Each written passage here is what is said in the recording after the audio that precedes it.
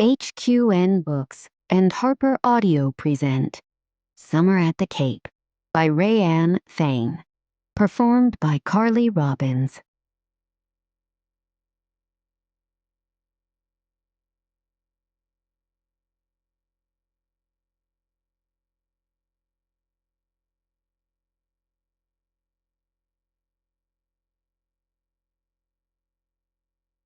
After writing nearly 70 books, I'm running out of new people in my life to thank.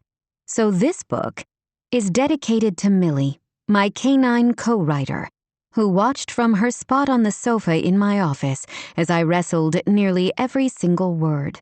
She has brought untold joy, laughter, and warm cuddles into our life.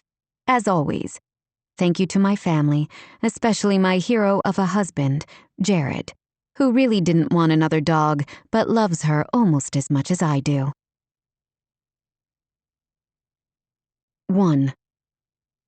Cammy. Cammy Porter walked into the lobby of the glass-walled building that housed the law offices of Porter, Garcia, and Sheen, wishing she could curl up with her head down on her desk and take a power nap. Insomnia sucked. The past 4 months had been rough, worse even than those dark days after the implosion of her engagement. She spent all day wishing she could stretch out on the nearest available flat surface, and all night wondering why she couldn't shut off the wild monkey brain and find the sleep she so desperately needed. For some people, struggling through occasional bouts of insomnia was inconvenient but not debilitating. But Cammy needed to be mentally sharp to keep up as a junior associate in her father's firm, specializing in contract and intellectual property law.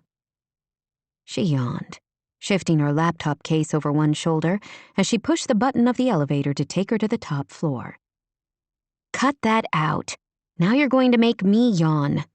Tiffany Tsu, a paralegal who worked for one of the junior partners, made a face at Cammy as the elevator rose. "Sorry."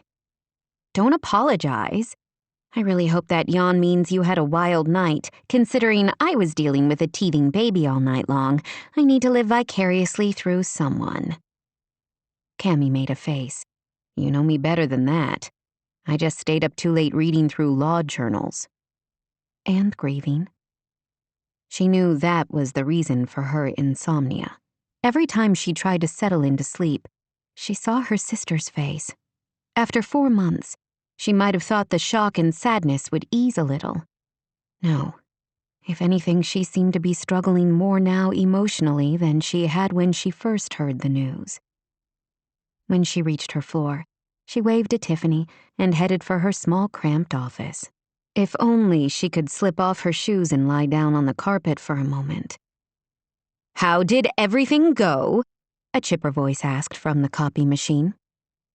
Cammy pushed away the exhaustion and mustered a smile for her assistant and paralegal, Joe Lopez, who had been with her for 3 years, almost as long as her ex-fiancé, and knew Cammy's brain better than she did.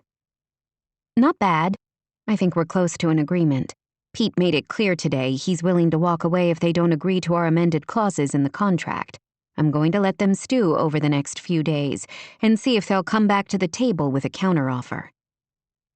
She was representing a video game developer in talks with one of the big players who wanted to take one of his ideas and adapt it for their system.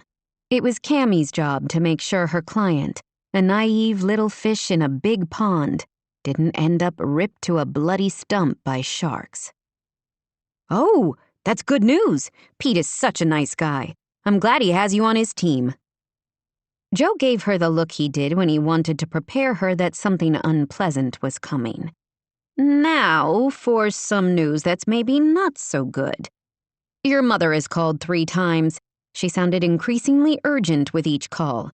She seems to think you're ghosting her. That's exactly the word she used. I wouldn't have thought Rosemary knew what ghosting meant." Cammy had learned not to be surprised at anything when it came to her mother. "She said she has called you 4 times and texted you as many," Joe went on. Cammy sighed. "My phone ran out of juice, and my car charger isn't working for some reason. And And I forgot the battery backup. When it rains. I know. I was planning to plug it in the minute I got back to the office. What's so urgent? She didn't tell me. The most recent time she called, I apologized that you hadn't reached out yet, but told her you were in the middle of negotiations critical to a multi-million-dollar deal, and promised her I would make sure you phoned her as soon as you could break away. Her mother had been married to an attorney for more than 15 years. She certainly understood that sometimes work had to come first. Thank you, Cammy said now to Joe. Remind me to give you a raise. He grinned at her. You just did that last month, but if you want to give me another one, I certainly won't complain. It all goes in the wedding fund. Joe and his partner were planning a gorgeous Maui ceremony at Christmas time, and his lunch hour and breaks were filled with phone calls to their wedding planner. Cammy really needed to think about getting in shape if she was going to attend a tropical wedding in December. Inside her office, Cammy fished her dead phone out of her laptop case and plugged it into her desk charger. As soon as it had enough juice to come on again, the phone immediately pinged with about a half-dozen messages from her mother.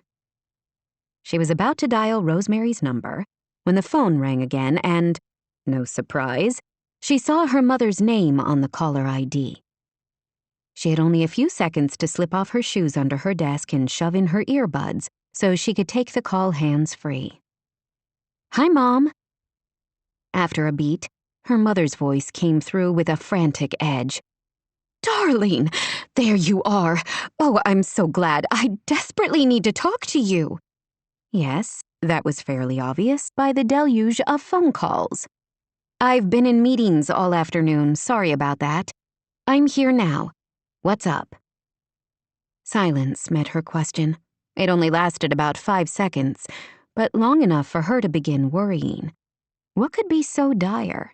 Her family had been hit with enough bad news lately, hadn't they? Rosemary's sigh was long and heartfelt. Oh, Camellia. Everything is a mess. I don't know where to start.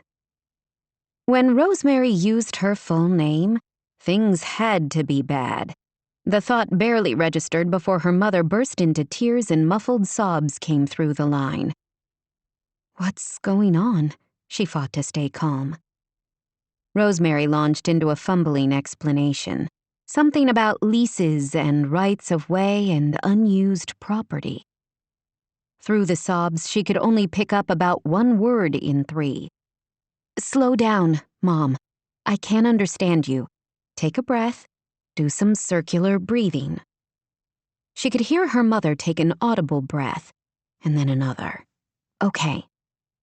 What's going on? Cammy asked again, when Rosemary seemed to calm. You know my neighbor, Franklin Rafferty? The one who owns the land on the headlands that we're leasing for Wild Hearts? She didn't really, considering she had never lived in Cape Sanctuary.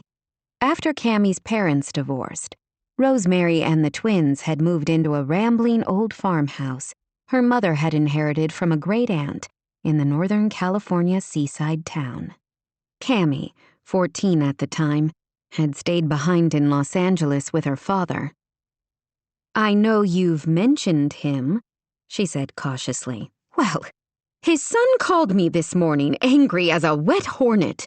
He's been out of the country, I guess. Apparently, he just learned about Wild Hearts, and he's not happy about it. Rosemary gave another hysterical-sounding laugh that turned into a sob. He's so unhappy that he's threatening to sue, she sobbed. He wants an eviction order right now. He didn't come out and say it, but he implied that he thinks Lily took advantage of Franklin and manipulated him into agreeing to the lease. Rosemary sniffled loudly, though Cammy couldn't tell if it was at the reference to Lily or at this threat to her sister's latest passion project. It's a horrid thing to say about your sister, Rosemary went on, especially after she's gone and can't defend herself. Tell me this is all a terrible mistake. He can't just shut us down, can he? We're completely booked all summer long. Cammy closed her eyes. She hated situations like this, thrown headfirst into something she knew nothing about. Rosemary obviously expected Cammy to sort it all out instantly, when she didn't even know the particulars. "I'm shaking. I'm so upset," her mother went on. "I feel like I'm having a heart attack. Do you need me to call 911? Rosemary made a sound halfway between a sigh and a sob. "Not yet. I'm sure it's anxiety over this whole thing. He can't put us out of business like that. Can he? This was your sister's dream. Our dream together. It's all I have left of Lily." Her mother didn't sob again, but her voice hitched enough that Cammy knew she was fighting back her emotions. For the past 4 months, while Cammy had been staring at the ceiling, desperately willing herself to sleep, Rosemary had poured all her energy into Wild Hearts, a 10-tent campground near her property, offering glamping to discerning travelers. The project had really been the brainchild of Lily, Cammy's beautiful younger sister, who had drowned 4 months earlier. All the members of Cammy's nuclear family, Rosemary, Cammy's father, and Violet, Lily's identical twin, were trying to figure out how to go on without her. Cammy had a feeling, a vital, unforgettable piece would always be missing from their lives. "John Rafferty can't close us down. He can't. Your sister poured her life savings into this, and I took out a second mortgage on the farm. I'll lose everything." Oh, damn. Cammy sat up straighter in her chair. She'd had no idea Rosemary was so financially invested in the project. "A second mortgage, Mom? Why?" Rosemary turned defensive. "Because she couldn't get a small business loan in time to open this summer. This seemed the fastest route. Oh, this is such a disaster. What should I do?" Cammy squeezed the bridge of her nose as the tension headache that had been building all day reached out with vicious tentacles to wrap around her brain. "You have a legal lease agreement, though, don't you?" Her mother didn't answer for a long moment, an eternity, certainly long enough for Cammy's stomach to drop to the bare toes currently digging into the lush carpet of her office. "Don't you?" she pressed. "We definitely have a verbal agreement, and he did sign a paper that is kind of a lease agreement." "Kind of," she repeated, feeling that headache clamp more viciously. "We never had anything notarized," Rosemary admitted in a rush. "Franklin Rafferty is the sweetest man, but a little absent-minded lately. Lily made a couple of appointments with a notary, and he didn't show up. She planned to take someone out to his house, but then I think she got so busy ordering the tents and the furnishings, and I guess it slipped her mind. And then she died. And in all the chaos, a formal lease agreement was the last thing on my mind." Cammy wanted to yank out her hair and utter a few well-chosen curse words, but managed to swallow down both impulses. Still, her mother knew better. Rosemary had an ex-husband and a daughter who were both attorneys. True, Ted was a criminal defense attorney, but Cammy specialized in contract law. Exactly this sort of thing. Rosemary herself had been a secretary to a lawyer, once upon a time, when she was putting her husband through law school. Her mother certainly knew how vital it was to follow procedure and make sure all the details had been ironed out. "I think I need an attorney." Rosemary's voice sounded a little stronger. "You needed one 4 months ago when you started setting up infrastructure for a glamp ground without the legal right to be there." "Sounds like it," she said, trying to keep her tone mild and non-accusatory. "Can you please come up and sort this out?" There was the crux of her mother's phone call. Right now? Her mother lived in Cape Sanctuary, at least an 8-hour drive north from Los Angeles. Cammy could catch a flight, she supposed, into Reading or Eureka, then rent a car. Even as one part of her mind started sifting through possibilities, another, more strident part was urging her to slow down. She had responsibilities in LA, clients who needed her, consultations, contracts to read, depositions to take. She couldn't drop everything to rescue Rosemary. "Can you come? I hate to admit it, but I need help. John Rafferty was calling from Guatemala, but he said he would be catching a flight back to California as soon as possible. He expects to be here in the next few days, and I don't have the first idea how to handle the situation." The man sounded absolutely livid on the phone. Her mother's voice faltered. "If he shuts us down, I'll lose Moongate Farm, the gardens, the yoga retreats, everything I've worked for here." Cammy felt a low thrum of resentment, an emotion she didn't want to acknowledge.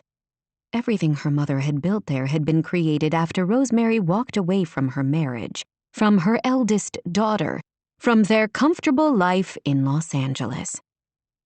Cammy had never been part of that Cape Sanctuary life Rosemary had created for herself, except on the periphery. Yet her mother was turning to her now, expecting her to help salvage that life from the brink of disaster. "I'm sure it won't come to that," she said, though she wasn't completely convinced of anything. "I hope you're right. Will you come? You're the only one who can fix this. I need you, Cammy." Those words would have been a healing balm when she was a lonely teenager, living with a father she rarely saw in the big, echoing house in Brentwood Park. Before she could come up with an answer, Joe poked his head through the door she had left ajar. "You've got a conference call with the attorneys for Cherrywood Properties in 10 minutes, he reminded her in a low voice, "and Paulette Harriman wants a few moments to talk about the non-compete clause she wants to write into her new hire contracts. I penciled her in for 3. The vice around her temples squeezed harder. "Thank you," she mouthed. He slipped back out, and she turned her attention back to her mother and the crisis playing out in Cape Sanctuary. "It's a busy time here, but I'll see what I can do. I should be able to swing a few days off." She wasn't sure how yet, especially because she had planned to fly up later in the month anyway, but she would figure that out. "Thank you, darling. Oh, thank you." The relief in Rosemary's voice was palpable, and Cammy had to admit, gratifying. "I'm not sleeping in one of your tents, though." "You wouldn't say that if you saw them," Rosemary retorted. "They're absolutely gorgeous." "I'll have to take your word for that." "Anyway, you couldn't stay in one even if you wanted to." Her mother's voice rang with pride. "They've been booked for months. Almost from the moment Lily started taking reservations. But don't worry, I'll make sure you have somewhere to sleep. You and Violet can always share the bunkhouse." "Vi's there?"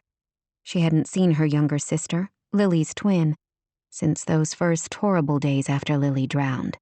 They had texted several times and Cammy had tried to phone, but her sister was either extraordinarily busy or avoiding her calls. "She's coming this weekend. Tomorrow is her last day of school. She has to clear out her classroom and finish final grades. Then we'll be driving up to stay and help me with Wild Hearts." "All summer?" "She hasn't decided that yet. I'm giving her space to make up her mind." Rosemary paused. "I'm worried about her." "Worried about both of you, if you want the truth." "Don't worry about me," Cammy said. "You have enough to stress about right now. I can't help it. Worry is part of the job description as your mother." Cammy ended the call a few moments later and looked down at the neat order of her desk, the pencils with their perfectly sharpened points in a holder, the inbox she worked long hours to keep empty, the briefs she had asked Joe to research for one of her cases, stacked in folders. She had a wild impulse to take the neat stack of paper, the edges precisely lined up, and throw them all into the air. She needed a break. Other than the 2 days she had taken off to fly north for Lily's funeral, Cammy had been working without a vacation or sick day for years. Even when her fiancé cheated on her, and then had the gall to break the engagement before she could throw his ring in his too-perfect face, Cammy had worked. She was so very tired. Maybe a few days in Cape Sanctuary would help her recharge a little. She had plenty of vacation time coming to her, and her father would surely understand. Rosemary needed her, a rare enough circumstance. Cammy wasn't sure how she could solve her mother's dilemma, but she wanted to try. For Lily. She pulled out her laptop and started making a list for Joe of meetings that would have to be rearranged or changed to video conferencing. As she made another list of files and briefs to take with her, Cammy was surprised to realize the malaise that had been haunting her for months seemed to have lifted like sea fog, receding in the sunshine. 2. Violet. Wild, frenzied barking rang out when Violet Porter let herself into the back door of her mother's comfortable kitchen at Moongate Farm. Rosemary was nowhere in sight. Instead, a cranky-faced schnauzer toy poodle mix planted himself in front of the door, telling her in no uncertain terms that she was an intruder who wasn't welcome here. "Hi, Baxter," she said, mouth stretched thin in what she knew was an insincere smile. "How are you, buddy?" Lily's dog only growled at her, baring his teeth with his hackles raised, as if he wanted to rip her throat out. The dog hated her. Violet wasn't exactly sure why. She might have thought he would look more fondly toward her, considering she was the identical twin to his late owner. But maybe that was the problem. Maybe the fact that she looked so much like Lily but clearly wasn't her sister confused the dog and made him view her as a threat. He had never really warmed to her, even when he lived in her condo with Lily. Since Lily's death, he had become downright hostile. "Stop that! What's gotten into you? I could hear you clear back in my bedroom." Her mother's voice trailed out from down the hall, becoming louder as she approached the kitchen, still fastening an earring. She stopped dead when she spotted Violet. "Oh, Violet, you scared me. What are you doing here?" "You invited me, remember? You've known for months I was coming to help you out during my summer break." "You were coming tomorrow, not today." Okay, that wasn't exactly the warm welcome she might have expected, Violet thought wryly. Instead, her mother was staring at her with an expression that seemed a curious mix of chagrin and dismay. She shrugged as Baxter continued to growl. Wasn't anybody happy to see her? "I finished cleaning out my classroom and calculating final grades this morning. Since all my things were already packed and loaded into my car, I couldn't see any reason to wait until the morning to drive up. Is there a problem?" Rosemary, usually so even-tempered, looked at her, then at the giant wrought iron clock on the wall of the Moongate Farm kitchen, with a hint of panic in her eyes. "No, it's only... This is, a bit of a complication. I'm expecting dinner guests any moment." "That must be why it smells so good in here." It smelled like roasting vegetables mixed with garlic and cheese. Violet's stomach rumbled loud enough she was certain her mother had to hear, but Rosemary didn't seem to notice, looking at the clock again. Why was she so nervous? Who was coming? If she didn't know better, Violet might have suspected her mother was expecting a date. Not impossible, she supposed. Her mother was still a beautiful woman, with high cheekbones, a wide smile, and the deep blue eyes she had handed down to Violet and her identical twin. Rosemary didn't date much, though she'd had a few relationships since her divorce from Violet's father. As far as Violet knew, she had broken up with the most recent man she had dated more than a year earlier, and Rosemary hadn't mentioned anyone else. Then again, just as Violet didn't tell her mother everything that went on in her life in Sacramento, Rosemary likely had secrets of her own here in Cape Sanctuary. "No problem," she said, trying for a cheerful tone. "You don't have to worry about feeding me. If I get hungry later, I'll make a sandwich or something. I'll get out of your way." "You're not in the way," Rosemary protested. "It's just, well..." She didn't have time to finish before a knock sounded at the back door. Baxter, annoying little beast, gave one sharp bark, sniffed at the door, then plopped down expectantly. Violet thought she heard a man's deep voice say something on the other side of the door, and then a child's laughter in response. Something about that voice rang a chord. She frowned, suddenly unsettled. "Mom? Who are you expecting?" "Just some friends from town," Rosemary said vaguely. She heard the man's voice again, and her disquiet turned into full-fledged dismay. No, Rosemary wouldn't have. Would she? "Mom? Who's here?" Her voice sounded shrill, and she was quite sure Rosemary could pick up on it. "I didn't know you were coming tonight," her mom said defensively. "You told me you were coming tomorrow, so I invited Alexandro and his daughter for dinner. He's been such a help to me with Wild Hearts. I could never have set up all those tents or moved in the furniture without him. I've been meaning to have him and his daughter over for dinner, but the time got away from me. Until here we are. I'm sorry, you weren't supposed to be here until tomorrow, and I didn't think it would be a problem." The news hit her like a hatchet to the chest. Alex was here, on the other side of the door. Alex, who had once been her best friend. The man she thought would be her forever. Alex, who had betrayed her. She had seen him exactly twice since they broke up a decade ago. One previous encounter had been a few years after he married Claudia Crane, when she had bumped into him at the grocery store while home from college for a brief visit. The second time had been 4 months earlier at Lily's memorial service. That was 2 times too many, really. 3 encounters was asking far too much of her. She wanted to jump back into her car and head back to Sacramento. No, this was silly. She had known she would see him this summer. How could she avoid it? Cape Sanctuary was a small town. Not only that, but his house and boat charter business were both just down the road from Moongate Farm. The concept had seemed fine, in the abstract, like algebra and the periodic table. It had been nearly a decade, after all. She was a completely different person from that besotted girl she had once been. He meant nothing to her anymore. She should be able to blithely chat with him about what he had been up to the past decade. Yeah, not happening.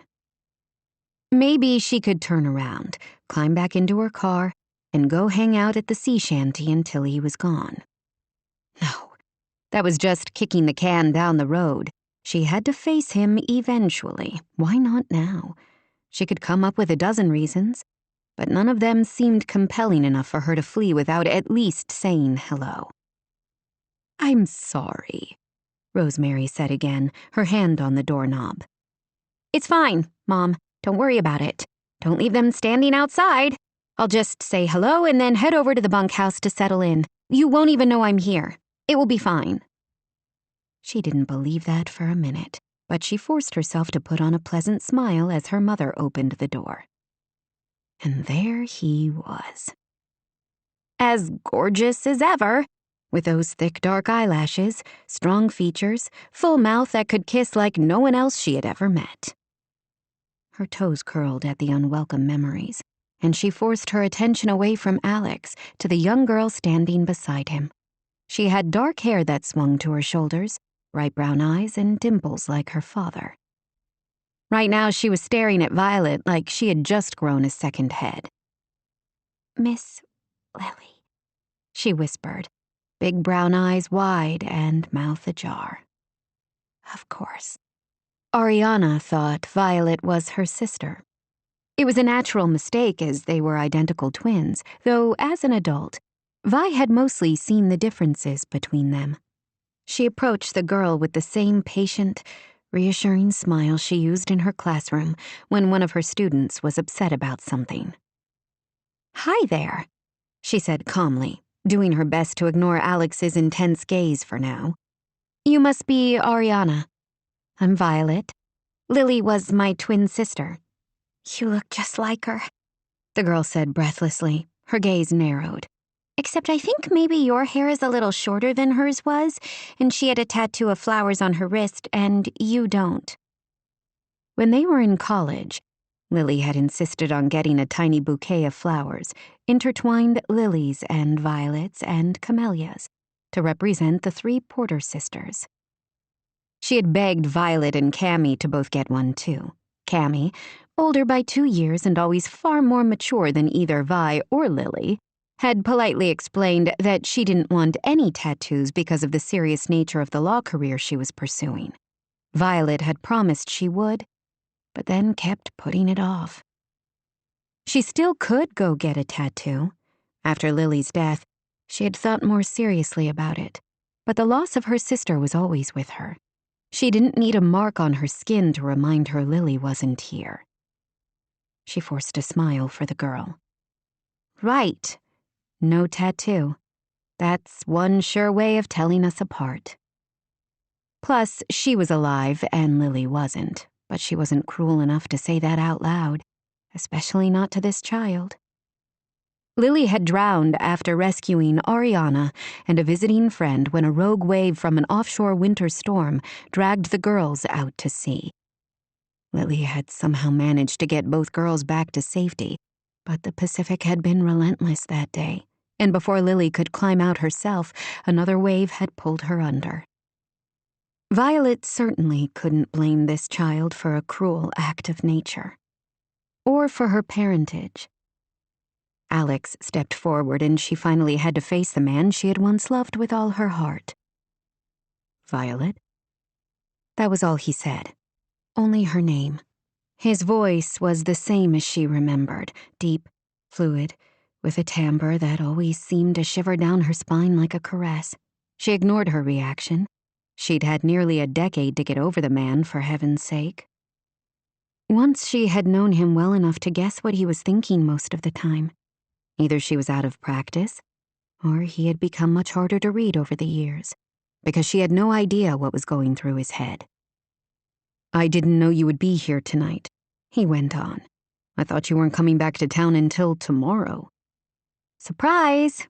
She gave him a cool smile, determined not to show by even a hitch in her breathing how he could still leave her flustered. A timer rang out, and Rosemary, who had said nothing at this awkward reunion, hurried to the oven and pulled out a tray of what looked like her famous veggie lasagna, bubbling with cheese. "Here we are," she announced. "Zucchini lasagna and salad with baby lettuce and early tomatoes from my greenhouse." "Yum. It looks delicious." Alex gave Violet's mother a genuine smile. It was so familiar, once so beloved, that it made her heart hurt. Rosemary looked at him with a fondness that baffled Violet.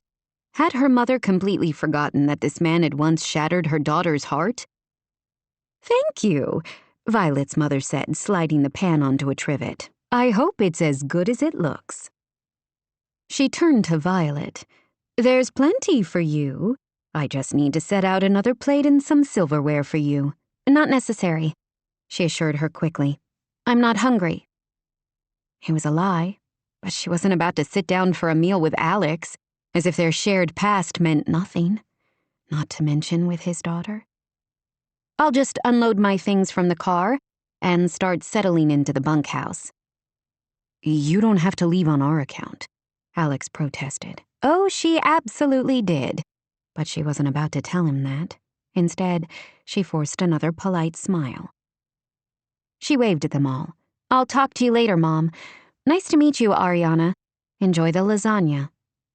The girl still looked at her as if she expected Violet to start floating around the room any minute and disappear through the wall. "Welcome back," Alex said, that beautiful voice, low. She couldn't think of an answer, so she hurried out of the kitchen, down the back porch steps, and to her car. She didn't realize Baxter, the cranky schnoodle, had followed her until he planted his haunches beside her car and gave her a baleful look. She suddenly feared she had made a terrible mistake coming home. Since Lily died, all she could think about was being here at Moongate Farm with her mother and the chickens and the quiet peace of the garden. The notion had been the only thing keeping her going through the hectic end of the school year, when she was burned out from lesson planning and grading assignments and individualized education plans with parents, while her students were all wild with anticipation for the summer break. Here, beside the ocean, perhaps she could finally breathe past the ache in her chest and come to terms with the grief and the guilt that both seemed to prowl restlessly through her subconscious. She hadn't lived in Cape Sanctuary for any length of time since the summer after her freshman year of college, when she had come home for a few months to wait tables and to be with Alex, who was living at home and taking business classes at the nearby community college while he helped his dad at the marina. That had been their last glorious summer as a couple. They had spent every possible moment together. By the next summer, their relationship had shattered. She had been back to visit, of course, holidays, a week here or there. She had always carefully managed to avoid seeing him and the new family he had started with someone else. She grabbed her suitcase out of her car. She could do this. Alex meant nothing to her anymore. She was here to help her mother, not to spend even another moment thinking about a past she could never recapture. 3. Cammy. She couldn't deny that Cape Sanctuary was a picturesque town. The houses here were mostly built of honeystone from the nearby quarries. While a few older houses were simple, utilitarian affairs, the creative types who had moved here for the temperate climate and the stunning coastal scenery had added whimsical touches to their houses.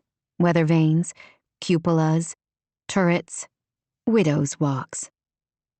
All the yards seemed to have bright flower gardens and more colorful flowers overflowed baskets hanging on streetlights and in window boxes of well-kept downtown businesses.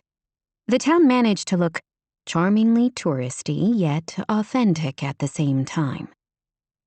Beyond Cape Sanctuary, the Pacific Ocean gleamed in the afternoon sunlight. Depending on the day and conditions, it could be placid and blue or a wild, stormy green. After Cammy's parents' marriage had broken down, Rosemary had escaped here to the town of her youth to open a yoga retreat on property left to her by a beloved great-aunt. Cammy had hated Cape Sanctuary for a long time, blaming the area for providing a refuge to her mother that gave her a ready excuse to leave her marriage. It had seemed pretty simple to her adolescent brain. If Rosemary hadn't inherited Moongate Farm, Cammy's parents might have stayed married. The farm had been the catalyst. As an adult whose own engagement had disintegrated when she wasn't paying attention, Cammy had become much better at seeing subtle nuances.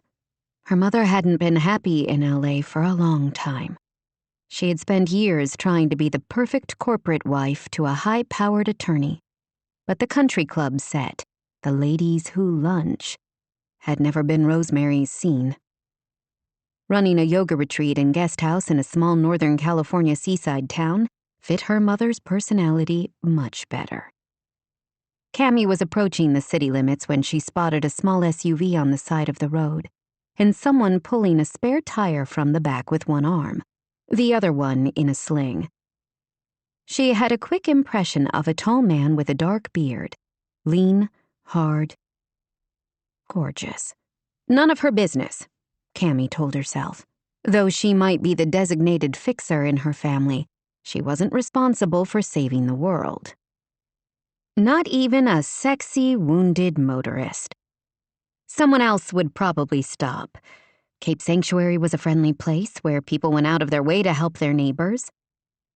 The way her week was going, he was probably a serial killer laying a trap for his next unsuspecting victim. Wasn't that what Ted Bundy had done? Pretend to be hurt so women would stop and help him? Just drive on by, she told herself, hands tight on the steering wheel of her rental car. As she passed him, she made the mistake of glancing over just as he dropped the jack, which slid under the vehicle. She drove another 100 yards before her conscience made her drive into a pullout and turn around. She couldn't let anybody struggle to change a tire with the use of only one arm. She could at least call road service for him. She flipped a U-turn on the empty road and pulled up behind him. After slipping her can of pepper spray into her pocket, along with her cell phone, she was helpful, but she wasn't stupid. Cammy climbed out of her car. Crouched beside his car, he turned at the sound of her door closing and watched her walk toward him with an expression she couldn't read. Need some help? He looked even more dangerous as she approached, his hair a little shaggy and shadows under his eyes. You know anything about changing a tire? Actually, yes. My father wouldn't let me get a driver's license when I was 16 until I could prove to him I knew how to perform basic maintenance on a vehicle. Smart dad. About some things. Put him in a kitchen and he can't boil pasta. Dangerous yet gorgeous, she had to admit. She didn't want to notice his deep blue eyes or the little lines that radiated out from them. Did serial killers have laugh lines? She had no idea. The criminal justice arena was her father's, not hers. You really don't have to help me. Changing a tire is a little more challenging with one arm, but not completely impossible, says a man who has probably never tried to change a tire before with one arm. True enough. He smiled a little, making those lines even more pronounced. Something tugged deep in her belly, something she'd had no idea lurked inside of her until this moment. She pushed it away. What was wrong with her? She was here to help her mother with a legal dispute and then go back to Los Angeles as soon as she could manage it.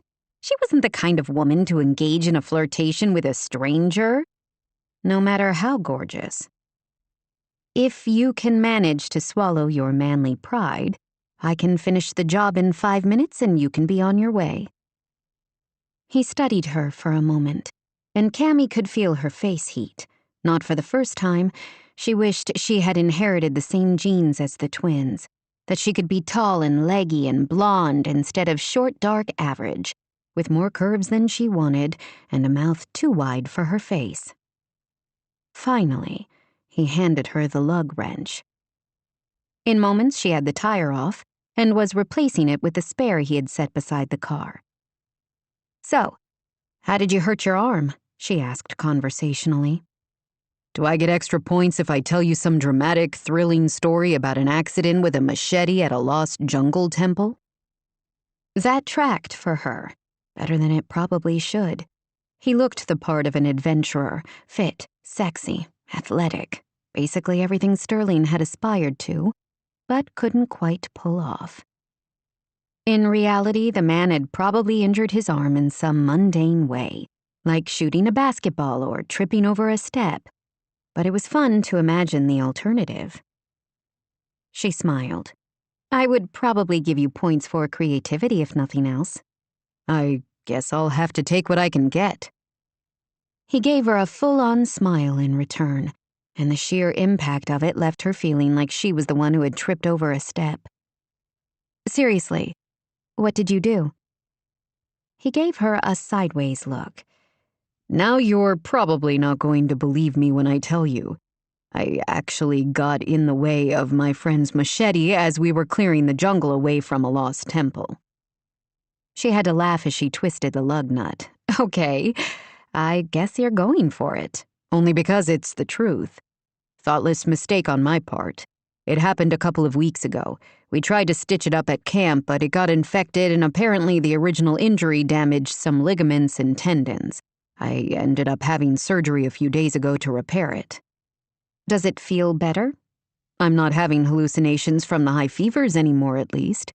I've got some heavy-duty antibiotics, and I'm supposed to keep this sling on for a week." He lifted his arm. "I'll be lucky to make it through the day. My patience has just about run out. If you hadn't come along, I would have pulled it off already to change the tire. Thank you, by the way." "You're welcome. Always happy to do my part to help my fellow humans." She finished tightening the final lug nut and stood up. "There you go. That should keep you, as long as you're not going too far." "I'm not. Only a mile or so. I probably would have ended up walking the rest of the way." "I guess it was just your lucky day." "I guess so," he answered with that smile again, that left her feeling dazzled. "I would like to pay you back somehow." "No need. When your arm's fixed, you can pay it forward by helping out someone else. And stay away from machetes next time." "You can be sure I will. I'm John, by the way." "Cammy." Somehow her name came out sounding breathless. "Well, Cammy, thank you. You've been a bright light in the midst of a couple of really lousy days." "Glad I could help," she answered, aware of a slight pang that she wouldn't see him again. "Just as well," she told herself as she climbed into her rental and headed the short distance toward Moongate Farm. As attractive as she found him, sexy, wounded adventurers weren't really her type.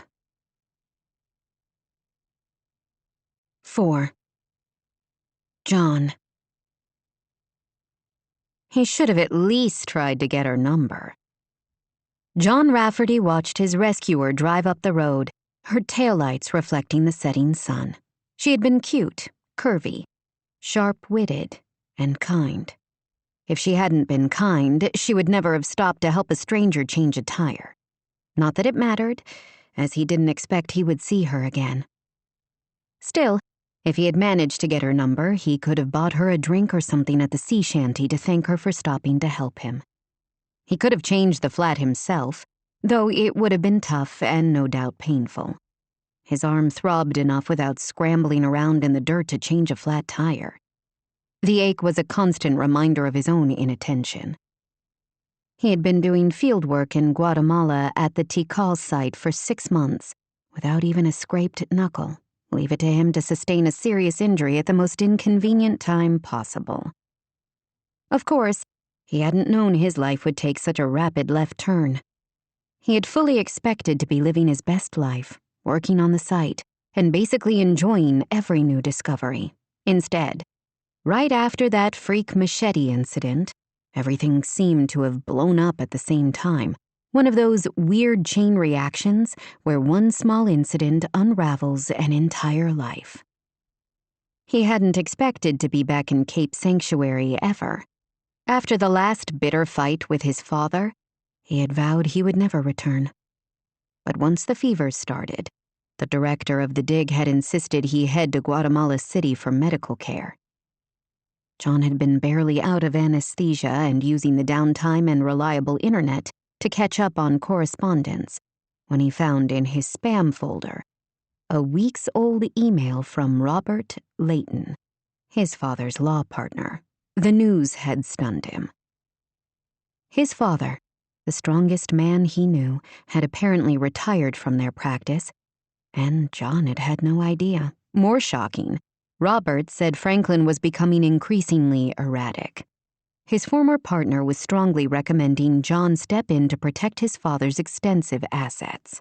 In the email, he said John should begin legal proceedings to obtain medical and legal power of attorney, or he would do it himself, as Franklin was making decisions that didn't make business or financial sense. "You are likely aware he has allowed the development of a campground atop the Rose Creek headlands," Robert had written. "Your father frequently told me after your mother died that the property would be placed in a conservation easement. It was with dismay at my last visit that I saw a series of tents, along with the infrastructure to support them. I can't find a phone number for you, and your university says you are out of the country until next year. I'm reaching out via email as a last-ditch effort to plead with you to come home, if only for a visit. I believe your father could be dealing with a serious medical issue. He refuses to seek help, and now will no longer let me into the house or take my calls. You are his only living relative, as far as I can find. I know your relationship with Franklin is complicated. If you have no wish to help him, please advise and I will begin the steps to seek legal and medical guardianship for him." He should have come home before now. Yes, he and his father had fought bitterly 3 years earlier. Hard, angry words had flown between them, words John couldn't unsay. In the end, his father had basically told him he was no longer welcome at Rose Creek. John had tried to comply, telling himself he didn't want to come home to Cape Sanctuary anyway, not when the house of his childhood seemed to echo with emptiness. As he drove the short distance to his father's house on the edge of the sea, he knew he had been lying to himself all this time. He had yearned for home. Yes, he loved his work. He was passionate about researching Mayan civilizations, especially after the stunning discovery through advanced laser 3D imagery of hundreds, perhaps thousands, of ancient structures that had been hiding in plain sight under the dense forest canopy. His work was important to him, and, he believed, vital to the world's understanding of the civilizations that had come before. Still, he yearned for home, as tense as things had become there after his mother died. He passed the neighboring house with its fanciful, flowery sign reading Moongate Farm. He barely knew the residents there, but Robert Layton had told him when John finally reached him by phone that they were the squatters who were building the campground on Rafferty land. What had his father been thinking? The question wasn't a new one. Franklin Rafferty had his own way of looking at the world, analytical, precise, emotionless. He had a formidably sharp legal understanding and had been approached about a federal justice role more than once. He had refused, for reasons John still didn't understand. So many of the things his father did baffled him. If they weren't so different, perhaps John and his father would have been able to find common ground after John's mother died, at least through their shared grief. Instead, they had fought more than ever.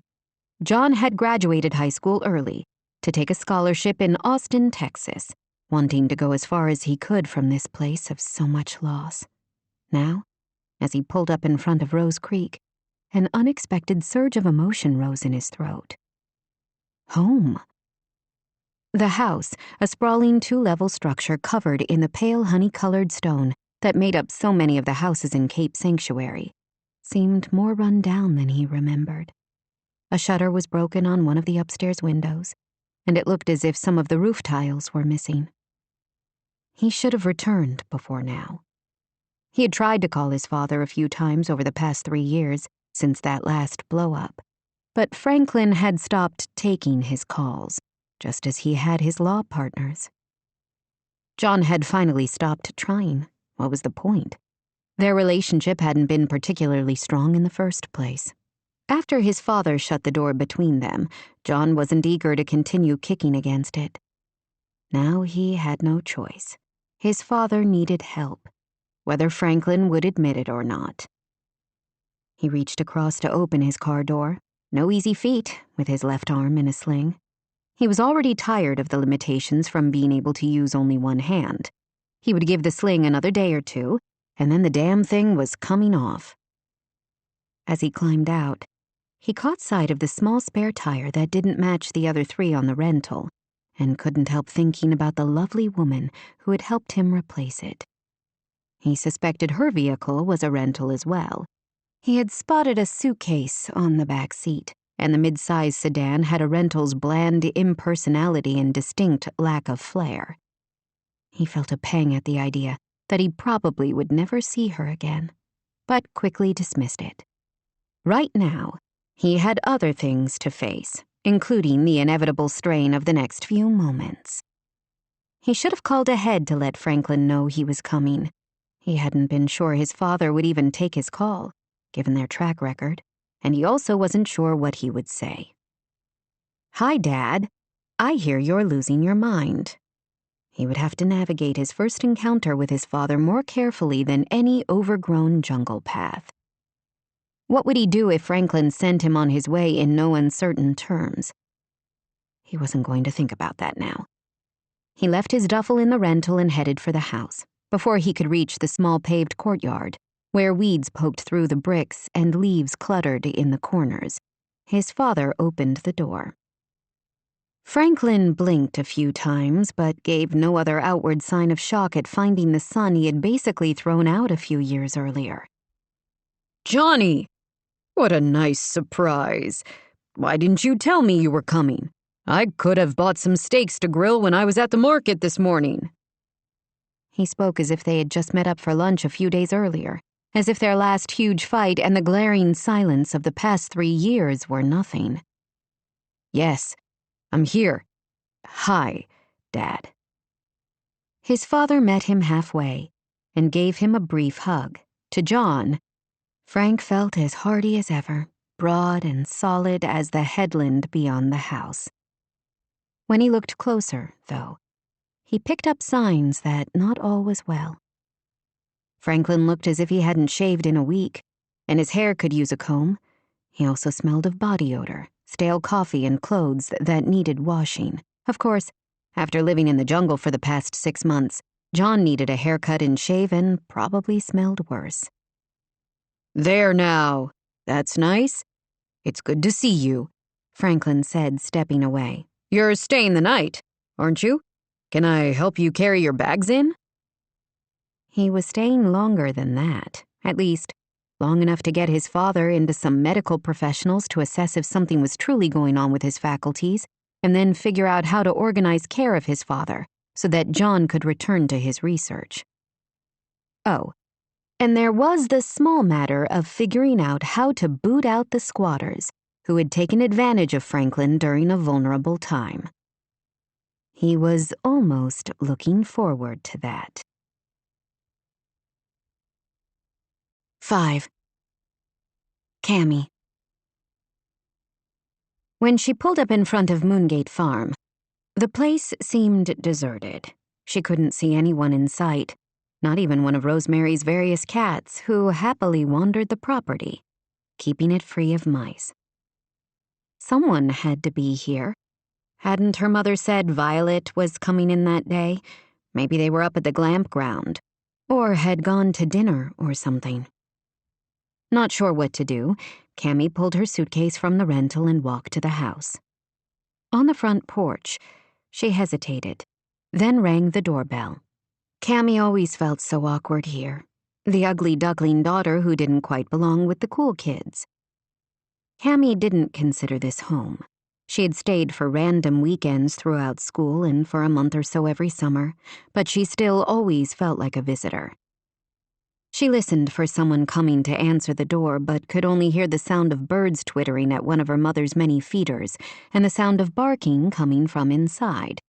Did that mean someone was home? A flash of wings caught her gaze, and she spotted a hummingbird flitting toward the spun glass feeder while the ocean hummed in the distance. Moongate Farm was separated from the Pacific by the Rose Creek headlands, a forested promontory that jutted out into the water, surrounded on 3 sides by ocean.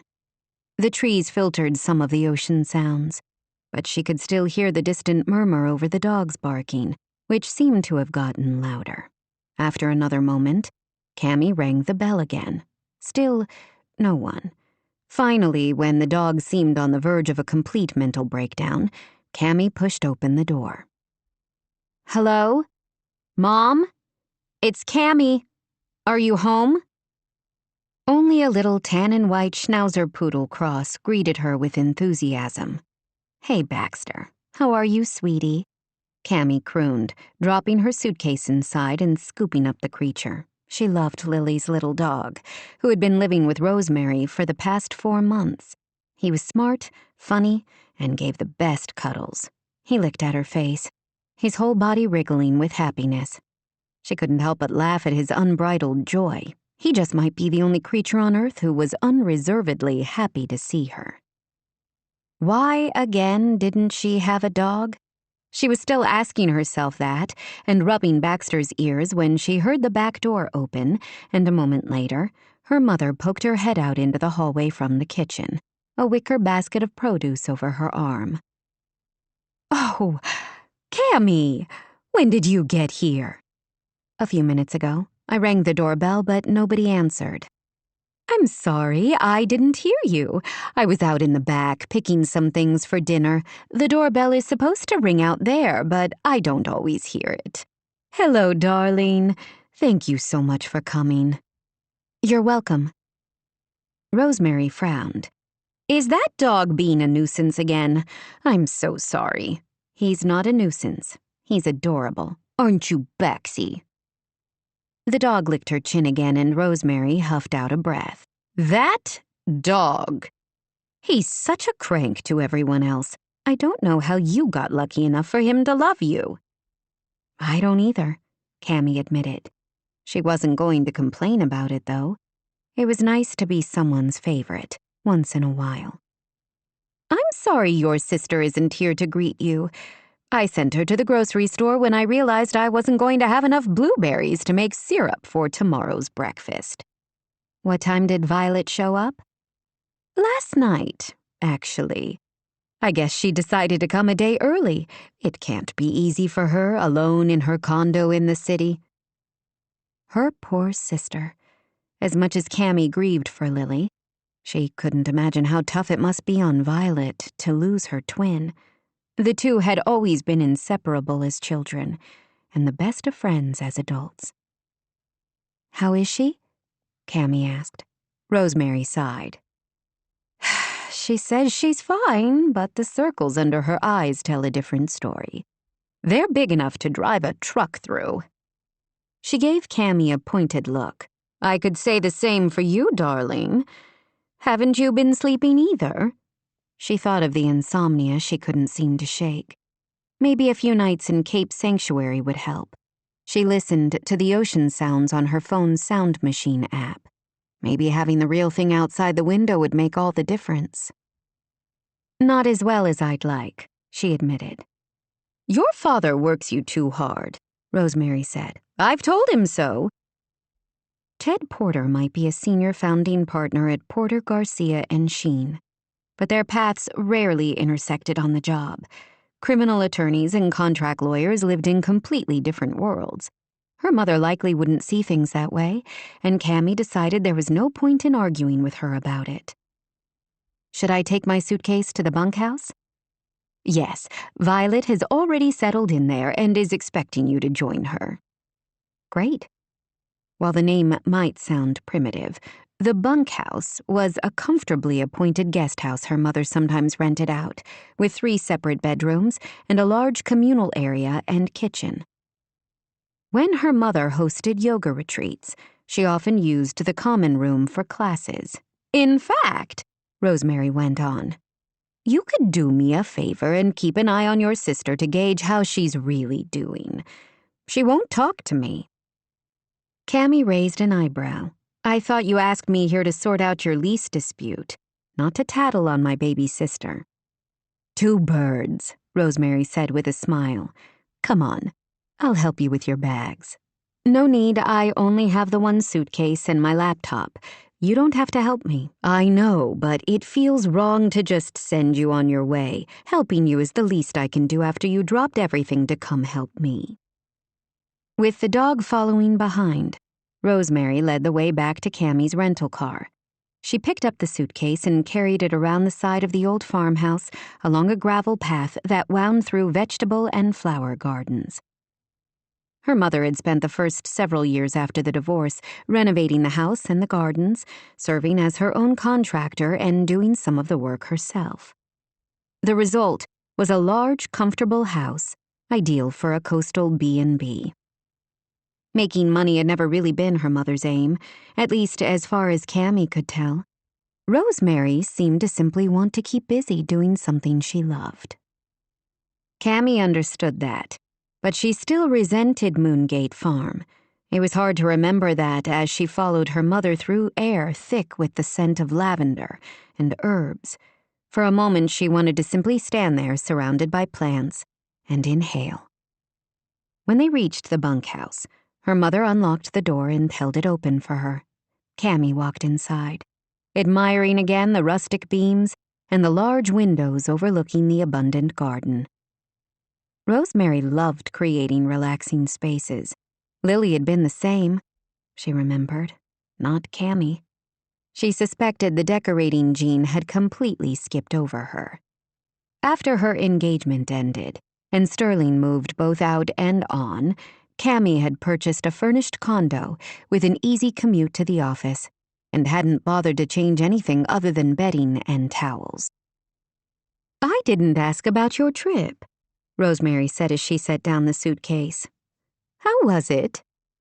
"I couldn't get a flight into Reading today, so I ended up flying into Santa Rosa and renting a car." "Oh dear. How was the traffic?" "Not bad. I'm used to LA traffic, so anything is an improvement." "Oh, and I helped a wounded adventurer with a flat tire who left me all stirred up." She didn't have the sort of relationship with Rosemary where she could admit that kind of thing. "Looks like Violet's set up in the Sequoia room. You could take the Maple or Spruce room. I'm afraid they're both a little small and you don't have an ensuite bathroom like the Sequoia. I'm sorry. I'm only going to be here a few days. I could sleep on the couch, really. It doesn't matter." For some reason, her mother didn't look happy about that. "I would love to give you the grand tour of the tents. You haven't seen them since the memorial service, have you?" "No, you only had a few up when I was here last, and only one was partially decorated. But it's nearly dark. We could do it tomorrow." "We still have an hour of daylight. I would love to show you. You're going to be so shocked. They're all decorated and so gorgeous, like a little luxurious neighborhood. I don't have your sister's flair, but I still think Lily would have loved the way they turned out." Her mother's voice cracked a little, and her eyes filled with tears. Cammy didn't quite know how to respond. Rosemary was always so self-sufficient and composed. Seeing her give in to her emotions like this was disconcerting. "I'm sure you're right," Cammy said softly. Rosemary gave a watery smile. "I truly would like to show you Wild Hearts." Cammy knew her sister had named the glamp ground Wild Hearts Luxury Camping, in an effort to appeal to those who loved the outdoors, but also wanted a romantic retreat. All the glamp ground's social media worked to reinforce that brand. She was tired from traveling all day and would have loved the chance to put her feet up for a moment and catch up on her emails, but she didn't want to disappoint her mother when Rosemary seemed so unusually fragile. She smiled. "Sure. I would love to take a look."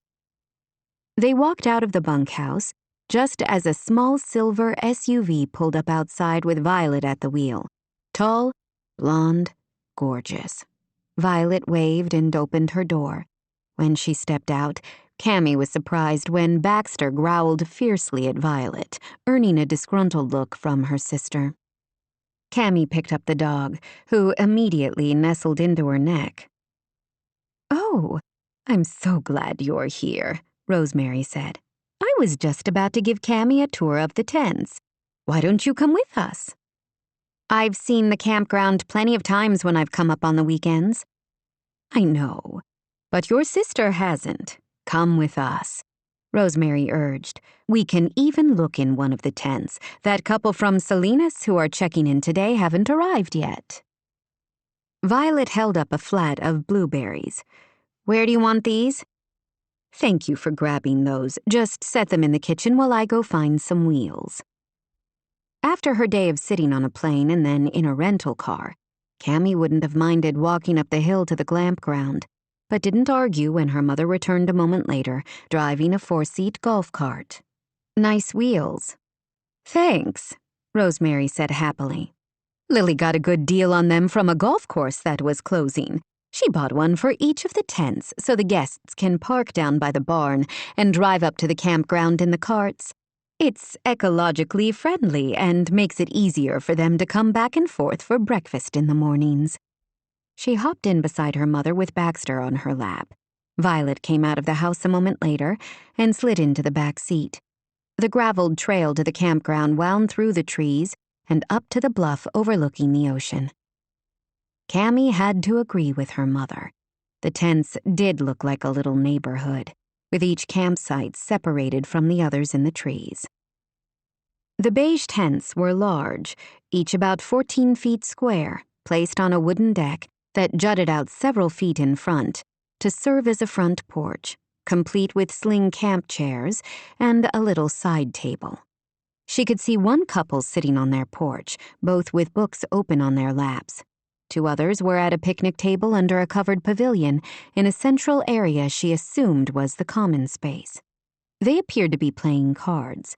A man napped in a hammock strung between two trees. Each tent, she saw, was positioned perfectly to take in the stunning view from the headlands of the Pacific, glinting in the afternoon sun. "Wow," Cammy exclaimed. "This is amazing." She was bowled over, not only by the inviting tent village, but also by the work and planning she knew must have gone into making the dream a reality. She didn't know what she had expected, but it wasn't these charming accommodations. It all seemed well planned, yet organic at the same time, with the tents blending so perfectly into the landscape. The depth of her astonishment made her slightly ashamed of herself. When Lily had told her she was planning to open a glampground near Moongate Farm, it had seemed like only another of Lily's wild ideas. Unlike Cammy, who had always known she would go to law school, or Violet, who had talked about becoming a special education teacher since befriending a neighbor girl in Los Angeles who had cerebral palsy, Lily had struggled to find her way in life. While she had graduated with a degree in business, she had moved from job to job, everything from sales to marketing to fundraising.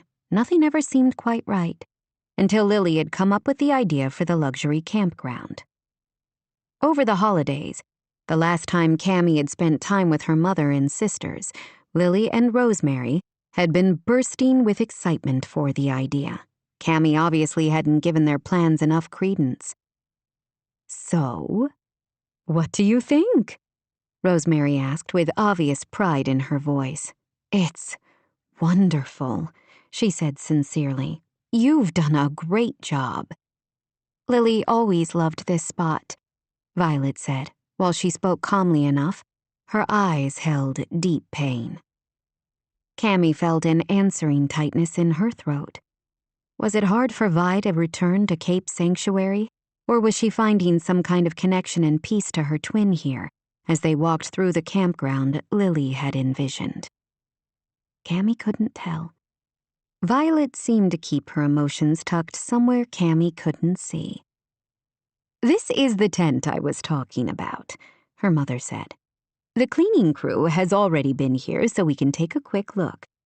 I'll just ask you to look from the doorways so we don't get the floor dirty." "I don't need to," Cammy said. "I'm sure they're great inside." "You have to take a look," Rosemary insisted. "The luxury comes from what's inside."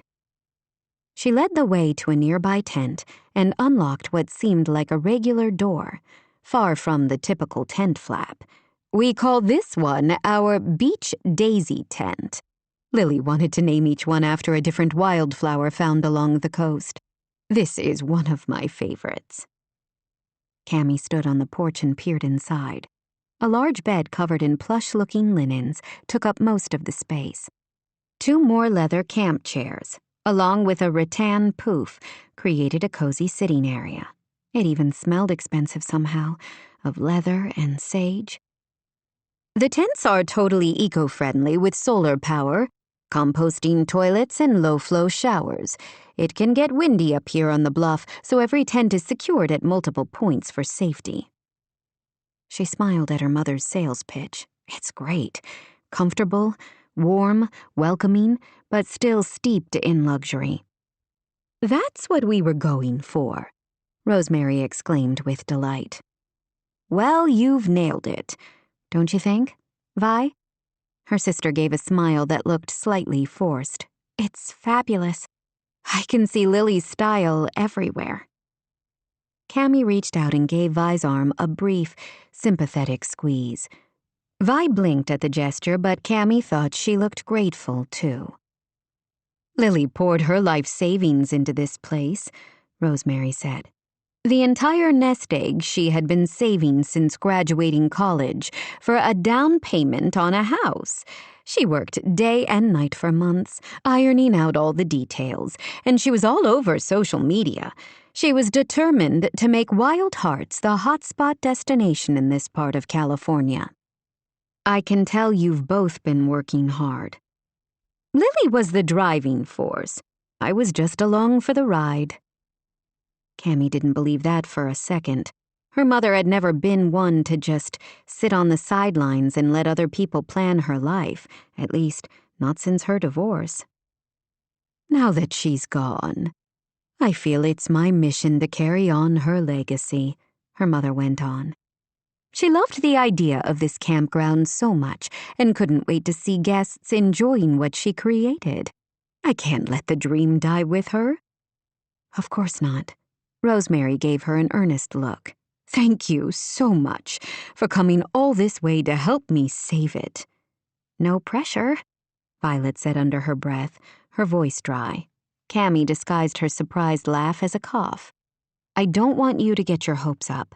I'm not sure how much I can do, she admitted, as they walked back to the golf cart.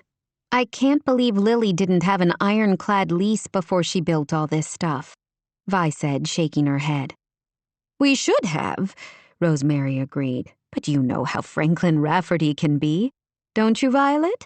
He's a lovely man, don't get me wrong, but, well, a little irascible.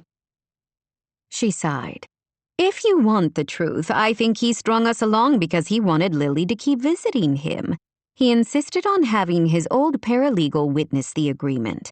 He and Lily would set an appointment and she would show up, only to find no paralegal. She finally told him she would bring her own notary the next day, only to find him not home. She was so frustrated. It doesn't sound as if he was completely on board with things, Cammy observed. He was, though. They had a verbal agreement and he cashed the check she gave him to cover the first year, $6,000. To Cammy, that seemed a ridiculously low amount for an annual lease of 2 acres of property with stunning ocean views. She didn't want to bring that up with Rosemary now, when her mother was already just about wringing her hands over the situation. Then I think she got busy with getting conditional use approvals through the Planning Commission and buying the tents and supplies, not to mention all the logistics involved in advertising and taking reservations. I honestly think she forgot it was still a loose end. How could someone forget such a critical part of the business plan? And how on earth was she supposed to fix the situation if Franklin Rafferty's family members objected to his informal agreement with Lily? Rosemary sighed. She would be kicking herself now if she knew what was happening. Would she, though? Violet spoke so abruptly that both Cammy and their mother looked at her in surprise. Of course, Rosemary exclaimed. Violet didn't look convinced. Lily was great at big-picture stuff, she just didn't like dealing with nitty-gritty details. That's not a very nice thing to say about your sister. But true. You know it is. Why let hard reality get in the way? She wanted a glamp ground, so she moved ahead anyway with or without Franklin Rafferty's signature on a legal and binding lease agreement. The bitterness in Violet's voice took Cammy by surprise. Rosemary looked stunned. And in true Lily fashion, she died the way she lived. She jumped in to save a couple of kids without any forethought. Was she a great swimmer? No. Did she have a life jacket? No. Did she have a plan for how to get herself and the kids out? I highly doubt it. In true Lily form, she just jumped in without thinking and left everybody else to deal with the consequences. The last word came out as a sob. Rosemary pressed a hand to her mouth, her eyes devastated, and Violet looked horrified at herself. Cammy didn't know what to say into the sudden tense silence. "I'm sorry," Violet said. "I shouldn't have said that. I think I'll walk back to the house. I need a minute." She hurried away from them toward the path that Cammy knew led down to the ocean. "Oh, that poor girl." Rosemary's hands shook and her eyes filled with tears. "We should go after her." Cammy didn't know how to deal with all these huge emotions. Her own grief and sadness were hard enough to handle. How could she possibly help her mother and sister through theirs? "I don't think we should." She said she needed a minute. "Should we wait for her to come back?" Why was her mother suddenly looking to Cammy for all the answers? She was painfully aware that she didn't have any. She had heard once there were as many ways to handle grief as there were people who grieved. "She knows the way home. It's not far." "I'm sure you're right." Rosemary looked toward the beach. Violet was almost to the water's edge by now. "I hope it wasn't a mistake to ask her to come back and help me this summer. Heaven knows I do need the help. But I mostly thought staying busy would be good for her. Better than sticking around her condo by herself in Sacramento and brooding on her own." That might be true, but Cammy wasn't sure Violet would benefit from staying busy while being haunted by her twin sister's memory at every turn. 6. Violet. Eyes burning, Vi rushed down the path toward the water, hoping like hell she didn't bump into any of the glamp-ground guests coming back to their tents. She should not have lost it like that, especially not in front of her mother and sister. She still wasn't sure what had set her off, but something about seeing those gorgeous tents, with their luxurious bedding and the poofs Lily had loved, had ignited a wild fury inside her. Her sister should be here, enjoying the fruits of all her hard labor. This damn glamp ground had been the only thing Lily had talked about. Once the idea ignited, she had become obsessed. Lily had finally found the one thing she loved, but she never had the chance to see her dream realized. The unfairness of it made Violet want to scream. She stopped several feet shy of the high-water mark, not willing to go closer. She sank down onto a dried-out log that had washed up to the shore and gazed out to sea, where the waves glittered orange in the early evening light and gulls cried out overhead. She wanted more than anything to turn around and find Lily walking down the path toward her. But she knew that wasn't going to happen. Her twin was gone. She'd had 4 months to get used to the gaping wound in her heart, but it still felt as raw as the day she had found out Lily had drowned. She was still sitting there as the sun continued sinking below the horizon when she heard snuffling behind her. She turned around to find a large golden retriever bounding toward her across the sand, its tongue lolling and a leash trailing along behind it. The dog barked and headed straight at her. Violet tensed instinctively, not used to big dogs, but relaxed when the dog stopped a few feet away, tail wagging with something that definitely looked like joy. Finally, a dog that was actually happy to see her, unlike Baxter. Lily's dog had a definite aversion to Violet. This dog, in contrast, gazed at her with instant affection, its eyes a warm, sympathetic brown that somehow made Violet's eyes burn again. "Hi there," she said. "I'm Violet. Nice to meet you." To her delight, the dog lifted a paw to shake her hand. She took his sand-covered paw in her hand, which seemed to be all the invitation the dog needed to come closer. It nudged its head against her leg, a clear sign it wanted to be petted. "Aren't you a good dog? Did you run away from someone?" Her question was answered an instant later when she saw a girl walking up the beach. "Gus?" she called. "Gus, where are you?" "Over here," Violet called back. While petting the creature with one hand, she carefully snagged the trailing leash with the other, so the dog wouldn't run off again as she watched the girl come closer along the beach. A moment later, when her features came into focus, Violet felt herself tense all over again. She recognized the girl all too well. She had just met her the night before, at Moongate Farm. Ariana Mendoza stopped short when she spotted her. Oh, hi. Sorry. Gus's leash slipped out of my hands. I guess he just wanted to say hi to you. He does that sometimes. It's fine. I love dogs, except for cranky ones, who treated her like she was an inferior carbon copy of their owner. You look so much like Lily. I've heard that. Only 1,000,000 times since the day she was born. It kind of freaks me out, the girl admitted, apology in her voice. Violet didn't know what to say to that. She only knew it would soon get very old if everyone in town did a double take whenever they spotted her. Maybe I should dye my hair purple or something while I'm in Cape Sanctuary, so people don't think I'm Lily coming back to haunt them. It was a lame thing to say, but it still made Ariana giggle. I would love to dye my hair. My friend has a green streak. I was thinking maybe pink. That's my favorite color. What do you think? Pink would look good on you. Anything would, really. Ariana had sweet, pretty features and a wide, engaging smile, along with those dimples. I like purple, too. That could be cool. I don't know. My mom said maybe when I asked her if I could dye my hair, but my dad thinks I should wait until I'm in middle school, which won't be for 2 more years. To Violet's surprise, the girl plopped into the sand and started petting Gus. The whole situation felt surreal, sitting beside the water and talking to Alex's daughter.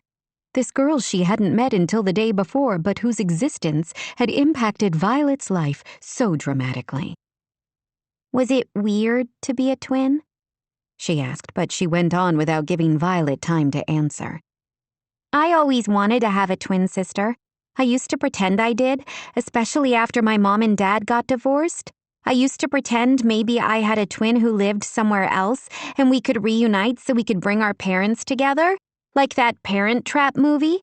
Did you see that? A few times.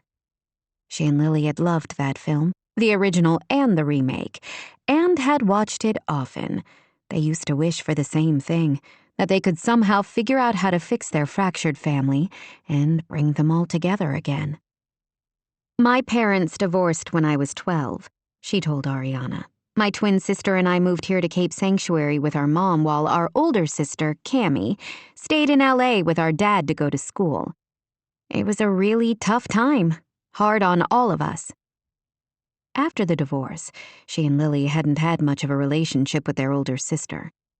Their lives had diverged, with Cammie going to college at only 17 and then straight into law school. There had always been a little distance between them. It couldn't have been easy on Cammie to be the older sister of twins. Lily and Violet always had each other. They shared everything, books, toys, a bedroom. Cammie had always been slightly on the outside of that. The custodial arrangements after the divorce had only widened that divide. All these years later, Violet didn't know how to bridge it. She wanted to try, though. She thought of that moment earlier when Cammie had squeezed her arm with sympathy and a lump rose in her throat. She really could use a sister and a friend right about now, and she suspected Cammie felt the same. Cammie would be there only a few days while she tried to sort out the lease debacle, but maybe they could still try to forge a new relationship. Ariana was telling her about other movies she liked when Violet spotted a tall figure approaching them across the sand. She did her best to ignore the sudden loud pulse in her ears as Alex made his way to them. Alex, her first love. Okay, her only love, if she were honest. I thought we were going for a walk together, but you just took off when my back was turned. You can't do that, kid. I didn't know where you guys went. Ariana pointed at the dog. I wanted to wait, but Gus tugged away from me when I was putting his leash on. I guess he wanted to come over to talk to Violet. She finally had no choice but to lift her gaze to his. He gave her an apologetic look. Sorry. Gus is still young and doesn't always behave like he should. I hope he wasn't bothering you. Not at all. He's a good dog. She petted Gus again and was rewarded by a slobbery lick on her arm. Hey, do you want to walk with us? Ariana asked. We're just going down to the jetty and then back home. Dad said he's been cooped up in the office all day and needs to move. She didn't want to spend more time with the two of them. The bruise he had left on her heart a decade ago still ached. She didn't want to hurt Ariana, though. The girl seemed to have a sweet, generous soul. Sure, she answered before she could think better of it. I'll walk a little way with you, then I have to head back. As soon as they started off, she knew it was a mistake. It felt so familiar, walking beside him like this. How many hours had they spent on the beach together? Surfing, having bonfires with friends, making out?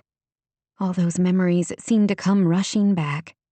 She forced the past away and focused on living in the moment, the sea air, cool on her face, the sun continuing to set, the waves washing against the shore. It's beautiful, she said. On evenings like this, it's hard to believe the ocean can be so vicious. He was quiet for a long moment, his features dark in the fading light. I can never tell you enough how sorry I am about what happened. The sincerity of his words somehow reached inside her like a warm blanket around all the cold places. Lily was a hero, Vi, straight up. I don't know what I would have done if she hadn't been there that day. Because of Lily, my daughter has a future. And I will be forever grateful for that. But I hate that Lily had to pay the ultimate price. Tears burned her eyes. But she refused to let them fall. Not now, not in front of him. Thank you for that, she managed. He sighed. Look, I know you hate me. You have every reason to. She wanted to protest that she didn't hate him. Their history was long and complicated, but it was just that, history. I'm sorry about last night. I wouldn't have gone over to Moongate Farm if I had known you were coming home early. You couldn't have known. Spending time with Ari seems to comfort your mom somehow, and my daughter enjoys being with Rosemary too. But I don't want to make things more uncomfortable for you while you're home this summer. If you would prefer we didn't come around Moongate Farm, I'll try to respect that. What was she supposed to say to that? No, my fragile feelings can't handle you being anywhere near me? After a decade, she should be over the man, right? You don't have to stay away on my account. Her voice sounded stiff, awkward. Mom told me last night what a big help you've been setting up the campground and how you've been working with her to take her guests out on whale-watching charters. I don't see any reason that has to change, simply because I'm home. He looked relieved. Good, but if you decide otherwise, you'll let me know, right? Sure, she said. She would prefer not having to see him again while she was in Cape Sanctuary, but something told her that particular wish, like most of her others, had no chance of coming true. 7. Cammy. The best defense was a good offense. Though certainly a cliché, it was also a lesson her father had reinforced over and over, one of his favorite legal strategies. If that meant Cammy had to face the threat to her sister's dream head-on, she would manage it, even if she didn't want to. She decided to walk to Franklin Rafferty's house the day after she arrived, instead of driving her rental car, just a neighbor walking over the back fence to chat with a neighbor. She dressed casually but carefully, in a favorite feminine sundress with a floppy hat and sandals. No power suit or chunky jewelry here. She wanted to convey warm, non-threatening friendliness. On impulse, she grabbed a basket out of her mother's kitchen and filled it with extra scones from breakfast and a small jar of locally sourced wildflower honey her mother offered for sale to her guests. Violet walked in just as she was hooking the harness and leash onto Baxter. Her eyes had deeper shadows under them, and her nose was suspiciously red. But Cammy decided not to mention it. Violet had to grieve Lily's loss in her own way. "You look nice. Where are you off to, Dorothy from Oz?" She made a face even as she realized she probably did look a little like Dorothy, with her sky-blue sundress and gift basket. She even had the little dog. She wasn't going to be traipsing down any yellow brick road, though, picking up cowardly lions or tin men. She was only heading over the hill to chat with the neighbors on a lovely summer day. Taking a walk over to the Rafferty place to have a little chat about leases. Violet tilted her head. "I'm sorry you had to come clean up Lily's mess. Thanks for coming to the rescue, though. I haven't done anything yet. I'm not sure if I can change anything. I don't have a lot of ammo here. Scones and honey are a good start. Let's hope so." Baxter danced around on the end of his leash, eager to go. Cammy tucked the picnic basket over her arm and her phone in the pocket of her sundress and walked outside the back door. The day was truly glorious, with everything green and lush from a quick rainstorm during the night that had awakened her from the best sleep she'd had in months. The air smelled of pine and sea, and Rosemary's lavender plants lining the driveway. Baxter sniffed at every plant and rock alongside the road as they walked the short distance to the neighboring house. She wasn't looking forward to the upcoming interaction, mostly because she didn't know what to expect. Still, Cammy could feel some of the tension seep away as she walked through the towering redwoods and lushly scented pine. She always felt so conflicted when she visited Rosemary in Cape Sanctuary, as if two disparate parts of her psyche were warring ferociously. On the one hand, being back with her mother always seemed to dredge up all those old feelings of being an outsider. On the other, the surroundings inevitably brought her peace. She found it difficult to hang on to stress and old grievances when surrounded by ocean and ancient trees. She had never been to Franklin Rafferty's house, but it wasn't hard to find. A short distance from Moongate Farm, a long paved driveway led toward the sea. A mailbox beside it read simply, "Rafferty." She walked several hundred yards up the driveway. Finally, the trees opened up and the sight of the beautifully elegant house made her catch her breath. The front door was through a small welcoming courtyard. It would have been lovely with a little maintenance. After ringing the doorbell, she hitched her basket higher on her arm and waited for an answer. An older man with vivid blue eyes and a shock of white hair opened the door a few moments later. He squinted with suspicion at her, then her basket. "What are you selling? I probably already have it. If I don't, I probably don't need it." "I'm not selling anything, Mr. Rafferty. I'm Cammy Porter.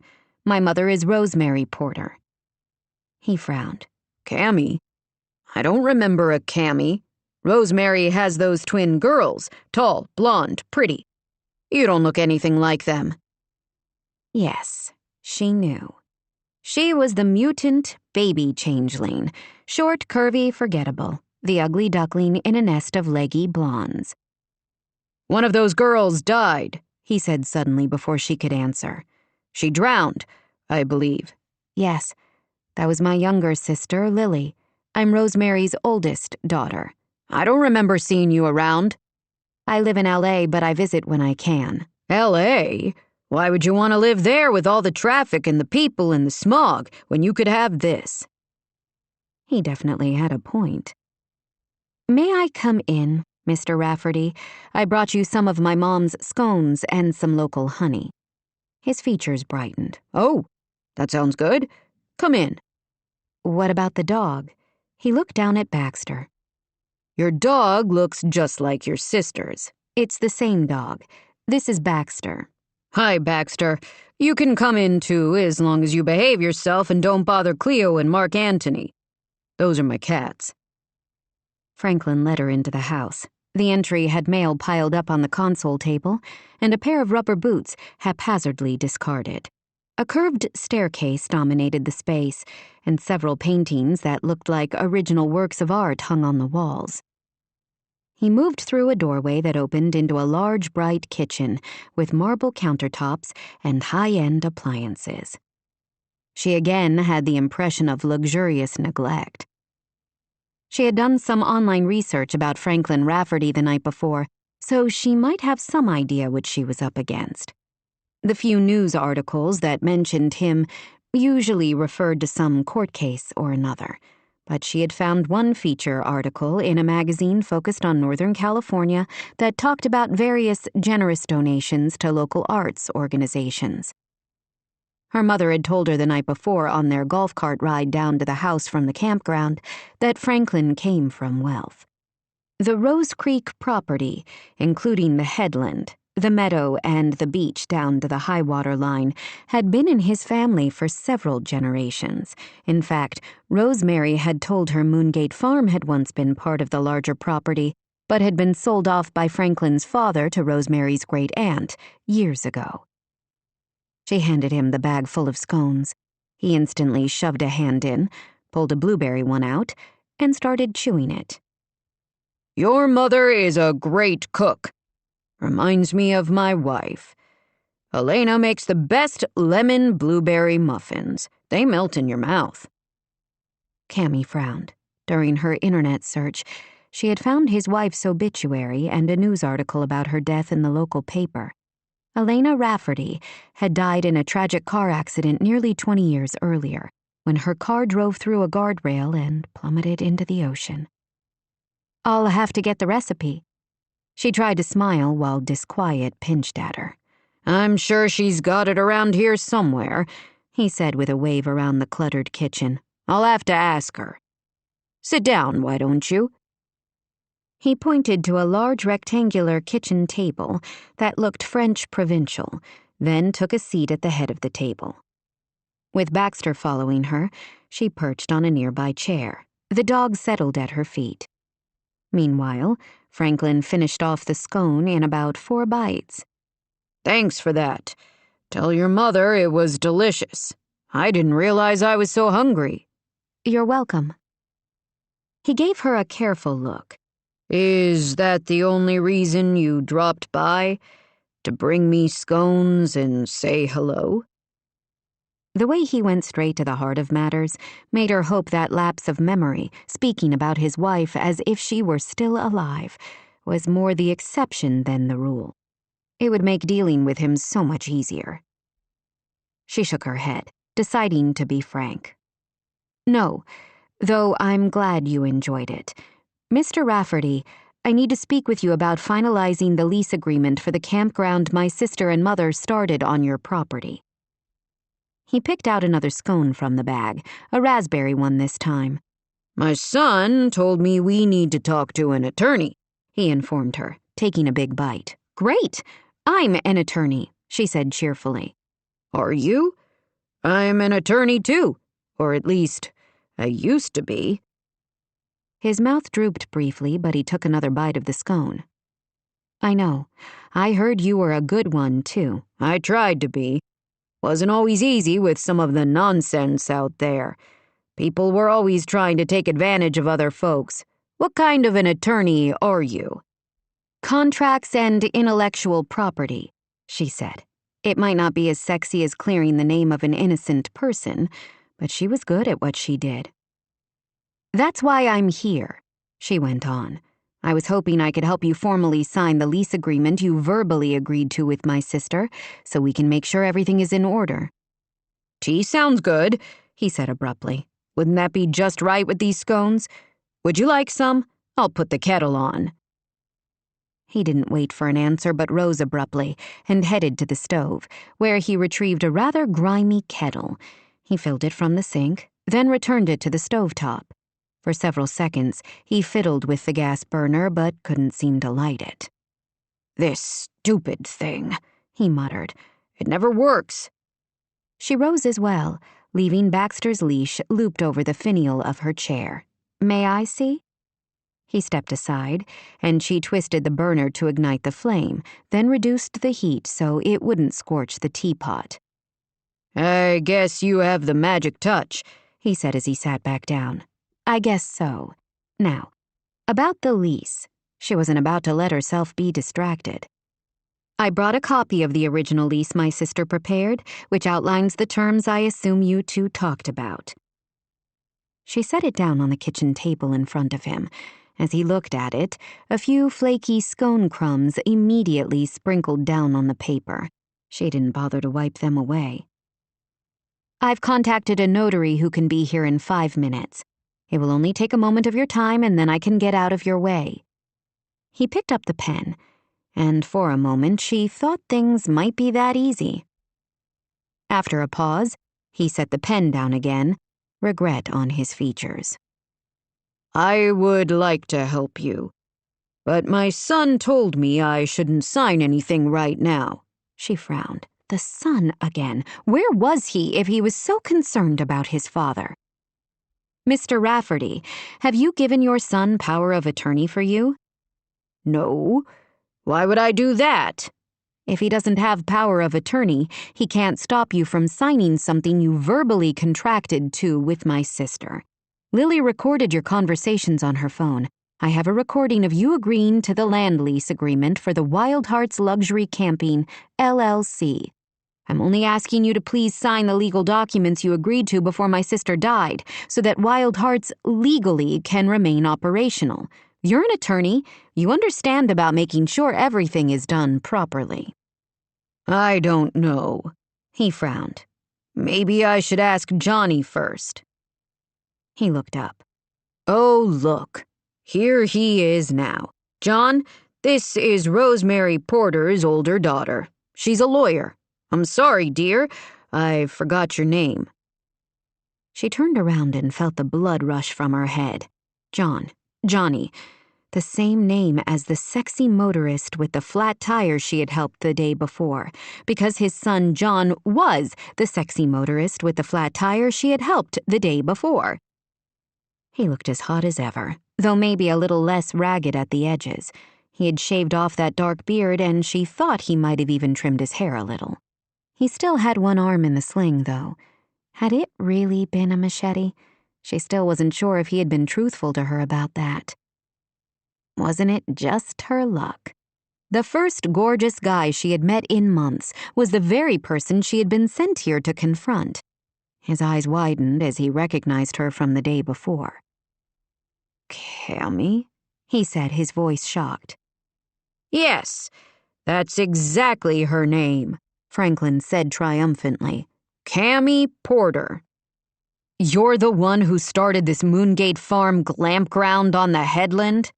He said the word with the same kind of distaste in his expression someone might have at finding a slug in their salad. "I didn't start it. My sister Lily did." "She drowned." The blunt sentence from Franklin Rafferty drew her attention, and his son's as well. Baxter shifted at her feet, suddenly restless. Was it possible he knew they were talking about Lily? Impossible. He was smart, but not that smart. "Did she?" "Yes, 4 months ago. She was trying to rescue a couple of young girls hit by a superwave," Cammy said. The kettle started to whistle before he could answer. "That's my tea." Franklin jumped up and hurried to the stove. Cammy was a little worried he would hurt himself and was relieved when he grabbed a hot pad to pour water into a nearby mug. "Anyone else want some?" "None for me, thanks," Cammy said. John also shook his head. Franklin set the kettle back on the stove, then, oddly, headed toward the door John had come through only moments before. "I need to empty the tank before I drink more tea," he announced, then hurried out of the room, leaving an awkward silence between her and John Rafferty. "I'm sorry about your sister," he said, his voice clipped. "That doesn't change the fact that the entire operation was illegally developed on private property." She had hoped they could do this in a friendly way. without having to make things confrontational from the outset. Apparently, John Rafferty wasn't going to play nice. Private property that your father agreed to lease to her.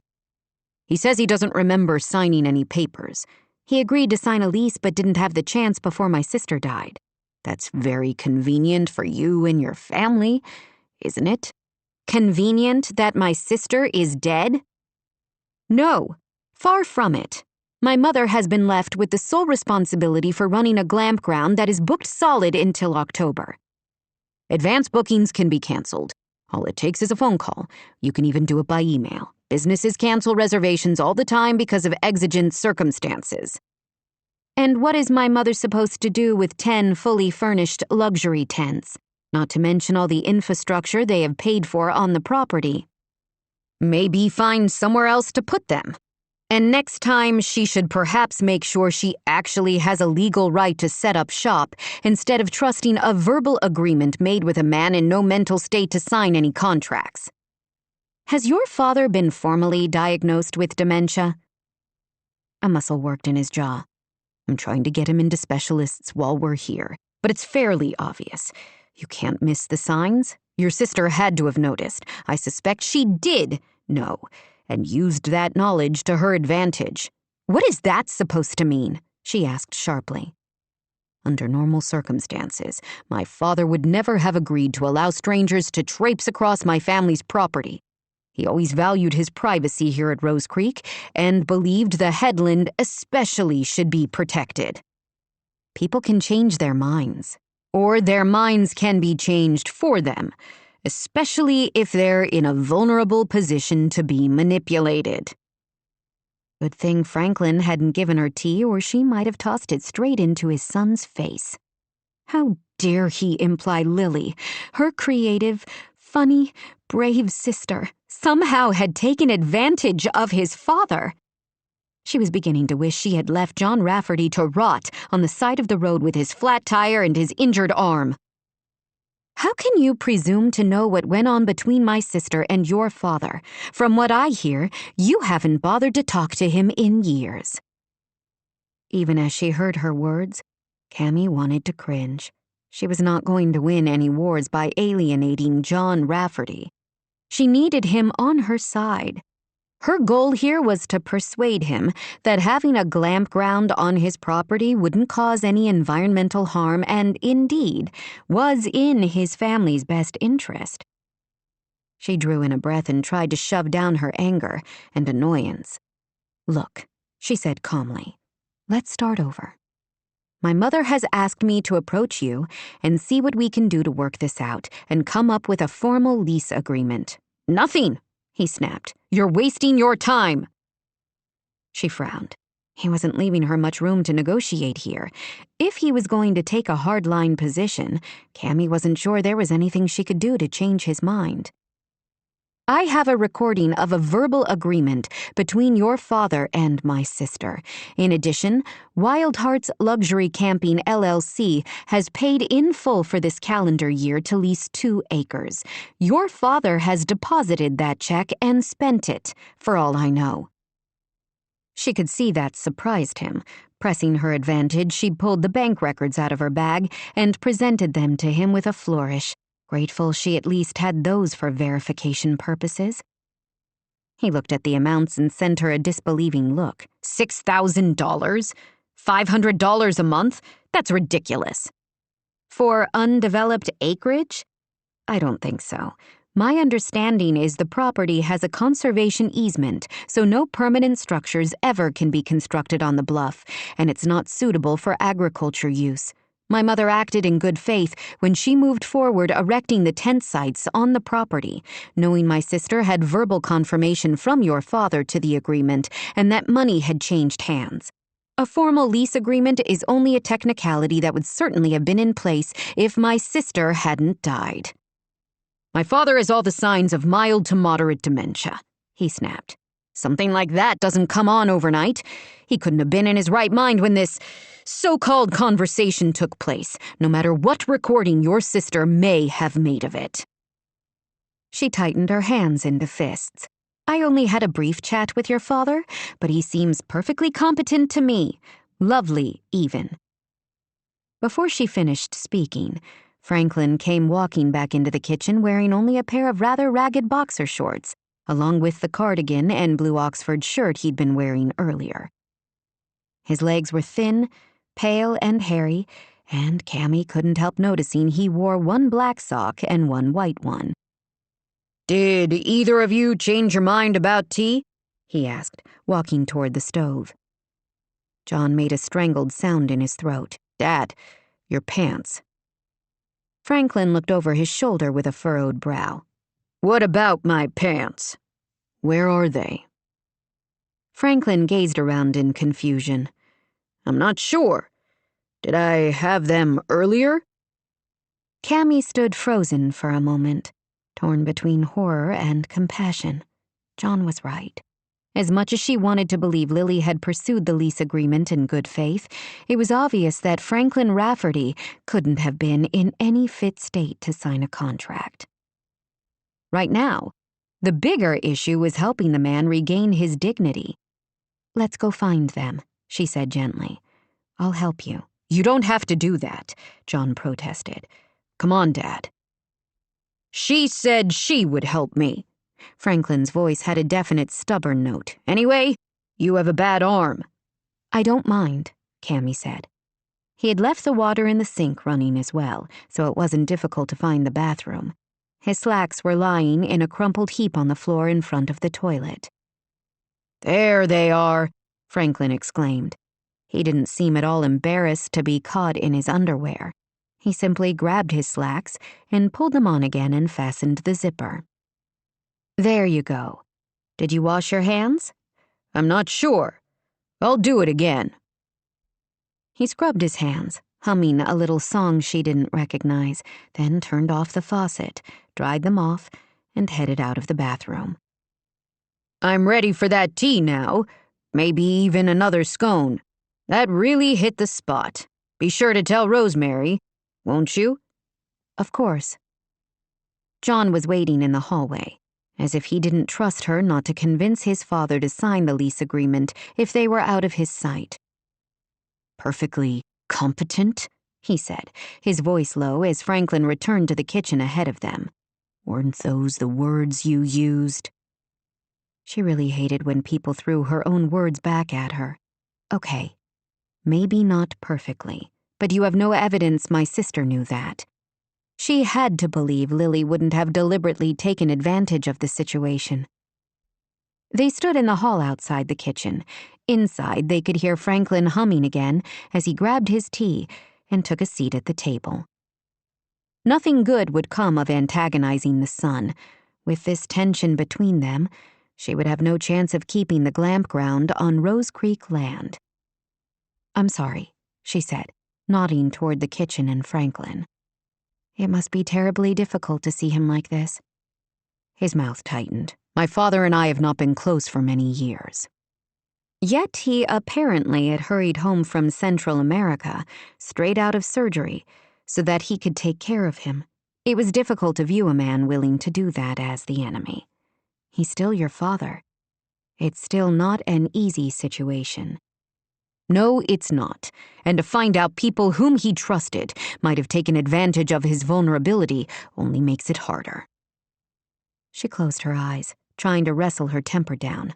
"Look, I wasn't here during their conversation, and I haven't listened to the recording yet, but I have to believe my sister thought she was negotiating in good faith. I know my sister. Lily would not have taken advantage of your father's condition." "I'll have to take your word for that. I didn't know your sister. All I know is how it looks from the outside." What was her best strategy for coming out with a win here for her mother? Ordinarily, she would never show her hand to someone on the other side of a case. The person with the most to lose in any negotiation automatically came from a position of weakness.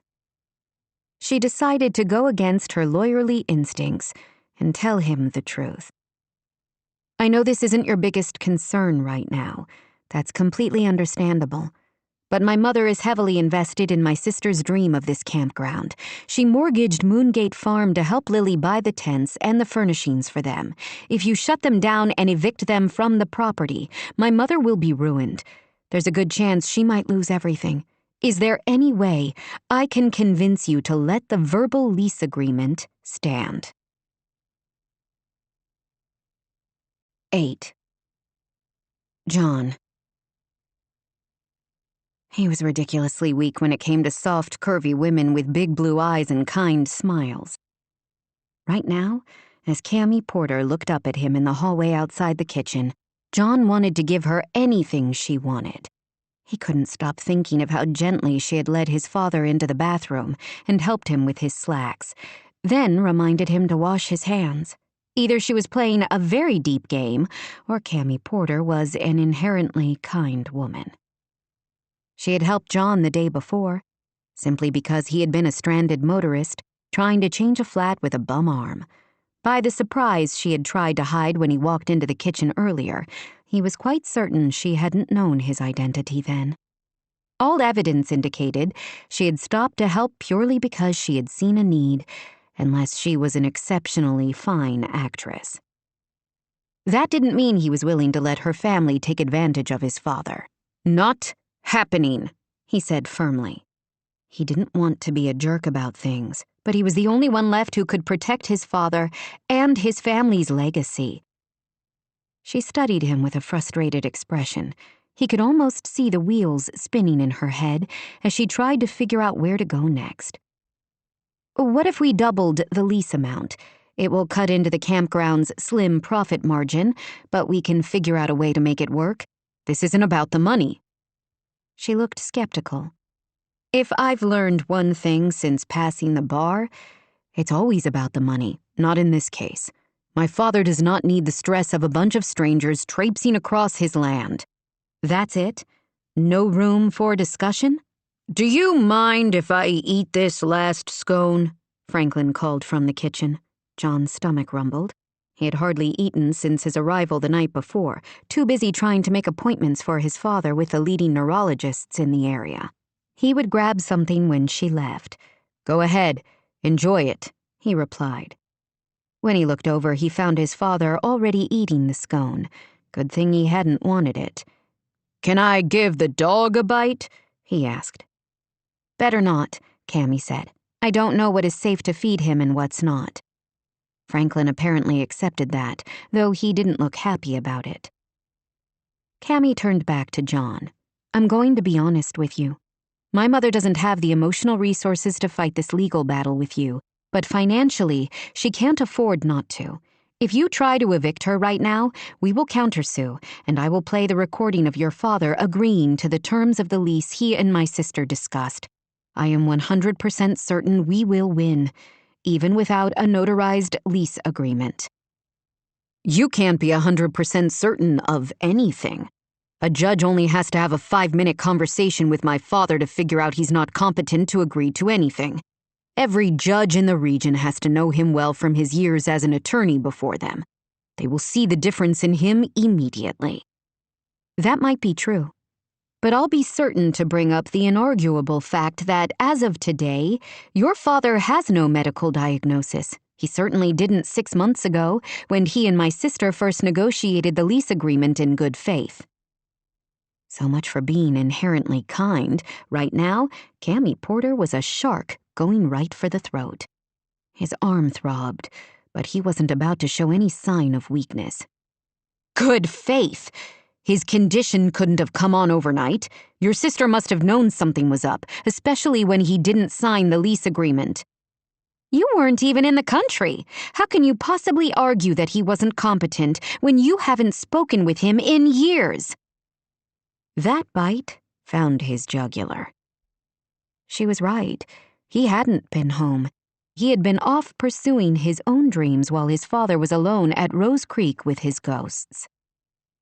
He wanted the campground off his family's land by tomorrow, and had no doubt that he would eventually win, no matter how persuasive she was. He had enough to deal with right now, and didn't really want to engage in a long and costly legal war with his father's neighbors. He also wasn't completely unreasonable. He was willing to make concessions to clear this up quickly and definitely so he could focus on finding the best possible care for Franklin. From what I understand, your campground is only open from mid-May to early November. Is that right? Yes. What if we give you until the end of this season to find another location and recoup the initial investment? After that, everything needs to go. She didn't seem to appreciate the concession, which he considered a huge one, considering he wanted them out right now. It isn't that easy to simply pack up and move an entire tent village somewhere else. Isn't it? That's kind of the point of them, isn't it? They're not permanent structures, so they should be easy enough to move somewhere else. Anywhere else. She looked down at the papers in her hand, and then at his father. He couldn't tell what was going on in her head, but after a long moment, she sighed. Giving my mother until November is better than serving her with an eviction notice right now, I suppose. Her begrudging tone almost made him smile. He wasn't finding too many things humorous since he had driven back to Cape Sanctuary, the last place on Earth he wanted to spend any time. He was becoming increasingly aware of how much his father had needed him here. He should have come home long before now. The house was falling into disrepair, bills hadn't been paid, his father had lost weight, probably because he forgot to eat. Would he have been able to help earlier? John wasn't sure. He had stayed away from Cape Sanctuary because his father told him to stay away. Whatever he thought about his father, John did not want this fate for him. Did Franklin understand what was happening to him? Could he feel the memories slipping away like driftwood on the tide? John hadn't been here long enough to figure that out. I will prepare an official lease agreement with the new terms and bring a notary back. It's nebulous who should sign it, as I'm assuming you have not attained guardianship or power of attorney for him yet. No, he admitted. I'm not sure where to start. We're meeting with my father's law partner tomorrow. She couldn't hide the sympathy in her expression. It will be easier once you have an official diagnosis. At that point, you'll need to go through the court system to seek legal and medical guardianship. A guardian ad litem will be appointed to represent your father. The ad litem will go through the medical paperwork and interview your father as well, to assess his competence. Thanks for the information, though I have to admit I'm not sure why you're being so helpful. She shrugged. Because I like to think I'm an inherently nice person, the kind who stops to help wounded strangers fix their tires. She gave him a pointed look, then walked into the kitchen. I'm leaving now, Mr. Rafferty, she said to his father. It was nice to meet you. Do you have to take the dog? He asked. The curly-haired little dog she had brought along was now sitting on his father's lap, clearly enjoying the company. John didn't quite know what to think about that. Considering his father always claimed he didn't like dogs. John had one anyway when he was a kid, a large black Labrador his father had basically ignored. I'm afraid I do, she said. I hope you come visit again. You can bring the dog and more scones. I'll do that. She smiled brightly at both of them, then walked to the door with a basket over her arm and the little dog trotting behind. John watched her head back along the trail to Moongate Farm, telling himself he had absolutely no reason to feel forlorn. 9. Violet. Her mother was not happy, and when Rosemary was not happy, Violet knew everyone needed to watch out. Her mother might seem like a go-with-the-flow nature girl, but her temper could make the air crackle and birds stop singing in the garden. She was never cruel or vicious and rarely raised her voice in anger, but that was somehow worse, like tiptoeing around a seething hot volcano, bubbling with fiery lava on the inside, but placid and calm on the outside. She and Lily used to joke that they could always tell when to leave their mother alone by the way her mouth would flatten into a thin line and her eyes would turn blue and stormy. Lily. She almost pressed a hand to her chest, but stopped herself just in time. How was it possible that she missed her twin more every day? The day had been a hard one. Violet had volunteered to work on the Wild Hearts social media properties, as Rosemary hadn't had a chance to even look at them. Several of the guests had checked out that day, so she used the time before the new guests checked in to take photographs of different details in the individual tents, so she could potentially post those. She had felt her twin's presence all day, as strongly as if Lily walked beside her, chattering with excitement as she showed off the dream she had created. She wasn't sure if she was strong enough to do this all summer long. How can you possibly say it's not bad news? It's a complete disaster, Rosemary said now to Cammy. While her mother's voice might be level, her expression matched the dangerous intensity of her words. Not completely, Cammy said. I was able to buy you several more months to the end of the season. At least you don't have to vacate by the end of the week. That's better, isn't it? Rosemary gripped her napkin so hard, her knuckles turned white. What's the difference? This week or November? We still have to close the campground eventually. All this work I've done, all the work your sister did, all for nothing. Not for nothing. Cammy seemed contained, her emotions wrapped tightly away. Did she ever lose her composure? Violet wondered. Though Violet loved her sister, she didn't understand her sometimes. She had always seemed so mature for her age. Violet couldn't remember Cammy ever really playing with her and Lily. She always seemed to be reading or doing homework or watching something boring and educational on TV. Cammy was an avid reader and always had a book with her, even when they used to go to the playground when they were young. Cammy would stretch out on a blanket with her book, while Violet and Lily played on the slides, pumped on the swings to see who could go higher, chased each other through the grass. Cammy had been scary smart, one of those children who spoke like a small adult. Their parents had always treated her differently. Ted had adored her. The two of them had a bond that Lily and Violet could never hope to match. Violet and Lily had naturally shared a room while Cammy had her own, so Cammy wasn't in on the late-night talks or the occasional squabbles over personal space or scrunchies. She and Lily had been their own little unit, with secrets and inside jokes. The twins. That's what they were always called, by Rosemary and Ted and by family friends. Everyone referencing the children in their family would call them Cammy and the twins. If they had been at all musically inclined, that probably would have been their band name, Cammy and the Twins. Their lives since then had taken different tracks, but they were still sisters. They had both lost their other sister. Not for nothing, Cammy repeated to Rosemary. It was a big concession on his part, as he wants the campground gone tomorrow. With the profit gained through one season of paying guests, you should be able to recoup most of the capital expenses for the tents and furniture, right? Rosemary made a small, scornful sound that Cammy ignored. It's better than closing by the end of the week and having to repay all those people who gave deposits for their stay, she pointed out. Plus, you now have the gift of time. While I'm not optimistic about it, there's always a chance you can change John's mind, and he will allow the verbal agreement Lily made with his father to continue.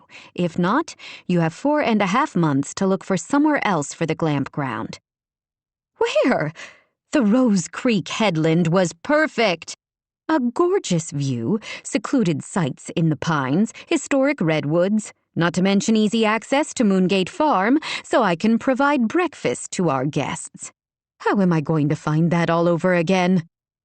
Maybe there's somewhere else even more perfect, Cammy said with a determined smile. She was wasting her time, Violet wanted to tell her. Rosemary wanted the campground at the headland, and nowhere else would do. I don't know what to tell you. I did my best, Cammy said. She sounded tired. Was her sister having the same kind of trouble sleeping that had beset Violet since Lily's death? I'm sure you did, dear," Rosemary said. "What about legal action? We do have the verbal agreement, even if it wasn't notarized." "Do we have any recourse there?" Cammy frowned. "I would like to say yes, but I don't think you can count on winning that argument. Franklin Rafferty is not of sound mind. I can't see any judge allowing any agreement within the past year to stand, especially when his son, acting as his legal representative, opposes it." "Oh, come now." "Not of sound mind? He's a little forgetful, that's all. Gracious, I'm a little forgetful." "It's more than that, Mom. I was only around the man for a half hour and it was obvious something was amiss. He didn't seem to have any social filter, and he bounced between the past and the present more than once." Oh, how sad. While Violet hadn't interacted much with their neighbor, he had always seemed kind to her and Lily. He had also been very generous in allowing her and Lily to use the path across his property to the ocean. He had sent them congratulatory high school graduation cards, she remembered, including a nice little cash gift for each. They had thanked him by making homemade white chocolate macadamia nut cookies, which he had claimed were the best he'd ever tried. "I see him at least once a week, and he always seems perfectly sweet," Rosemary went on. "Sometimes when you see someone regularly, it's not as easy to notice changes over time. His son seemed shocked at his behavior." "He wouldn't have been if he had bothered to come home. He hasn't been back in years. I wish he'd stayed away," Rosemary muttered. "Why did he have to return and muck everything up?" "I can't answer that. Regardless of his reasons, I expect John Rafferty will be obtaining legal and medical power of attorney for his father soon, which ultimately gives him the right to make all the decisions regarding use of the property." Rosemary looked hopeful. "Which means he doesn't have those things now, right?" "Not yet. It's only a matter of days, maybe a few weeks. Meanwhile, Franklin could still legally sign our lease agreement. What if we arrange for that before John is able to push for guardianship?" Cammy gave her a long look. "We can't. If I hadn't talked to him myself, we might have been able to pull it off, but knowingly encouraging a man with dementia to sign paperwork wouldn't be legal, ethical, or moral. No judge would uphold the agreement." Rosemary's sigh was forceful enough to flutter the petals of the wildflowers stuck into a mason jar on the table. "You're right. It was a dumb idea. I guess that's that, then. Your sister's dream reduced to rubble." "It's not rubble yet," Violet finally spoke. "You're booked out every weekend from now to Halloween. I've been going over the books. Lily at least kept good records. I have to admit, I'm surprised." "Why would that surprise you?" Rosemary asked. "Your sister was passionate about the Glamp Ground. From the beginning, she was determined to make it a success." Her eyes filled with tears. "I can't bear to see that dream die with her. I feel like I've failed her."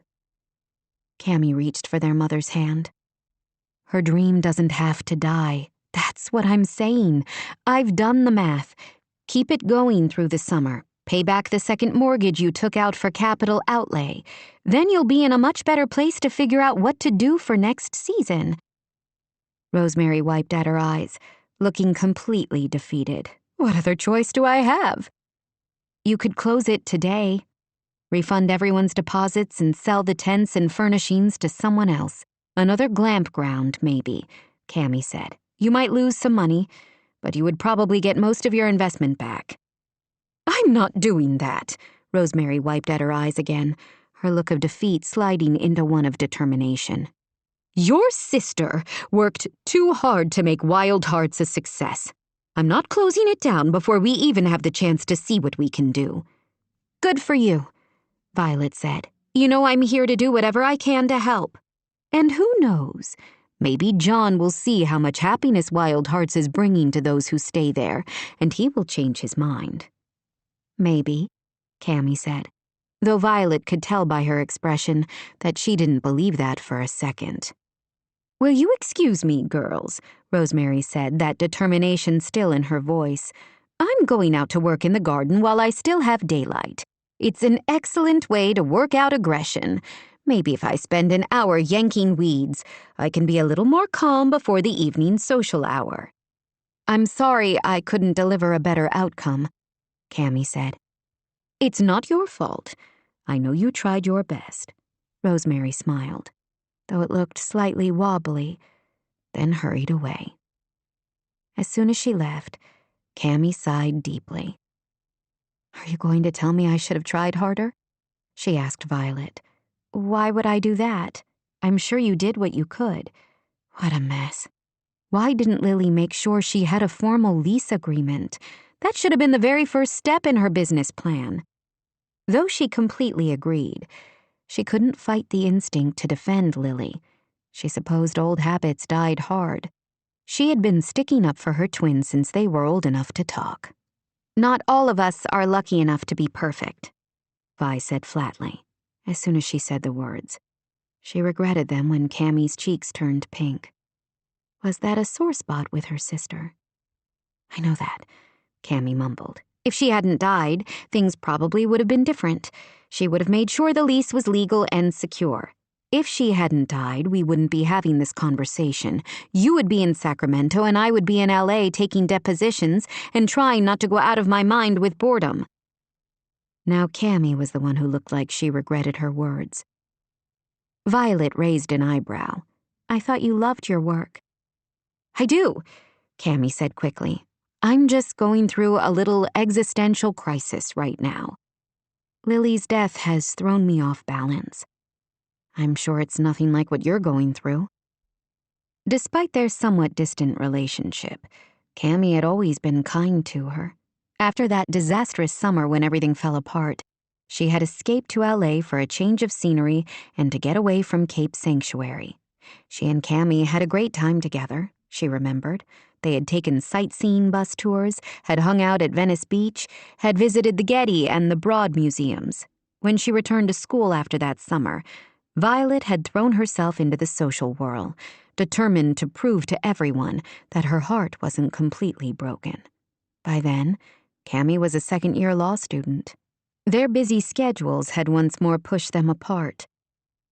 Violet should have tried harder. It saddened her that the two of them had this awkward, hesitant relationship. "So what comes next for you?" Cammy asked. "You're planning to spend your entire school break here?" Vi thought of Alex living just down the hill with his daughter and wondered how she would be able to survive living in the same zip code again after all these years. How stupid of her not to put more weight into how awkward things might become when she agreed to come back to Cape Sanctuary to help Rosemary.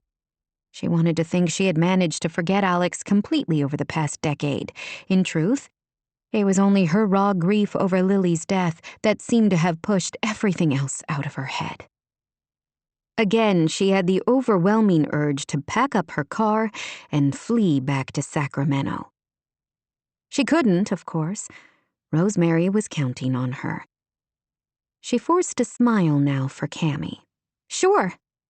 Why not? Most people would jump at the chance to spend the summer in these beautiful surroundings. You and Mom surely can't do everything yourselves," Vi shrugged. "We won't be. Mom has hired a couple of people for the housekeeping. She'll handle the cooking side of things and I'll focus on human resources, guest relations, and social media." "Is that all?" Cammy gave a little laugh. "I don't know how you're going to do it, especially when you add in Mom's yoga retreats." "She has backed off on those for now, which is how we were lucky enough to be able to stay at the bunkhouse. It will be a lot of work, but I'm sure we'll manage somehow." A wild idea hit like her students swarming around her desk after Christmas vacation. No, it was impossible. But then she remembered that thread of discontent she had heard in Cammy's voice when she talked about her work. It was worth a try, wasn't it? "Of course," she ventured, "you could always stay longer. The ceremony to honor Lily as Citizen of the Year during Summer Sanctuary is only a few weeks away. You could always stay until that's over. Like you said, Mom could definitely use more help around here." Cammy seemed stunned at the suggestion, as if Violet had asked her to parasail off the top of the headland. Stay longer? Sure, why not? That way you could make sure the temporary lease agreement is solid and John Rafferty doesn't try to pull a fast one on Mom. Cammy didn't look convinced. I could always look over the documents from LA through a little thing called email. True, but it's not the same as you being here in person to monitor the situation. Anyway, Mom would never ask, but I know she would appreciate having you here for emotional support, if nothing else. I can't just drop everything. I have clients, hearings, negotiations. Violet had a feeling Cammy was trying to convince herself more than anyone. She held her breath, astonished at how much she suddenly wanted Cammy around for a few more weeks. Summer at the Cape would be much more bearable if she could have her sister at her side. How hard would it be to rearrange all those things? You said it yourself. Email is a thing. So are virtual meetings. True. Cammy gazed at her for several seconds, then looked out the window of the kitchen, where Rosemary was heading out to her vegetables, wearing her floppy gardening hat and gloves. Finally, Cammy looked back at Violet. I told the firm I needed a week to take care of the lease issues. I didn't know how long it would take. Great, so all you would have to do is add a few more days to that, and you would almost be to the summer sanctuary event. I suppose I could try to rearrange a few things, Cammy said slowly. I slept better last night than I have in months. A change of scenery might be just what I need. Violet almost couldn't believe what she was hearing. Had she really managed to convince Cammy to stick around for a few more weeks? She gave herself an internal high five, thoroughly pleased with herself. Fantastic. Mom will be absolutely thrilled to have more time with you. So will I. Cammy blinked at that, then gave her a tentative smile. Violet held out her hand. As temporary human resources manager for Wild Hearts Luxury Camping, let me be the first to say, welcome aboard. 10. Cammy. So much for curing her insomnia. Cammy overslept the next day, something she rarely did. She chalked it up to all the tossing and turning she did during the night, while she tried to figure out why she had ever agreed to stay longer in Cape Sanctuary. She still didn't have a good answer to that.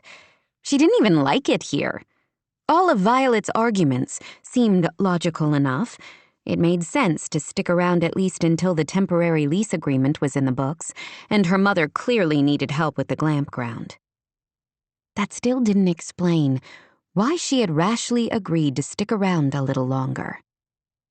She had been up until the early hours of the morning, going over her schedule for the next few weeks and emailing Joe about everything that would have to be rearranged. When she did finally fall asleep, she slept hard and ended up dozing through her alarm. By the time she quickly dressed, raced to the farmhouse, and pushed open the door of the kitchen, the clock on the microwave read nearly 8:30. In the dining room down the hall, she could hear the clink of glasses and muted conversation as guests enjoyed breakfast. "Good morning," Rosemary said with a cheery smile. Apparently, she had decided to forgive Cammy for failing to persuade John Rafferty to change his mind. Her mother looked beautiful, hair pulled back into a braid, and her skin luminous. "How was your night?" Rosemary asked. Cammy barely refrained from grunting as she headed straight for the coffee maker. Only after the first glorious sip did she trust herself to speak. "Sorry I'm so late. I meant to be here an hour ago to help you with the breakfast rush, but I guess I overslept. I'm here now. What can I do?" "About half of the guests have already had breakfast, which is quite early this morning. I think everyone is eager to go off on their adventures for the day. You can eat your own breakfast if you want. I'm here to help." "Thank you, then." Her mother gestured to the coffee maker. "Why don't you take the coffee out and see if anyone needs topping off? Then you can cut up a few more bananas and strawberries for the yogurt parfaits. Grab an apron in the pantry." She found one with the colorful logo for Wild Hearts. 2 entwined hearts under what was clearly a tent. She felt vaguely self-conscious as she headed for the dining room, coffee pot in hand. Though she'd had full academic scholarships to undergrad and law school, and her father had given her a healthy stipend for other expenses, Cammy had worked as a waitress in a cafe when she was at school for extra spending money. It seemed a lifetime ago, yet it all came rolling back as she walked into the dining room to face her mother's guests. The demographics in the breakfast room surprised her. She didn't know what she was expecting, but it wasn't the well-dressed couples at various stages of finishing the meal. They were older than she might have thought would be drawn to a camping trip. Then again, Wild Hearts didn't offer the usual run-of-the-mill drafty pup tent experience. They all smiled at her with a friendliness she didn't expect. She made her way around the tables, refilling coffee and making polite conversation. At the last table, a woman with short gray hair stopped Cammy before she could move on. "These croissants are fantastic. I think they're even better than the ones I had in Paris a few years ago. I'll be sure to tell Rosemary." "Yes, definitely. I would love to know what she puts in that jam to make it pop. It's not raspberry, but I can't put my finger on what it might be." "Huckleberries, I believe." An educated guess, as huckleberry jam was one of Rosemary's specialties. Everything was so delicious, the man at the table said. He had a thick Spanish accent and a wide smile. I had to have a second helping of all of it, and would have gone back for a third if Barbara had not stopped me. "I'm glad you're enjoying your stay." "So much," a woman at a nearby table chimed in. "I slept better last night than I can remember. The bed was so comfortable. Between that and the ocean sounds, it was heavenly." Agreed, one of the 2 men at the next table over said. "Can you tell us if Cape Sanctuary has a farmer's market?" She was the last person to give tourist advice around here. These people probably knew more about this area of Northern California than Cammy did.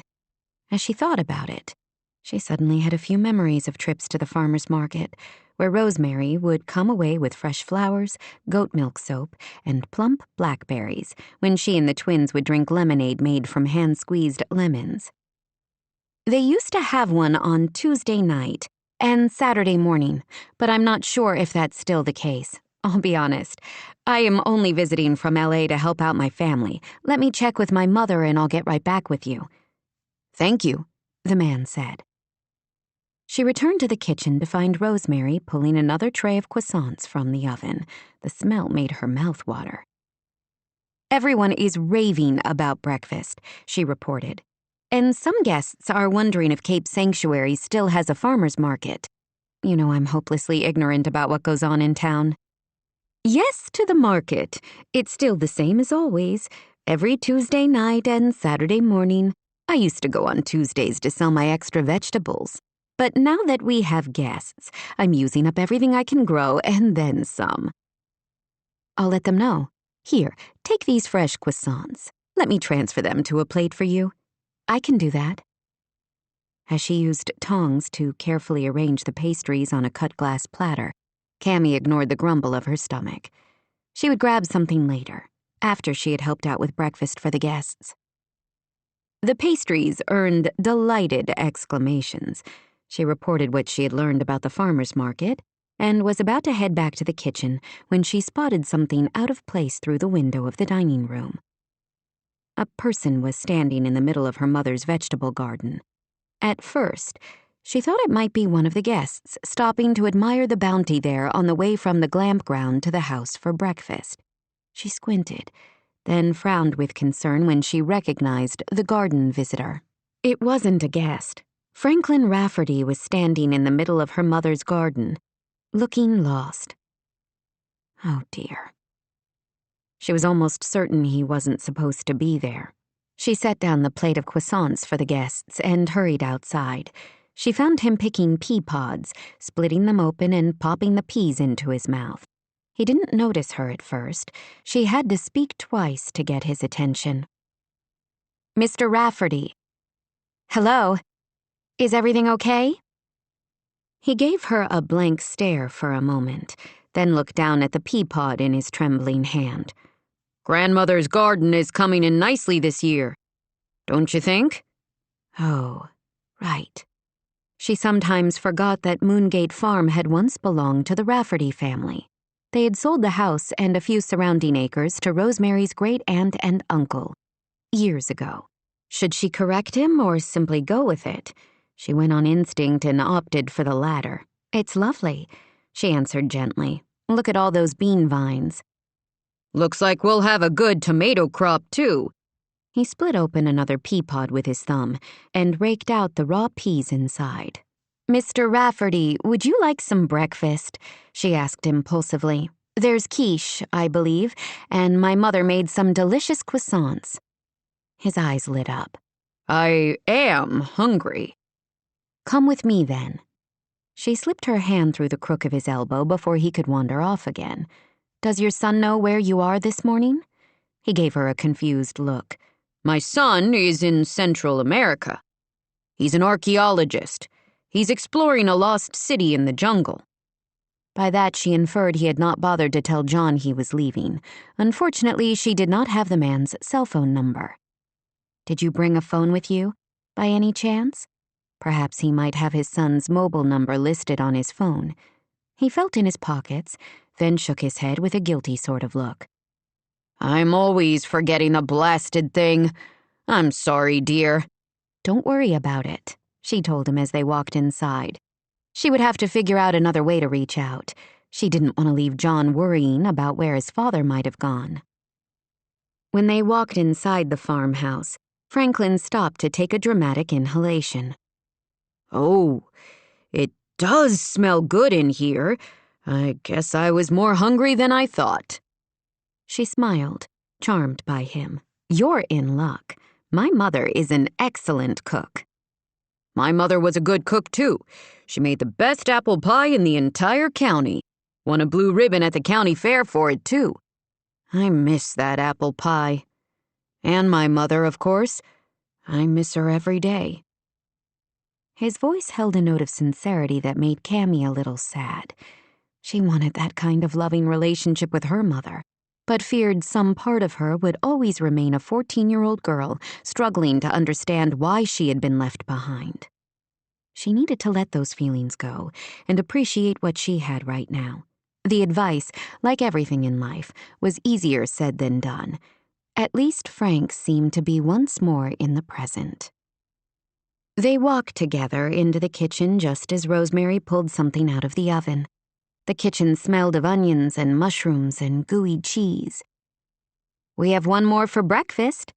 Would you happen to have enough for Mr. Rafferty? Her mother looked up after lowering the casserole dish to a cooling rack. Franklin, I wondered when you were going to stop by again. It's great to see you. Sit down, sit down. Cammy, can you grab our friend some coffee? He takes it black with 2 sugars. I'd like the real stuff, but all you ever have is that organic crap. Which is much better for you, Rosemary retorted. We have quiche and croissants today. Or I can fix your usual scrambled eggs and toast. Quiche sounds good, if you've got any to spare, Rosie. Coming right up. While Cammy poured him coffee, her mother bustled away to cut a section from the dish she had just removed from the oven, chatting away to their neighbor. The affection between them was unmistakable. Does he drop by often for breakfast? She asked Rosemary in a low voice while Franklin inhaled the quiche. Her mother shrugged. 2 or 3 times a week. I feed him and then take him home when breakfast is over. I think he's lonely up at that house by himself. Now that his son is home, I didn't really expect to see him much. I'm glad I was wrong. That reminded her. Cammy needed to figure out how to reach John in case he was worrying about his father. Is there a landline at Rose Creek? Franklin didn't bring a cell phone with him, and I need to let John know where to find him. Good idea. Yes, the number is on the bulletin board next to the desk right there. Rosemary pointed to a small organizational area of the kitchen where a laptop rested among bills, correspondence, and an earthenware jar containing pencils and pens of every size and color. She found Franklin's name along with 2 phone numbers. She dialed the one listed under Home, which rang 6 times before going to voicemail. She had worse luck with his cell number, which didn't even ring before going to voicemail, indicating his phone was likely switched off. Cammy sighed. She was going to have to go searching for John. She couldn't leave him to worry about his father. "Mom, are you okay for a minute? I should go try to find Franklin's son, in case he's out looking for him." "Good idea. Don't worry about me. I'm perfectly fine. I handle breakfast by myself most mornings, and Vi should be up soon. Both of you were sleepyheads today." "That's because the beds are too damn comfortable." Rosemary smiled, clearly delighted. "Take the golf cart to find John. You can cover more ground. The key is over there." If she could figure out a way to avoid it, she would. Right now, she couldn't see another choice. She grabbed the key off the rack and headed outside, where the golf carts were parked between the house and the barn. She found the one that said "Office" across the front. Soon, she was driving up the wide trail between the two properties. When she crested the hill where the trail forked, with one side going to the campground and the other to the Rafferty land, she saw a man standing on a large rock that gave a better vantage point, sweeping the terrain with what appeared to be a pair of high-powered binoculars. When he spotted her, he jumped down and hurried over, his eyes anxious. He smelled delicious, she couldn't help noticing, of cedar and pine and sexy male. "Have you seen my father? He was still in bed, so I took the chance to jump in the shower. I was only in there 10 minutes, but by the time I came out, he was gone." Cammy didn't want to think about John Rafferty in any kind of shower. She especially didn't want to think about wet hair or glossy, taut skin glistening with water droplets. "He's fine. He's sitting in my mother's kitchen right now, eating breakfast." His features softened with relief. "He can't just wander off like that. I worried he might have fallen over the cliffs into the water. I found him in my mom's garden, munching on peas. No harm done. Except to my nerves." His worry over his father touched a chord deep inside her, especially given what she had heard about their tumultuous relationship. She didn't want to think that John Rafferty might be softer than first impressions would indicate. "Hop in. I'll give you a ride back to the house. If you haven't eaten, you can grab a bite. I'm sure my mom has fixed enough food to feed the entire Coast Guard." He looked surprised at the offer, but quickly hid it. "Thank you," he answered, walking around the golf cart and climbing in to sit beside her. Immediately, the small space seemed to shrink. Even with the open sides, she suddenly felt surrounded by him. She ignored the odd reaction and drove a little farther on the trail until it widened enough that she could turn the cart around. "I should probably warn you this is my first time driving one of these," she said as one of the front tires went over a rock, jostling him toward her. "Duly noted. Good thing there are no doors and windows. I can always jump clear if you run into trouble." "Yes, by all means. Save yourself." To her astonishment, he almost smiled, the first time she had seen any hint of levity on his features. The effect was as startling as if he had shoved her out of the golf cart and taken the wheel himself. His features lightened and he seemed younger and far more approachable. She felt a quiver deep inside that she fiercely tried to pretend didn't exist. "You know you can get alarms on the doors and windows of your house, so you can be alerted if he leaves, right?" She wasn't familiar personally with that sort of thing, though she had a close friend from law school whose mother suffered from early dementia. Cammy saw Bryn a few times a year for lunch to catch up.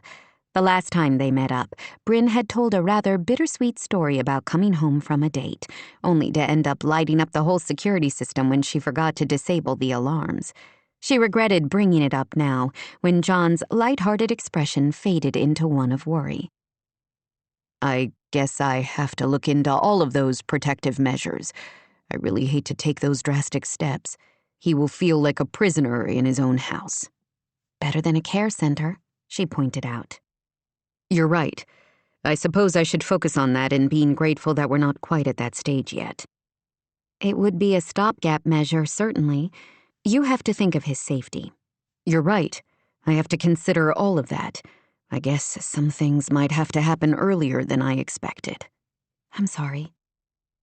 Despite the fact that they were technically adversaries now, at least when it came to Wild Heart's luxury camping, she couldn't help feeling sorry for John.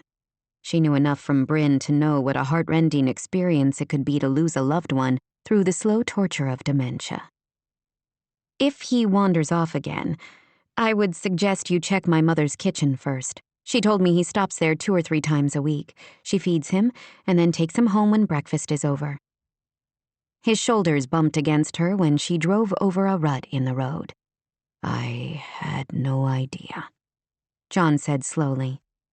He hasn't mentioned it. That's very kind of her. My mother likes to feed weary wanderers. She considers it her mission in life to heal Mother Earth and all her children. She could sense his gaze on her as she navigated the trail. What did he see? I take it you don't share her philosophy. I'm an attorney. A little too prosaic to think healing crystals and chamomile tea will cure whatever is going wrong in my life. Again, she had the impression he wanted to smile. What's going wrong in your life, Ms. Porter? Besides this completely inappropriate attraction to a man who seemed to hit all her buttons, wasn't that enough? Absolutely nothing, she lied. Aren't we all living the dream here in Cape Sanctuary? Is that what we're doing? He answered wryly. She wanted to dislike him, but he wasn't making that easy. Their arrival at the house spared her from having to come up with a response. 11. John. By the time Cammie Porter pulled the golf cart up to her mother's farmhouse, John's heart had almost stopped racing with anxiety over his father. He had been certain Franklin had met some dire fate, that he had either fallen to his death or had gone for a swim and been pulled out to sea, which, sadly, had been the fate of Cammie's sister, he remembered. Moongate Farm was not what he'd expected. The way Cammie talked about her mother, he would have expected some kind of New Age paradise with sundials and rainbow wind chimes. Instead, the house was well kept and orderly, the gardens thick with bright flowers and lush vegetables. A big stone patio with seating for probably 20 or more was ringed by hanging baskets and plants spilling from containers. It was an appealing spot on a summer morning. His family had a long connection to Moongate Farm, though back in the day when his great-great-grandfather ran cattle here, it had been called simply the Double R. The large 2-story farmhouse had been built by his ancestors. Years later, his grandfather, who was an attorney like Franklin and created a fortune in real estate, had built Rose Creek on what he considered a better spot. Moongate Farm was protected on all sides by the terrain. The wind didn't blow here, unlike at Rose Creek, which had been built to take in the magnificent views up and down the coast. He couldn't remember the last time he had stepped foot on the farm, though of course he had always been aware of his family's connection. As he walked across the patio to the back door of the house, he had the oddest sensation of calm. A few places he had visited in his life had instantly called to him. The Caño Cristales River in Colombia, the Temple of the Great Jaguar in Tikal. Oddly, he realized he could now add Moongate Farm to that list. I haven't been here for years, he murmured. Your mom has definitely made some improvements. Yes, she loves this place. Cammie seemed strangely ambivalent about the house. You don't? I don't have the same connection as my mother and sisters. It was never my home, just a place where I visited them. You didn't live here with your mother?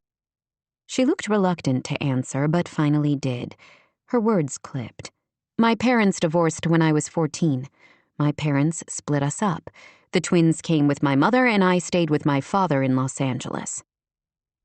He didn't have any siblings, but he couldn't imagine how tough it must have been to be separated from her mother and sisters. How long since you've been back to Cape Sanctuary? She asked him. He sensed she hadn't wanted to tell him about her parents' divorce, any more than he wanted to tell her about the rift with his father. 3 years. My father and I haven't been close. That's a polite way to put it. We had a falling out. Both of us said angry words to each other. I swore I wouldn't come back. He told me he no longer had a son, yada, yada, yada. The pain of it suddenly felt as raw and difficult as those first few weeks after he had left. He waited for her to press him about it, yet she only nodded. Yet here you are, in time to stop the opportunistic neighbors from taking advantage of your father in his vulnerable condition. He could feel a muscle tighten in his jaw and tried to relax it. I didn't know about my father's condition. If I had, I would have come home much sooner. He knew he would be living with that guilt for a long time. His father might have been the one to push him away, but John could have pushed back and returned earlier. You're here now, when he needs you, Cammy said. That's the important thing. Why did he find so much comfort from her words? He hadn't even known this woman a few days ago. She had come looking for him when she had no obligation to do it. He wouldn't have blamed her for letting him stress all morning, especially after the way they had left things the day before regarding the campground lease. Thank you for coming to find me. I might have been searching for him all day. She smiled, and he wanted to drink it in like Quetzalteca. He liked her. Against his better judgment, he was drawn to Cammy Porter.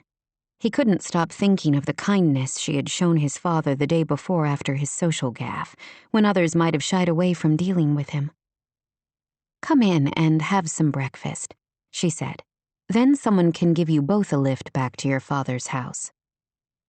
He had no intention of eating at the house. His plan was simply to go inside and retrieve his father so they could go back to Rose Creek. When he walked into the kitchen, however, it was obvious Rosemary Porter had other ideas. She beamed. John Rafferty, look at you, all grown up. And so handsome. She hugged him, smelling of lemon and mint. Though she had always been kind to him, he wouldn't have expected this kind of reception, not when he so strenuously objected to her developing a luxury campground on Rafferty family land. Johnny, his father stared at him. What are you doing here? I thought you were in Central America? He had spent the past 48 hours with the man, but apparently that hadn't made an impression. I was. I came home, remember? What did you do to your arm? Rosemary asked. Is it broken? Machete, Cammy answered before he could. Machete? Oh, my word. Dumb mistake on my part. I had an injury that became infected and required surgery to clean it out and repair some of the tendons and ligaments. It's on the mend. I probably don't need the sling, but I don't want to tear open my stitches right now. I have some salve you should use. It works wonders on cuts. He wasn't sure a homemade salve would be quite the thing for a 6-inch machete slice that went almost to the bone. But he wasn't about to argue with her. Thank you. First, sit down and have some breakfast. Cammy, fetch Franklin's son a coffee. He wanted to tell her he was fine and didn't need coffee or breakfast, but the whole kitchen smelled heavenly, and he was suddenly famished. When his father pointed to a chair around the big oak table, John finally gave in, feeling more than a little bemused. He couldn't remember the last home-cooked breakfast he'd had. Breakfast at the dig site was usually fruit and maybe an empanada. Cammy brought him a cup of coffee and slid over some cream and sugar. At the same time, her mother placed a plate overflowing with croissants and a healthy triangle of quiche. Make sure you have some of my huckleberry jam on your croissant, his father ordered. Your jam? He asked. I didn't make the jam, but I did pick some of the huckleberries myself last summer. Rosie took me to all her favorite patches in the mountains east of here. We spent a nice day, didn't we? To John's shock, Rosemary beamed at his father. We certainly did, and every time I open another jar, I think of how hard you worked. Not as hard as when you and Lily helped me clean up after that tree blew down on the garden shed in January. You know we were happy to help you. When are we going after huckleberries again? They won't be on for a few more weeks, but I'll be sure to give you a call. The interchange left him disoriented. He had assumed the worst of Rosemary Porter and her daughter Lily. He thought they had taken advantage of his father. Right now, though, they sounded like friends of long standing. Perhaps he needed to reassess his perceptions. He was listening to Rosemary and his father talk about other trips they had taken together into the mountains near Cape Sanctuary when the door opened and a woman walked in. She was tall and slender, with blonde hair and lovely features, but she also had an indefinable air of sadness about her. She stopped and smiled at John's father. Mr. Rafferty, hi, how are you? Franklin's face lit up. Hello, my dear Lily. I haven't seen you in forever. Why haven't you been by to visit? I miss our poker games. The woman seemed to freeze for an instant, and he saw Cammy give her arm a comforting squeeze. I'm not Lily, she said quietly. She was my twin sister. I'm Violet. Franklin looked astonished. Are you? My word, you are the spitting image. So I hear. She had lost a twin sister. That must be terribly difficult for her. Do you remember Frank's son, John? Rosemary asked. It was clear she wanted to change the subject away from her deceased daughter. They had all suffered a difficult loss. He knew what that was like. He still felt vaguely nauseated when he thought of his mother, and that had been nearly 20 years ago. Violet's smile returned, though it appeared somewhat forced. Of course. The adventuring archaeologist returns. Hello? Hi. Those croissants smell delicious. Can I have one? She asked. Of course. Rosemary pulled a delicate plate out of the cupboard, plopped one of her flaky croissants on it, and handed it to her daughter with a flourish. The sisters weren't at all alike, he couldn't help but notice. Violet was cool, elegant almost, while Cammy was small, dark-haired, curvy. Gorgeous. He couldn't afford to indulge this unwanted attraction. He had too much to do here. What brings the Rafferty men to call today? Violet asked. Breakfast for me, Franklin said, taking another bite. He inclined his head toward John. I don't know why he's here. Checking on you. That's all. If you're going to leave the house, you really need to let me know. At the least, you should take your cell phone with you. I thought I had it. Franklin patted his pockets, brow wrinkled with concern. I guess I must have forgotten it again. I'll remember next time. Tell me when you want to make a visit. I'll come with you, John said. Franklin didn't look thrilled at that offer, but said nothing. Thank you for breakfast, John said after an awkward moment. It was delicious, but we should probably get out of your hair. No need to rush off, Rosemary said. You heard her. Franklin took a long, slow sip of what looked like orange juice. We don't need to rush off. John needed to. Despite that initial feeling of peace, he now felt uncomfortable in this warm, cheerful kitchen that smelled delicious of huckleberries and croissants and women. He hadn't been with a woman in a long time, since before heading into the jungle for the dig. Available women were few and far between on a remote archaeological expedition. He certainly couldn't indulge in something with a graduate student or the interns who flock to an important discovery like Tikal. Maybe that's what left him feeling edgy and almost painfully aware of Cammy Porter. We really do have to go. Mrs. Porter has been kind enough to feed us, but we have things to do today, including an appointment with Robert Layton, who would be helping him pursue legal and medical power of attorney for his father. Before you leave, would you like to see the campground up close? Rosemary asked quickly. You can even go in one of the tents if you'd like. The guests in the Jewel Flower tent checked out early this morning, and the new ones won't be here until late this evening. I would love you to see what we're doing there, so you can see firsthand how environmentally conscious we are trying to be." As persuasive tactics went, it was as transparent as a newly washed window. Rosemary wanted to convince him to honor the verbal lease agreement for Wild Hearts. John wasn't about to do that. He might have been weak enough to give them a grace period of a few months, but he wasn't willing to bend more than that. "We have appointments today," he said. He didn't count on his father's obstinacy. "I want you to see one of the tents," he said. "Camellia can drive you there before she takes you home. It's on the way." Cammy raised an eyebrow at her mother's suggestion, phrased more like a command. "We can walk," John said quickly. "It isn't far." He wasn't sure he wanted to be in such close proximity to her. "I can give you a ride. I'm an expert now at the golf cart."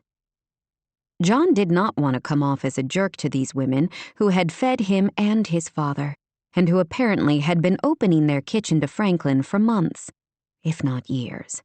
Backed into a corner, he finally nodded. "Sure, a quick trip should work." "I call shotgun," his father said quickly, as if they were teenagers heading out for a joyride. That would at least solve the issue of proximity. John climbed into the back seat. Once his father was settled, Cammy drove up the trail that led to the Rose Creek headland. He didn't know what he was expecting. It wasn't the small collection of canvas tents, each nestled in a stand of trees. She parked the cart in front of a tent that was very similar to the one he had lived in for the past 6 months in Guatemala. Funny. He hadn't felt like he had been glamping when they had spiders as big as dinner plates in the tent and snakes slithering on the roofs. He counted 10 tents, each on a wooden base that served as a deck of sorts. John was certainly no expert on luxury camping. He spent plenty of time living outdoors, but in fairly primitive conditions. Still, he could see how some people would find this appealing, especially with the stunning ocean views from up here.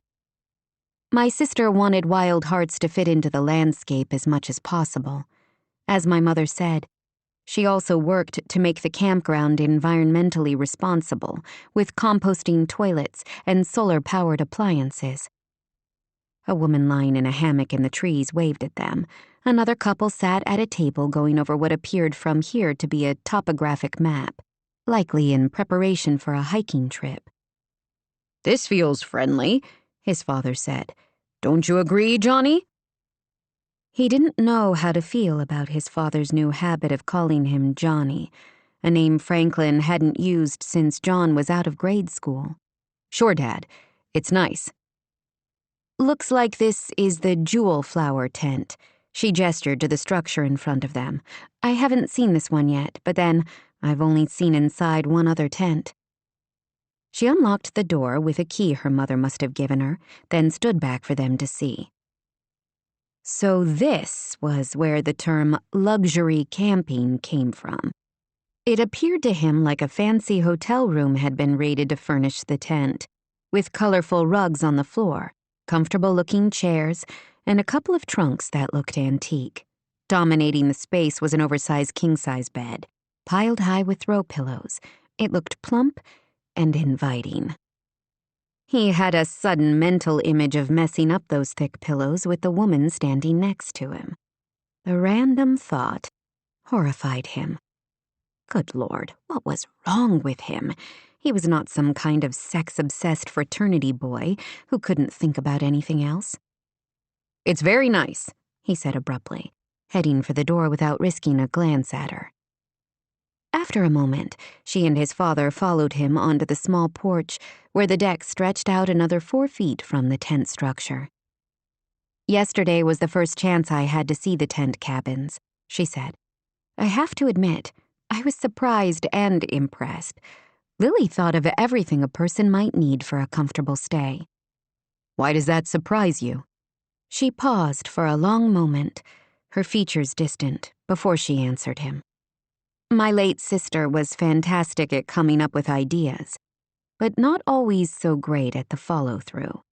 When she told me this grand idea a few months before she died, I thought this would be another of Lily's wild starts. I'm glad to see I was wrong in this case. She sent him a sideways look.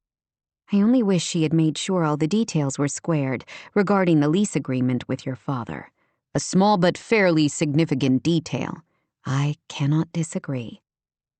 Her wry tone almost made him smile again. He liked this woman far more than he should. It does seem like a comfortable escape, he said. The view certainly doesn't hurt. This time he was the one who could not disagree. The bluff jutting out into the Pacific had always been one of his favorite places on his family's property, which might explain some of his instinctive opposition to someone else using it. Thank you for indulging my mother and coming to take a look, Cammy said. She's very proud of what she and Lily created here, as you can probably tell, and I get the impression she likes to show it off. I imagine she's also hoping that once I take a look at it, I'll change my mind and extend the lease to next year and beyond. Her laugh rippled through him. You can't blame her for trying. Can you? I won't change my mind, he said firmly. I never thought you would. The drive back to his father's house passed swiftly. He was aware of her the entire way while his father kept up a running conversation, telling Cammy about a case he had argued in front of a superior court. Franklin seemed eloquent enough, but when Cammy would ask him a question about the case, he would only gaze at her with a confused look before taking the conversation toward an entirely different aspect of the case. In only a few moments, Cammy delivered them to the massive front doors of Rose Creek. Here you go. Franklin jumped out. Goodbye, then, he said, already on his way into the house. John climbed out more slowly. Thank you again for feeding him this morning. I'll try to figure out some alarms on the doors or something, but it may take me a few days. Let me know if he stops by again. I expect my mother would say he's welcome for breakfast any time. You as well. John did not think he would be popping by Moongate Farm again soon for breakfast. We should probably exchange numbers, just in case he wanders down to Moongate Farm again. Good idea, she said. Tell me your number and I'll text you. Then you'll have my info. He gave it to her and she texted a simple message with only her name. It seemed oddly intimate to have her as a contact on his phone. Got it. I'll be sure to let you know if we see your dad out and about. He nodded, suddenly reluctant to say goodbye to her. What the hell was wrong with him? I'm meeting with my father's former partner this afternoon to start the guardianship process. I've asked him to work up a temporary lease agreement as well. I'll try to have it ready by the end of the week for your mother to sign. Sounds good. You know how to reach me now? He nodded and watched her drive back on the path until she was out of sight in the trees. 12. Violet. A morning spent going over the accounts for Wild Hearts left her with gritty eyes and a slight tension headache, but at least the bills were all paid for the month. Finished already? Rosemary looked startled when Violet walked into the kitchen. That job usually takes me the better part of the day. It wasn't so bad. I like working with numbers. That's because you're good at focusing on details, while I tend to go off on tangents like a hamster on crack. Her mother smiled as she pulled a tray of thick, chewy oatmeal raisin cookies out of the oven. Thank you so much for doing that. Why don't you take a break this afternoon and go do something fun with Cammy? Go shopping or catch a movie? Vi and her sister didn't have the sort of relationship for casual outings. Not yet, anyway. She planned to work on that. Are you sure you don't need my help with anything else? She was coming to learn there was always some task to finish when it came to campground administration, whether organizing the recreation schedule, or taking reservations, or purchasing the brand of paper products that fit the company's environmental focus. Rosemary shook her head as she slid another tray of cookies into the oven. I don't have anything to do myself. As soon as these cookies are done, I'm going to put my feet up for a half hour on the porch swing and read a book. It looks like a lovely day. You should enjoy the sunshine while we have it. She did have somewhere she needed to visit. She had been here several days and had yet to go to the cemetery. "If you're sure, I think I will take a few hours off." "Take that dog with you. He could use a walk," Rosemary said, gesturing to Lily's cross little schnoodle. Violet gave Baxter a baleful look and earned a snarl in return. "Yeah, I don't like you either," she muttered. Still, when she reached for the leash, the dog thumped its tail against the leg of one of the kitchen chairs.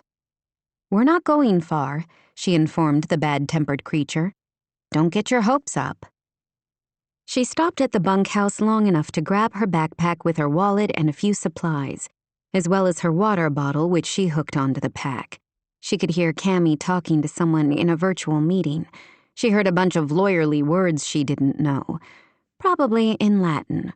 Cammy sounded firm, decisive, in complete control of the conversation. Baxter seemed to perk up when he heard Cammy's voice, straining a little against the leash, in contrast to how he treated Violet. Baxter adored Cammy, which seemed to baffle her sister as much as it did everyone else. She thought about waiting until Cammy might be free to go with her, then discarded the idea. This wasn't for anyone else, only for her. "Come on, Bax." The dog followed her, though gave a backward look of longing toward Cammy's voice that did nothing for Violet's ego. She stopped to pick a handful of her mother's peonies and lavender, creating a richly scented bouquet she knew Lily would have loved. The day was gorgeous, with high streaky clouds reaching across the azure sky. The ocean stretched out to the horizon, vast and undulating. Vi never tired of that view. She had a picture of the ocean in her classroom, and on the days when it felt like every single one of her students had the zoomies, her word for days when nobody seemed able to settle down and their restlessness fed off each other, she would focus on that picture and transport herself here to her mother and Lily. Home. Tears burned, but she fought them down. The day was too lovely for tears. By the time she traveled the half-mile to the Cape Sanctuary Cemetery, Violet had worked out most of the kinks in her back and neck from hunching over the desk paying bills. The cemetery was on a hillside overlooking downtown. It was shady and cool, covered in coastal pine and Douglas fir.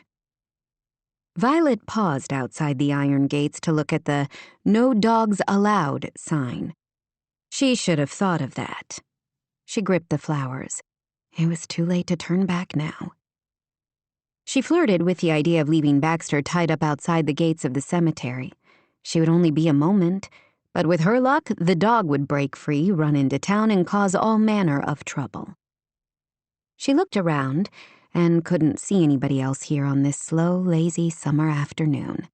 What would be the harm in taking him to visit his beloved mistress, as long as she carried him in, so he wasn't disrespectful enough to strut through and pee on all the gravestones? Without giving herself time to change her mind, Violet scooped him up and hurried through the gates, expecting any moment for the cemetery caretaker to come bursting out from behind a headstone, yelling at her for breaking the rules. Rule-breaking had always been Lily's job. Violet was the twin who towed the line, always trying to do the right thing. Where had that gotten her? She was nearly 30 with no social life to speak of, and she had just lost her sister and best friend. Following the rules wasn't working out so well for her. Maybe it was time she started breaking a few once in a while. Chin high, she carried Baxter through the rows toward Lily's marker.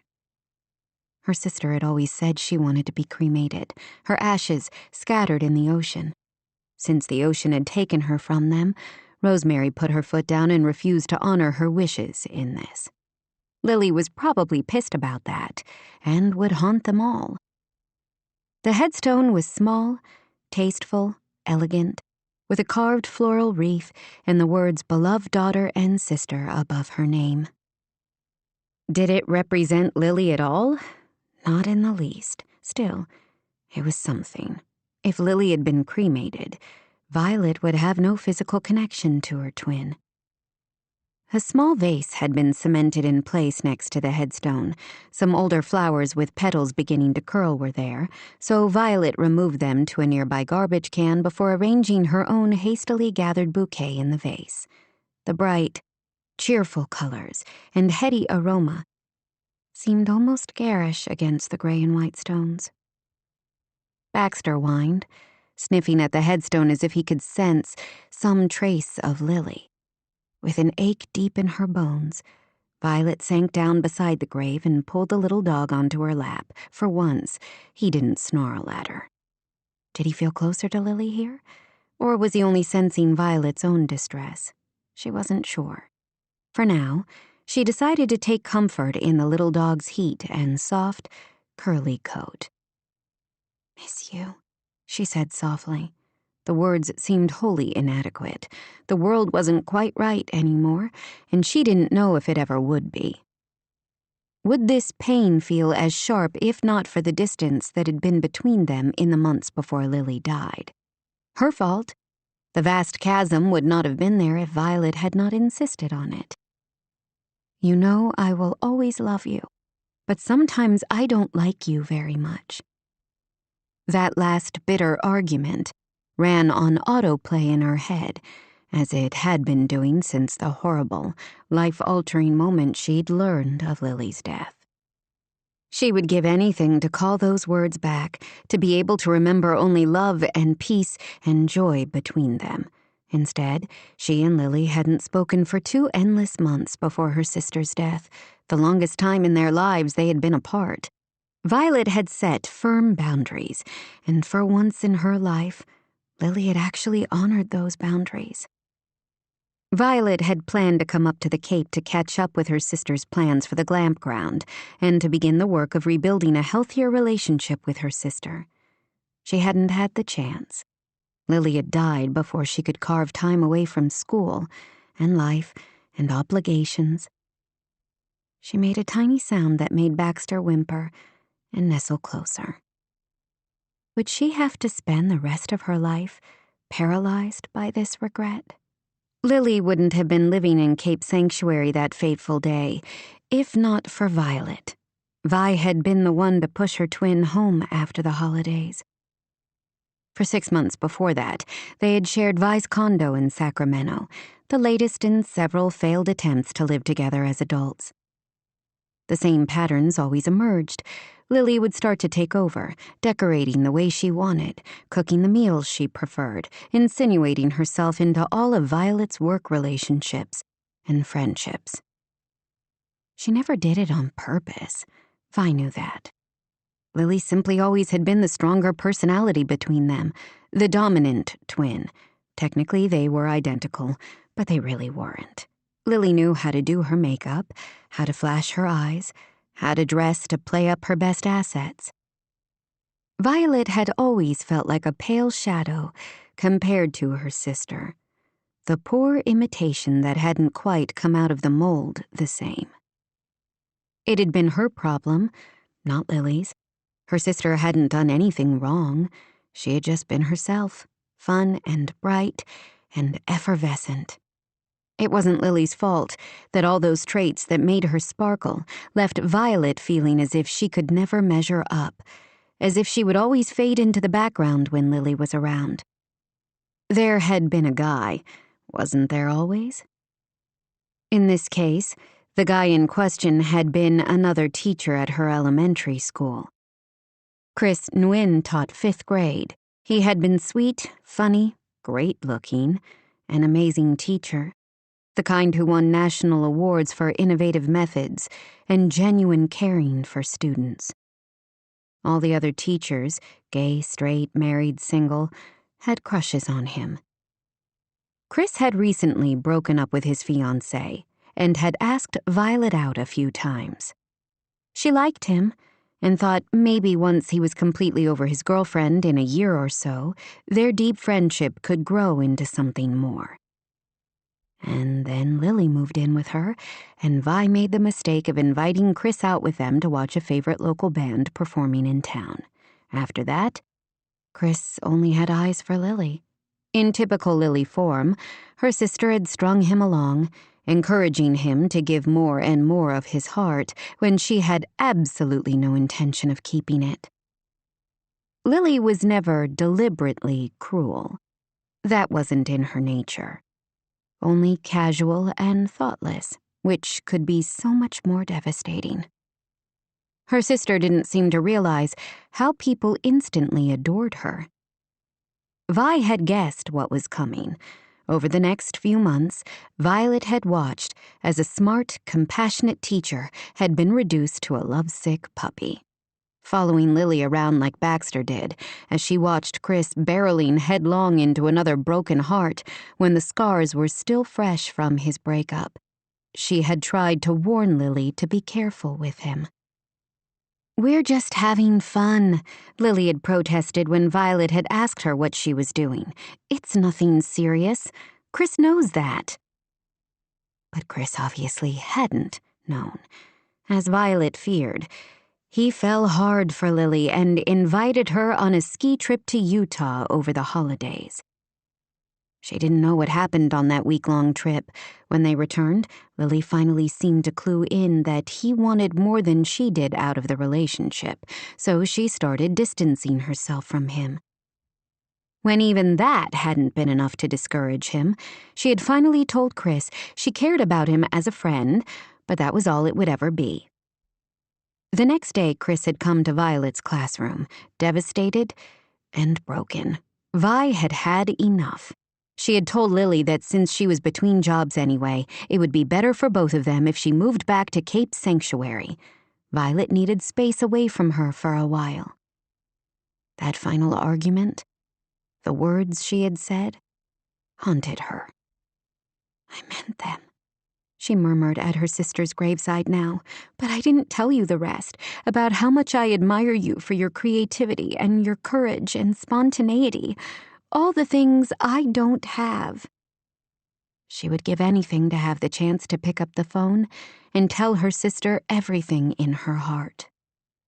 She wiped away a tear and was shocked and more than a little freaked out when Baxter, her canine nemesis, angled his head and licked the tear off her cheek.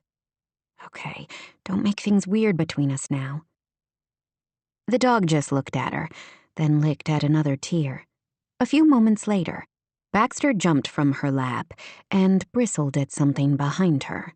Afraid the cemetery sexton had caught her, Violet looked over her shoulder, peering through a bush toward the pathway. Two figures walked toward her, one large and one smaller. Violet couldn't mistake that walk, though the pair were still some distance away. Alex Mendoza and his daughter were heading toward the grave, with Ariana carrying a bouquet of flowers. She didn't want to talk to Alex or Ariana. Violet wanted to jump up and hide somewhere, maybe behind that large statue of an angel with outstretched wings and a vacant expression. Yeah, it gave her the creeps, but it was better than the alternative.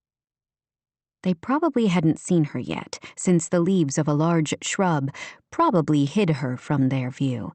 But she had nowhere to run except past them toward the gates. She was trapped. Not to mention she had a small dog on a leash who wasn't supposed to be here. Baxter had stubby little legs and probably wouldn't be able to keep up with her.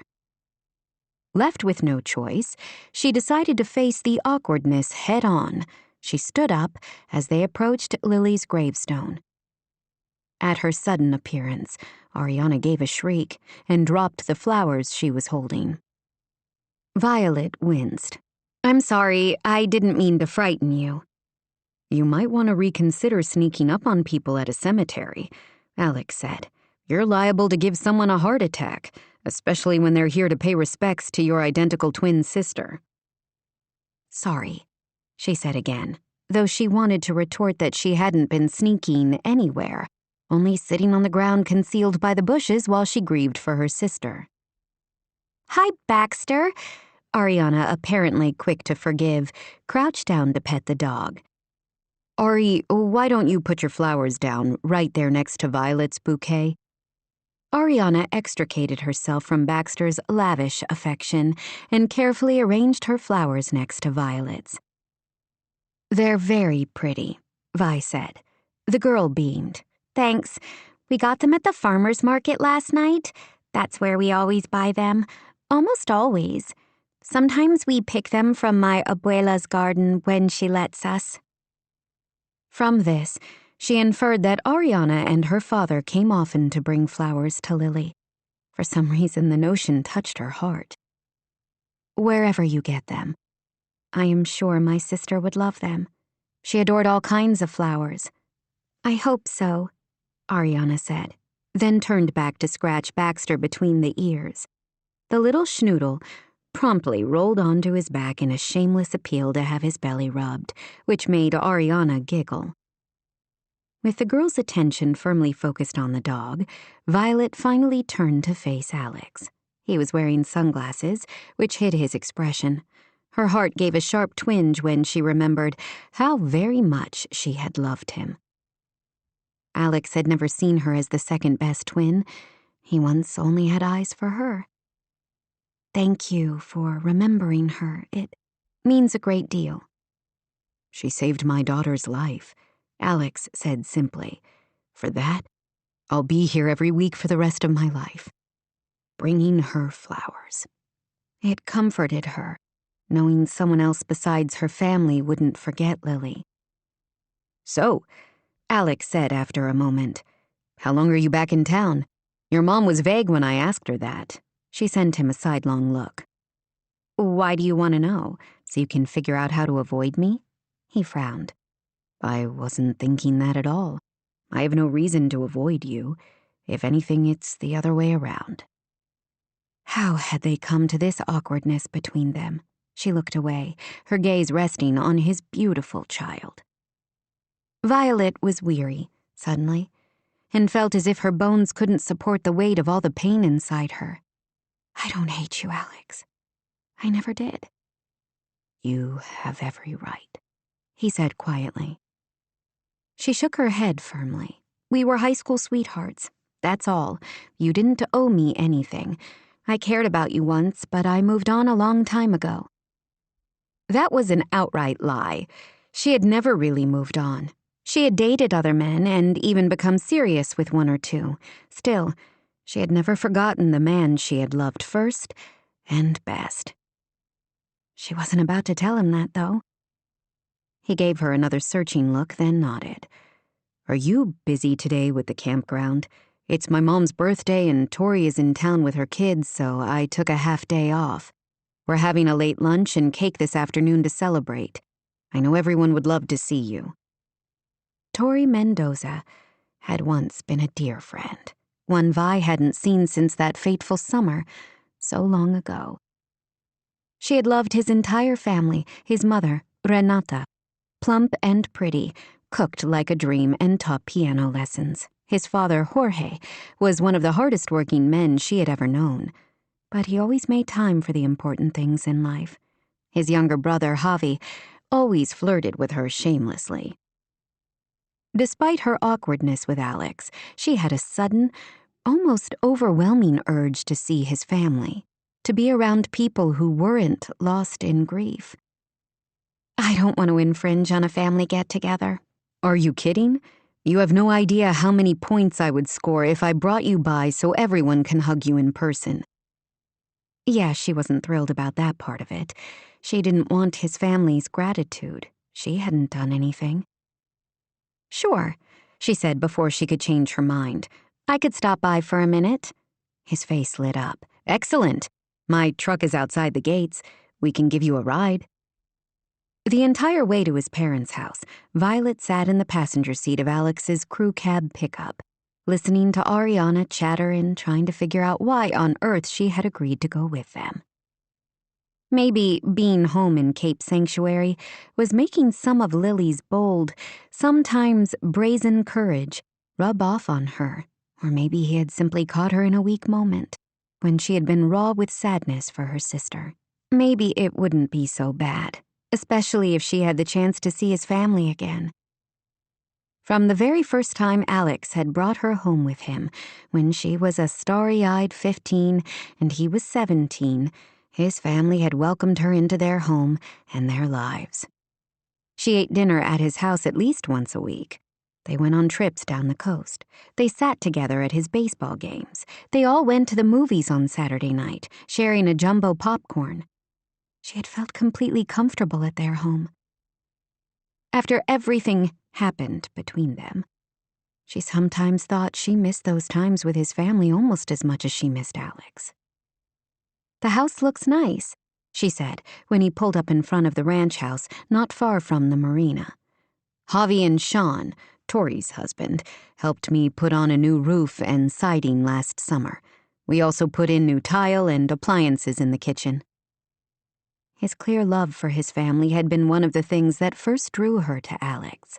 That, and his dark eyes, broad shoulders, sexy smile, and 100 other appealing details. She frowned at herself. That was a long time ago. She had no business noticing any of those things now. When they walked inside, memories poured over her. The scents were the same, fabric softener mixed with vanilla potpourri and roasted tomatoes. "Hey, Mamacita," he called. "We're here." "I'm in the kitchen," Renata called back, her voice so dearly familiar, Violet almost wept again. "Do you have room for one more at dinner?" Alex asked as he led the way. "Always," Renata answered, her back to them as she stirred something on the stove.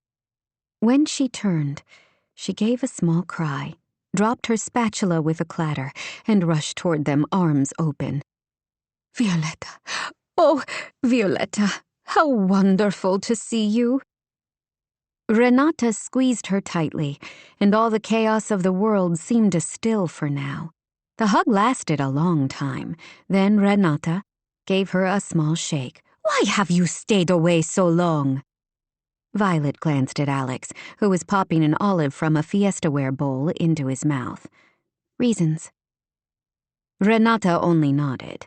"You're here now. That's the important thing. Let me look at you." She held her away from her with a tender look. "You're too thin. And your eyes are sad, mija. You're missing your sister, aren't you?" She nodded, feeling that constant lump rise again. "Tori will be happy to see you. She's gone to the store, but will be right back." "Where's Emily?" Ariana asked. "Out in the backyard with her brother." "Can I take Baxter out to play?" Ariana asked Violet. The dog was acting suspiciously good-natured, giving her no real reason to refuse. "Sure." "Now," Renata spoke as soon as Ariana and the dog had left, her voice firm with no room for arguments. "Sit down and tell me what you've been up to since I saw you last." She had to laugh. How could she encapsulate a decade in a few moments? Where should I start? "How about your school? Alex tells me you're a teacher now. What do you teach?" She gave Alex a sidelong look, wondering why he might have had a conversation with his mother about her. "I teach special education at an elementary school in Sacramento." Renata beamed, giving her a look brimming with pride. "Do you? How wonderful. Any boyfriend? Husband? Significant other?" "Mom," Alex said, his tone exasperated. "She came for dinner, not an interrogation." "What? I haven't seen her in years. It's a natural question." Violet could feel herself flush, but forced a laugh. None of the above, at least not at the current time. Distraction always worked with her students, so she decided to try the same tack now. "How can I help you with dinner? Happy birthday, by the way. I can't believe your family is making you cook on your birthday." "Making her? You want to be the one to try stopping her?" Alex asked, his voice dry. "We all suggested going out to dinner, but she said cooking a big meal was the only way she wanted to celebrate." That tracked. Renata was always happiest when she was taking care of someone else. She and Rosemary were similar nurturers. "What are you making?" "It smells delicious." Renata gave her a look that told Violet she knew exactly what she was doing, but was going to indulge her anyway. "I'm making tamales." You always liked those, if I recall. I did. She hadn't been able to eat tamales in a decade, since it reminded her so much of him and his family and the life he had created without her. How perfect that I decided to make them when I didn't even know you were coming.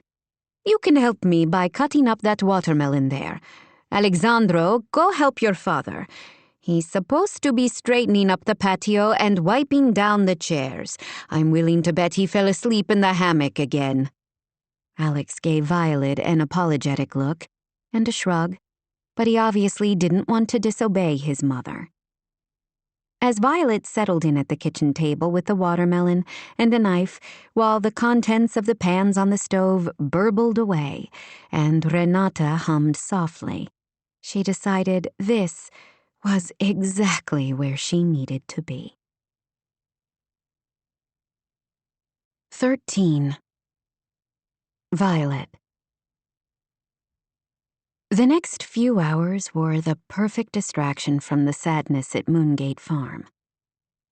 They ate on the patio of the house, surrounded by blooming gardens with the Pacific in the distance and the dying sun sending long shadows through the trees. His family was warm, noisy, welcoming. Tori had squealed with delight to see her. While they were connected on social media, it was great to see her in person and catch up. Like they had simply resumed a conversation that had been interrupted by life and circumstances. His father, Jorge, had wrapped her in a big bear hug and actually shed a tear or two, which made her cry too. She loved her own father, but couldn't imagine Ted crying with happiness over renewing an acquaintance. Alex's younger brother, Javi, 5 years younger than Violet, buff and sexy now, flirted with her shamelessly as he always had, which amused her to no end, especially because it seemed to annoy Alex. The children, Ariana plus her cousins Emily and Matt, all clamored to sit by Violet at dinner out on the patio. Still, she knew it was a mistake to spend more time with the Mendoza family when her feelings for the oldest son were still so conflicted, even after all these years. Like eating too many tamales, which she had also done, she knew she would pay the price for the evening in more ways than one. "Thank you for dinner," she said after enjoying a small slice of a gorgeous birthday cake Tori had produced. "It was really great to see you all again. And you, mija." Renata gave her another tight hug. "You must come visit us again while you are living here in town." "I'll try." She would, but only if Alex wasn't there. "I'll give you a ride home," Alex said. She shook her head, feeling a little flare of panic. She didn't want to be alone with him. Not necessary. It's a lovely evening and not far to Moongate Farm. I'll enjoy the walk. "Then I'll walk with you." He gave her a look that made it clear that arguing would be a waste of time for both of them. She glowered, but went to where the children were playing so she could grab Baxter. The dog seemed to revel in the attention of the children. He was currently lying in the grass under a willow tree, chewing a tennis ball one of the children had provided. When she reached to hook the leash on his collar, he gave her his usual baleful look, but begrudgingly rose from his belly. "You're leaving already?" Ariana asked with a pout. "Yes, but thank you for inviting me. I enjoyed it very much." The pain in her heart would always be there, but today it seemed almost bearable. "I'm glad you came." To her shock, Alex's daughter reached around her waist and hugged her, much as Renata had done. The spontaneous embrace touched something deep inside her. Violet loved children. She wouldn't have become a teacher if she didn't, especially of students with special needs who could sometimes have challenging behavior and cognitive issues. She didn't remember ever feeling as instinctive a bond with another child as she did with Ariana. She didn't understand it, and wasn't sure she liked it very much. This was Alex's daughter, the child he had with another woman who had always despised Violet. "Can I tell you a secret?" Ariana said quietly before Violet could walk away. She drew in a shaky breath, not sure she had room inside her to hold anyone else's secrets. Of course. Promise you won't tell anyone, okay? Okay, she answered a little apprehensively. Ariana looked around as if to make sure her cousins weren't close enough to overhear. Your sister, Lily, is my guardian angel, she said, her voice low. Your guardian angel? Ariana nodded. I talk to her sometimes, and I think she hears me. The words floored her. She gripped Baxter's leash, not trusting her voice. She suddenly longed for her twin and all the secrets they used to share in the dark. I need space from you, not forever, only for now. Not this. She never meant this much space. I'm glad, she finally said softly. Thank you for telling me. If you want, I can tell her I saw you today and that you're as nice as she is. She gave a watery smile. That would be great. Thank you. Tell her I miss her, and I'm sorry. Baxter seemed subdued as they walked in silence toward Moongate Farm. Are you okay? Alex asked after they turned onto Seaview Road. What did Ariana say to you to put those shadows in your eyes suddenly? She couldn't tell him. She had promised. Nothing, she lied. She's a great kid. Agreed. The very best thing to come out of my marriage. She didn't know how to answer that and focused her attention on Baxter, sniffing at a rock as they walked up the hill to Rosemary's house. I'm sorry things didn't work out with you and Claudia, she finally said. Are you? Do you think I'm the kind of person who would want someone's marriage to fail, especially when a child is involved? You know I'm a child of divorce myself. He was silent for several more steps. Then he stopped and faced her. I hate that I hurt you, Vi. I would say I'd like to go back and change all those decisions I made after you left, but that would mean no Ariana, and I could never wish for that. No, but I am sorry you were hurt in the process. She had carried so much anger inside her all these years toward him, it was easier to believe herself the wronged party than to acknowledge her own role in everything that had happened. He had loved her too. She knew that hadn't been a lie. She had been 18, he 20, when he proposed for the first time when she came home for the holidays after the first semester of her freshman year. She could picture him now, earnest, sincere. I can't, not yet, she had said. She was too young, and not at all ready to settle down. She wanted to finish college first, and she knew Alex couldn't leave Cape Sanctuary. His father had just had the first of what would be 3 serious heart attacks, and Alex had responsibilities here at the boat charter company. They had tried to keep their relationship alive long distance, with phone calls and sporadic visits, but it had been hard from 3 hours apart. Making matters more complicated, Lily had a frenzied social life and frequently wanted Violet to double date with her. You've only ever dated one guy. How will you know he's your soulmate if you never even kiss anyone else? As usual, Lily had been the stronger twin and had persuaded her to go along a few times. Alex had been furious, both at her and at Lily. They had fought fiercely for the first time ever, and she had told him she needed a break, that she wanted to date other people.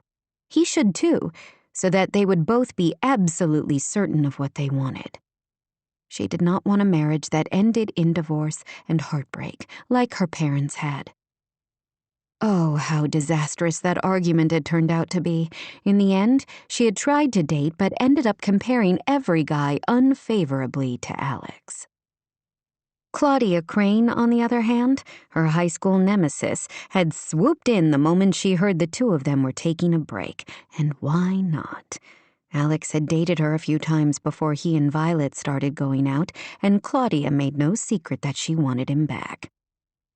3 months later, Claudia was pregnant. The two of them were engaged, and Violet was quite positive her heart would shatter into a million pieces. It hadn't. She had survived and was stronger because of it. The mayor has reached out to me about naming Lily the Citizen of the Year during Summer Sanctuary. She would like RaeAnne to present it personally. What did you say? What else could I say? That it would be an honor. Ari is excited. She and Tori are going shopping this weekend for a new dress. She's only sorry her friend Ella can't be there. Her father was transferred to Japan shortly after everything happened, or else I'm sure she would be. How exciting for Ari. You'll be there, won't you? She didn't want anything to do with the ceremony that would make her more painfully aware of how much she missed her sister. I don't know yet. He was silent the remainder of their way. At Moongate Farm, he walked her up to the door. For some ridiculous reason, her mind filled with the times they had parted here with all the passion of two teenagers who couldn't get enough of each other. Would he still taste like cinnamon certs and mint chapstick? She would never find out. Thanks for walking me home. You made my mother very happy for her birthday. I probably won't need to get her a present for years. It was good to spend time with your family again. Not you, though. She had spent 10 years telling herself she was completely over Alex. How humbling to spend one afternoon in his company and realize she had been fooling herself. I'm glad you're home, Vi. I've missed you. He brushed her cheek with his mouth, and she had to catch her breath at the familiar scent of his skin. Good night, she said curtly, hating herself for her weakness around him. She turned and walked away from him, Baxter's leash twisted around her hand like those memories twisted around her heart. 14. Cammy. She was sitting at the kitchen table of the bunkhouse, answering emails when Violet hurried in, Baxter panting along beside her. The dog immediately went to his water bowl and slurped noisily, then plopped down next to Cammy's feet. Violet went to the refrigerator and poured water into a glass with hands that trembled. Cammy folded her laptop, concern pressing in. Everything okay? You were gone a long time and you didn't take your car. I was going to give you another hour and then go looking for you. I'm sorry, Vi snapped. I didn't know I had a curfew. Cammy's mouth firmed at the sharp tone. Sorry, she said tightly. You're right. None of my business. I was worried about the dog. And you, she thought. She was even more worried now, but she wasn't about to say that to her prickly sister. Everything okay? She couldn't resist asking. Fine. I took a walk to the cemetery and bumped into Alex and RaeAnne. They invited me to Renata and Jorge's place for dinner. It's Renata's birthday. Cammy's gaze sharpened. Ah. No wonder her sister seemed edgy and upset. I'm surprised you went. Violet sipped at her water. Why? I love Renata. She was always wonderful to me. Her son, on the other hand, broke your heart into tiny little pieces. Violet wrapped both hands around her glass. That was a long time ago. 10 years. Another lifetime. She spoke in a dismissive tone that told Cammy she didn't want to talk about her childhood sweetheart, or the betrayal that must still sting, especially when his daughter was living proof. And when that daughter was the reason Lily was gone. It still feels like yesterday to me. You came to LA to stay with Dad for a few weeks that summer. Do you remember? To her surprise, Violet sat across from her at the small kitchen table of the bunkhouse. Yes. For the first few days, I mostly listened to emo and cried. I wanted to do nothing else but lay by the swimming pool and get a tan and forget Alex Mendoza ever existed. Instead, you dragged me out with you and Sterling and some of your law school friends. Cammy had cherished that time when Violet had turned to her for solace. Lily had been overseas, she remembered, doing a modeling assignment for a photographer friend. Cammy knew she was a poor substitute, but she hadn't cared. She and Violet had talked into the night as they worked through all the cartons of Ben & Jerry's Chunky Monkey they could find at the supermarket. She winced at the memory. I'm sorry. Going out with boring law students was probably the last thing you needed at the time. Vi shrugged. You were trying to help. I got it at the time, and I get it even more now. I didn't know what else to do, especially since my heart had never been broken. Violet pressed her lips together. At the time, anyway. And then you and Sterling broke up. Was her heart broken then? She knew it should have been. But by the time her engagement ended, she had known what a disastrous mistake she had almost made. I should have come bearing Chunky Monkey the moment I heard you and Sterling split. I am ashamed to say it never even occurred to me.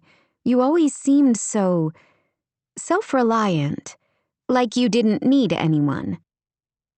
She would have welcomed her sister's visit, even if it would have left her feeling ashamed that she needed it. She had been a mess for a couple of months, moving numbly between work and her new condo, where she would change out of her attorney suits into her jammies, climb into bed, and not move again until the morning. Only learning that Sterling had started dating the daughter of one of the senior partners in his new firm had finally shaken her out of her funk. The man certainly had a pattern. She had simply been unlucky enough to fall for it. She didn't want to talk about their breakup, and she opted to change the subject. So, how is Alex these days? Vi gave a casual sort of shrug that didn't fool Cammy for a moment. Fine, I suppose. I don't really know. I spent most of the time catching up with his mother and sister. I understand he and Regina split up. As she hoped, Vi made a sound that could have been a laugh. Cammy knew that was the nickname Vi and Lily used for Claudia Crane, comparing her to Regina George, the Queen Bee character played by Rachel McAdams in the movie Mean Girls. Yes, Renata told me Claudia lives in Reading now with her second husband, and they have a couple of kids. She and Alex share custody of their daughter. Ariana told me she lives with her mother most of the year, but spends summers with her dad. That can be hard on a kid, can't it? During high school, Cammy used to come to Cape Sanctuary for a month in the summers, and then the twins would go to L.A. Sometimes, because of their busy schedules, that time would overlap and they would only see each other for a few nights at a time. No wonder their lives had taken such different paths as adults, so that they now were virtual strangers. She had a few weeks to change that, but Cammy didn't have the first idea how to start, especially when Violet seemed a jumble of conflicted emotions. 15. Cammy. Franklin Rafferty showed up at Moongate Farm again the next morning. Cammy spotted him walking down the path from his house while she was in the middle of an early phone call. I've got to go, she said abruptly to Joe, but talk to you soon. She tapped her earbuds to end the call before he could press her further about the 100 things on their mutual to-do list. Throwing on her shoes, she hurried out to meet her mother's neighbor, the dog at her heels. Mr. Rafferty, hi, what brings you here this morning? She thought he might be unfocused and confused, as he had been the last time he stopped by. Instead, he looked bright and alert. What are my chances of having another one of those croissants? I woke up thinking about how flaky and delicious they were. No croissants today, I'm afraid. But I think my mom is making pancakes with lemon butter. How about one of those? Pancakes would be delicious. Thank you. She probably should have checked with his son before issuing the invitation. For all she knew, Franklin might have some specific dietary requirements. Rosemary's pancakes were thick, fluffy, and addicting. Cammy suddenly remembered that when Vi was 8 or 9, her sister had once eaten 10 of them in one sitting, mostly because Lily had dared her. 1 or 2 would probably be fine, but she should probably check in with John first. Can you give me a minute? I need to send a friend a message. Wearing an amiable expression, he sat down on a bench formed out of willow branches that looked like part of the lush landscape in the garden. She quickly texted John, grateful she had thought ahead and obtained his number. Your father is here. Can we feed him pancakes?" His answer came back swiftly and made her laugh out loud. "Sure, as long as you nail his damn shoes to the floor while you're at it so he can't wander off again." "Can't promise the nails," she replied. "My mom loves her wood floors, but we will keep him here for a while. I'll take him back after he eats." "Thank you," he responded. "I'll call off the search party." She slipped her phone back into her pocket and turned to his father, who was petting the dog and looking perfectly at peace. "Okay, Mr. Rafferty, let's get you some breakfast." She hooked her arm through his and walked into the house. He stopped and sniffed appreciatively before they walked into the kitchen. "Wow, Rosemary, it smells like some lemons have died and gone to heaven in here." He sounded perfectly lucid. That up and down of his condition must be frustrating for him and for John, not certain which version of himself he would be at any given moment. "Good morning," Rosemary sang out, looking delighted to see him. Cammie's relationship with her mother was definitely complicated, but she admired Rosemary's warmth and openness, the genuine affection she held for most people, and the fearless way she showed it. Lily had inherited that generosity of spirit. Cammie certainly had not, and she had a feeling Violet hadn't either. Again, Franklin ate as if he hadn't had a meal in days. She knew that certainly wasn't true. He all but licked the plate clean before holding it out again. "Could I finagle a few more off of you? That was delicious." "Of course, and if you don't mind waiting a moment, I'll have more turkey sausage ready." He made a face. "Turkey? You don't have any of the good stuff?" "Ours is locally sourced from a farm up on the Oregon border. It's delicious. I actually like it better than the pork kind." "I suppose I could wait a few moments," he said, as if doing her a favor. "You won't be sorry," Rosemary promised, flipping the sizzling sausage patties on the stove. While he enjoyed the sausages and 2 more pancakes, Cammie stayed busy pouring fresh coffee and juice for the glamping guests and replenishing the fruit bowl. "Looks like you're out of cantaloupe," she told her mother when she returned. "Do you mind cutting more?" Rosemary asked. "Not at all. She had other calls to make, but they could wait." She was slicing the fruit with one of her mother's sharp knives when Franklin rose abruptly. "I need to use the bathroom." Cammie set down the knife. "Sure," Cammie said. "I'll show you where to find the guest facilities." He waved her off. "I know the way. I don't need a tour guide." He slipped through the door before she could answer. "Where's Violet this morning?" Cammie asked as she suddenly realized Rosemary was handling the breakfast on her own. "I thought she told me she was helping you this morning with breakfast. I would have come earlier if I'd known you were on your own. I sent her back to bed. She has one of her migraines, and I know how those knock her flat. It was a bad one. I even insisted on helping her back to bed to make sure she made it there." "I didn't hear you come in." "We tried to be quiet. It sounded like you were in the middle of important business. It wasn't, just a call with my paralegal. It easily could have waited. Next time, knock on my door."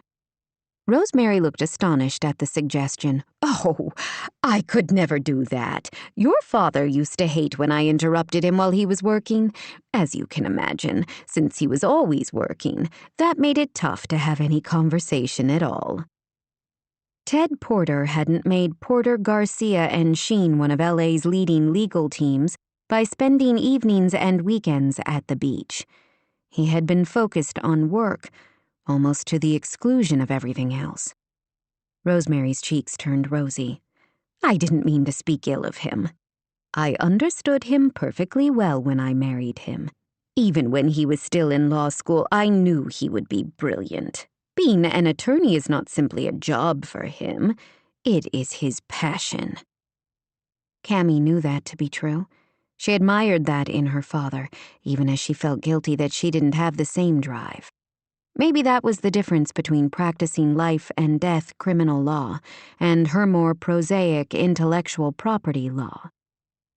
"Your father is the smartest person I ever met," Rosemary said with a soft sort of look.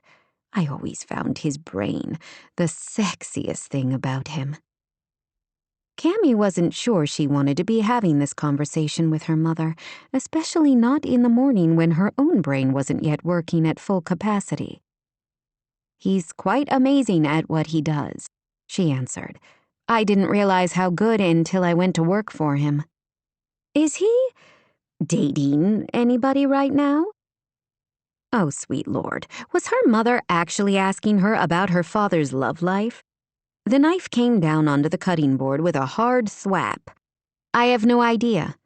We don't talk about his social schedule on the rare times we meet up for lunch." She continued transferring the cantaloupe chunks into a bowl, carefully not looking at her mother. "I think after 2 failed marriages, he's not in a hurry to get serious with anyone else." Her father had married again about 3 years after the divorce, a short-lived marriage to a kind woman Cammy had liked. Cammy had been a senior in high school, and sometimes she thought Ted had married Julie mostly because he felt guilty that he wasn't able to spend more time with Cammy and didn't want her to rattle around in that big house by herself. Dad said after the divorce that he was better off sticking with his strengths. Work is what he's good at. Her mother gave a wistful-sounding sigh. Not all he's good at. Yeah. She didn't want to be having this conversation. "I'm going to take this out to the dining room," she said.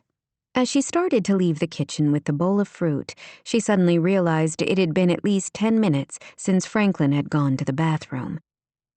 In a sudden panic, she hurried out of the kitchen and found the door to the guest bathroom open, the light out, and no sign of John's father. Oh, shoot. She was responsible for keeping him safe. Maybe he had started back home without her. Instantly, she rushed for the front door, then realized she still held the bowl of melon and shifted in mid-stride so she could drop it off first in the breakfast room. Nerves jumping with panic, she burst through the door, then stopped short. Franklin Rafferty hadn't left the house. Instead, he sat at one of the tables with a few other couples. He was munching on another piece of turkey sausage and chatting. "My great-grandfather ran 2,000 cattle on our land. My father remembers helping him round them up, and said his grandfather claimed the sea air and the grasses made the beef extra juicy. A lot of people had dairy farms along the coast. Still do, up in the Ferndale area. In fact, they still call it Cream City, because they make the best butter in the state." "It is delicious," one of the guests said. "My great-great-great-grandfather, Angus Rafferty, came out from Massachusetts looking for gold during the gold rush in 47. He was one of the few lucky ones who actually had a strike. Instead of wasting his gold on fancy women and beer, like so many did, he bought land, paid top dollar for it too. Everyone called him crazy, but he fell in love with the spot and wouldn't consider anywhere else." He appeared to be in his element, relaxed and at ease as he talked about his family history. She could see why he once had been a good attorney. He spun a fascinating story, his voice low and melodious. 3 couples were listening with obvious fascination. "I can certainly understand why he stayed," one of the female guests said. "This whole area is stunning." "It is that," Franklin agreed. "But it's not only the beauty that has been drawing people here since the earliest inhabitants of the area. The trees on the headland are ancient and holy, with one bristlecone pine being thousands of years old. The fairy tree, my wife called it," he said with a soft smile of remembrance. "Oh, that sounds delightful," one of the women said. "I would love to see it. Where can I find it?" "I'm afraid I can't tell you that," he said, his smile winsome. "The Raffertys have sworn to protect it. If we don't, A curse will fall on our family." "A curse?" One of the men raised a skeptical eyebrow. "Really?" "Swear it on my mother's grave, which, by the way, is at one of the most haunted cemeteries along the California coast. Want to hear about the lady in white who walks along the cliffs of the Cape, crying for her sweetheart lost at sea? Or the soldier who died of malaria and is said to wander the town, looking in windows?" "Definitely," another of the guests said with an avid expression. Franklin appeared to consider, then shook his head. "Maybe another time," Franklin said with a mischievous smile. "Stories like that wouldn't have the same effect on you here over pancakes, with sunlight streaming through those big windows, as they would if we were sitting around a campfire, with clouds drifting across the moon." A wild idea came to her, like the first gentle snowflakes of winter fluttering to the ground. No, it was impossible. Franklin suffered from dementia. While he seemed perfectly lucid right now, she had seen him become confused in a blink. She didn't want to trigger anything. On the other hand, maybe a little socialization and stimulation would be good for him. She could always ask John what he thought. He would tell her no, too protective of his father to even consider it. She was suddenly certain of it. As if on cue, the front door chime rang out. Her pulse skipped. It was John. She was even more certain of that. She had told him she would bring his father home shortly, but even after only knowing him a short time, she was already learning the man liked to do things his own way. She set down the cantaloupe on the long antique serving buffet and returned to the entryway. As she'd expected, when she opened the door, she found John standing on the other side, lean, dark, dangerous. "Hi." She felt suddenly awkward, as if she were at a school dance with all the boys lined up on one side of the gym and the girls lined up on the other. This attraction was so ridiculous. They were worlds apart. He was an archaeologist who lived on the edge, and she was a boring IP attorney whose fiancé left her as soon as she had outlived her usefulness. "I could have brought him back." "I didn't want to trouble you further. I'm sorry about my dad. I'm going to have to shower at 3 a.m. in order to make sure I'm done before he wakes up." Thinking about him in the shower again did nothing to help her regain her composure. "I'm glad he feels comfortable coming here." "Is he in the kitchen?" "No, breakfast room, actually. He's regaling some of the Wild Heart's guests with stories about the history of the area." A look of alarm crossed his features. "Is he?" "Yes, he's keeping everyone entertained. He seems to be having a good day." "I'm glad. Yesterday was the opposite. He kept talking to my mother all day as if she were standing right next to him. And he had bouts of tremors so intense, he could hardly lift a glass of water to his mouth." Oh, how tragic for both of them. "Have you seen the neurologist yet?" He shook his head. "Not yet. Our appointment was rescheduled. We go this afternoon. I guess it's good he had a solid breakfast." He handed her a legal-size envelope she had been too distracted to notice earlier. "I've also got the signed lease agreement. My dad and I both signed it already at our attorney's office." She had almost forgotten their conflict over the lease. Oh, right. He was supposed to be the enemy, the one shattering all her sister's dreams. "Great," she said without conviction. "Your mother needs to sign a copy for me in the presence of a notary. I guess that's you. You can return it to me at your convenience." He held the envelope out for her. As their hands brushed, she thought a spark of something bounced between them. He tensed, looking suddenly wary, as if he felt it too. "Your father is a great storyteller," she said, mostly to distract herself. "He makes the past come alive." "He's always loved history. He's been on the local historic committee as long as I remember. They fought to preserve the character of several older buildings downtown when developers wanted to raze them and start over. One of his favorite sayings is that our culture and society will be preserved not only by the things we create, but by the things we refuse to destroy. He probably has 100 great stories. Do you think he might be willing to stop by and share some with the other Wild Hearts guests? I was thinking a sort of campfire chat some evening. He stared at her, clearly shocked.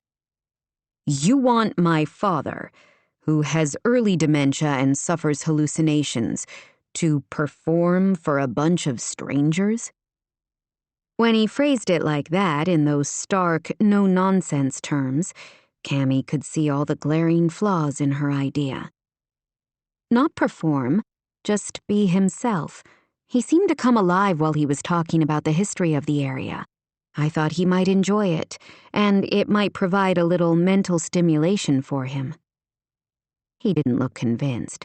Maybe he needed to see for himself. Whatever else he might be losing, Cammy said gently, he seems able to hang on to the past. Come see. 16. John. Cammy headed down the hall, toward a room where he could see morning sunshine spilling through windows. Left with no choice, John followed her, still mentally shaking his head at her outrageous suggestion. It was impossible. He might have only been here a short time, but he was quite certain his father wasn't at all capable of that kind of thing. One of the most famous shipwrecks in these parts was the Evelyn Riddle, a steamer coming from New York through Panama, and up the coast during the worst of the gold fever days. It was carrying 100 passengers when it crashed in the fog.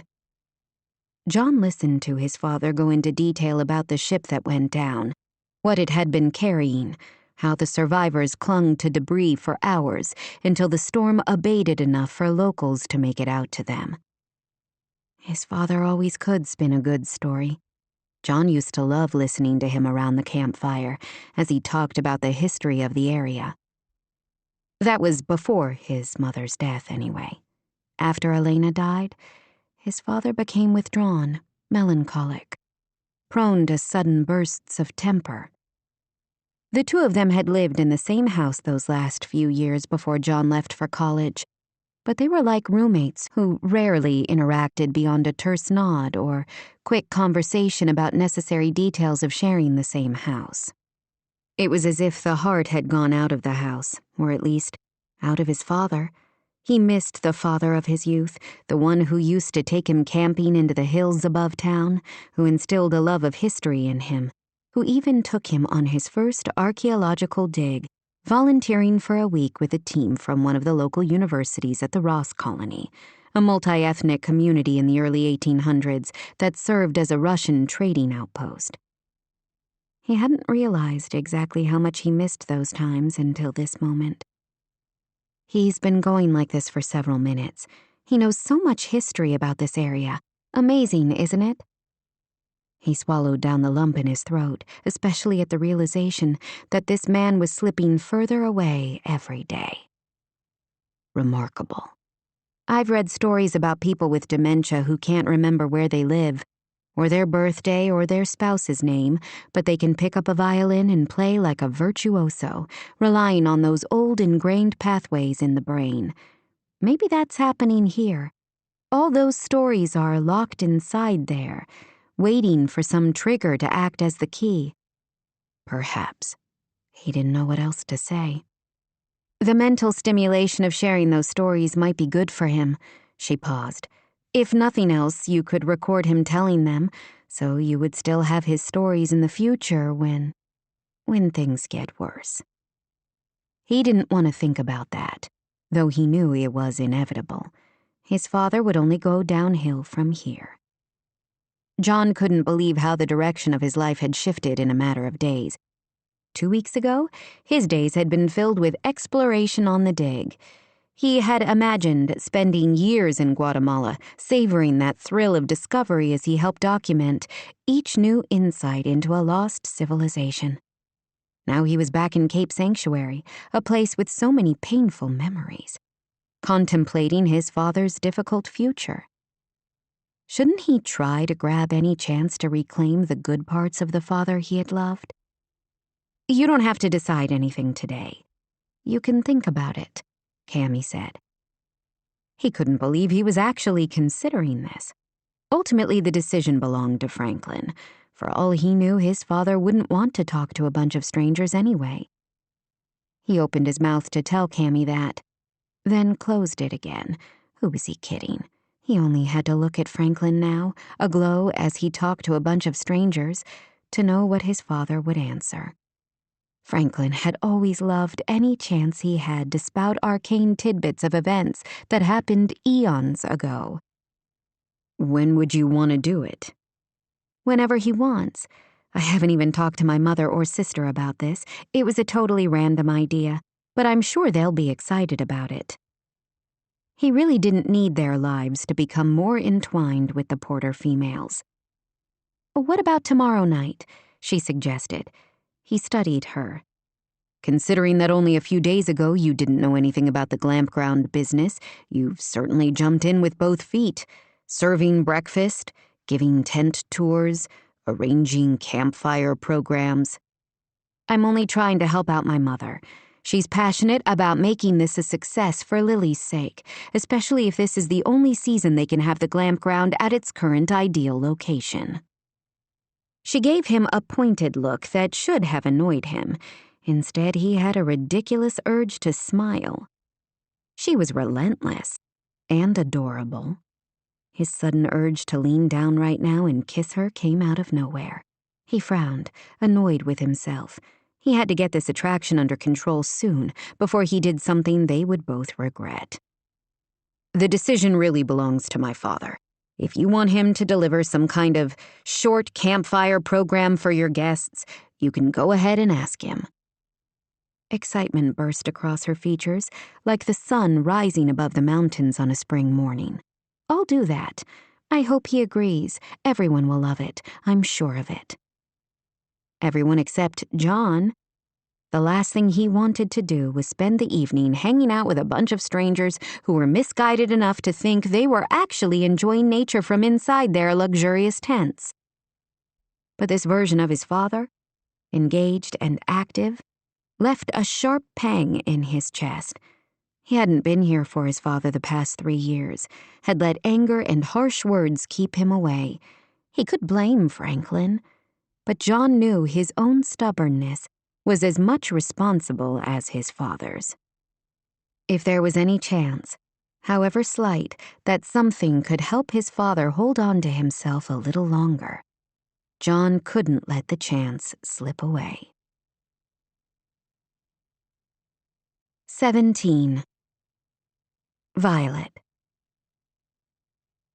When it came to stubbornness, Rosemary could give lessons to every single one of Violet's students who threw tantrums over homework. By the exasperation on her mother's face, Violet had a feeling Rosemary would say the same about her right about now. Like mother, like daughter. They were in the kitchen of Moongate Farm, Rosemary at the sink washing dishes, while Violet and Cammy sat at the table. The other 2 women were both gazing at her like she was an unexploded ordnance that had been thrown into the house. You have to go, Violet. I won't hear any arguments. I'm not sure you understand what a great honor this ceremony is. I don't remember a single time when the Citizen of the Year was awarded posthumously. I'm sure it is an honor, Violet forced a smile. It's lovely of the mayor and city council to want to memorialize Lily this way.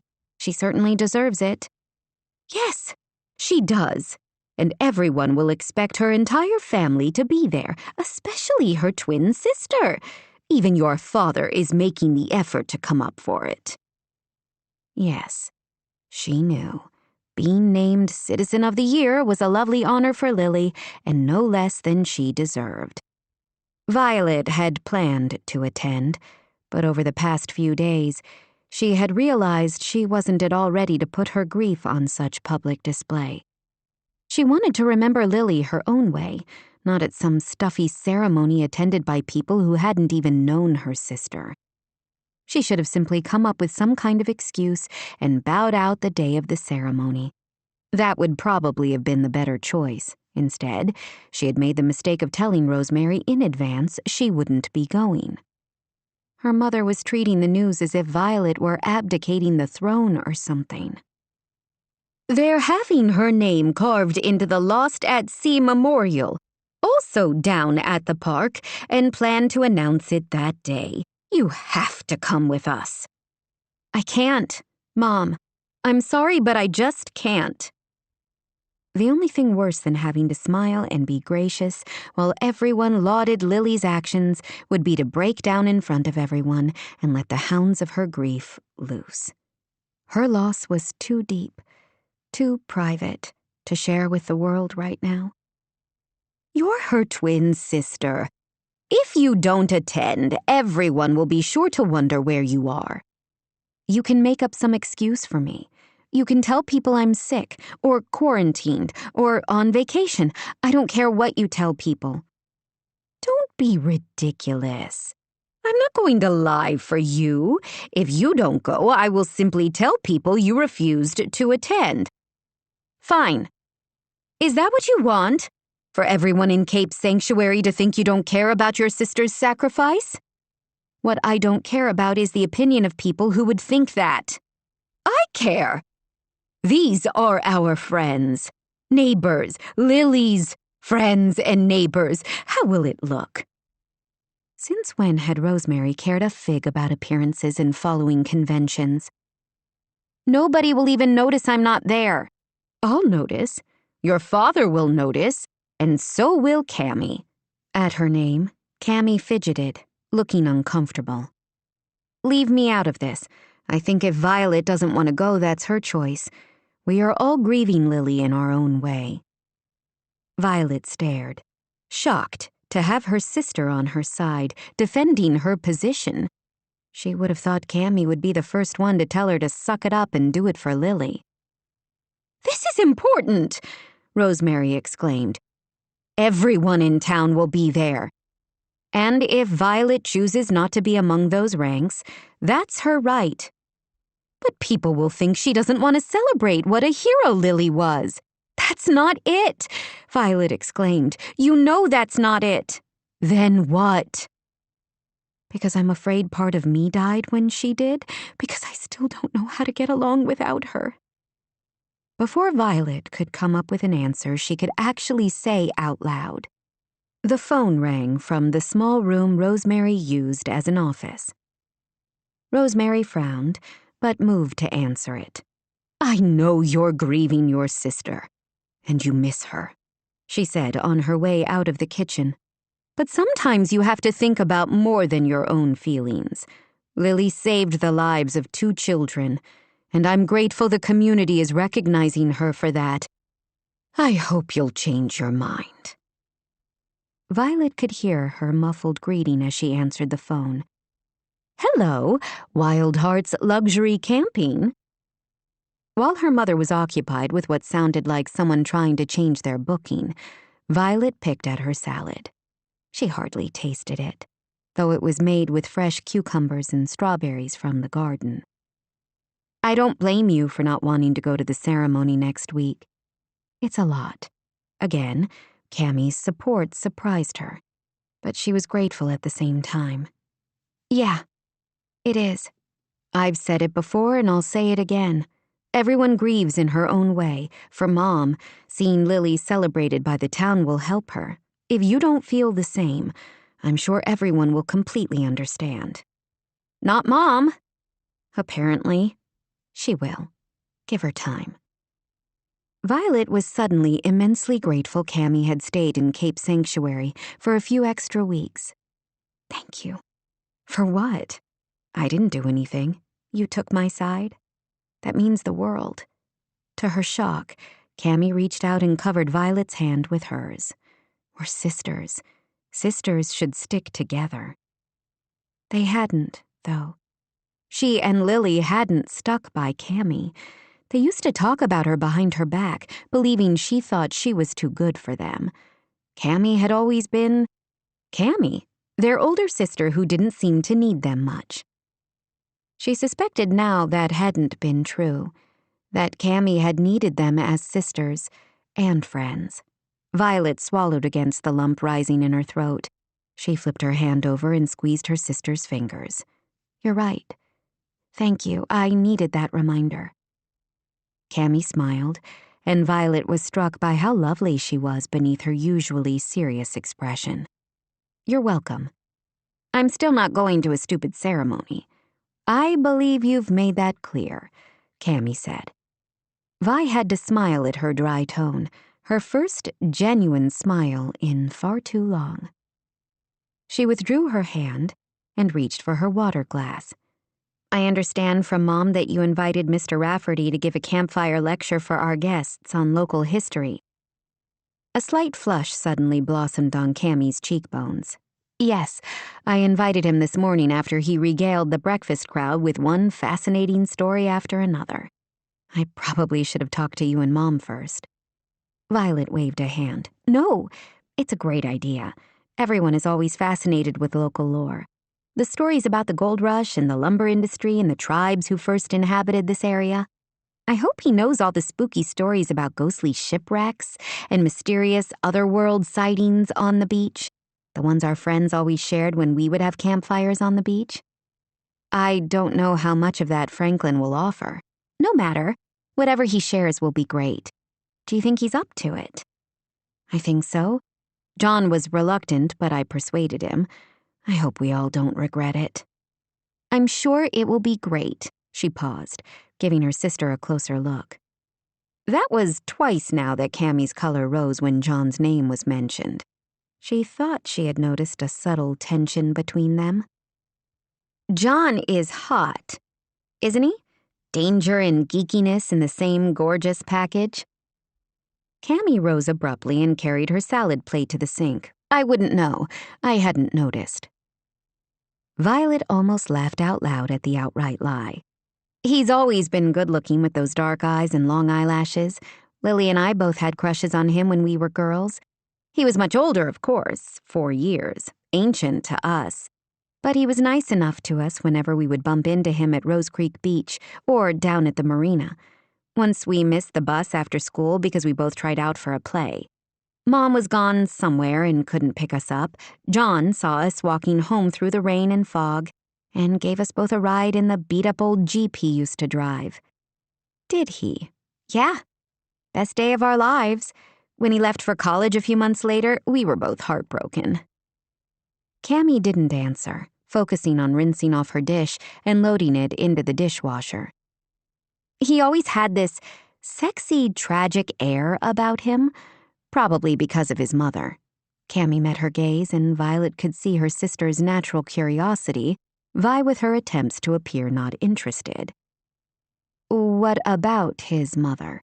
Cammy finally asked. Oh, right. Cammy probably didn't know all the old gossip around town. Sometimes she forgot this had never really been her sister's home. "She died in a car accident a year or 2 before we moved here. I think John was 15 or 16. Cammy's features softened. I had wondered what happened to her. I don't know all the details. Mom would probably remember better than I do, but I think that she was driving somewhere on a rainy night and lost control on the slick roads. Her car went over a guardrail over the cliffs. It took days for divers to find it. The search was called off several times. You know how dangerous the water can be there." Oh, how sad. It seemed even more sad to Violet, now that she had also lost someone she loved to the sea. "Elena Rafferty was beautiful. I only met her a few times, but I remember thinking she looked like a Spanish Contessa or something.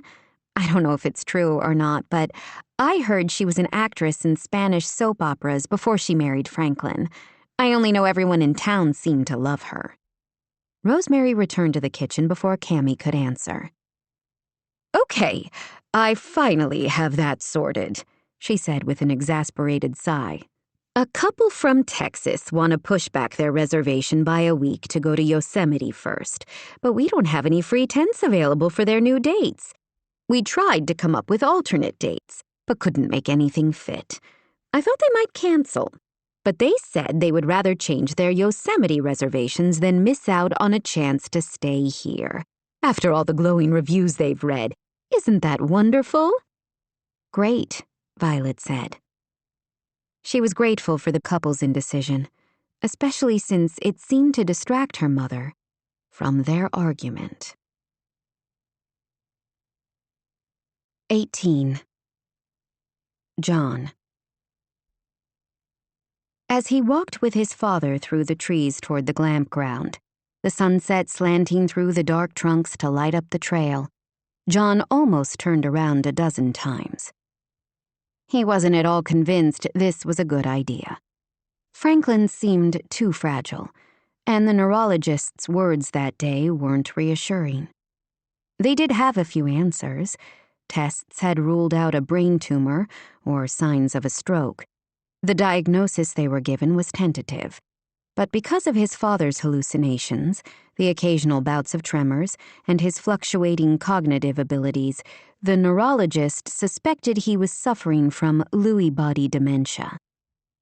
The past few days had been among his most lucid since John had returned, but that state of affairs seemed nebulous at best. What if Franklin stood in front of the crowd and panicked? What if the pressure of people waiting for him to speak, all those eyes watching, sent him tumbling back a step? He should never have agreed to this. What had he been thinking? He knew the answer to that. He hadn't been thinking. Cammy Porter only had to look at him out of those big, serious blue eyes for him to completely lose any hint of common sense he might once have claimed. The last time he let a woman shift him off course like this had ended in disaster. When he had been a naive 21-year-old graduate student, he had spent a summer on a dig at a small ruin in the Yucatan Peninsula with a team from various North and Central American universities. John had been foolish enough to fall hard for another graduate student from Boston University, Teresa LaGrange. She had been smart, driven, passionate about the work, and, he thought, about him as well. That summer had seemed magical, with each day another exciting find, and nights spent with Teresa. He had even started inquiring about what he would need to do to transfer to Boston for his final year of grad school, and then his doctoral studies. And then her husband showed up, the husband she had never bothered to mention to him. To make the betrayal more complete, a month after the dig ended, he discovered Teresa was publishing some of John's discoveries as her own. The manipulation and betrayal had been a bitter pill to swallow, but he hadn't forgotten the lesson. In every relationship since then, John had been careful to keep some part of himself separate. "I'm sure nobody will come," Franklin said suddenly, yanking John out of the past and back to this moment. A walk through the pines at dusk, while gulls cried on the wind currents and the ocean murmured below. "Why do you say that?" John said. "Sure they will." "Who wants to listen to a bunch of boring old stories?" John did, suddenly, with an intensity that shocked him. He didn't care much about the history of Cape Sanctuary. He did care about his father, and Franklin's health, and sensed he wouldn't have many other opportunities to listen to him talk with eloquence about anything. Heeding Cammy's suggestion, he had brought along a digital recorder and planned to also record the evening with his phone for redundancy. "Plenty of people will want to hear you," he said gruffly. "I saw you entertain a whole room full of people yesterday. This will probably be many of the same guests." Franklin was quiet, leaving John to worry again that this would be too much for him, especially after the extensive testing of the day before. His father hadn't seemed to comprehend what the neurologist had told them, the finality of his condition. He had merely thanked the man for his time and returned to the book he had brought along. Today he had been more quiet than usual, spending most of the day watching classic movies on TV. "What if I forget what to say?" Franklin said when they were nearly to the campground. The raw fear in the question pierced John's chest like it had been fired from a crossbow. How terrible must it be to know more pieces of yourself were slipping away with every passing moment? Instead of the anger he had nursed against his father for so long, All he felt now was compassion and, yes, love. "You'll be great, Dad. Don't worry. You have all those notes we wrote down this afternoon to remind you of the stories you wanted to tell. You only have to look at those to remember what you wanted to say. And if you forget, just signal to me, and I'll step in with what little I know about the area's history." "You're a good boy, Johnny," Franklin said softly. John forced a smile, wishing fiercely that he could turn back the clock and have the past 3 years back so that he could have spent more time with his father before the symptoms of his dementia started to manifest. Franklin's sudden attack of nerves should have been yet one more indication that this whole thing was a mistake. He ought to turn right back down the hill and take his father back to the house. But Cammy was counting on them, and despite his reservations, he didn't want to let her down. As the trees thinned, the forest turning to meadow, the tents came into view, lights inside making the canvas glow. The sun was beginning its daily slide into the water, and John could see little twinkling bulb lights in some of the nearby trees.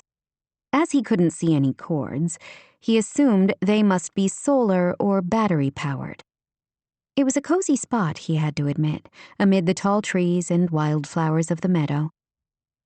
About a dozen people had pulled chairs around a small fire ring, propane, not wood, probably because of the area's strict rules banning campfires during most summers, as forest fires could devastate entire communities. A few people were roasting marshmallows, he saw. Others were chatting in little groups. The evening was one of those rare, perfect summer nights along the coast, with only a few high clouds to add texture and interest to the dusky sky. If not for his nerves about his father, and the sudden certainty that this whole thing was a mistake, he would have thoroughly enjoyed being on the headland, listening to the waves and tasting the salt in the air. How many evenings had he spent like this on digs, sitting around a fire with camp stove coffee, while discussing the day with his fellow researchers and the locals hired to help them. That was one of the best parts of any dig, the camaraderie and cooperation among his peers, most of them. Anyway, there were a few outliers like Teresa, not there for the sake of research or the thrill of discovery, but for personal and professional gain. He was going to miss those evenings. His arm throbbed harshly, a constant reminder of a part of his life that seemed to be slipping away as surely as his father's memories. Would he ever have the chance to return to Guatemala? Right now, that did not seem likely. Before he could dwell on it too long, Cammy disengaged from a crowd and hurried over to them. She was wearing jeans and a hooded UCLA sweatshirt against the cool coastal evening, and looked as if she had just stepped out of her dorm for an evening with friends in the mountains. A sharp, hungry ache prowled through him like a feral cat. Her smile was aimed at his father, John reminded himself, not him. What would he have to do to earn a smile as bright and welcoming as that? He didn't want one, he reminded himself, and if she did ever smile at him like that, he would inevitably question her motives, wondering if she was only manipulating him so that he would change his mind and let her family's campground enterprise remain on Rose Creek land. "Hi, Mr. Rafferty." Her voice was as bright as her smile, incandescent in the orange glow of the sunset on the water beyond the campground. Apparently, his father was also susceptible to that smile. "Hello, my dear," he said, taking her hands in his. Any trace of nerves in Franklin's voice had completely disappeared. "Thank you again for agreeing to do this. Everyone is so excited to learn more about the history of the area." "My pleasure." "Can I get you something to drink? We have ice water or soft drinks." "I'll have a whiskey, straight," Franklin said, just as if he were bellied up to the bar down at the sea shanty. Cammy gave him a startled look, then turned to John with a question in her expression. He gave a subtle shake of his head. "Your meds don't interact well with alcohol, Dad. The neurologist was clear about that." His father gave him a disgruntled look. Like I care what some fancy doctor has to say. I'll drink if I want to drink. I'm sorry, we aren't serving anything alcoholic tonight, Mr. Rafferty. He huffed out a breath. Fine. I'll have a Coke, then. Great. I'll grab one for you. Cammy turned to go, but Franklin held out a hand to stop her. I'll find my own. I want the coldest drink you've got. I like to check the temperature myself. Okay. The drinks are all in ice in that metal bin on the picnic table. Got it. Franklin headed in the direction she pointed, leaving him alone with Cammy. How is he? Cammy asked after Franklin walked away. Is today a good day? The globe lights reflected tiny sparks in her eyes, and he wanted to sink into the compassion he saw there. For one wild moment, he wanted to rest his head in her lap and let her fingers caress all the tension out of his shoulders. He wanted to wrap his arms around her waist and hold on tight. Where the hell had that come from? He jerked his attention away from that completely inappropriate train of thought. It took him a few beats to remember what she had asked. So far, he answered. This afternoon we sat down and made some notes about the stories he wanted to tell, in case he gets a little lost. Great idea. She gave him an approving smile that was almost, but not quite, as warm as the one she had bestowed on his father. We'll see. He was a little nervous on the way up here. Her approval slid into distress. Oh no. I'm sorry, I didn't want to make him anxious. He seems fine now, perfectly relaxed. He inclined his head toward his father, chatting away with a couple who looked about Franklin's age. If that changes, let me know. We can improvise something else. I can always give a lecture on how to write non-compete clauses into your employee contract boilerplate. Wow, that would be a treat, she laughed, a low, throaty sound that instantly made him ache. While he tried to conceal it, he had a feeling some of his hunger must have filtered through to show on his features. Cammy froze. Her gaze locked with his, and he saw unmistakable awareness flare in her light-spangled eyes. Her gaze flicked to his mouth for only an instant. Then she turned away, color rising in her cheeks. John released a slow breath, cursing to himself. This would have been so much easier if she didn't share this attraction. He could have ignored his awareness, the aching hunger, and simply gone about his business. She would be leaving Cape Sanctuary soon to return to LA, while he should be focusing on his father and what treatments and therapies Franklin might need moving forward. We told everyone we would start at the top of the hour, about 10 minutes from now. Did you want something to drink? I'm good. He didn't add that he would be better if he could grab her hand and tug her into the darkness of the surrounding trees. Her mouth would be sweet, warm, inviting. To his relief, Franklin returned before John's brain could go completely off the rails. I found the coldest pop they had. I grabbed one for you too, son. Franklin held a can out to him and John took it. He didn't usually like sugary carbonated drinks, but might make an exception tonight. It was either that, or pour the whole ice-filled beverage chest over his head to cool this ache he didn't want. 19. Cammy.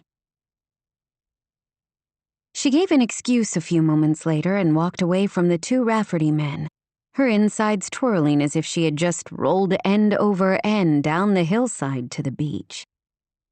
Her breath seemed to catch, and she couldn't manage to gather her scattered thoughts. John Rafferty, attracted to her. It seemed utterly impossible, as unlikely as snow here along the temperate coast. He couldn't be. And yet, she couldn't have mistaken that wild heat in his gaze, the edgy hunger that made her feel hot and breathless, and tempted to dig her hands into his hair and kiss him right there in front of everyone. He didn't even like her. He thought she was part of a family that had manipulated his father into agreeing to a multi-year lease when he clearly had cognitive issues. She was a boring contract law attorney whose own fiancé claimed he only slept with her because he wanted to use her father's influence to further his legal career. Why would someone like John Rafferty possibly be interested in her? She frowned. Even if he was, so what? People were attracted to each other all the time without doing anything about it.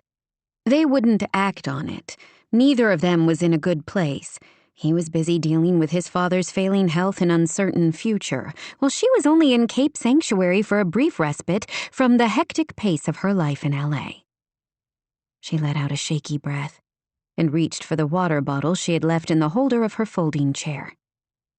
"I can't wait for this." Rosemary approached her carrying a tray of fresh-baked chocolate chip cookies, still gooey and warm. What a great turnout. Almost all of our guests showed up to listen to Franklin tonight. Isn't that marvelous? "Amazing," she said, still feeling shaky. "If it goes well, maybe we can make it a regular thing. He can come a few times a month to speak to our guests." She didn't want Rosemary to count on anything. If her mother didn't get her hopes up, she wouldn't be disappointed when it didn't happen. "I'm not sure that's possible. He's having a good day today, but who knows what will happen next week or next month? You should probably consider this a one-off." Her mother sighed, clearly disappointed. "You're right. I keep forgetting. Who knows? Maybe I'm going senile too." Though she knew her mother meant the words as a joke, Cammy couldn't bring herself to smile. Though her relationship with Rosemary wasn't as close as she would like, she would never wish the kind of future that Franklin faced on her mother, or anyone else, for that matter. The harsh reality almost made her throat close, and she took another sip of water. "I told John we would be ready at the top of the hour. Do you want to introduce Mr. Rafferty? I should have talked to you about the format before." "An introduction is a great idea. It will make the evening feel a little more official." A few moments later, Rosemary moved closer to the fire ring, her dangly earrings and bracelets sparkling in the glow. "Hello, friends and guests of Wild Hearts Luxury Camping. I am delighted tonight to introduce you to a dear friend and neighbor.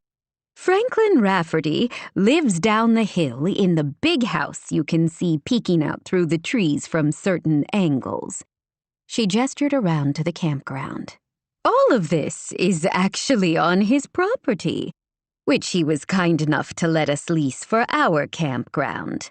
One of the campers spontaneously started clapping, and the others soon joined in. Franklin, Cammy saw, beamed at the assembled group. "It's my pleasure," he said. John, she noticed, looked anything but pleased. "Franklin Rafferty basically wrote the book about the history of Cape Sanctuary," Rosemary went on. "He knows everything there is to know about the early tribes that lived here, about the Russian settlements in this area, the mining we saw here after the gold rush, and about the logging industry that took its place." Her mother smiled at Franklin and held out her hand. "Please give a warm, Wild Hearts welcome to our dear friend, Franklin Rafferty." The campers applauded again, and the man she had seen Franklin speaking with earlier patted him on the back. Mr. Rafferty moved forward, and Cammy was utterly charmed when he lifted Rosemary's hand and kissed the back of it. "Dear Rosemary, thank you for that kind introduction." "I meant every word. I'll turn the time over to you now. You don't have to stand the whole time. Please, sit down." She pulled over one of the empty camp chairs. "I want this to feel like friends chatting around the fire." Franklin sat down and faced the group. He gave a tentative smile, and in the fading twilight she saw sudden confusion flare in his eyes. He opened his mouth to speak, then closed it again, looking around with a furrow between his eyes. Oh no. Cammy was about to step in and improvise what little she knew about Cape Sanctuary's history when John hurried to his father and handed him a stack of index cards. He murmured something to Franklin, then stepped away. His father immediately and visibly relaxed. He looked down at the cards, then back to the group with a smile. If you were to visit this area 500 years ago, you might find settlements dating back hundreds of years. This area was originally home to various tribes, mostly gatherers, who were later called by Europeans the Pomo.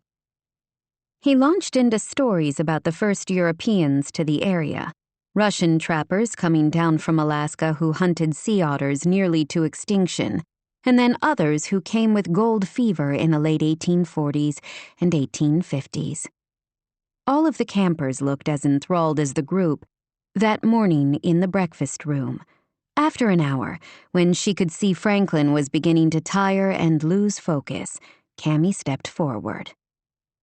"Thank you very much, Mr. Rafferty. I'm sure we could go on all night.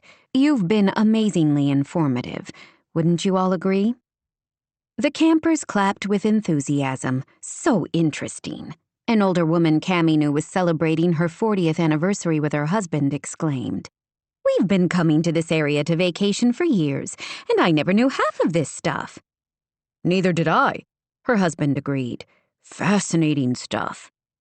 The gentleman Franklin had been speaking with earlier said with a hearty smile.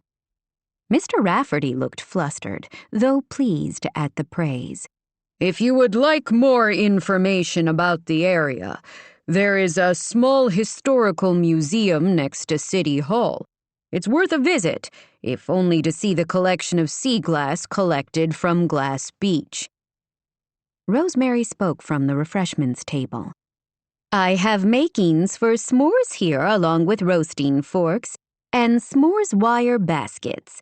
You can make them the traditional way with marshmallows, chocolate and graham crackers, but we also have the ingredients and instructions for some savory s'mores, which are delicious.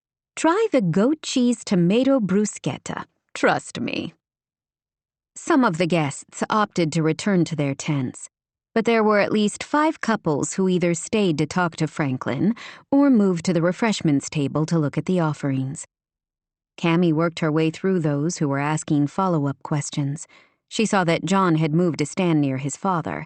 His protective stance touched something deep inside. His relationship with his father might be strained, yet John was still focused on his welfare. Franklin answered the questions patiently, and she was happy to see he appeared to be enjoying himself. His features relaxed and easy. He even smiled a few times as he spoke. She couldn't resist approaching them. "He did great," she said to John, while his father was busy telling the anniversary couple about the early fishing industry. In the fire's flickering glow, his features looked lean and dangerous. "He has always been a student of local history. I'm grateful he can hang on to something he loves, for now. My mother would like to make this a regular event, maybe once or twice a month, for as long as he's still willing and able." He looked down at her, his expression difficult to read in the darkness. "I don't want to push him." "Right. Totally understandable. But if he's interested, he would be more than welcome." "I'll talk to him about it," he finally said. "Can I make you a s'more? I can vouch for the tomato/goat cheese/bruschetta one, or the prosciutto/pear one. I'm good. But my dad has always been a sucker for anything with prosciutto." "You've got it." She hurried to the fire and looked over the recipe cards until she found the one for prosciutto, brie, and pears. Rosemary had set out all the necessary ingredients, and it only took a moment for Cammy to throw a few together on herb crackers and load them into one of the small wire s'mores baskets on the table. Rosemary beamed at her when she approached the fire ring, where a few other guests were enjoying their creations. "That was all so fascinating," her mother said. "Everyone loved it. What a fabulous idea." "I'm glad it worked out. It could have gone either way." John had saved the day by providing note cards to help his father stay on task. Thinking about him going to all that trouble to help Franklin with something John didn't wholly support left her feeling as soft and gooey as the brie, roasting on the flame. I learned so much about this area. You think you know a place, but Cape Sanctuary constantly surprises me. Her mother met her gaze with an expression Cammy couldn't read in the pale light of the fire, and the globe lights hanging in the trees. People can be like that, too, can't they? Sometimes you have to dig a little to work your way through the layers. Lovely evening, Mrs. Porter, a woman staying there with her sister for a girls' week said with a smile. Thank you. You're welcome, Edie. I'm so glad you enjoyed it. And the s'mores were terrific, her sister Barbara added. I loved the margarita, especially the fresh basil touch. I'm definitely making those at home with my kids. I'm so glad, Rosemary said, sending them back to their tent with a bright smile. As Cammy finished preparing the snacks for Franklin and John, she had to admit there was something calming about being here with the ocean's murmur down below and an owl hooting in the trees. The gas fire ring might not have the crackling, evocative appeal of a wood-burning fire, but was infinitely more safe in this fire-prone area. She carefully divided the concoction between 2 plates and added a drizzle of raw local honey to each, then carried them over to the men. Franklin definitely looked tired now, his shoulders drooping and his mouth turned down. When she held out the plates, some of his fatigue seemed to seep away. "What's this?" he asked. "John said you like prosciutto. This is melted brie, chopped pears, and prosciutto on toasted herb crackers." "That sounds delicious," he said, taking the plate from her with hands that suddenly trembled. Oh, she hoped they hadn't pushed him too far. "If you want, you can have it to go," she offered. "Or you can finish it and then I'll take you home in the golf cart." She could see John wanted to protest, but he was also looking at his father with concern. "Thank you," he said. "We would appreciate a lift back to the house. Right, Dad?" "Yes, that would probably be good. I'm not used to all this excitement." They finished the crackers with obvious enjoyment. Franklin even smacked his lips. "That was so good.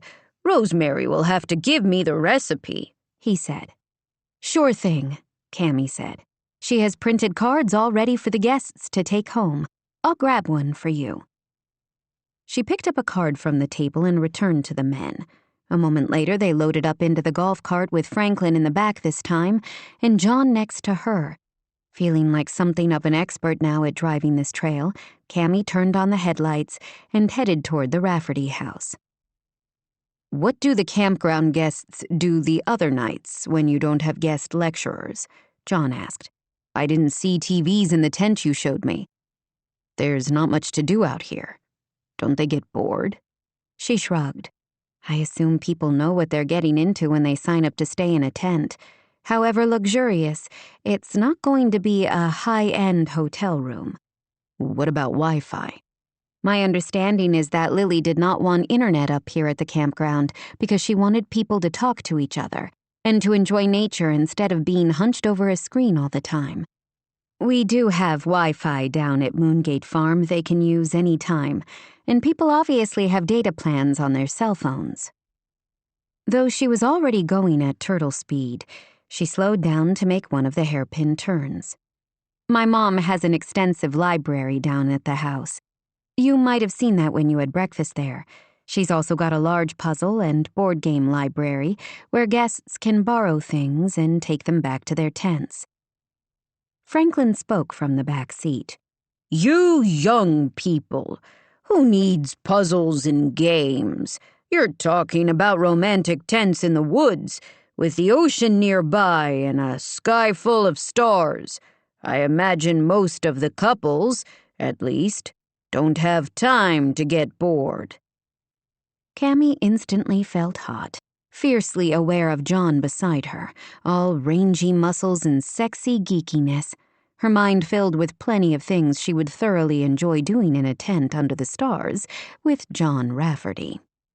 She let out a breath, trying to focus on the trail. One of the sticking points of her engagement was the bedroom. Sterling had rarely been interested in sex, and when he was, it was a rushed affair, as if he were only interested in racing to the finish line. He complained she was too tense and couldn't relax, even in bed. There was probably some truth to that. She had also been a junior associate working 60 hours a week and trying desperately not to disappoint her father, all while managing the housework, the grocery shopping, and the cooking. Of all the ways their relationship had been lousy, the worst had been the way Sterling had ground down her self-confidence. She had never been enough for him. Not thin enough, not witty enough at parties, not aggressive enough professionally. For a woman who had half-healed scars from her childhood, feelings of not being enough when her mother chose to bring the twins to Cape Sanctuary and not Cammy, Sterling's disappointment in her had been hard to combat. Emotionally, professionally, sexually, she had come away feeling like a failure in every single arena. She hadn't been. It had taken hard work and introspection, but she was finally coming to see that the only thing she had really failed at had been trusting the wrong man. She still didn't know why she had. What would an affair with John Rafferty be like? Hot, intense, glorious, a tangle of bodies and mouths. You were lost in thought. She was grateful for the dark evening so he couldn't see the blush she knew was probably covering her cheeks. It's, been a busy day, that's all. I had some virtual depositions as well as a mandatory associates meeting for the law firm where I work. I'm an attorney, Franklin spoke up suddenly as she pulled the golf cart in front of their house. A good one, I hear, she answered. Was I? He asked. The tired confusion in his voice broke her heart. You were fantastic. Everyone says so. Good. That's good.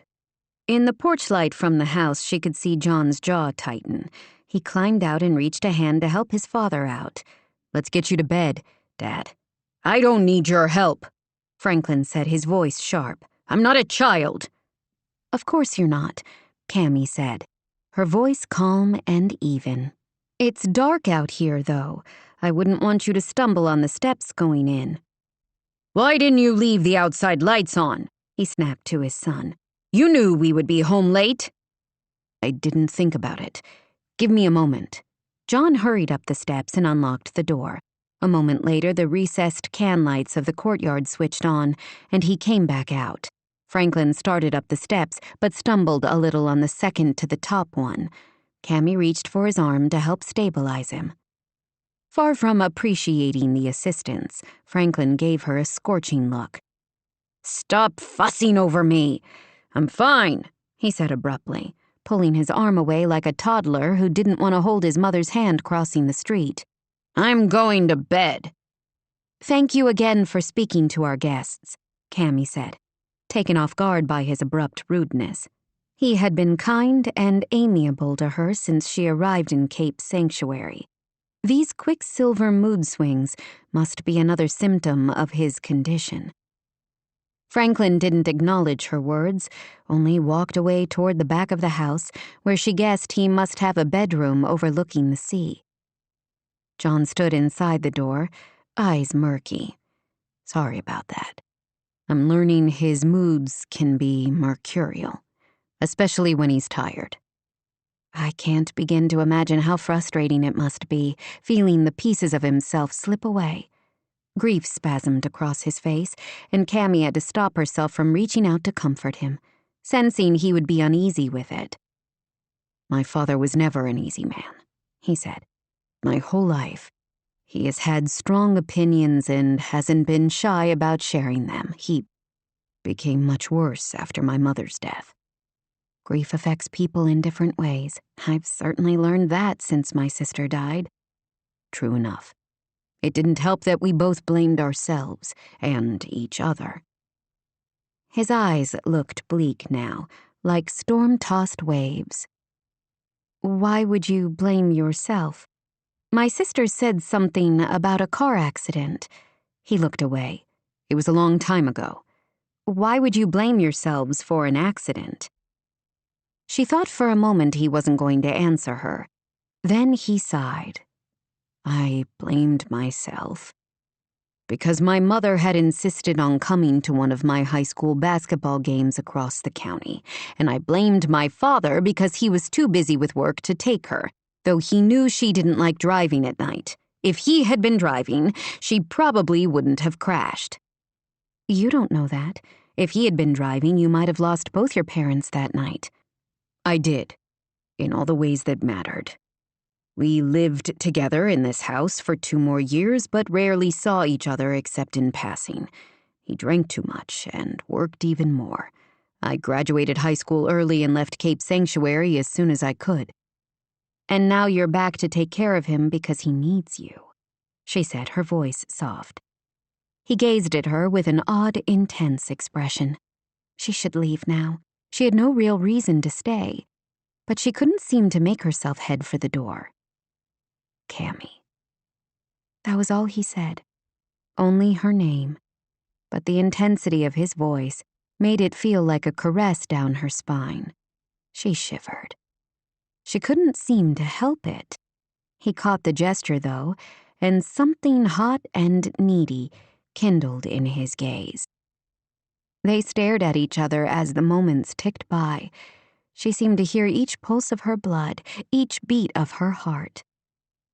She wasn't sure which of them moved first, but then his mouth was on hers, warm, firm, delicious. Unable to believe this was really happening, that a man as alive and adventurous as John could want someone staid and boring like her. Cammy froze in his arms, beset by her demons of self-doubt. Then biology kicked in.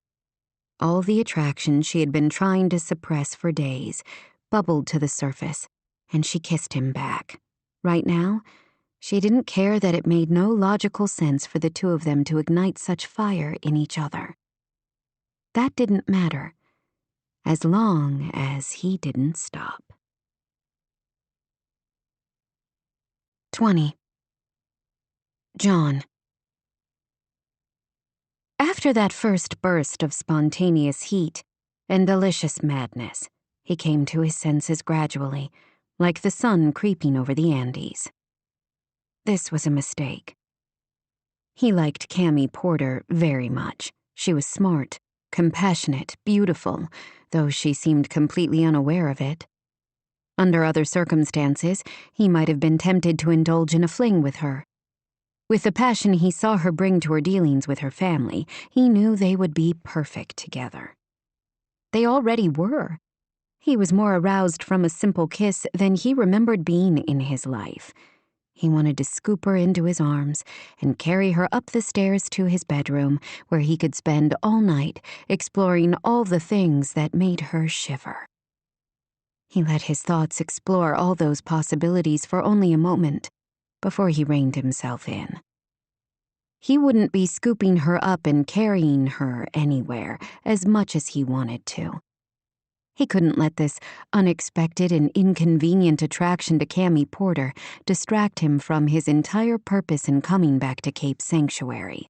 To take care of his father, to protect his family's interests, to settle things so he could return as quickly as possible to his work.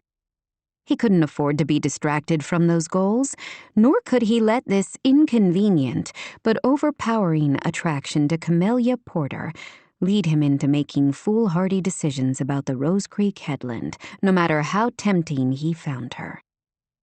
He reluctantly eased his mouth away, wishing things could be different, that she was just a lovely woman he happened to meet who challenged him, intrigued him, attracted him.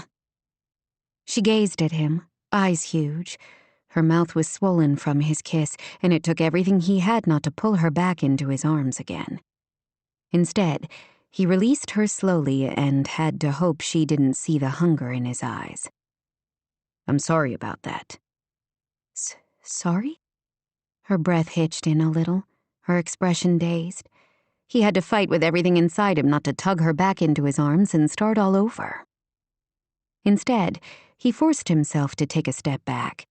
It's probably not a good idea to spend much time alone on a romantic summer night with an archaeologist who has been on a jungle dig for the past 6 months, where the few women there were either married or off-limits interns. For a few seconds, she gazed at him, those eyes still wide. Then she shuddered her expression. "Right. My mistake," she said with a brittle smile. "I'll keep that in mind next time and bring my pepper spray." He was an ass to make her think the only reason he wanted her was because she was here and available. He opened his mouth to correct her, then closed it again. Better she think that than for her to have any clue how much he burned to pull her back into his arms. "Please tell your father thank you again for the wonderfully informative lecture," she said in that same brisk tone. "I know all the guests enjoyed it. If he wants to make it a regular thing, you can reach out to my mother or my sister Violet." "What about you?" "I won't be here. I'll be leaving right after Summer Sanctuary when my sister Lily will be honored." Lily. Right. The sister she was currently grieving, who had died saving 2 lives. He didn't like thinking about Cape Sanctuary without her in it. He tended to forget she wasn't part of this community. She had a life in Los Angeles that didn't involve tents or prosciutto s'mores or men who kissed her even though they knew damn well they shouldn't. She swallowed again, looking as if she wanted to say something more. When she didn't, when she only turned to walk outside, he wasn't sure whether he was relieved or disappointed. The night air was cool, with a steady breeze that smelled of pine and the sea. It danced through her hair, rippling the ends. He walked with her to the golf cart, hands shoved into his pockets. "Will you be all right driving home in the dark?" She didn't meet his gaze. "Sure. Why wouldn't I be?" He had no answer to that, so he merely watched her start the golf cart, turn on the headlights, and drive toward the path that led to Moongate Farm. He watched until she was absorbed into the night, wishing things could be different between them. 21. Cammy. It was only a kiss. Only a few moments out of time when she had shared the same 2-foot radius with John Rafferty, when his skin had touched hers, when his arms had wrapped her in warmth and hormones. Their kiss couldn't have lasted longer than a few minutes. Afterward, he had made it quite plain he considered it a mistake. By the next morning, as she helped her mother fix breakfast for the Wild Hearts guests, Cammy was still trying to convince herself their embrace hadn't been the pivotal crucible moment it had felt at the time. "Can you turn the bacon?" Rosemary asked as she poured fresh squeezed orange juice into narrow glasses. "There's nothing worse than burnt bacon." Cammy could think of a few things, including a man who kissed a woman like she was his salvation, then acted like it was nothing. Why had he kissed her? She didn't buy his "any port in a storm" explanation. He had been attracted to her. She had seen that look in his eyes earlier in the evening, the one that had left her achy and restless. Heat had been building between them since the day they met. She hadn't exactly pushed him away. Surely he could tell she had been into the kiss, too. She had wrapped her arms around him and kissed him right back. She was glad he stopped before they could go further, because she wasn't sure she would have been capable of stopping. She had been completely caught up in the moment, in the thrill and heat and wonder, and would have surrendered any last hint of common sense. Cammy let out a breath. Yes, good thing he stopped when he did. Any more kisses like that and she might completely lose her head and do something disastrous like fall for the man. She wouldn't do that. She was too sensible, too centered, to act like some kind of dreamy-eyed adolescent over a man with blue eyes and long eyelashes. Or at least she wanted to be. "Is the bacon done?" Rosemary asked briskly, flipping another pancake. "Almost," she said, focusing again on the task at hand instead of the man living on the other side of the bluff. She was transferring the bacon from the pan to a plate when Violet hurried in, throwing on an apron. "Sorry, I overslept again." Violet wasn't sleeping any better than Cammy was right now. As she tossed and turned, her mind filled with that kiss. She had heard the shower running, then her sister moving around in the kitchen. Guilt pinched at her. She should have gone out to check on her sister, but she hadn't been certain she could talk to Violet without spilling every detail about that earth-shaking kiss. She wasn't sure what she would even say about it. "I kissed the enemy and now I can't forget the taste of him? And I want to do it again?" She wasn't ready to share that yet, at least not until she'd had time to sort through her own chaotic feelings. Who knew? She might never be ready. "Not to worry," Rosemary assured Violet. "You must have needed your sleep. We managed fine, didn't we, Cammy?" "Sure.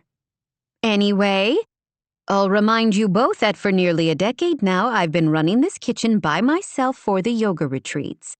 Somehow I figured out how to manage without my daughters." Violet rolled her eyes. "That involves hosting 6 or 7 people for the occasional event. This is 20 strangers every day, all summer long.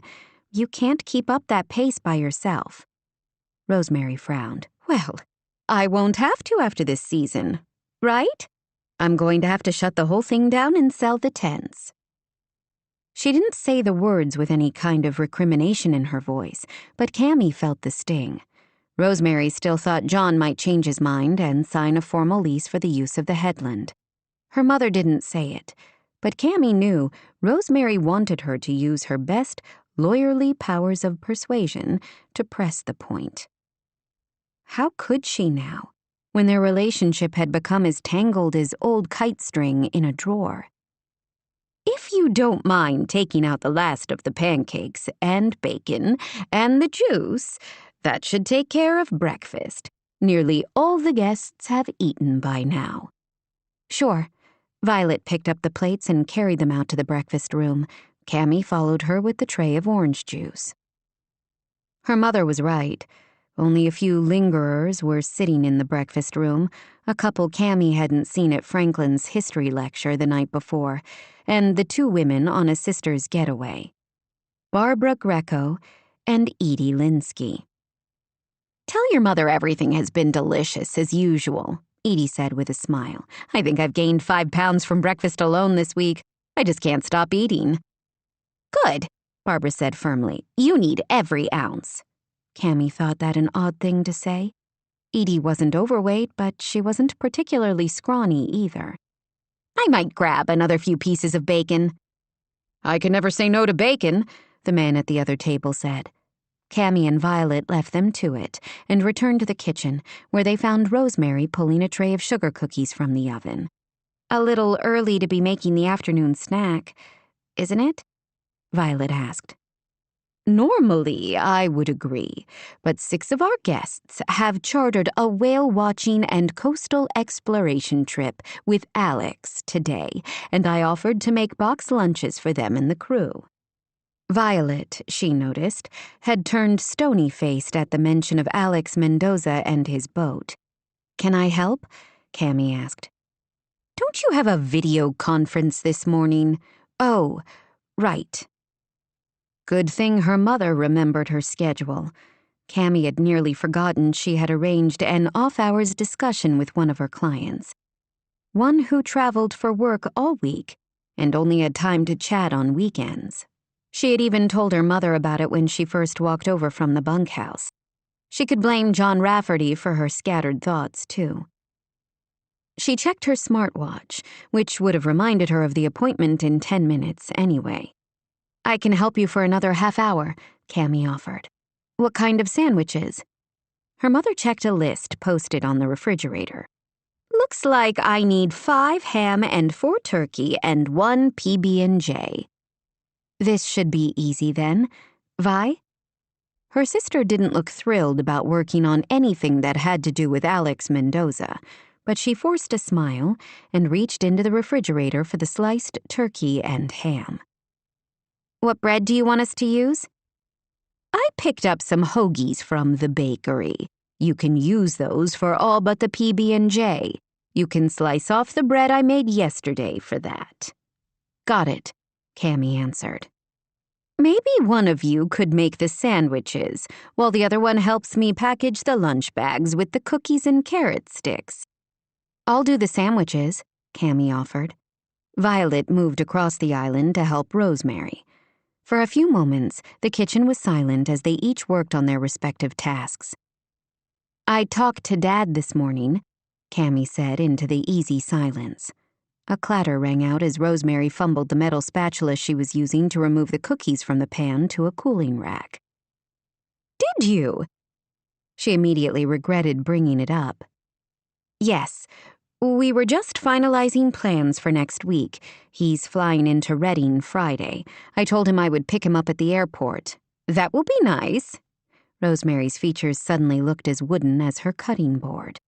It made her wonder again about her parents' relationship. Cammy had long suspected her father was still in love with Rosemary and regretted the end of their marriage. Rosemary had been the one to leave and the one to file for divorce.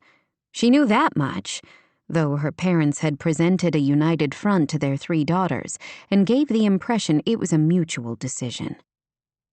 After her father divorced his second wife, he didn't seem to date much, or if he had, he didn't share those details with his adult daughter. Instead, he worked long hours, outperforming every other attorney in the firm, partner or associate. He was considered the attorney to the stars, but also took on many cases pro bono, working to free people he considered wrongly convicted. She did not know all the reasons for her parents' divorce and had tried to stay out of it over the years. She suspected Ted's long hours and busy court calendar hadn't helped anything. "He's looking for a hotel room. I wondered whether he could stay here." Rosemary gave her a startled look. "Where?" "Maybe one of the 4 empty guest rooms you have here in the house?" She didn't dare say that, especially given her mother's odd mood. "We have one more room in the bunkhouse. He can stay there if Violet is okay with it." "Fine with me," her sister said. The twins had always had a good, though distant, relationship with Ted. She supposed it was similar to the one Cammy had with Rosemary. Her mother didn't seem as sanguine. "I'm sure there are plenty of other places he could stay for that weekend." "Not with summer sanctuary going on. He said his secretary tried, and the few hotels in town were already booked. He could stay in Eureka or Ferndale, but that would be fairly inconvenient, especially when we have room here." Rosemary still looked reluctant, which surprised Cammy.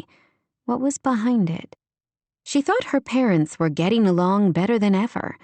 They had leaned heavily on each other during Lily's funeral services and the aftermath, with shared grief over losing their child. "It's fine with me if he stays here," her mother finally said, though her body language conveyed an entirely different message. Cammy decided the conflicting emotions were Rosemary's to deal with. "Great. I'll let him know. We have time to decide what room we'll put him in." "Definitely," Cammy said, as she finished the last sandwich and wrapped it in paper like the others. Her mother picked it up and put it in one of the paper lunch bags. "There, that's the last of them. Thank you." "You're welcome," she and Violet both said at the same time. Her mother smiled as she loaded everything into a small box. "Violet, would you mind running these down to the marina for me?" Her sister sucked in a breath. "The marina? Why me?" Rosemary gestured to Cammy. "Because your sister has an important client call in a few moments, and I promised the couple from San Francisco I would show them how I make my croissants. They're meeting me here in the kitchen in 15 minutes, which doesn't give me enough time to make it down to the marina and back."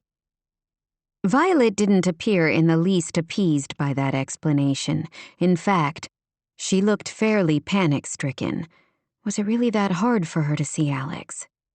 "Sorry," Cammy said. "I wish I could run them down for you. I could take care of it later, but my call will take at least an hour." Violet looked very much like a bird trapped inside a house, trying to fly against a window that simply wouldn't open. "Fine," she finally said, scooping up the box of lunches. "Thank you, dear," Rosemary said cheerfully, apparently oblivious to how difficult it must be for Violet to interact with the man she had once loved. 22. Violet. She really hated being backed into a corner. She would rather be preparing for 10 IEP meetings in one day than find herself driving the short distance to the marina with some sack lunches. With any luck, maybe Alex wasn't there, maybe Javi or Jorge were handling the charter. She wasn't sure why she was so reluctant to see him, but she could feel the tension crawling across her shoulders like giant spiders. She shouldn't be feeling this way. Alex had been nothing but kind to her since she returned to Cape Sanctuary for the summer. Maybe that was the problem. He had been too kind. How was she supposed to keep up her defenses against the man when he was so sweet to her mother, took flowers to her sister's grave, and invited Violet to have dinner with his family? Ridiculous. She was not about to go down that road again, especially not with Alex Mendoza. She had enough heartache in her life right now, losing Lily. She certainly did not need to sign up for more. With that in mind, she loaded up her car and drove the short distance between Moongate Farm and the Cape Sanctuary Marina. The Mendoza Charter's office was in a low-slung building with white shutters and flower planters she guessed were cared for by Renata. She had hoped she wouldn't have to go in, that some kind of employee might be outside to meet her. When that didn't happen, she sighed, parked her car in an empty space, and walked into the office carrying the box. Inside, she found herself in a small waiting area with comfortable chairs and pamphlets about the marine life and fishing tours the company offered. Through a doorway, she could hear Alex on the phone, his voice tense. "What do you mean you can't come in? I've got a tour starting in 20 minutes. I was counting on you." Could she be a total chicken and dump the lunches on the coffee table in the waiting area? The idea was tempting. Unfortunately, she was lowering the box when Alex spied her. Still on the phone, he gestured for her to come into the office. Left with no choice, she hefted the box of food and moved through the doorway. His office was neat and orderly, though several fishing poles were clustered in the corner and stacks of Mendoza Charter's brochures were stacked on the desk. "No, I get it," Alex was saying. "You can't do anything about your son's broken arm. You're right where you need to be, with him. Give him a hug for me. Don't worry, I'll figure out something for today. Thanks for calling to let me know, Kim." He hung up the phone and raked a hand through his dark hair in a painfully familiar gesture. She could picture him, 10 years younger, doing the same thing while he worked on a boat motor or tried to go through their business accounts. "Sounds like you've got a problem." "You could say that. Do you remember Kim Phillips? Now she's Kim Harrison. She was a year or two older than me. She teaches science at the middle school and helps me as a tour guide during the summers when she can. She was supposed to go with me today with the charter from Wild Hearts, but apparently her son broke his arm an hour ago at the skate park. She's at the ER with him now and doesn't expect to be done for at least a few hours." Poor kid. A broken arm stinks any time, but especially at the beginning of summer. "Yeah, been there. I broke my arm in 8th grade surfing at Sunshine Cove on the last day of school. That blasted cast itched all summer long." "Will you have to reschedule the charter?" "Not if I can avoid it. The Wild Hearts guests have had this booked for a month. Can you handle it without Kim?" He sighed, and that hand went through his hair again. "I don't know. Maybe." He gave her a careful look. "I only need someone to talk about some of the local points of interest and the behavior of our resident orca pod and the various migrating whale populations that are moving through the area. You could do it." Panic suddenly flared through her, wild and fierce. She had barely been able to look at the ocean since the Pacific claimed her sister. She used to love the water. Now even being this close at the marina made her feel shaky. No way. It will only be a few hours. Kim has written out a script so she doesn't miss any of the high points when she's talking about the local marine life. It's ready to go on the boat. You can read from that. I can't. He looked disappointed. Understood. I'll just have to explain that we have to cancel and issue refunds. Too bad Kim didn't call me 15 minutes earlier so I could have contacted your mother to let her know not to send the guests this way. It's too late now. The door to the office opened and she saw several of the Wild Hearts guests enter the office wearing hats and windbreakers. Violet wanted to whimper. Of course, the first two to come through the door would be Edie and Barbara, her two favorite guests. She stood frozen as she felt her options shrink to only one. You can't cancel, she whispered. It's a pain, but it happens. I could push it back a few hours, but we're supposed to have some high winds this evening, and I want to be back at the marina before that starts. Why couldn't Cammy have acted as Rosemary's delivery person? Violet didn't want to do this. With every fiber of her being, she wanted to dump these lunches on his desk and rush out of the office. But then she saw the excitement on the two older women's features and knew she couldn't disappoint them. The night before, when she had chatted to them at the fireside after Franklin's history lecture, they had talked of nothing else but today's tour Rosemary had arranged for them and two other couples. You can't cancel, she said louder this time. Edie, the one in the blue hat, has cancer. Ovarian. She's having surgery next week, back home in Nebraska, then likely will be having radiation treatments. His eyes widened and he swore in Spanish. Rosemary didn't tell me that. She's so excited about the chance to see a whale. I would hate to be the only thing keeping her from realizing her dream. He gazed at her with a warm look on his features. She did not want to see. You are remarkable, in case no one has told you that lately. No one had, in a very long time, probably because it wasn't true. She wasn't remarkable.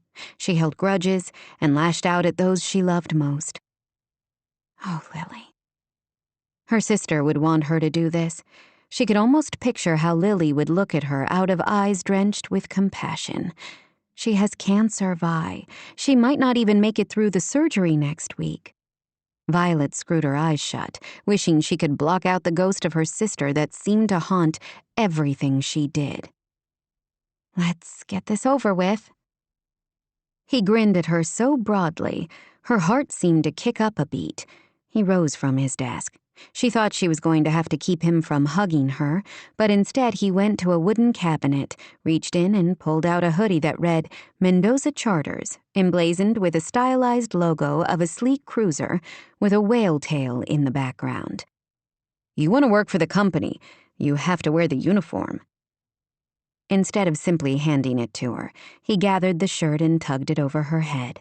Left with no choice, she pushed her arms through the sleeves and tugged down the waistband, intensely aware of him. He was so close. She could see the slight pulse of blood through a vein in his neck, smell the pine and citrus scent of his soap. She couldn't breathe suddenly. He looked down at her, that pulse beating more rapidly. He leaned down and she held what little breath she had in her lungs, certain he was about to kiss her. He did, but to her astonishment, only a kiss on her forehead. I'll try to make this as painless for you as possible, he promised. Too late, she thought. It was far too late for that. He walked out to greet the guests. I'm Alex Mendoza. You can call me Captain Alex. You all probably know today's crew. Violet Porter. The guests all greeted her with enthusiasm. I didn't know you helped out on the boat tours, too, Barbara exclaimed. You should have told us yesterday.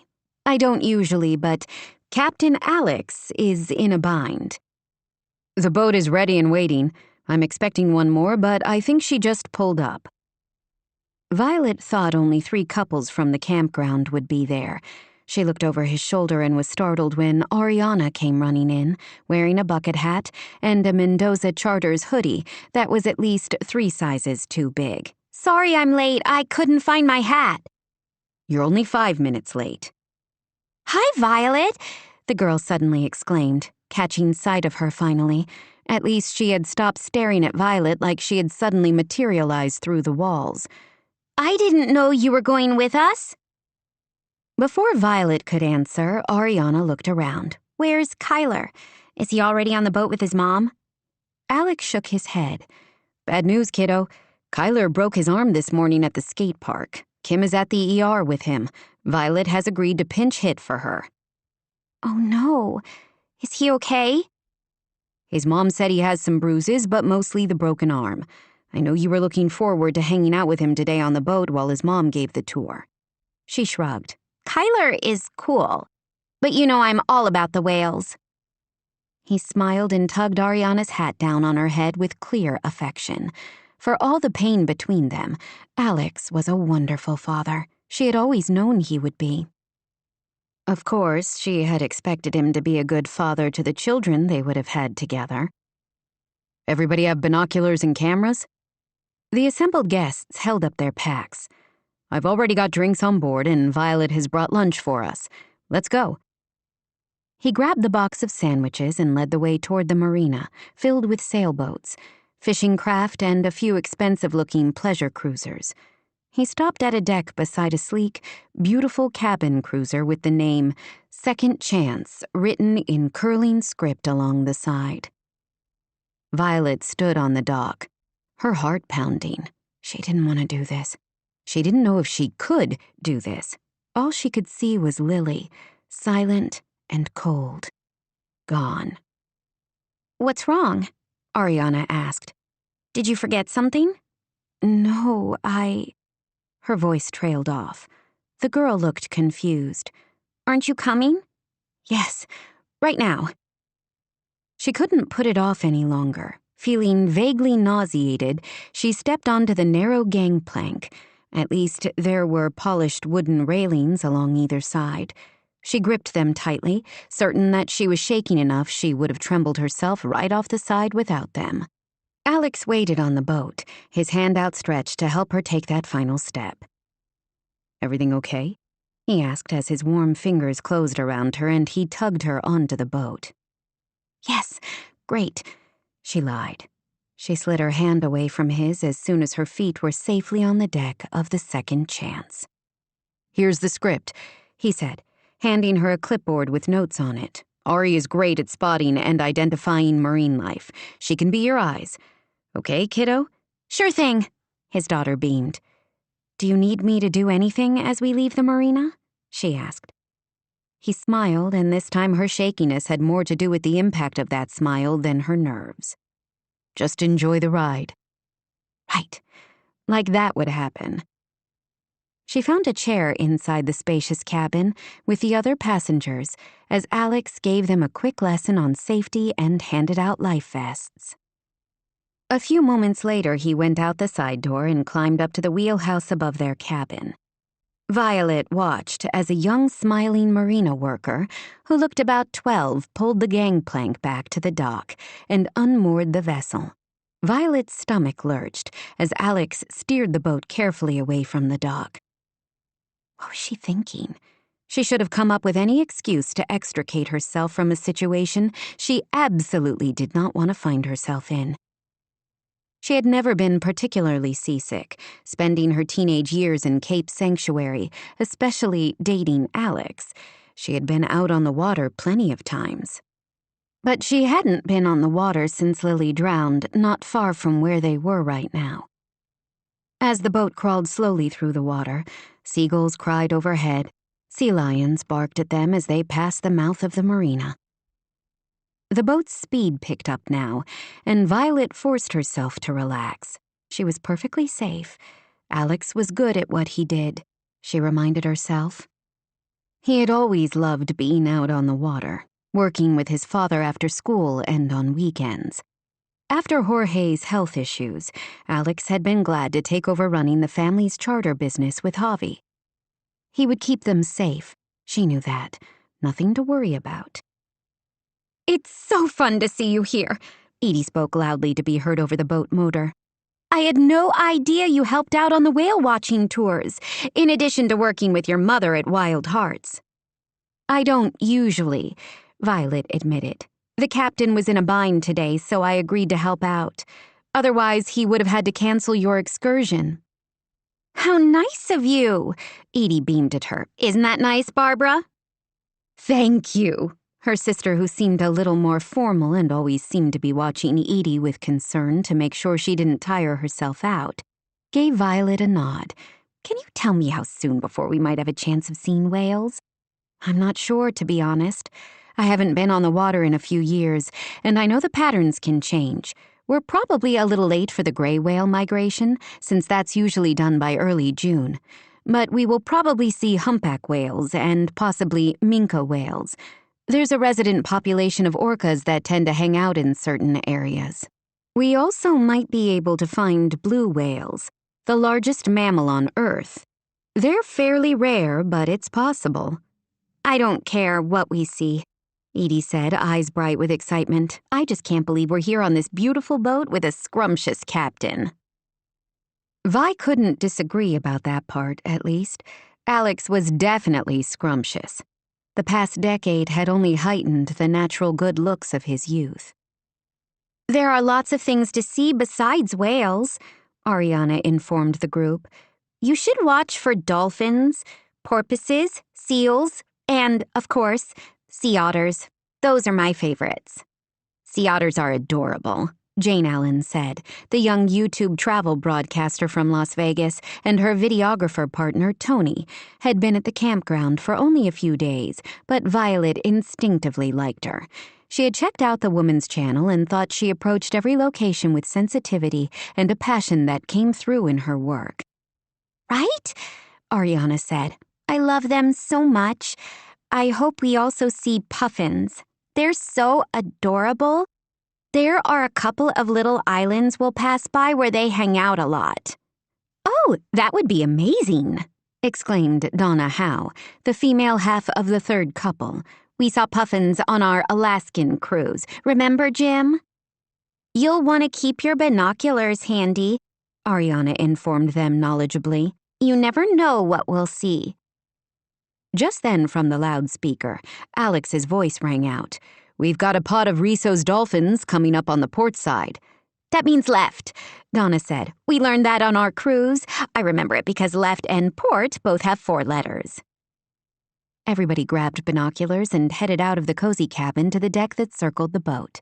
They found a group of at least 15 of the large gray dolphins near the surface, about a few hundred yards away. Violet scanned the notes until she found a section on the dolphins and shared what she read with the group as they watched them dive and surface again playfully. How old do they get? Edie asked. I read that whales can be over 100 years old. What about dolphins? Violet looked down at her notes but couldn't specifically find the answer to that.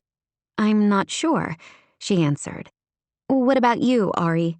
She shook her head, though she looked interested in the answer. I don't know. My dad might, though. He knows all kinds of things. Violet hesitated. She might have made some excuse, but Edie asked her a second question about how the dolphins communicate with each other. I don't know that either, she admitted. Do you want me to go ask my dad? Ariana asked. She had no doubt Alex could answer all those questions. He had always fascinated her with his vast knowledge of the sea and all the creatures who lived in and around it. On the other hand, she thought it would be more safe for Ari to stay here on deck than to climb the ladder to the wheelhouse. I'll go ask him. Hold on a minute. Ask him when we should start looking for whales, Barbara said. She walked to the back of the boat, gripping the rail tightly. She climbed to the wheelhouse where Alex was standing, looking out to sea. He gave a surprised look when she climbed up to join him. Hey, how's it going down there? I have no idea what I'm doing, she admitted. I haven't been out on open water in years. People are asking questions I can't answer. Most things are on the script. Yes, it does seem to be fairly comprehensive. Edie asked me about the Risso's dolphins we saw, their lifespan, and how they communicate with each other. Tell her they can live to be older than 30, and they communicate like most dolphins, with a combination of echolocation whistles and social communication like clicks. She made a mental note of his answers. Got it. Thanks. Also, they've asked when they should start looking for whales.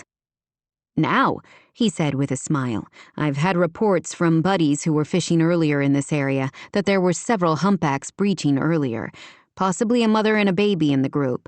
Tell everyone to keep their binoculars handy. I'll do that. He gave her a careful look. Are you doing okay? You seemed upset earlier. She gave a slightly hysterical-sounding laugh, and the words seemed to spill out before she could stop them. Sure. Why wouldn't I be okay? My twin sister drowned 4 months ago, which has left me deathly afraid of water, yet somehow here I am, out bobbing around in the middle of the Pacific with a man who once broke my heart into tiny pieces. I'm perfectly fine. Oh, Vi, he exclaimed, looking stricken. Don't worry about it. I'll be fine. She hurried back out of the wheelhouse and down the ladder toward the deck. Why had she said that? She should have kept her mouth shut. She hadn't told anyone about her new fear of the water, deeply ashamed of the weakness. The last person on earth she wanted to know about that vulnerability was Alex Mendoza. She loved the ocean and had always found peace there. She had lost so much when Lily died. She hated losing the solace of the water, too. And now she had revealed that to Alex, giving him one more thing to pity her about. She reported what he had told her about the dolphins to the group. Also, the captain said we are entering an area where humpbacks were seen earlier today. Everyone lit up, lifting binoculars and scanning the rippling surface. It took another 15 minutes before Alex came over the loudspeaker this time, his voice more muted than it had been earlier. Look to the horizon, straight ahead of us. We're approaching the pod. We follow the rules of the Marine Mammal Protection Act, which means we'll slow down to no more than 7 knots and will not approach closer than 200 yards, especially since this pod has a calf. I'll still put you in position for a great view, especially from the aft deck. The guests all hurried to the back of the boat. It was a pod of 6 humpbacks, sliding gracefully into the water, then surfacing again, their blowholes spewing air and water. He stayed near the whales for about 20 minutes. One even breached, leaping straight out of the water, then twisting to dive again.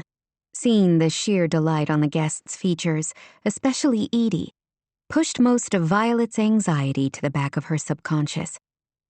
To Violet's surprise, Ariana was a fount of information, talking about how they were a species of baleen whales, how males can sing a complex song lasting 10 to 20 minutes, about their migration patterns and their diet of krill and other small fish. Alex's daughter easily could have run the tour herself, without Violet's input at all. After everyone on the boat seemed to have seen enough, Alex turned back closer to shore. He piloted the Second Chance with skill through the rough waters, then pulled into a small protected cove north of Cape Sanctuary, one of those dog-hole harbors Franklin had talked about the other day that logging companies had used. The name coming from the fact they were considered barely large enough for a dog to turn around in. The small, nimble Second Chance had no trouble navigating it. This was a rugged area, with hardly any beach and mountains rising up from the sea. Violet passed around the sack lunches for the guests. I can't get over how beautiful this is, Edie said, eyes shining. Funny how a bad diagnosis can shift your perspective. Every morning I wake up only to find a world that seems to be more beautiful than the day before. Lily would have adored Edie, Violet thought. The woman was facing a tough challenge with grace and gratitude. The group seemed to enjoy their lunches. The conversation shifted around between grandkids and children, other trips during other times. When she could no longer avoid it, Violet quietly asked Edie and Barbara to keep an eye on Ariana, then carried the remaining lunch bag and a soft drink up the ladder to the wheelhouse. Alex looked surprised to see her. What's this? My mother made lunch for passengers and crew. I guess that means you. Did I ever tell you that your mother is one of my favorite people in Cape Sanctuary? Violet wasn't at all sure how she felt about the new bond between Rosemary and Alex. She's obviously fond of you, too. He reached inside and pulled out the ham sandwich and carefully unwrapped it. The boat bobbed on the waves as he took a bite with a sound of appreciation. I was starving. Thank you. Don't thank me. It was my mom, she said, though she didn't add that she had helped make the sack lunches for the group. This is a beautiful boat, she said instead. Quite an upgrade from the 17-foot Boston whaler you used to take me out on. We have a bigger one we use for larger groups, but I like the speed and agility of the Second Chance. She works great for fishing charters and whale-watching trips. That's good. He studied her. How are you doing? Did you eat something? I'm not hungry. He frowned. Feeling a little seasick. That would be the easy explanation, but she had already told him about her anxiety. She could see no point in lying to him. Nerves, she admitted. I told you I'm not thrilled about being out on the water these days. I'm sorry, Vi. I wasn't thinking when I asked you to come. I should have realized. She shrugged, lifting her face to the sea breeze. I haven't told anyone but you. I'm sure I'll get over it eventually. I'm already feeling less panicky than I did when I boarded the boat. That's good. I'm embarrassed about it, she admitted. You shouldn't be. It's completely understandable. Lily was part of you, your best friend. I miss her every minute of every day. Her voice cracked on the last word. To her dismay, she could feel tears begin to seep out as the compassion in his eyes shattered what remained of her composure. Oh, Vi, sweetheart, I'm so sorry. He pulled her into his arms. He smelled of sunshine and sea and the past, all entwined together. She knew she would regret leaning on him, but at this moment she needed the familiar comfort of his arms. She wrapped her arms around his waist and held on while the boat at anchor bobbed on the light waves and gulls cried overhead. Against her cheek, she could hear the beat of his heart. How could she be finding such peace here, with Alex? It made no sense at all. His hand smoothed down her hair, and it was only natural that she lifted her gaze. He was looking at her with an expression so fiercely tender, she had to swallow. His kiss seemed inevitable. It was slow, gentle, a quiet reunion. His mouth felt the same, as if those 10 years between them hadn't existed. While she could sense heat below the surface, his mouth was undemanding, straightforward. She wanted to close her eyes and pretend she was 19 again in the arms of the man she loved, without all the pain and heartache. She sighed, her hands grasping the front of his shirt, and he deepened the kiss.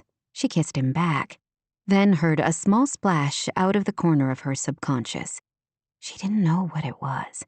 Maybe a seal slipping into the water, or a cormorant diving for a meal.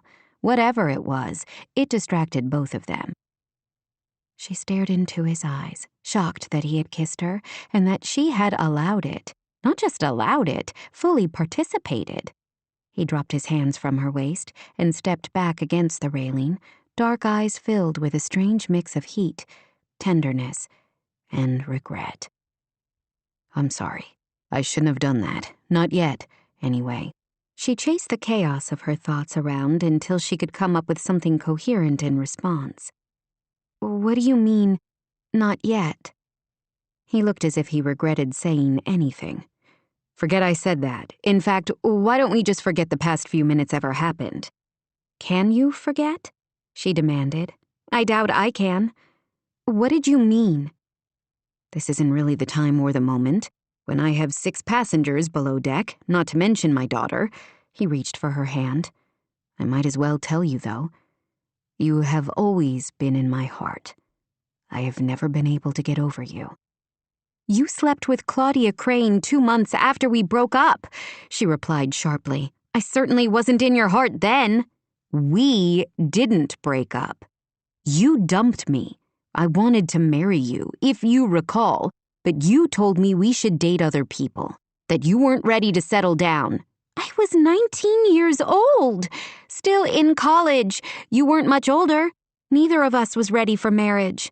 I didn't think you would turn around 2 months later and sleep with someone else, especially not Claudia. He was right. This really wasn't the time for this. Among the people below deck was that daughter he shared with Claudia. She pushed away from the railing. I need to get back to the passengers. He reached out and rested a hand on her arm. Vi, we need to talk about this. The heat of his fingers seemed to burn through the fabric of the Mendoza Charter's hoodie she wore, straight to her skin. He could still affect her with a simple touch after all these years, after everything else. She flexed her biceps, and he instantly dropped his hand. I think we said all we needed to say 10 years ago, don't you? Not by a long shot. Look, Ari is staying overnight with her cousins tonight at my mom's place. Can I meet you somewhere? We could grab a drink at the sea shanty or a piece of pie at the Sand Dollar Cafe, or even just take a drive, like we used to do. She didn't want to go anywhere with him when his touch could send her spiraling back through the years. But she also didn't want to leave all these unresolved feelings between them. Lily had died before she and her sister could work out their issues. Violet would always regret that she had left things unsaid between them and had vowed not to do that in other relationships in her life. I don't see the point in rehashing the past. It's done. But fine. We can grab a drink tonight. She had a feeling getting completely hammered would be the only way she would ever forget that Alex Mendoza had kissed her again. 23. Cammy. She was bored, a feeling so unusual she almost didn't recognize it. Cammy sat at the kitchen table in the bunkhouse, the spot she had taken over for work since her bedroom only had a small desk with an uncomfortable chair that left her feet dangling about 6 inches from the ground. The problems of shorter people. Most furniture was designed for people of average size. Since she was only an inch over 5 feet tall, her feet never seemed to touch the ground, and she always needed a footstool. Here she had room to fit a small ottoman under the table. The other bonus was the window overlooking the beautiful gardens at Moongate Farm, overflowing right now with blossoms and bounty. It was quiet. The mystical, proverbial state of being too quiet.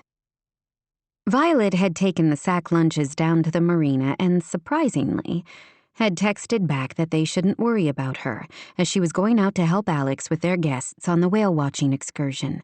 That left Cammy here, alone with her thoughts.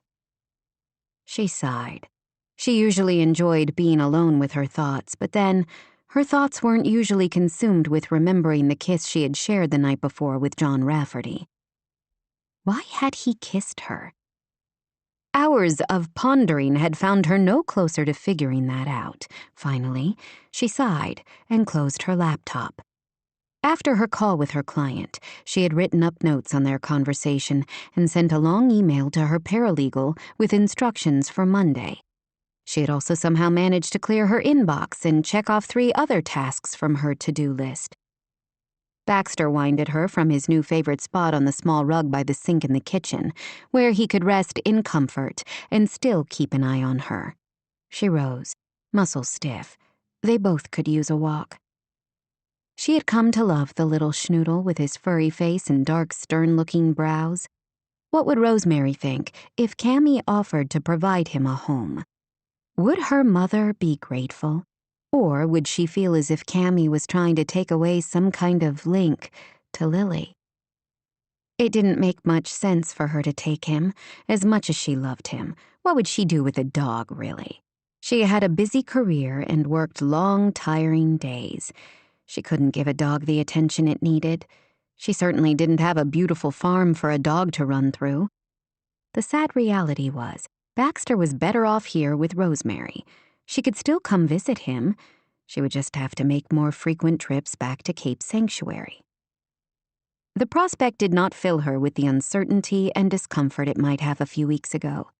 She was coming to love it here, as much as the rest of the women in her family did. "Want to go for a walk?" she said to the dog. The answer was an obvious and resounding yes.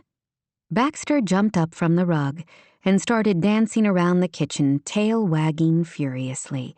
Cammy threw on her sneakers and found Baxter's chest harness and leash, laughing as she struggled to hold him still long enough to put it on. Finally, she managed to work all the buckles and clipped on the leash, and Baxter danced to the door. The day was sunny, with a few high, plump clouds. She would have liked to walk down to the beach, but she deliberately set out in the opposite direction from Rose Creek. They walked down to the marina, where Baxter scared up a few magpies in the parking lot. By the time she returned to the house, her restlessness had eased, and she felt more centered and comfortable in her own skin. A little exercise always did that for her. Sunshine helped even more. In LA, she tried to swim and work out when she could in the exercise room of her condo development. Still, a half hour on the treadmill wasn't the same as 30 minutes outside on a gorgeous summer day with a cool breeze and the ocean glinting in the sun. She should spend the afternoon doing something completely selfish and irresponsible for once, she thought as she approached Moongate Farm. Read a book, or browse through the shops downtown, or just hop into her rental car and take a drive down the coast. She was still trying to decide what appealed most when she walked up the driveway toward the bunkhouse and discovered a figure bent over in the garden. Rosemary, she realized. She was momentarily tempted to try sneaking into the bunkhouse without drawing her mother's attention. Their relationship was still so tangled, a mix of love and resentment, respect, and old hurts. As soon as she had the thought, Cammy discarded it. Her relationship with Rosemary would never get better if she ran away from any chance she had to work on it. More clouds had moved across the sky since she and Baxter set off, and the temperature seemed to have dropped a few degrees. Her mother stood up when she saw Cammy approach, a small spade in her hand. "You've been on a walk. Lovely. Where did you go?" "Down to the marina. No sign of Violet and the campground guests yet. Alex will keep them safe," Rosemary said with perfect certainty. "What are you working on out here?" Cammy asked. "Picking the spoils. I've got peas, new potatoes, and strawberries that need to be harvested. I usually like to do it first thing in the morning or in the evening when it's cooler, but the past few days have gotten away from me. Can I help?" Rosemary pushed back her wide-brimmed straw hat. "Certainly. I never turn down help in the garden." Cammy let Baxter off his leash and slipped him out of the chest harness. He immediately went to plop in the shade of the big oak tree. "What should I do?" "Why don't you pick the strawberries? There are a bunch that suddenly ripened in the past few days. I've got an extra pair of gloves in my garden cart you can use." She pointed to the little wheeled seat Cammy had seen her mother use to move along rows of produce without getting up and down 100 times. Cammy found the gloves and pulled them on. She went to work lifting the leaves and finding all the hidden berries underneath. It was a little like a treasure hunt, with a delicious bounty at the end. As they worked together, Cammy felt something tense and tight inside her begin to uncoil. "Thank you for helping me," Rosemary said after several minutes. She smiled at Cammy. "And for everything else you've done since you came to Cape Sanctuary. It's been so nice to have you home." "Except this isn't my home, Mom. Not really." She shouldn't have said it and regretted the words as soon as they were out, especially when her mother's gaze shifted. "I suppose not. That wasn't the way I wanted things. I hope you know that." She said nothing, not wanting to make things worse. Rosemary set down her spade and perched on one of the willow benches scattered through the garden. "I hated leaving you behind, darling. But would you have been happy here if things had been different? Cape Sanctuary is a sleepy little town with one public high school for miles around. You would have been bored after the first day." "It was good enough for Lily and Violet," she felt obliged to point out. Rosemary gazed into the distance. "That was different. I love your sisters dearly. You know I do. But you needed more. Did I? You were always so smart it scared me, so much smarter than I was. She stared, shocked at Rosemary's bluntness. I was an average child. You were never average, Rosemary corrected. You were reading storybooks to your baby sisters by the time you were 3 years old. I didn't teach you how.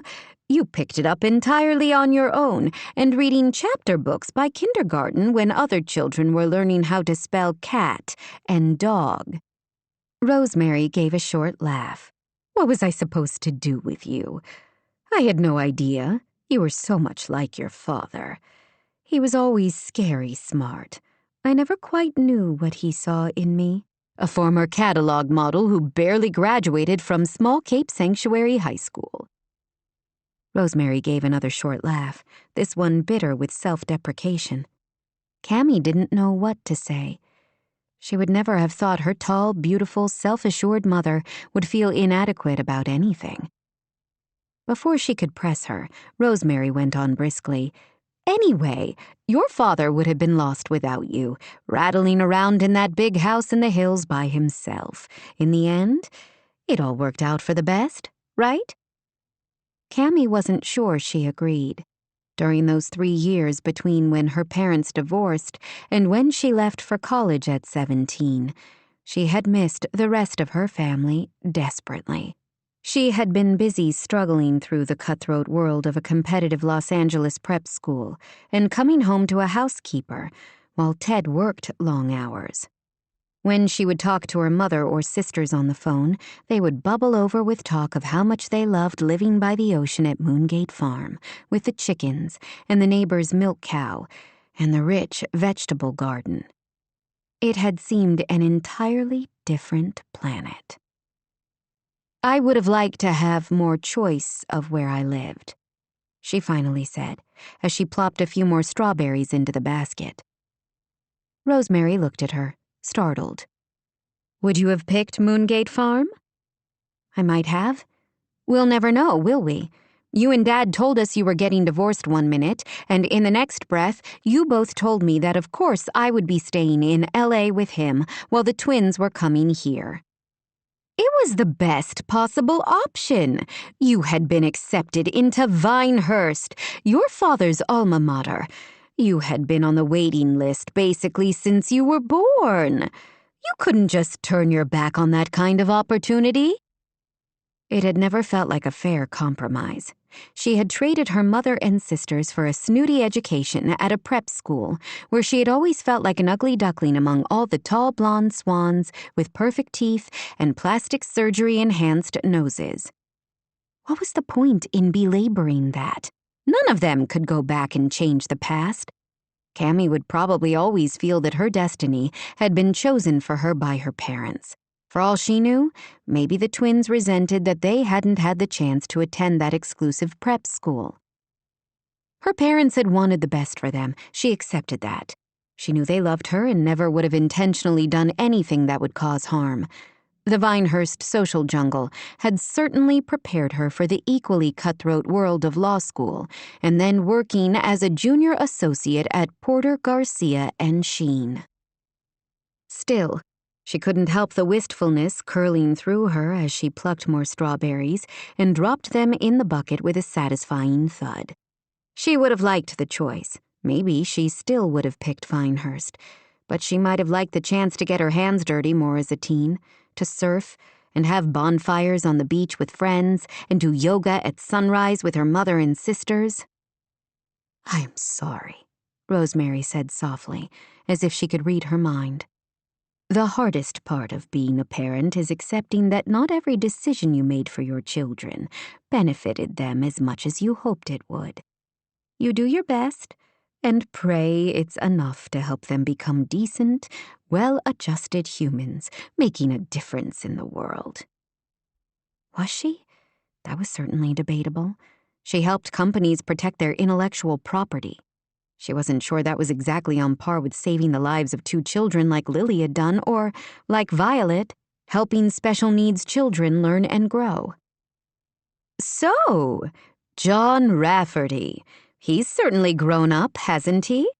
The question from Rosemary seemed to come completely out of the blue. I never knew him as a boy, so I have no frame of reference to compare to. I didn't either, really. He was a teenager when we moved here, but I remember him being always quiet, with his nose in a book. Her mother gave her a knowing smile, kind of like someone else I know. She didn't want to think that she had that in common with him. John Rafferty was a sexy adventurer, currently battling a machete injury, while she was a boring intellectual property attorney who hadn't taken a vacation since starting law school. Why had he kissed her? Be honest with me. Do you think we have any chance of convincing him to change his mind about booting out the campground at the end of the season? Cammy sighed. Her mother wasn't going to give up. I think you would be better off exerting your energy toward trying to find a new location, rather than holding your breath that John will come around. You never know. He might see reason. He seemed perfectly nice last night when his father was speaking to our campers. The two things aren't mutually exclusive, she was compelled to point out. He can be perfectly nice, yet still not want a bunch of strangers traipsing through his backyard. Rosemary gave her an affronted look. What's not to like? I'm sure he saw for himself last night that our guests aren't a bunch of rabble-rousing hooligans. I don't think anything we do or say will change his mind, Cammy said, trying for a gentle tone. You need to prepare yourself that at the end of the season, Wild Hearts is either going to have to close or move to a new location.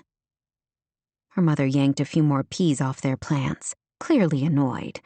What if I don't like either of those options? Then the choice will be made for you, Cammy said, somehow managing not to point out the irony. 24. Violet. Hot date? Violet gave an inward groan as she glanced over her shoulder at her sister. So much for slipping away without anybody noticing. She thought Cammy planned to be preparing a brief all evening. Instead, she was standing in the door of Violet's bedroom, her sharp gaze missing nothing, from the Mendoza Charter's hoodie Violet was still wearing to the makeup she was putting on for courage. No, she said reluctantly, not a hot date. She wished she could leave it there, but she really didn't want to hurt Cammy's feelings when her sister had been so kind to her all week. I'm meeting a friend. Cammy sat down on the edge of the bed. Does this friend happen to be a man named Alex Mendoza? Her lipstick smeared and she cursed, reaching for a makeup wipe. Why would you say that? She asked, trying for a casual tone. Call it a lucky guess, Cammy said dryly. Or at least an educated one. I know you ended up going out with Alex and some of the guests on a whale-watching charter earlier today. I also know you seemed upset when you came home. Did I? She couldn't stop replaying those moments in the wheelhouse when the past and the present had collided in his arms. I also know you hardly said a word during dinner. Being the logically minded attorney that I am, I have to ask myself whether there is any connection between your mood and your boat trip with Alex. Which is it? Correlation or causation? She made a face. Smarty pants? What if it's both? Cammy studied her. Are you sure meeting up with him is a good idea? She didn't want to talk about it with anyone, especially as she still wasn't sure why she had agreed to see him that night. She closed her eyes, reliving that kiss again. She still didn't feel as if she had caught her breath. I have no idea. He wants to clear the air between us. Ah. Violet narrowed her gaze. What do you mean by that? It's merely a sound denoting understanding. She finished touching up her lipstick and closed the applicator, smacking her lips together.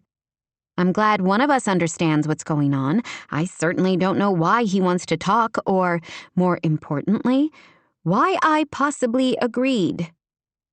She had been tempted a dozen times to text him and tell him to forget it. Every time she picked up her phone, she couldn't bring herself to do it. The two of you have unfinished business, I guess. We don't, though. Everything between us was finished a long time ago, completely finished. Cammy raised an eyebrow. Who are you trying to convince? Me, Alex, or yourself? She had no idea about that either. She didn't have time to answer anyway, before a knock sounded at the door. Her nerves jumped, and she was tempted to hide out here in her room and lock the door. Alex had insisted on picking her up, though she'd told him she could easily meet him at the bar. If she didn't answer the door, she wouldn't have to go with him, and the past could stay where she had buried it. Want me to get that? Cammy asked, when Violet stood frozen, panic swirling through her. No, she finally said. I'm good. Thanks, though. With a deep breath, she picked up her favorite small crossover bag and slipped her phone into it. You don't have to go anywhere with him if you don't want to, Cammy said, clearly reading her hesitation. I'll be fine, she said, forcing a smile and wishing she believed that. Her sister still didn't look convinced, her brows furrowed with a worry that warmed Violet, despite her own anxiety. I'll be fine, she repeated. Call me if you need backup. On impulse, Violet hugged her older sister, grateful beyond words for her steady support. I love you, she said. Back at you, Cammy said, squeezing her tightly. A knock sounded again.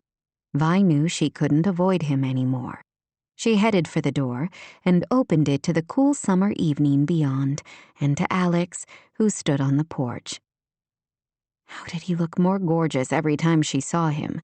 She felt awkward, which was ridiculous, considering how many times he had picked her up for dates during the years they had been a couple. Hi. Hi back, he said. She couldn't read his expression. He looked over her shoulder at Cammy, who was standing a few feet behind her, arms crossed and a scowl on her face, like she was some kind of diminutive bodyguard. Cammy, how are you? I've been better. Violet didn't need her sister to fight her battles for her, as much as she appreciated the backup. She pasted on a cheery smile. I'm all ready. See you later, Cam. Good luck with the brief. She basically pushed him back out the door and closed it behind them. The night air smelled sweet from the garden and the pine trees around the farm as she walked to his pickup truck. She didn't wait for him to hold the door open, simply opened it herself and climbed inside. I wasn't sure you would come with me, he said, after he had climbed into the driver's side. I didn't want to, she admitted. I almost called you several times to cancel. Why didn't you? She should have met him somewhere instead of letting him pick her up. Neutral ground would have been better than the tight confines of his pickup cab, where she was surrounded by the familiar, intoxicating scent of him. Get it together, she ordered herself, trying not to shiver. She released a breath. As you said, I'll be here all summer helping my mother. I don't see the point in things being ugly and contentious between us. I'm relieved to hear that. He pulled out of the driveway. Instead of driving toward the marina in town, he turned in the opposite direction. Where are you taking me? She asked. I thought we were grabbing a drink. We still can, but we're 20 minutes from sunset, and it looks like it's going to be a gorgeous one. I don't want to miss it while we're stuck inside the windowless sea shanty. She knew in a moment where he was taking her. Their place. It was an overlook on the cliffs south of town, with sweeping views down the wild, rugged Northern California coast. Always desperate for somewhere to be alone when they were dating and living at home, they used to park there to make out. On warm summer afternoons, they would walk the narrow, twisty trail to a small, isolated beach that only appeared at low tide. He didn't suggest that now, much to her relief. Instead, he pulled off onto the side of the road to a narrow strip of land surrounded by wildflowers, sea figs, fiesta flowers, coastal golden bush. They both climbed out and walked a short distance through coastal pine and brush on a well-beaten path toward the overlook. Oh! Someone's put a bench at the overlook, she exclaimed. How perfect. He said nothing, and she instantly knew who had put the bench there. You did this? He didn't meet her gaze. A view like this should be shared, don't you think? Did he think of her at all when he came here? She wanted to ask but couldn't find the nerve. I'm glad you wore a hoodie. It can be cool here with the constant wind. Yes, she remembered that. She also remembered they never seemed to have much trouble staying warm. The sun, still probably a half hour from setting, hovered above the horizon, painting the ocean with pastels. He sat down on the bench. She hesitated for only a moment before she sat beside him, hands shoved into the center pocket of her hoodie. His hoodie, actually, though she wasn't sure she wanted to give it back. They sat in silence while the ocean washed against the beach far below, and the wind whispered through the pines. I owe you so many apologies.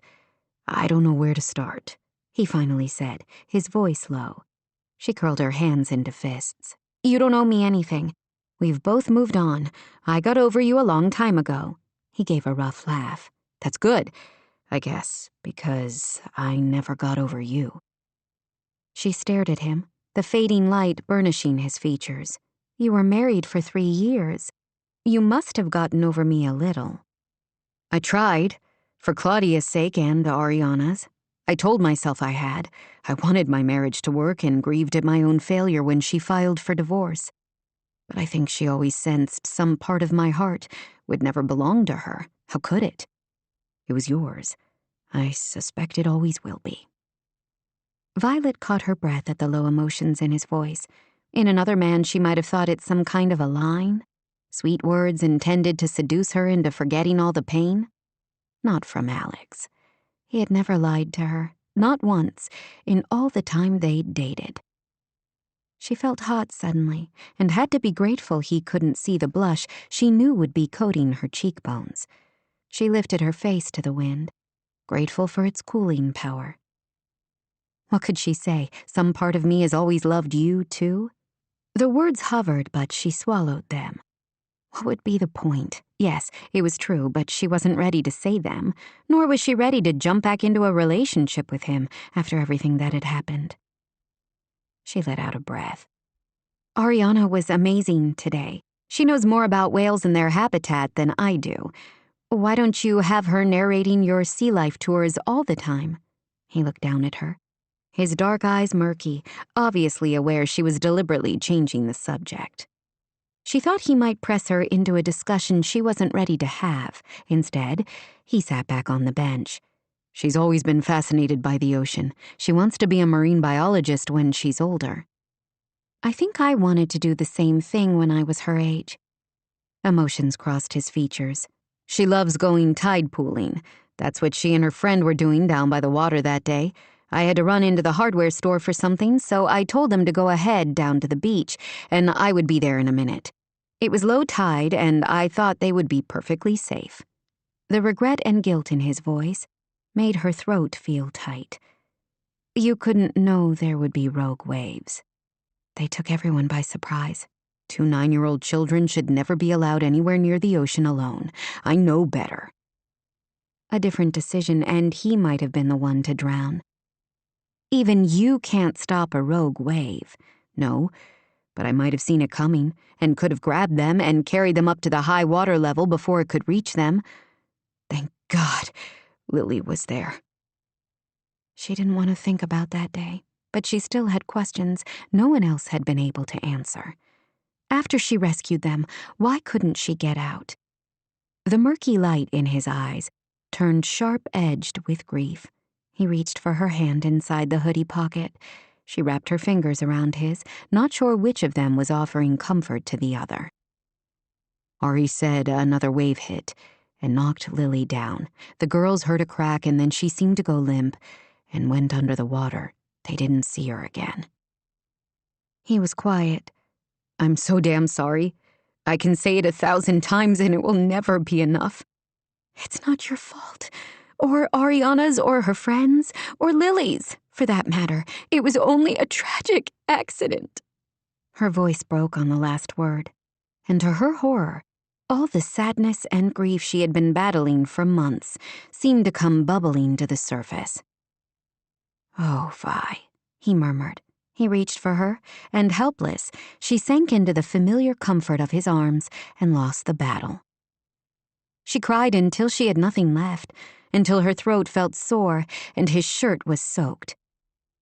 "That felt long overdue," he said, when she managed to retain some semblance of control. Her eyes burned as if someone had tossed a handful of sand into them, or maybe an entire beach. They had come to enjoy the sunset, but somehow she had missed it during her outburst. The sun was now only a band of orange and yellow on the horizon, and a few stars had appeared in the sky. How long had she been crying? Embarrassment made her face heat again, and she wanted to bury her head in her arms. "I'm sorry you had to bear the brunt of that." "I'm not. I'm glad." His voice was fierce. "I can't do anything to bring Lily back, but the very least I can do is hold you while you grieve." She had needed someone to do just that, she realized. These past 4 months, she had ached for someone to hold her. Never in 100 years would she have expected that to be Alex Mendoza. They sat in silence as even that band of light disappeared. She was about to ask him to take her home when he reached for her hand again. "There's no good way to say this, so I'm just going to come out with it. I want a second chance with you, Vi." She stared, wishing she could read his expression in the darkness. "You, what?" "I never stopped loving you, even with everything between us. Some part of me always loved you." She slipped her hand away, not sure she could trust herself to have that contact with him. "I don't know what you want me to say." "You don't have to say anything, not now, anyway. I know the timing isn't right. You're grieving your sister. I just want you to know that when you're ready to think beyond that pain, I will be here in Cape Sanctuary, waiting. It doesn't matter how long it takes." She screwed her gritty eyes shut, tempted beyond words to fall into his arms again and kiss that beautiful, familiar mouth. She wanted to tell him that she had never stopped loving him and that no other relationship ever felt right because those men weren't Alex Mendoza. And then she remembered Ariana, the child he had created with Claudia Crane. "Don't," she said quietly. "Don't wait for you? Don't love me. I won't ever be in a better place for that. You broke my heart. I know I told you we should date other people. That was on me, and I own that. I still thought we would end up together. I never expected you to be married to someone else within 6 months. Again, I can't change the past, and I wouldn't, even if I could, if that meant no Ari. I know you wouldn't. I get that, but you still broke my heart. I was a mess for a long time. I can't go through that again. Don't love me." "Here's the funny thing about love, Vi. You have no control over other people's emotions. You can't tell me to stop loving you. It's too late for that." "We were high school sweethearts. We didn't know anything about love, real love." He started to argue, but she cut him off. "You were cute and funny and popular, and I was flattered that you were interested in me instead of Lily." She couldn't say the words. "But that was a long time ago. We're different people. You're a father now. You have more important things to worry about than some girl you once loved." She stood up. "Do you mind taking me home? I changed my mind and don't really feel like hanging out in a bar somewhere." She did, however, feel like getting drunk, truly hammered, which she had done only a few times in her life, once when he'd called her to tell her Claudia was pregnant and wanted to keep the child, and once when she'd found out her sister had died, rescuing that child. He said nothing for a moment, but finally rose as well. He pulled a small flashlight from his keyring and turned it on to light their path back to his pickup truck. He held the door open for her and extended an arm to help her inside, but she carefully avoided touching him. He didn't miss it. She could tell he was annoyed by the way his mouth thinned. He climbed in behind the wheel, but didn't start the vehicle immediately. Instead, he shifted toward her, his face a dark blur in the night. "I was hoping to clear the air between us, but I'm afraid I've only made everything worse." She shook her head, though she knew he couldn't see it. "You haven't. You've made me realize something fundamental. I can't tell you I'm over you in one breath and then continue to be angry with you about the past in the next. I have to choose one or the other." "Which one are you choosing?" I've decided not to be angry with you." His mouth thinned again, but he started the pickup and focused on turning around, back toward Moongate Farm. "I guess that's good. It will at least make everything a little easier this summer. Ariana has missed visiting your mom. She asked me yesterday why we hadn't stopped in for breakfast in a while." Was her mother feeding everyone in town? No wonder Rosemary struggled with her bottom line. No, she was just being neighborly and bringing in strays. It was one of the things her mother did best. "Don't change your routine on my account. I wouldn't want to deprive my mother or Ariana of each other's company. They're pretty fond of each other. And Ari loves your mom's lemon butter on pancakes. She said it tastes like sunshine." She could picture the girl saying that and almost smiled, despite the turmoil of her emotions. He loved his daughter. She couldn't doubt that. A moment later, he pulled up in front of the house. She thought she saw a curtain twitch in her mother's bedroom window, but couldn't be certain. Cammy, she noted, wasn't making any effort to be subtle. Her older sister was sitting on the front porch, watching them with interest. "I wish I had at least had the chance to buy you a drink. After all your hard work today guiding the tour." "You don't owe me anything." "I wish that were true, but we both know better." He exited the driver's side before she could answer. She started to open her door, but he beat her to it, standing in the opening, so she had no choice but to face him. "I know you meant every word, Vi, but I also meant what I said. I love you. You can tell me not to all you want, but that's like telling the ocean to stop being so wet." He stepped aside so that she could get through, and she hurried to the bunkhouse without a backward look. "How did that go?" Cammy asked. She knew her sister was concerned about her, just as she knew she would break down again if she had to go through the post-mortem with Cammy. "I'm not in the mood to talk about it," Vi said. "Maybe sometime, but not tonight." She hurried into her room, grimly aware she might have just destroyed all the progress she and Cammy had made toward becoming closer. 25. Cammy. Collecting someone from the small airport in Redding was vastly different from an airport pickup at LAX. No bumper-to-bumper traffic, no strict rules about where you could drive, no vast parking lots filled with people waiting on arrivals. Here, she only had to take a leisurely drive, pull up roughly the time the plane was scheduled to land, and then text that she had arrived. A few moments later, her father came striding out of the terminal with his laptop case and a small suitcase. She had already told him the color and make of her rental car, and he headed straight for her, then opened the back door for his bags before sliding into the passenger seat. "Thanks for picking me up, kiddo. My assistant tried to swing a rental car for me, but apparently there isn't one to be had anywhere in town." "It's no problem at all.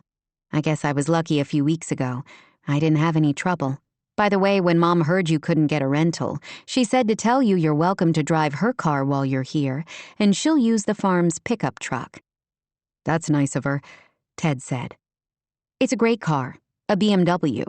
She didn't offer to let me drive it, which is why I'm still in the rental car."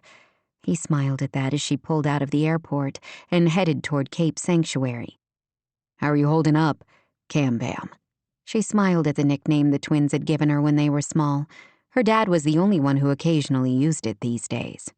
"I'm good. It's been nice to take a little break from the commute and work remotely for a while." "We miss you at the office. Did you hear we won the appeal for James Rowland? New trial, and the justices threw out the testimony of his girlfriend's sister, as they should have, since it was complete hearsay." "That's terrific. Just what you hoped would happen." "Right. Without that testimony, the prosecution has no case. I expect it to be thrown out. With luck, he'll be home within the month." That was one of her father's pro bono cases that he was particularly passionate about. And Carol and Pete Hernandez settled the suit against that delivery company in the fatal accident that killed their son. The company knew the writing was on the wall. Their driver was overworked and shouldn't have been on the road, and the company knew it. All in all, a good few weeks for Porter, Garcia, and Sheen. "We still miss you. Have you solved all of Rosemary's lease issues?" She tried not to feel the sting of failure, only temporarily. Mom has permission to keep the campground at the Rose Creek headland for the rest of the season. Then she'll have to move the tents. That was the best I could do. I bet Rosie is not happy about that.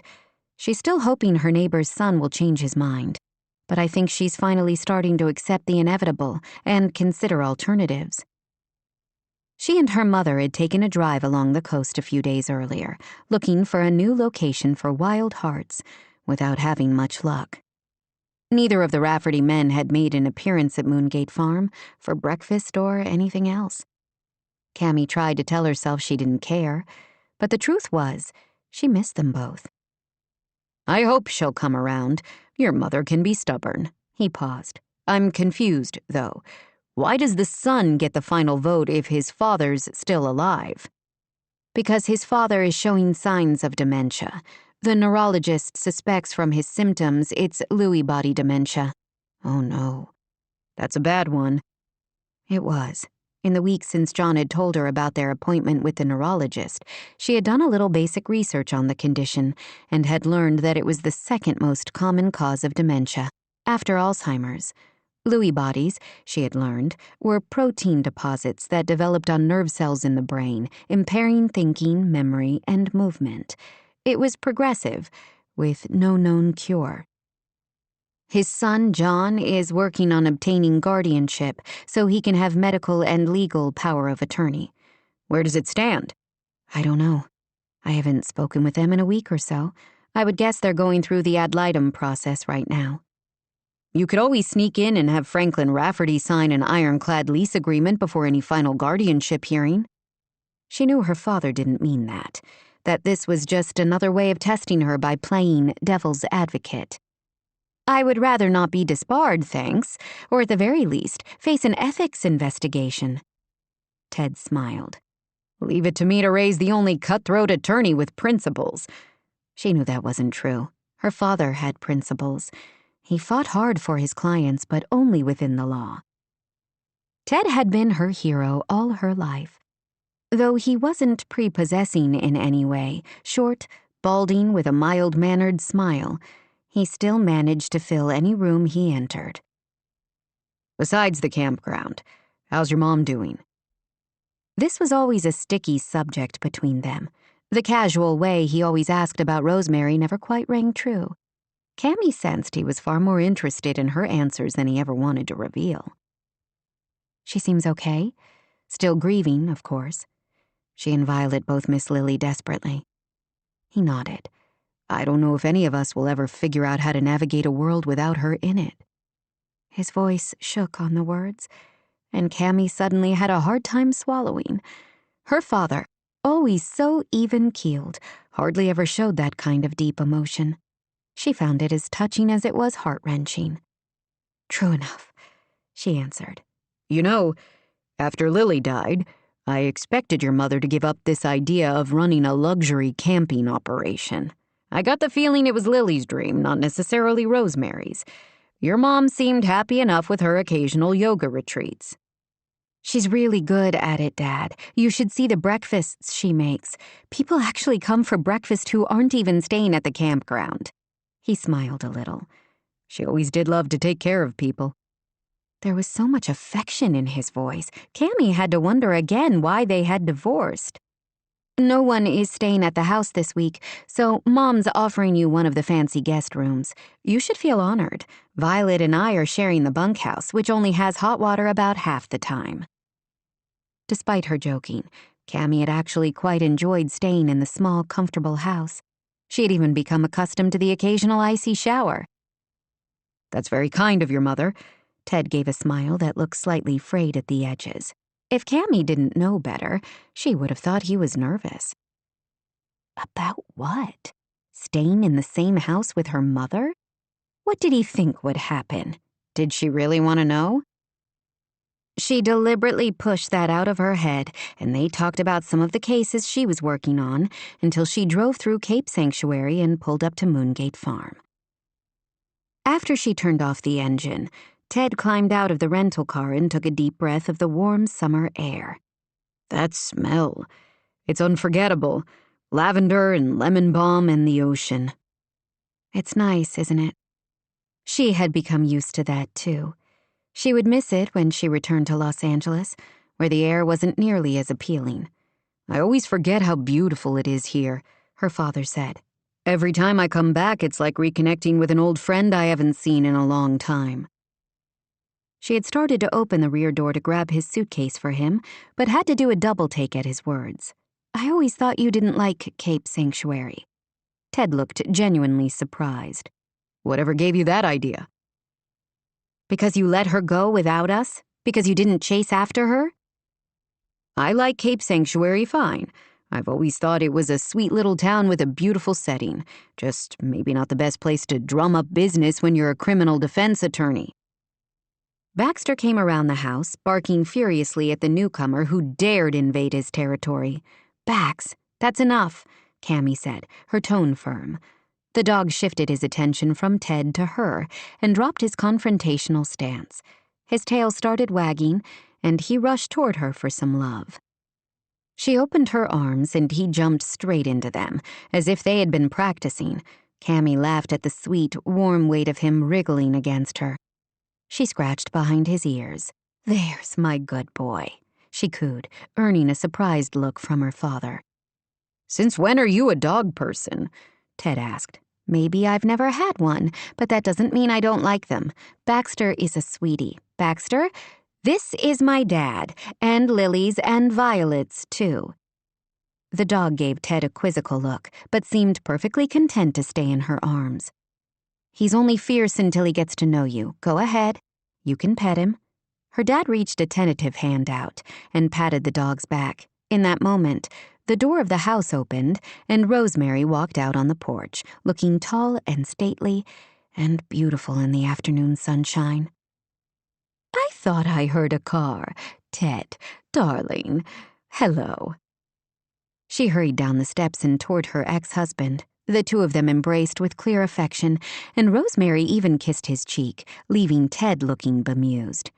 "It's so good of you to make time for this. I know how busy you are." "I would not have missed this. How wonderful of the town to honor Lily as part of Summer Sanctuary." "Yes. I don't remember them ever picking a Citizen of the Year posthumously. Can I help you with your bags?" "Not necessary. I didn't bring much. Only a carry-on and my laptop bag. You'll just have to point me in the right direction." "I hope you don't mind, but I had to move you at the last minute. I was planning to put you in the Morning Glory room, our grandest suite, but I ended up giving that to a young couple from Idaho who eloped in Tahoe yesterday and then drove out to the coast for their honeymoon. They were hoping to stay in one of the tents, but those have been booked for weeks, unfortunately." "I don't care where I sleep. I can take the sofa bed in the bunkhouse if that's all you have." "It won't come to that. The honeysuckle room is beautiful, if a little feminine." "You know I never minded a little frou-frou," Ted said gruffly. Rosemary smiled. "I love a man comfortable enough in his masculinity to sleep surrounded by ruffles."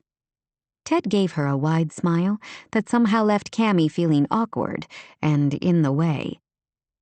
A timer went off on Rosemary's phone, and she frowned. "That's the muffins I'm making for tomorrow's breakfast. I need to take them out. Cammy, you know where the honeysuckle room is, right? Can you direct your father?" "Sure." "Thank you, darling." Rosemary hurried back up the stairs, Ted watching after her with an expression so raw with naked tenderness and yearning that Cammy felt scorched just being in the vicinity of it. Before turning back to her, Ted seemed to make an effort to compose his features into some semblance of a casual smile. "Thank you again for picking me up, Cams." She was lost for words, still shaken by that look. Did Ted still have feelings for Rosemary? He must.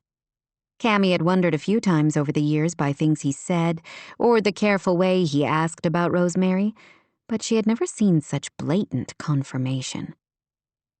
Her father was a ferocious adversary and cutthroat attorney. When he wanted something, he made no secret of it and did not rest until he had it. If he had feelings for Rosemary, wouldn't he have acted on them before now? More to the point, if he still had feelings for her, why would he have agreed to the divorce in the first place? Her parents' relationship was not her business, Cammy reminded herself. She had enough trouble figuring out her own. She only had to make it through summer sanctuary this weekend, and then she would be returning to LA, to her busy world of meetings, court filings, depositions. The prospect held zero appeal. She forced a smile. No problem. I would love to take everyone out for dinner tonight if you all don't have plans. I mentioned it to your mother on the phone the other day, and she said she thought that might work. I don't have plans. I doubt Vi does either. She hadn't talked much to her sister in the past week, after Violet returned so overwrought from going out with Alex Mendoza. Violet had been staying close to home for the past week. She helped Rosemary with breakfast and then worked on the campground social media properties or paperwork, then would go for long walks on the beach each evening before crashing in her room. Cammy had tried to talk to her several times, but Violet was clearly not interested in sharing confidences. She was never rude about it. She just seemed determined to talk only about casual things and avoid any deeper discussions. If Cammy thought she and Violet were on track to forge a better relationship, this past week made her strongly question that.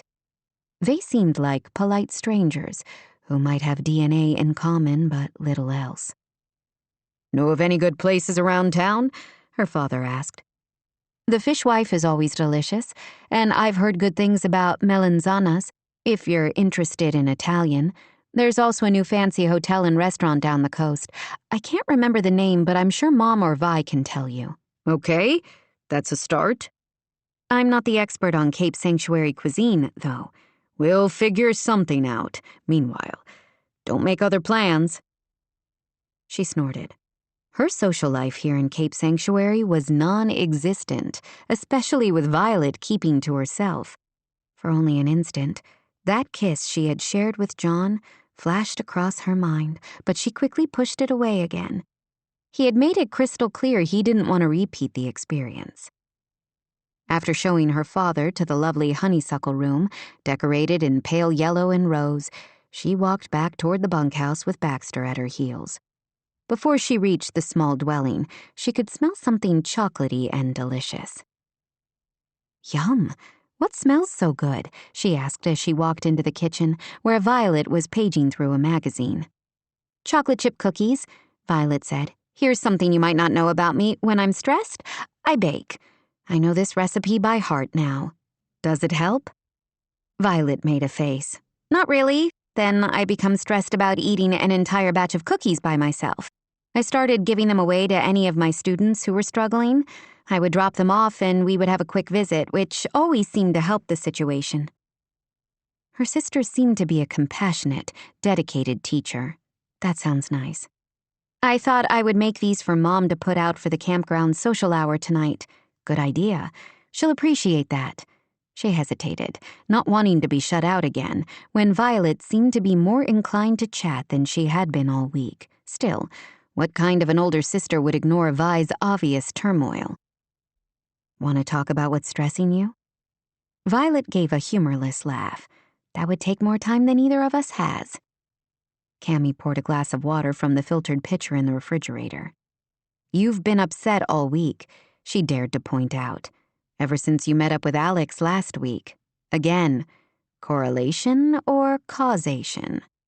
I'm not upset, Violet said sharply, rising with suddenly jerky movements to take the cookies out of the oven. No? Why would I be? I'm completely over the man. Seeing him again doesn't bother me at all. Are you sure? Her sister released a breath as she set down the cookies on a trivet to cool and threw another prepared tray into the oven. I'm not sure of anything anymore, she finally said. He wants the two of us to try again. Cammy sipped at her water. I take it you're not interested. This time, Violet let the silence drag on longer as she transferred the cookies from the tray to a cooling rack. He was my first love, but that was a long time ago. We're not kids anymore.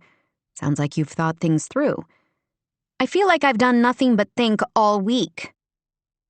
Violet set a couple of cookies on a plate and handed them to Cammy. As peace offerings went, this one wasn't bad. "I'm sorry I shut you out this week. I wasn't ready to talk about it. It's fine." "It's not.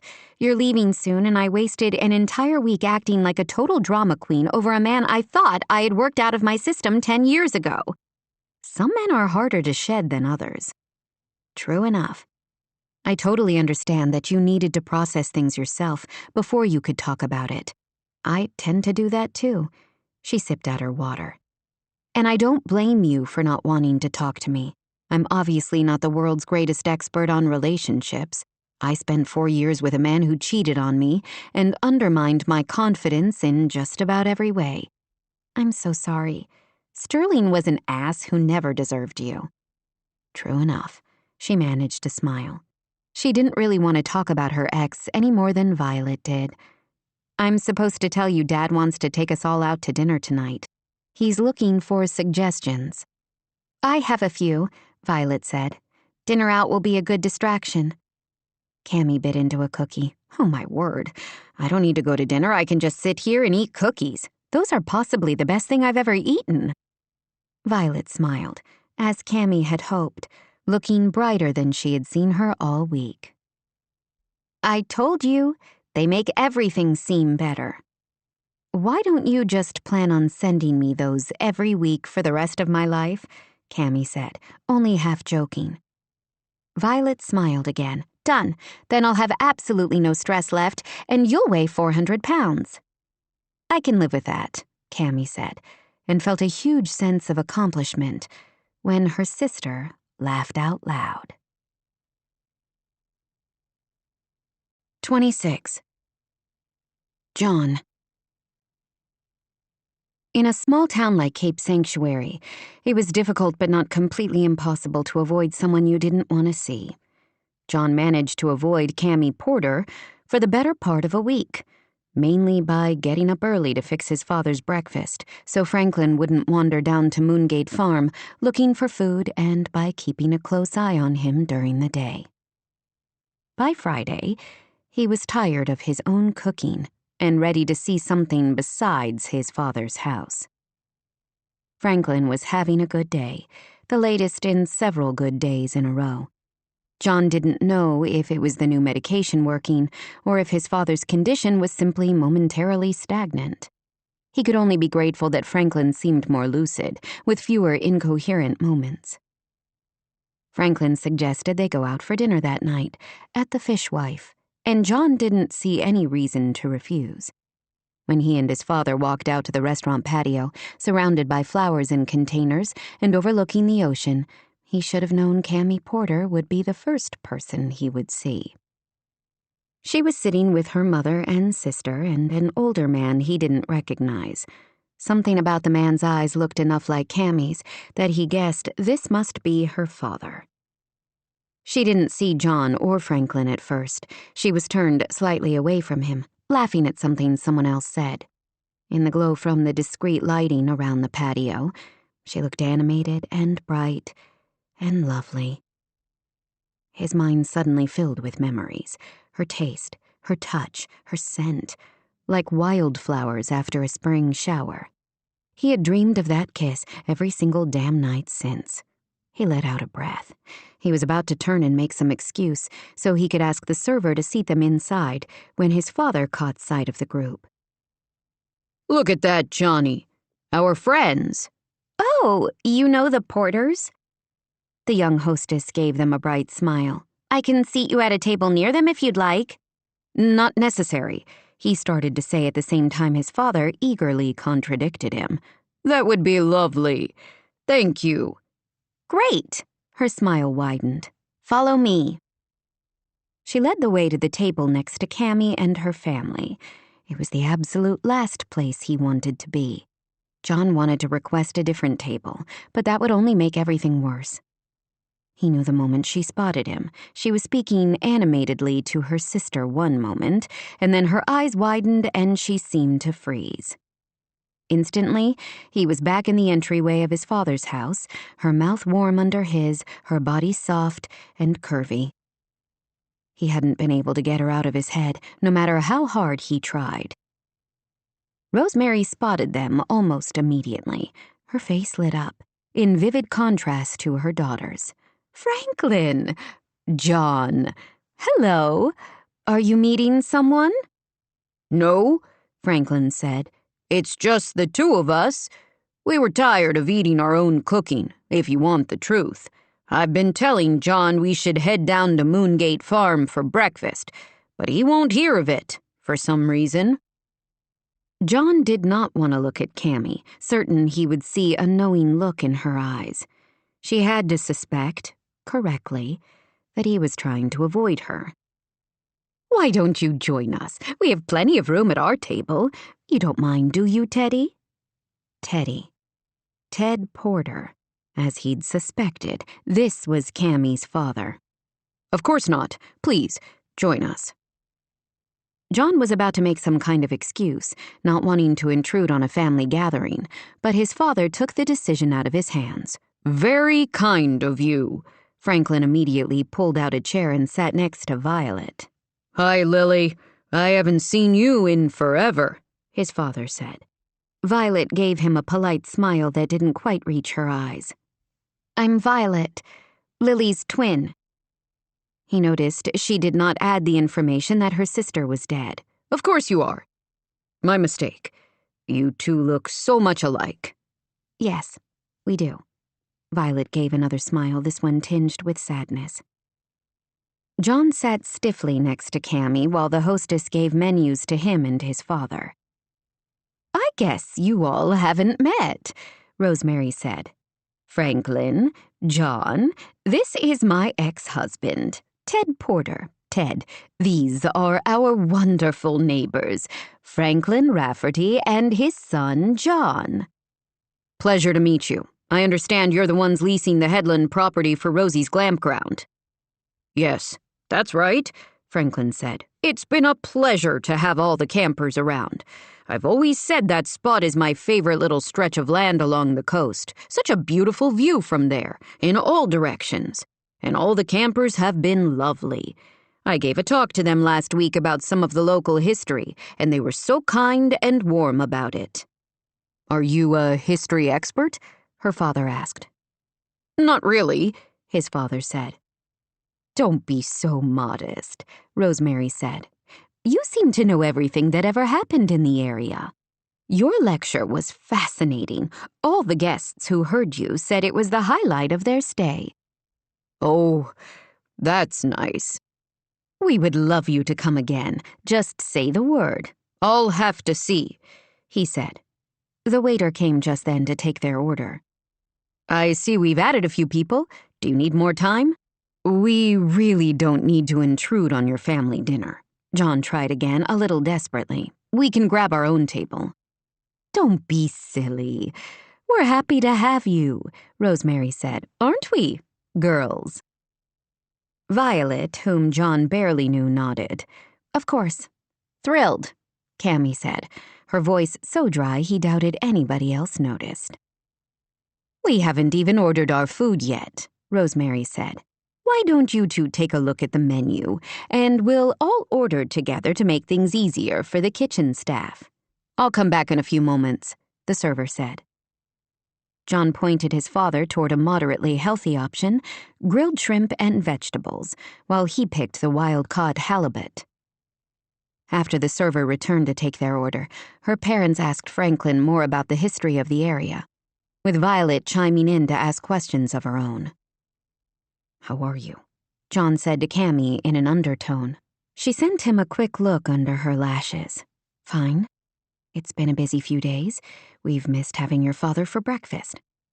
I've been trying to do a better job at keeping track of him. I had sensors installed on the doors and windows so I know when they're opened, and I also bought him a watch that doubles as a GPS locator. Smart. She paused, looking down the table where Franklin was telling everyone about one of the early mines in the area. He looks good, Cammy said. Better than I've seen him since I came to town. John thought the same.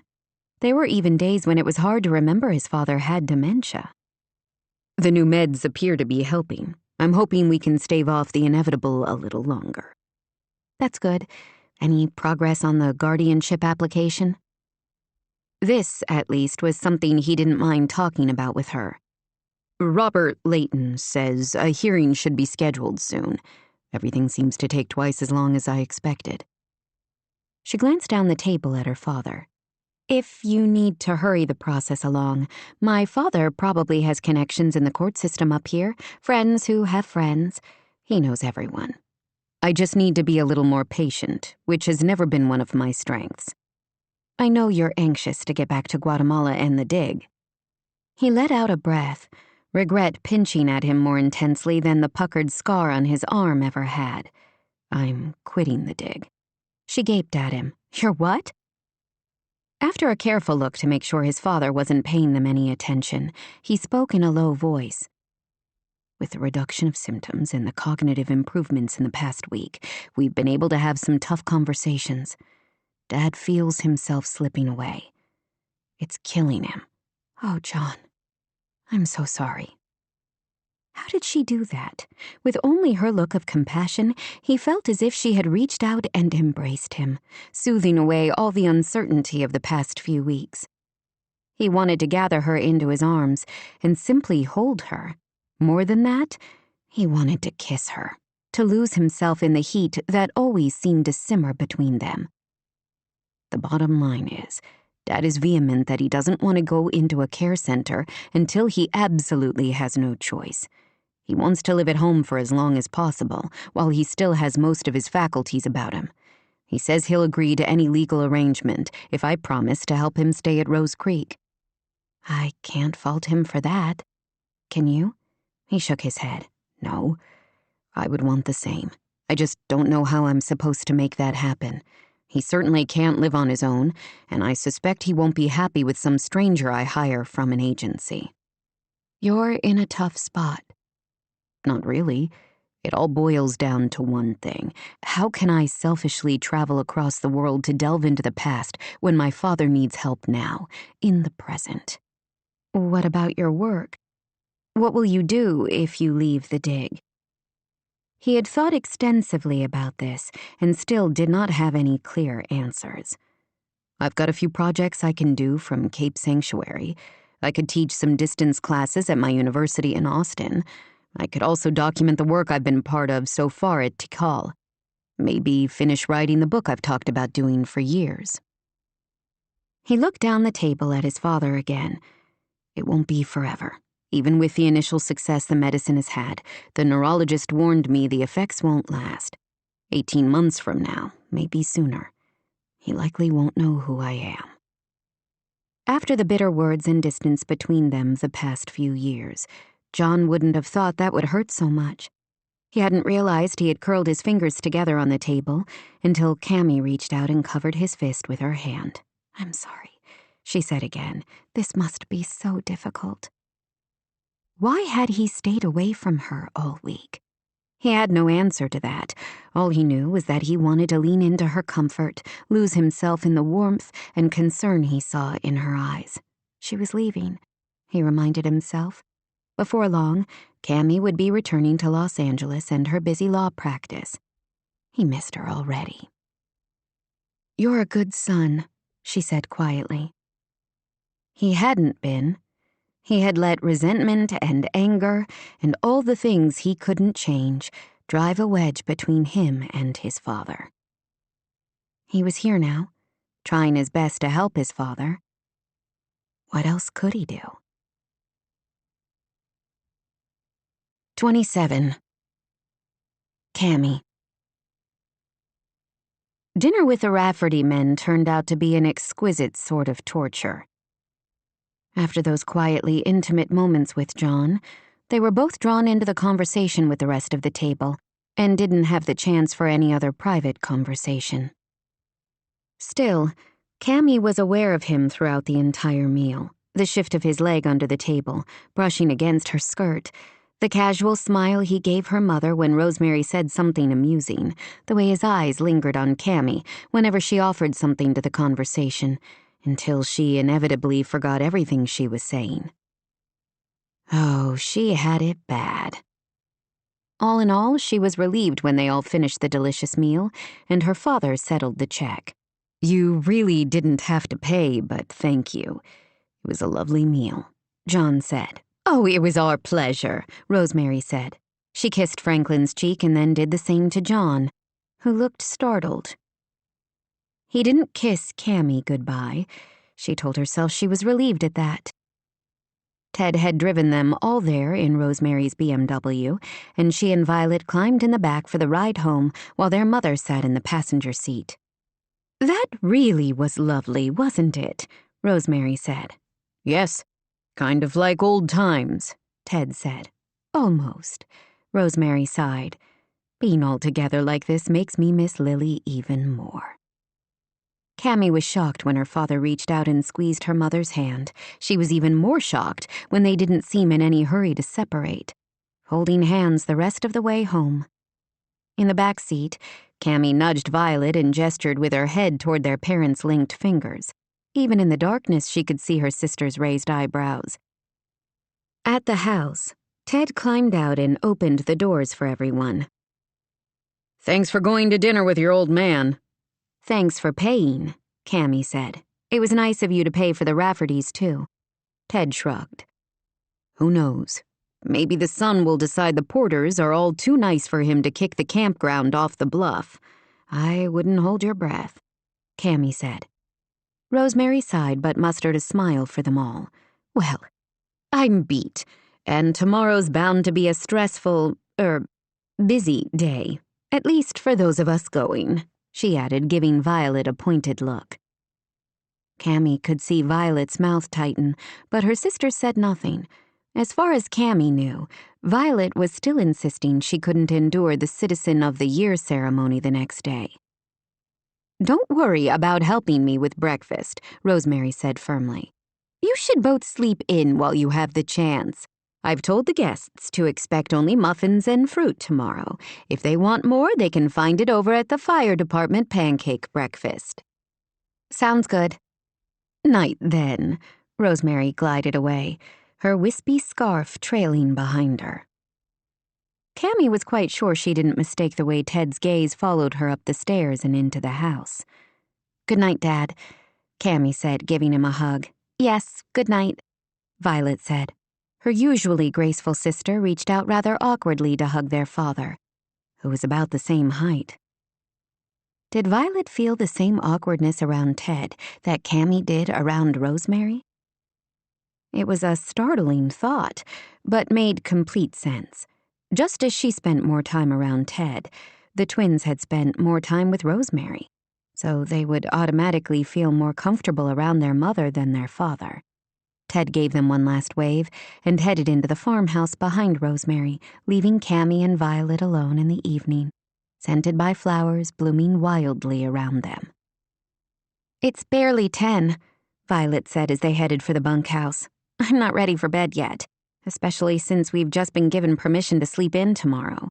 What about you? No, she admitted. Want to go into town and hit up the sea shanty? Not really, Violet said with a grimace. Before they could reach their guest house, her sister looked up at the full moon. I'm going to take Baxter for a walk down to the beach, she said suddenly. Cammy stared. Are you kidding? It's pitch dark. No, it's not. It's a full moon and I've got a good flashlight inside. Don't worry, though. You don't have to come. I've already lost one sister to the ocean. I'm not going to lose another. Don't worry about me. I'll be fine. I'm coming with you, Cammy said in the same implacable tone she used with demanding clients. Give me 5 minutes to change into something more suitable for a late-night trip to the beach. Good idea. I'll do the same. Half worried her sister would leave without her, Cammy changed with her bedroom door open, listening to Violet move around in her own room and then head to the kitchen with Baxter at her heels. By the time Cammy changed into yoga pants and a baggy sweatshirt, Violet had found the dog's leash. Look what I found, she said, holding up a bottle of wine with a label Cammy didn't recognize. I think Lily must have left it. Let's take it with us and raise a glass for her. It would have been faster to drive one of the golf carts over the headland and down to the beach, but they took the trail that skirted the campground. The strawberry moon lit their path, bright as twilight. In 10 minutes, they were heading through the break in the chaparral to the sand. Violet had shoved the wine in a backpack. To Cammie's surprise, she pulled out a thin plaid blanket that she spread on the sand above the high water mark. "This was a great idea," Cammie said, settling in beside her sister. "Thanks for inviting me." Violet, who hadn't invited her at all, snorted and reached into her backpack for the wine bottle. Apparently, she had thought ahead enough to bring a corkscrew as well as a couple of plastic cups from the bunkhouse. She poured the wine into each cup and then set the bottle in the sand next to her. "To Lily," Violet said, holding out her cup to Cammie. "My partner in crime, my womb mate, my mirror image. You drove me crazy most of the time, but damn, I miss you." "To Lily," Cammie said. They tapped cups, and a little wine sloshed over the sides. Cammie sipped at hers while Violet chugged a healthy amount, then made a disgusted face. "Oh man, that's terrible." Cammie wouldn't have called it terrible, just bland and uninteresting. "Maybe we're just comparing it to the fancy stuff Dad insisted on buying at dinner." "No, it's awful. Lily always had lousy taste in booze, just like she did in men." Violet immediately covered her mouth. "I shouldn't have said that." Cammie sipped again. The second taste wasn't quite as nondescript, but she still wouldn't have called it memorable. Did she have bad taste in men? I wouldn't know. She never shared much with me about the men she dated. Of course she didn't. You have a life, and it would have taken weeks to go over the men in her life. Violet winced again and chugged more of her wine. "I shouldn't have said that either. I usually try not to be so bitchy. I don't know what's wrong with me tonight." "You miss her," Cammie said gently. Violet gave a rough laugh and held her cup up. "There you go again, Miss Smarty Pants." She didn't mind the nickname under the circumstances. "I miss her too." They sat in silence for a few moments, listening to the waves and the night. Cammie could hear peeping frogs somewhere in the distance, probably in the wetlands next to the creek that flowed into the ocean, and an owl hooted from the trees behind them. "Did you ever wonder why Lily was living back in Cape Sanctuary with Mom in the first place?" "I wondered," she admitted. "I take it you know." "Yes." "I know." Violet took another healthy swallow of her wine. "She was here because of me." Cammie waited for her to elaborate. It took a few moments, but Violet finally continued. "For about 6 months last year, she lived with me at my condo in Sacramento. At first, it was fun to be living together again." Vi finished off her wine and poured more into her cup, in what Cammie could only think was some sort of alcohol-fueled masochism. "And then I kicked her out. Because of a man." "Ah." Vi gave a rough laugh. "Right. Ah. The last time we spoke after the holidays, we fought. I was angry at the way she was treating a friend of mine, a fellow teacher who instantly fell headlong in love with Lily. I told Lily she was playing with the emotions of a good man who deserved better. I said ugly things, hurtful things." She sniffed and wiped her arm on her hoodie. Cammie wanted to comfort her, but she sensed this was something Violet had kept bottled up for a long time, and she needed to talk about it, no matter how painful. "We would have gotten through it. I could never stay mad at her for long. I was supposed to come up to the Cape that weekend, and we were going to dinner so we could talk things out. I was looking forward to mending fences with Lily and hearing all about their plans for the glampground." She folded her arms around her upraised knees and rested her chin on her shoulder, looking out at the moonlight dancing across the waves. "Instead, I got a phone call from Mom telling me Lily had died." Cammie frowned. "I hope you don't think for a minute that her death was somehow your fault." Violet was quiet, the only sound the sea washing against the shore. "If I hadn't kicked her out, she wouldn't have been living back in Cape Sanctuary. And 2 little girls might have been dead." Violet let out a breath. "I wish I had kept my mouth shut. Why did I have to say those ugly things to her?" Though the words came out in a rush, Cammie was quite certain Violet had been thinking about them for a long time. Probably since that day she learned her twin had died. "It wasn't even my place. Not really. Why did I feel like I had to call her out to protect a man who was perfectly capable of handling his own romantic relationships? Because he was a friend, and you didn't want to see him hurt. I hate so much that the last time we spoke, I was angry and hurtful. That's what she took to her grave with her, probably thinking I hated her or something. She let out a sob, chest aching. Cammy wrapped an arm around her. Violet leaned into her and let out another sob, then went quiet, though Cammy could still feel her trembling. She couldn't think you hated her, Cammy said softly. I'm sure of it.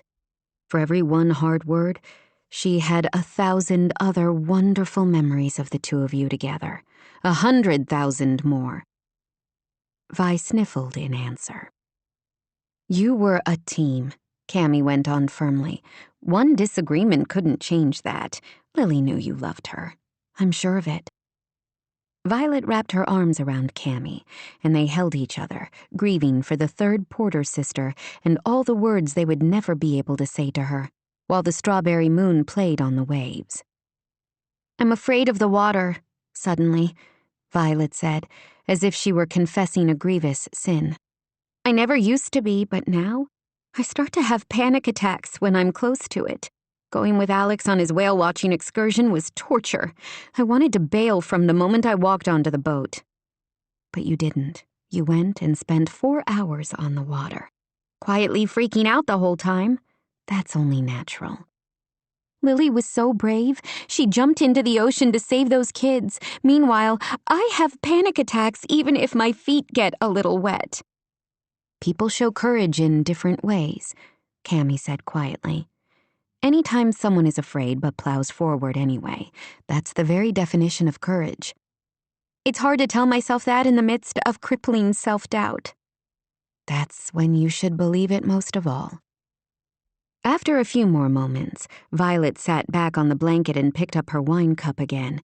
Cammy sipped at hers too, and found that the more she had, the better it tasted. So, Violet said after a long moment, what's the story with you and our sexy neighborhood archaeologist? Cammy could feel her face flush and told herself it was the wine. No story. Not really. I like him. I do too, Violet said. I should probably be mad at him about kicking the glamp ground off Rafferty Land, but somehow I can't manage it. John isn't the villain of this situation. He's only trying to protect his vulnerable father. What are we going to do about Wild Hearts? Mom doesn't want to move it. Cammy sighed. She had given this a great deal of thought, and wasn't really any closer to a solution. I don't know. We can't keep the status quo, though. Mom can't run it by herself, especially if she has to move it somewhere farther away from Moongate Farm.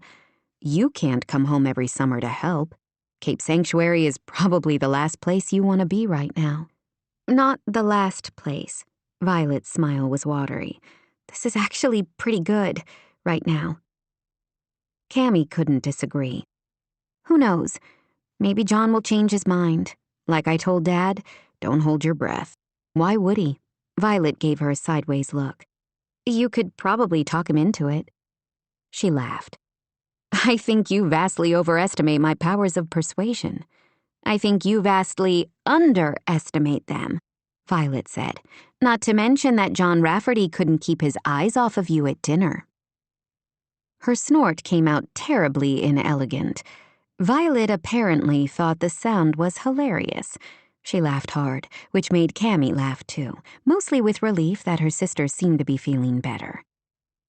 They laughed and drank and talked until the wine was gone and the moon had slipped behind the clouds. We should probably go home. It's late. Tomorrow is going to be a rough day for me, Cammy said. Violet was quiet as she folded the blanket and shoved it into her backpack. And me.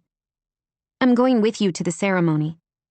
Cammy was suddenly so tired, she almost didn't have the energy required to lift an eyebrow. If I recall, you said you wouldn't go and that nothing Rosemary said could change your mind. I think we've established tonight that I have a bad habit of saying things I don't always mean. We all do. Lily gave her life to save 2 girls. The least I can do is be brave enough to honor that sacrifice along with the rest of Cape Sanctuary. She had her faults, yes, but overall, she was amazing. and I want to celebrate that. Cammy bumped her shoulder against her sister's. You're pretty amazing, too. Violet smiled at her and linked her arm through Cammy's.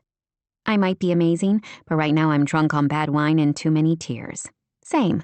One of us better be sober enough to make it back to the bunkhouse, or they might find us here, curled up in the sand of Rose Creek Beach in the morning, hungover and covered in seagull poop.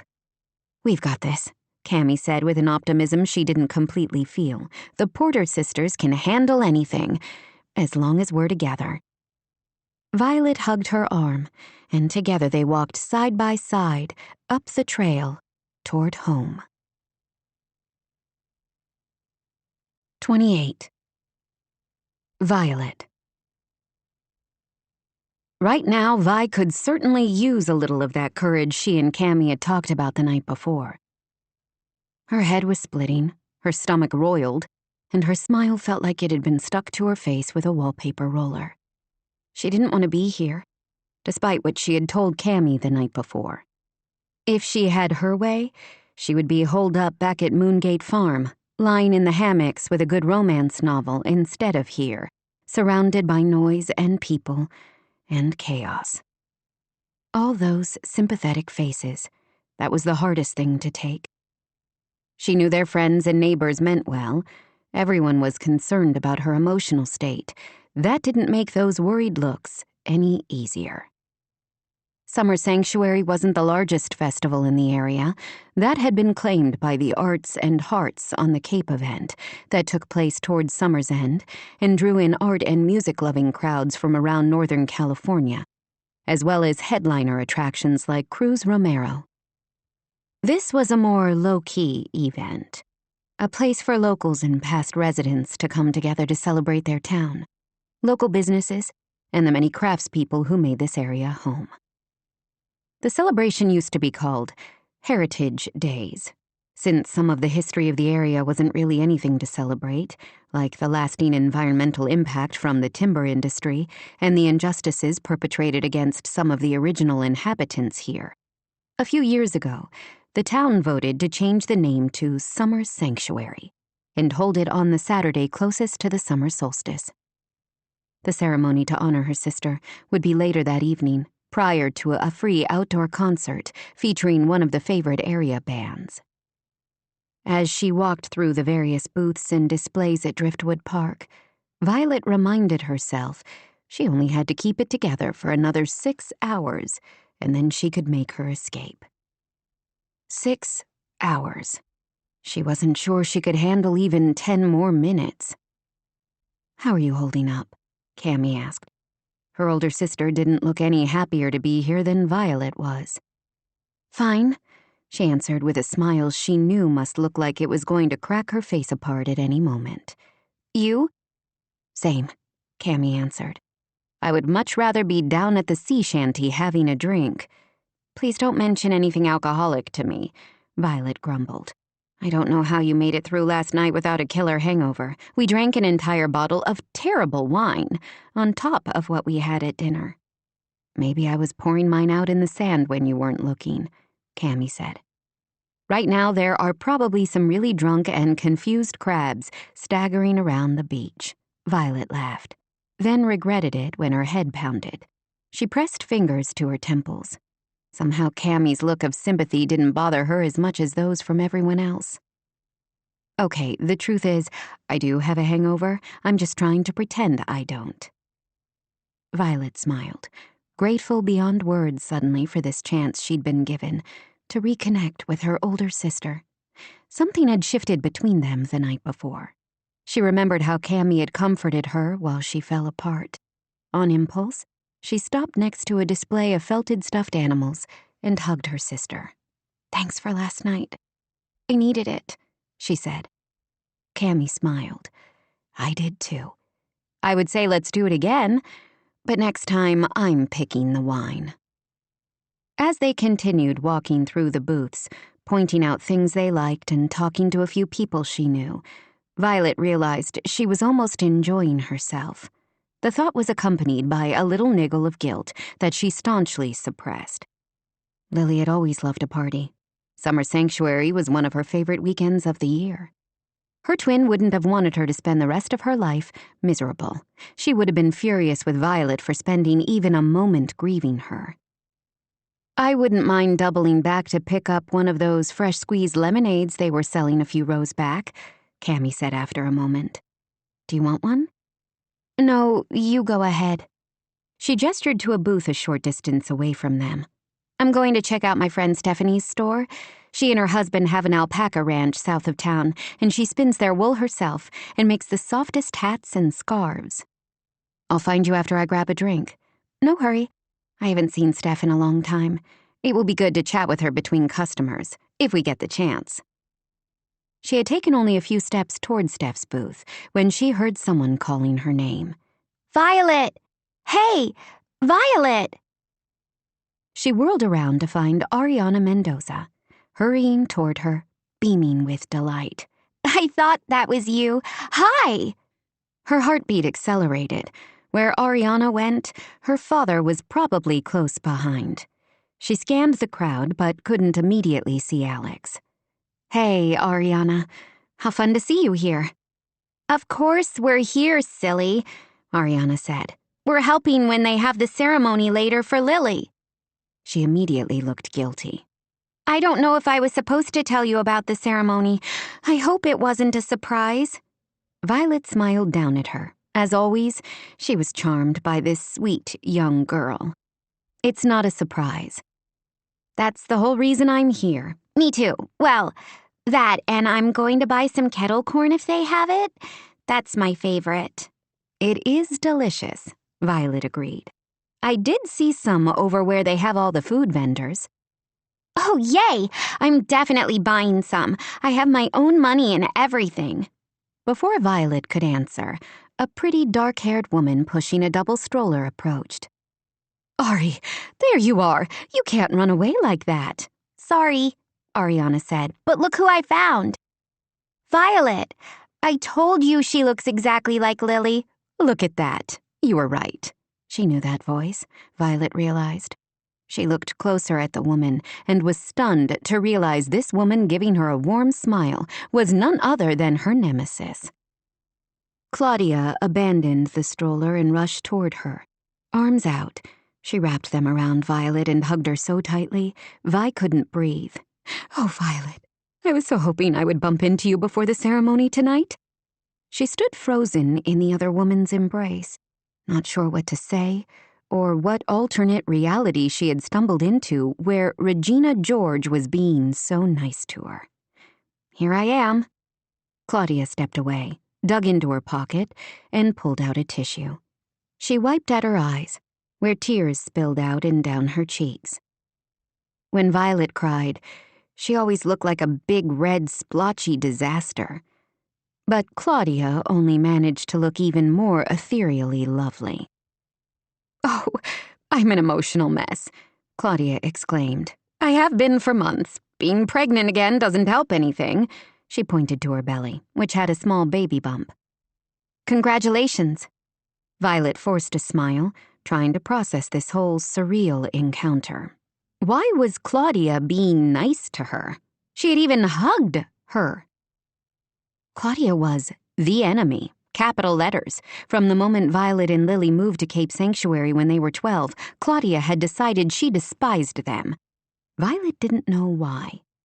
For some reason, she hadn't really picked on Lily with her subtle jibes and the many micro and macro aggressions.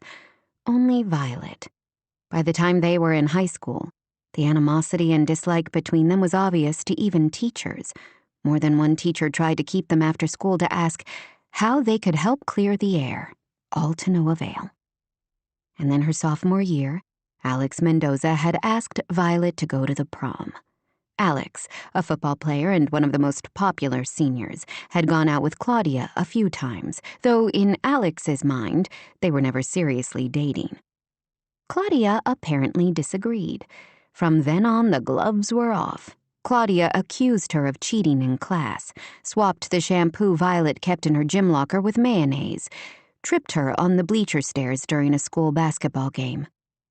Worse, she started spreading vicious, yet ridiculous rumors that Violet was sleeping her way through the entire football team. It had all been ridiculous high school drama over a long time ago, but then Alex and Violet decided to take a break from their relationship, and Claudia had moved in immediately to offer sympathy and solace. And sex. Now Claudia was acting as if they were old and dear friends, and Violet did not know how to process the change. "I'm sorry. I swore to myself I wouldn't blubber all day, yet here I am." Claudia took a deep breath. "Do you want to grab a coffee?" Not really. She wanted to slip through the crowd and make her way back to Moongate Farm, even if she had to hitchhike. "Sure, I could use some caffeine. The local coffee house has a booth here. It's right next to the playground, which I don't think is a coincidence. Maybe we could have a latte and catch up while my kids work off some energy on the swings." Violet instinctively wanted to say no. She didn't trust this nice version of Claudia whatsoever. On the other hand, Claudia seemed sincere. Surely she couldn't fake those tears. Violet didn't want to seem ungracious, wishing Cammy was still with her to provide moral support. She finally nodded. "That works?" As they made their way through the crowd toward the food trucks, she craned her neck looking for Cammy or their parents, who had walked off as soon as they all arrived at the park to check out the folk singer performing at the small stage where the ceremony would be later. She couldn't find anyone. Oddly, her headache seemed to have completely disappeared. "What would you like?" Violet asked. "I can order for us while you set up the kids at the playground." To Violet's dismay, Claudia's lovely brown eyes filled up with more tears. "That is so sweet of you. Thank you. I shouldn't have any because of the baby, but my doctor says a small decaf latte once in a while won't hurt." "Got it." Grateful for something to do, she stood in the line behind 3 other customers, then placed her order and stood to the side. When the barista called her name, she grabbed the 2 beverages, then made her way back to the benches surrounding the playground. Claudia was holding the toddler on her lap while she said something to Ariana and the little boy. She looked like any other pretty, slightly frazzled mother. More attentive than some, actually, who spend most of their time looking at their phones instead of parenting. "Thank you," the other woman breathed when Violet handed over her latte. "I can't tell you how much I needed this. I only wish I could have the real stuff." Not quite sure what to do, Violet sat down on the bench next to her, trying to ignore the eerie feeling that she was sidling up to a saber-toothed tiger. "What are your other children's names?" "My boy over there on the swings with Ari is Charlie. He's named after my husband's father. He's 5 and thinks he should be captain of his own spaceship right now, exploring the galaxy." "Is he in kindergarten?" "Next year. He missed the cutoff by about a month. And then my little girl is Maya. She's 2 and does her best to keep up with Ari and Charlie." Maya had fallen asleep in her mother's arms, Violet realized. She was curled up against Claudia's chest with her thumb in her mouth. "This one is another boy," Claudia said. "I've already told Rocco we're done after this. 2 girls and 2 boys is the perfect mix, right?" Violet did her best to ignore the twinge of envy. While 4 children under the age of 10 would be about 3 too many for her to handle, she did want a family someday. "That's great. Congratulations." She looked over at the children. Ariana was helping her little brother get down from the swings and run to the slide. "I've had a chance to spend a little time with Ariana over the past few weeks since I've come back to town. She's a great girl. Smart, compassionate, kind. She's amazing." Claudia sniffled again. With her arms full of sleeping toddler, she wiped the tears away into her shoulder. "I have been living in a constant state of gratitude for months. I still have my girl because of one person." Ah. This was no doubt the reason Claudia wanted to talk to Violet. It was also the reason Violet hadn't wanted to come at all today. She didn't know which was worse, the sympathy or the gratitude. "If Lily hadn't been there that day," the other woman went on, "if she hadn't been willing to jump into that cold ocean, my bright, wonderful Ariana wouldn't be here. I don't have the words to tell you how grateful I am to Lily." She sipped at her coffee. How was she supposed to answer that? I'm glad your daughter survived, but really wish my sister hadn't died in the rescue. She finally nodded. Thank you. I know how close you and Lily were. Her death must have hit you so hard. She was your best friend, wasn't she? Those last angry words between them seemed to echo through her head. If only she could take them all back. Yes, she murmured. I wanted to say how sorry I am that she's not here. Claudia paused, looking tortured suddenly. And for everything else. Everything else? Violet said, though of course she knew. I was so terrible to you. I can't look back on our school years without cringing. I have no excuse. Not really. I was jealous. That's what it comes down to. Everything seemed to come so easily to you. Violet stared, stunned into silence. You seem to have it all. Friends, good grades, cute clothes. While every day was a struggle for me. You had friends? Not really. Not true friends. The kind that bring out the best in you. Mine were the total opposite. We thrived on causing trouble. She rose and expertly laid the sleeping toddler in the stroller without waking her. I didn't like myself when I was with them. But because I didn't like myself, I didn't try to make friends with others who might have brought out a better side to me. She was quiet as she sat back on the bench beside Violet. I was a mess, Violet. That's no excuse, but my life was shit when I was a kid. My father left when I was in elementary school, and my mother was, well, she wasn't a nice person. She died right after we graduated from high school, and while I mourned that we didn't have the kind of relationship I wanted, I wasn't sorry. Violet was deeply grateful suddenly for Rosemary. Her mother could frustrate her sometimes, but Violet never doubted for a moment that she was loved. She had been so busy trying to survive the attacks, she never thought much about why Claudia had lashed out at her. I'm sorry things were tough for you. I wish I'd known.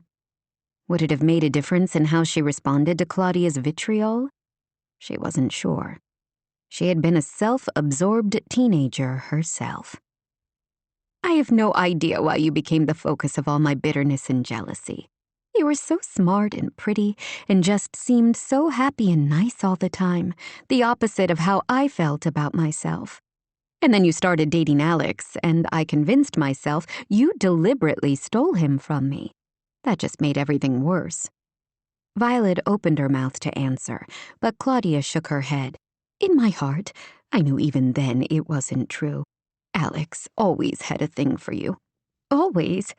He was just waiting for you to notice him. I was the one who asked him out, the few times we dated in high school. Did you know that? No, he didn't tell me. Claudia wrapped her hands around her paper coffee cup. It's really painful to look back on your life and see all the places you wish you could have made other choices. He always loved you. I knew that. But I still wanted him, mostly because you had him, but also because he was a great guy. She couldn't argue with that. After you two broke up, I saw my chance with him. He was hurt and sad, and I was only a rebound relationship. I knew that in my heart, but I didn't care. Alex was a great guy, she repeated. Maybe the best guy I ever dated back when I was too dumb to know what was really important. I didn't want him to slip away again, so I did what I could to make it impossible for him. Claudia began to cry again. This time she didn't try to hide her tears, just looked at Violet with a raw vulnerability that stunned her. You got pregnant on purpose. She had always suspected it. Having her suspicions confirmed gave her no comfort. I knew he could easily walk away from me. Claudia spoke in a low voice filled with self-disgust. He was already heading in that direction, but he would never turn his back on his child. Violet wanted to hate Claudia all over again for what she had done to Alex, but the honest regret and misery in her voice only made her sad for poor choices and lost chances. We tried to make it work. For nearly 3 years, we tried. Ariana was the best thing to happen to me, and I would like to think to Alex, too. but we both knew our marriage wasn't working, as hard as we wished otherwise. She paused, and I knew exactly why. Why? She had to ask. To her further shock, Claudia, the woman she had always considered her nemesis, gave her a watery smile. Because he never really got over you. She wanted to argue, but the words wouldn't come. Alex had basically told her the same thing. Hearing it confirmed by his ex-wife was painful and exhilarating at the same time. Why are you telling me this? Before the other woman could answer, her little boy came over. Mama, guess what? I did the big slide and I wasn't scared a bit. Good job, Charlie. She hugged him with a warmth and affection that seemed so discordant, coming from the woman who had made her high school years so hard. I'm going to go again. Watch, okay? You got it. The little boy ran off again to join RaeAnne, and Claudia turned back to her. Alex and I were divorced for a year when I met Rocco. I fell hard for him right away, but I felt so unworthy. He was such a good man, and I was just a stressed-out single mom from a terrible background who had trapped my first husband into marrying me. What could he possibly see in me? She gave a soft, tender, radiant smile. Somehow, he knows the worst about me but loves me anyway. It still feels like a miracle, like a precious gift I didn't do anything to deserve. That's great. We've been together almost 5 years now, and each day, I feel luckier than the day before. I'm happy it worked out for you. To her shock, Claudia reached out and grabbed her hand. Alex has never stopped loving you. If you have any kind of feeling for him, I would love for things to work out between you. It might help me let go of some of this huge guilt I feel for what I did to him. Violet felt unmoored, as if everything she thought she knew had just been washed away. I've moved on with my life. I'm over him, she lied. Claudia seemed to buy her dishonesty. She withdrew her hand, looking disappointed. Oh, sure. It's been a long time. Of course you have. It was worth a shot, right? I appreciate your honesty. It couldn't have been easy for you to dredge it all up again. It's admirable. She couldn't believe she was saying this to Claudia, or that she meant the words. Claudia gave a small smile. The best things in life don't come from taking the easy path, do they? No, I suppose they don't. And aren't we lucky that the terrible choices we made when we were young don't have to define us for the rest of our lives? Violet didn't have an answer to that. She could only nod, sip at her coffee, and be grateful for this small moment of grace. 29. Cammy. Her mother seemed to know everyone in Cape Sanctuary. Cammy had met up with her parents shortly after she and Violet separated. She thought it might be fun to walk through the summer sanctuary fair with them, but she was learning that Rosemary couldn't make it more than 10 feet before someone else would grab her to start up a conversation. They had chatted with a man who carved whimsically beautiful sculptures from a certain type of driftwood that only washed up on a particular beach.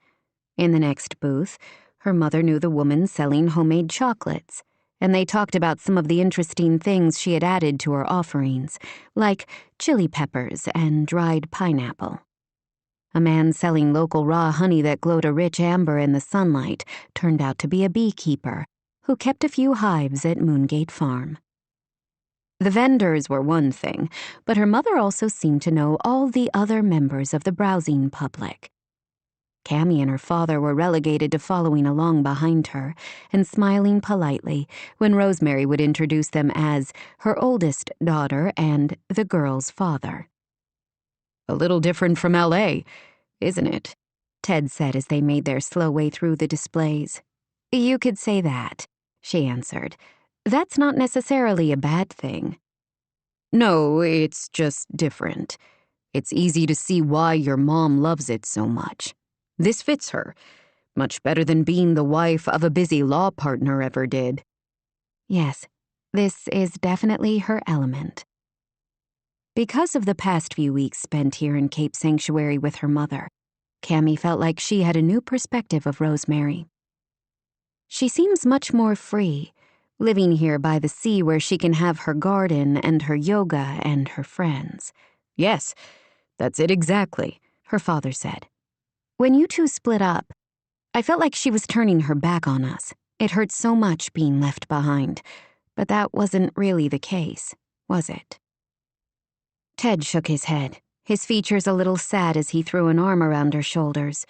Sometimes we grown-ups make decisions we think are best for everyone, but in the end they don't turn out that way. I'm sorry you ever felt that, Pumpkin. I wish I could go back and fix it for you. She rested her head on her father's shoulder for a moment, grateful she had him during her teen years. She had always known her father loved her, even when he was in the middle of a stressful court case. He had also always made sure someone was there when she came home from school, even if that was their longtime housekeeper. Rosemary turned around when her companion moved to speak with someone else. What are you two talking about with such serious faces? Ted gave her a look filled with so much tenderness, Cammy's throat felt tight. Oh, you know, this and that. You, the past, how perfect this town is for you, he said. Her mother's expression softened. You're going to make me bawl before we even get close to Lily's award tonight. We can't have that, Ted said. I say we grab something to eat. He paused and looked over Cammy's shoulder. Aren't those your neighbors, Rosie? Cammy turned quickly. Too quickly, she realized, when her father's gaze sharpened. She spotted John and Franklin looking at a collection of carved figures on the other side of their row, and her heart rate seemed to accelerate. Her breathing caught, and her insides felt as if she'd just taken a ride on a dinghy through 15-foot swells. This was ridiculous. She had to get control of herself around him, or any moment now she was going to be looking at John with the same kind of tenderness Ted gave Rosemary. She wanted to slip through the crowd and move down another aisle, but Rosemary waved enthusiastically at them and moved in that direction. Hello, Franklin. John, isn't this a lovely day? Beautiful, John said. Cammy felt breathless all over again when it seemed he was looking directly at her. Her father smiled. Great to see you both again, Franklin frowned. I'm sorry. I know you're Rosemary's husband, but for the life of me, I can't remember your name. Ted Porter, her father said kindly. Cammy was touched and grateful that Ted didn't bother to correct him about his true status as Rosemary's ex-husband. Right. That's it. And you're Camellia, of course. Hardly anyone but Rosemary called her Camellia. She was shocked that Franklin even knew that was her full name. He must have heard her mother refer to her that way. Yes. Hi. He reached for her hand, and she was charmed when he lifted it to his mouth, like a French courtier, as he had done with Rosemary the night he gave the history lecture to their guests. Lovely as ever, my dear. Thanks, she smiled at him, then shifted her gaze to John. For just an instant, she thought she saw something in his eyes, something hot and raw and hungry. But it was gone just as quickly, and she told herself it was a trick of the sunlight. Oh, that kiss. Why couldn't she get it out of her head? It really is a lovely day, Franklin said jovially. We aren't always so blessed by the weather gods in June. I remember plenty of past Founders' Day celebrations where it was raining cats and dogs, and others where the sea mist was so thick you couldn't see 5 feet in front of you. Aren't we lucky this year? Rosemary said. At least for now. A storm is coming later tonight, but it's not supposed to hit until all the celebrating is over. Have you two grabbed a bite to eat yet? Ted asked. We were about to head over to the food truck area to see what they have and would love you to join us. We would be delighted, Franklin answered before his son could squeeze in a word. John, Cammy couldn't help but notice. Didn't look as if he necessarily agreed. Excellent, her father said. Let's grab a table and I'll text Violet and tell her where to find us. That sounds perfect. Her mother slipped her arm through Franklin's, looking as if she had planned the whole thing, as her father was walking ahead of them in his usual no-nonsense stride and looking down at his phone as he texted. That left Cammy to walk beside John. She was intensely aware of him as they walked the short distance to where various food trucks were parked, in an area shaded by large trees. "There's a perfect table," Rosemary said. She and Franklin walked toward a picnic table with a lovely view of the water. "What sounds good to you, Dad?" John asked. "Why don't you sit down and I'll grab something for you? Looks like there's a taco truck, fish and chips, crepes, Thai, ribs, and Dutch oven." "Ooh, I always like Dutch oven meals, especially if they're doing chicken and those cheesy potatoes." "That sounds good to me, too," Ted said. "What about you, Rosie?" "I'll take the potatoes and a salad, if they have one." "You got it. What about you two? What sounds good to you two?" he asked her and John. "Tacos," they both said in unison, as if they had rehearsed it, which made her father beam with delight. "I guess that settles that. You go grab your tacos and I'll get the rest. When Violet shows up, I'll grab something for her." Left with no choice, Cammy moved toward the taco truck, decorated with painted palm trees and curling surf. "Since your dad is paying for my dad, the least I can do is buy your dinner. What sounds good?" "You don't have to do that." He gave her a sideways look. "What if I want to?" Arguing with him seemed ungracious, so she shrugged. "Then thank you. I'll have the Fish Street tacos and a horchata." "Sounds good." At the window, he ordered the fish tacos and the popular drink for both of them. "If you want to go back to the table, I can take our food over when it's ready." "I don't mind waiting. It might be hard to juggle 2 plates and 2 drinks, especially with your bad arm." He made a face. "My arm is fine. I keep forgetting all about it if you want the truth." "No more infection?" "No, it's just about healed. I'm coming out of it with a nice scar and a good story." She smiled. "You can tell your children and grandchildren about the time you were injured in a machete attack." His laugh was low and seemed to sizzle along her nerve endings. "Yes. Kiddies, gather round while I tell you about the good old days." Though he spoke the words in jest, she thought she saw a glimmer of wistfulness in his expression. "You love it, don't you?" she said softly. "The field work, I mean, not the machete injury." He took his time answering. "Being on a dig can be hot, sticky, frustrating work, with weeks at a time where you feel like any progress is measured in inches. Then you stumble onto something that changes everything you thought you knew about a culture. It's like no other feeling in the world." The passion in his voice left her feeling vaguely discontented. She liked her chosen career and thought she was good at it, especially her specialty of intellectual property law. But she had never experienced even a sliver of that enthusiasm. "When I'm on a dig, I can lose all track of time and place. I once spent 36 hours straight inside a cenote underground because monsoon season was on the way, and we were trying to preserve a ceremonial site before the rains came.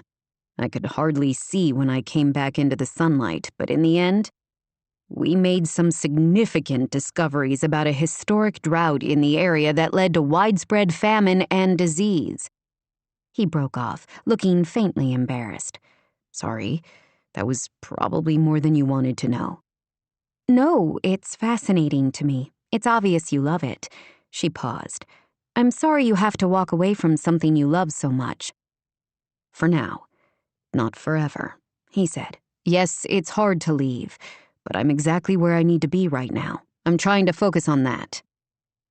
That tenderness she had been fighting seemed to wash over her in gentle waves, like the baby breakers against Driftwood Beach at low tide. How was she supposed to resist this man, sexy adventurer, passionate explorer, and devoted son, all wrapped up in one delicious package? She was falling in love with him. She stared, momentarily speechless as the stunning realization seemed to come out of nowhere. She couldn't be. This was simply an attraction, right? No, she couldn't avoid the truth. She was falling for John and she had no idea what she was supposed to do about it. "By the way," he said, jerking her from the tumult of her thoughts, "you might be interested to know I had an email from my dad's former partner this morning. Our guardianship hearing apparently is scheduled for this week, Tuesday." She had to take a moment to breathe through her shock before she trusted herself to answer. "That's good. I'm sure it will be a relief to have it all settled." "Yes." He paused. "I know my dad would appreciate having you there to help represent him. He trusts you, unlike the ad litem. He says the guy took a phone call from his girlfriend during their consultation, which Dad considers highly unprofessional. He said the man can deal with his social life on his own time." "I can't argue with that." She forced a smile, still reeling. "I'm sorry. Ordinarily, I would be happy to help your father, but I'm catching a flight back to LA early Monday morning." "That's soon." Now he was the one who looked shocked. She nodded. "I've been gone too long already." His mouth tightened. He opened it as if to speak, but the worker at the taco truck called his name before he could. With an expression that seemed to cross between frustration and something else she couldn't read, John's gaze met hers for only an instant before he looked away and headed toward the pickup window, leaving her to follow after him, all the while wondering what he had intended to say. 30. Violet. By the time the actual ceremony rolled around where Lily would be recognized, Violet felt oddly numb. That conversation with Claudia earlier in the day seemed to bounce through her head in strange, surreal fragments. If someone had told her a few weeks ago that she could spend a half hour in the other woman's company without one of them emerging bloodied and broken, Violet would have thought they were high or delirious. She wasn't physically battered. She couldn't say the same about her emotions. She couldn't stop thinking of everything Claudia had told her, about trapping Alex through her pregnancy, about the failure of their marriage, about the other woman's own difficult childhood. Now, as she sat beside her sister in the front row of seats at the amphitheater at Driftwood Park, Violet didn't know what to think. She suspected it would take her a long time to process everything. "How are you holding up?" Cammy asked. "Better than I feared?" "It will be over soon." Her sister gave her a reassuring smile. "You don't have to stay for the concert afterward if you don't want to. Nobody will think anything at all if you slip away after they give us Lily's award. I've always liked Pacific Dreamers. I'll have to see how I'm doing." Cammy squeezed her hand, and Violet was suddenly intensely grateful for her sister. How sad that Lily's death was the catalyst for bringing them closer, one tiny flicker of light to come from a dark, sad time. The mayor of Cape Sanctuary, Linda Ferguson, walked to the microphone and Violet drew in a deep breath. A few more moments, and this would be over, and they all could work on figuring out the rest of their lives. "Thank you all for coming. We've had an amazing summer sanctuary. The town council would like to express our deep appreciation for all the volunteers and committee members who have helped everything run so smoothly." Everyone, including Violet, broke into a round of applause. Small towns couldn't function without an army of volunteers working together to make their communities prosper. "I know you're all anxious to hear Pacific Dreamers, but we have one important matter of business first." She smiled down at the crowd, her gaze focused on Violet and her family in the front row. "Each year, as you all know, the town council and administration choose one person to be the Citizen of the Year for Cape Sanctuary. This could be someone from our business community, from that hard-working volunteer corps I was talking about earlier, from our thriving art scene here, but sometimes we choose to name someone who has provided extraordinary heroism in a moment of need. This year, for the first time in my memory, our choice was completely unanimous. At this time, I would like to invite Lily Porter's family to come on stage. Violet's face felt hot as the crowd exploded in a huge outburst of applause, not for them, but for Lily. Everyone in town knows about the events that happened in February of this year. For the rest of you who might not have heard, let me tell you about a moment of courage and strength. Lily Porter, a young woman I actually taught in middle school, was minding her own business, taking pictures of the coastline one afternoon when she saw a rather ordinary scene in Cape Sanctuary. 2 young girls looking at the tide pools. She gazed down at the crowd. Lily was the only one who witnessed the wave surge that day, when the previously calm sea at low tide suddenly and unexpectedly rose up to grab the girls and pull them in. Lily could have chosen to call for help that day, to let others step in to rescue the girls. Instead, with extraordinary courage and without care for her own safety, Lily jumped into the cold waters of the Pacific. She was able to find not one of the girls underwater, but both of them. The mayor paused and wiped at her eyes. I would like to tell you the story had a happy ending. While it did for those girls, unfortunately it didn't for Lily. Just as she got the second girl to safety, another in that set of unusual waves, possibly triggered by a small earthquake offshore, came and pulled Lily under. Violet's chest ached. A few more moments. She could make it through a few more moments, for Lily's sake. Here to tell you in her own words what happened that day is one of the girls who was rescued, Ariana Mendoza. Ari walked out, accompanied by both Claudia and Alex. She wore a sweet white dress with pink flowers, and her hair was curled instead of being in its usual ponytail. She looked momentarily frightened of the crowd assembled for the concert, especially when they applauded for her, but she quickly seemed to regain her composure and walk to the microphone. The scariest day of my life was the day I almost died. My friend Ella and I were looking at the tide pools.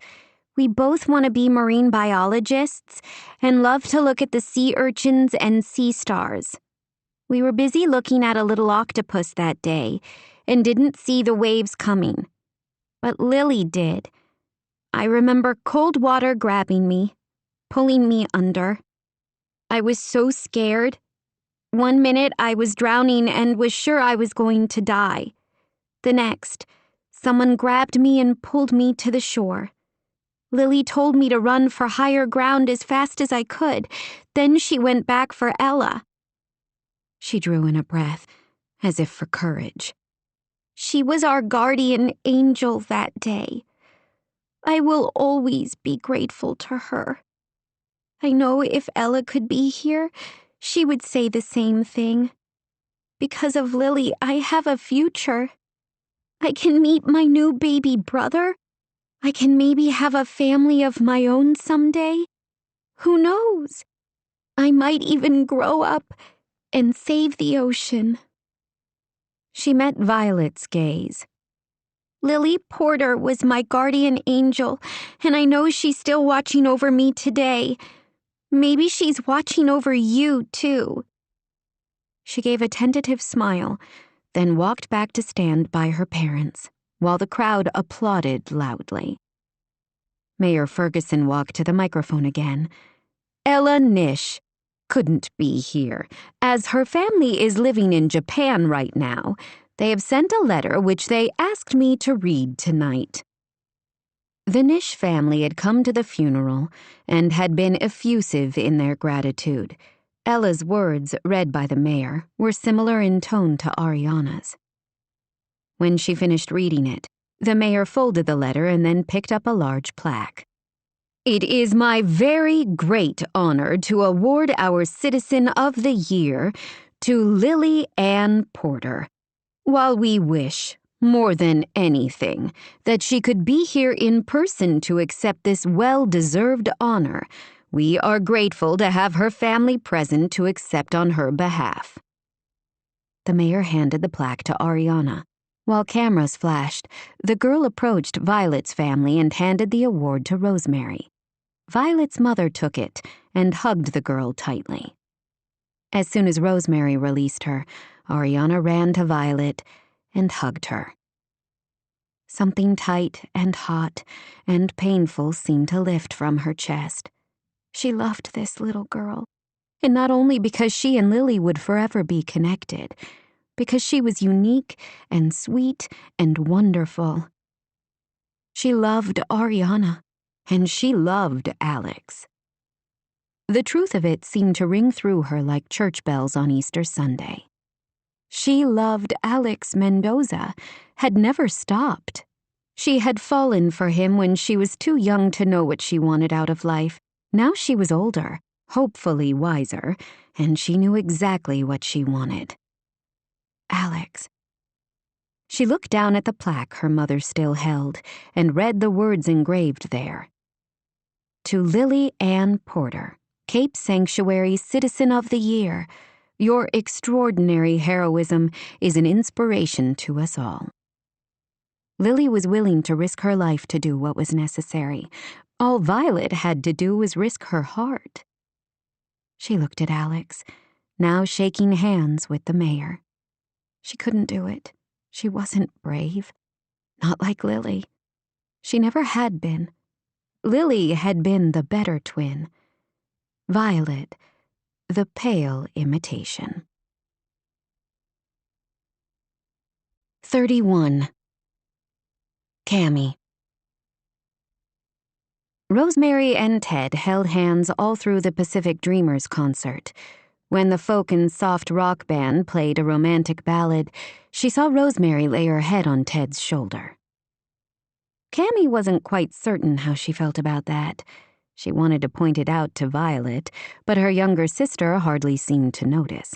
All through the concert, and even as they loaded into the car to drive back to Moongate Farm, Violet seemed lost in her own thoughts, her features rigid and closed.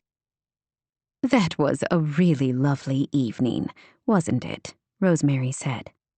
"And I'm so glad the storm isn't here yet. I was so worried they would have to cancel the concert." Cammy looked out the window of the vehicle at the sky that seemed to turn darker with every passing moment. "Everyone was so kind and respectful tonight, and had such beautiful things to say about Lily," Rosemary went on. "It makes me proud to be her mother." "You should be," Cammy agreed. She glanced over at her sister. Cammy couldn't gauge Violet's emotional state in the dim light of the car, other than from the tension in her frame. Worry pressed in. She wanted to hug her, but also didn't want to make things worse.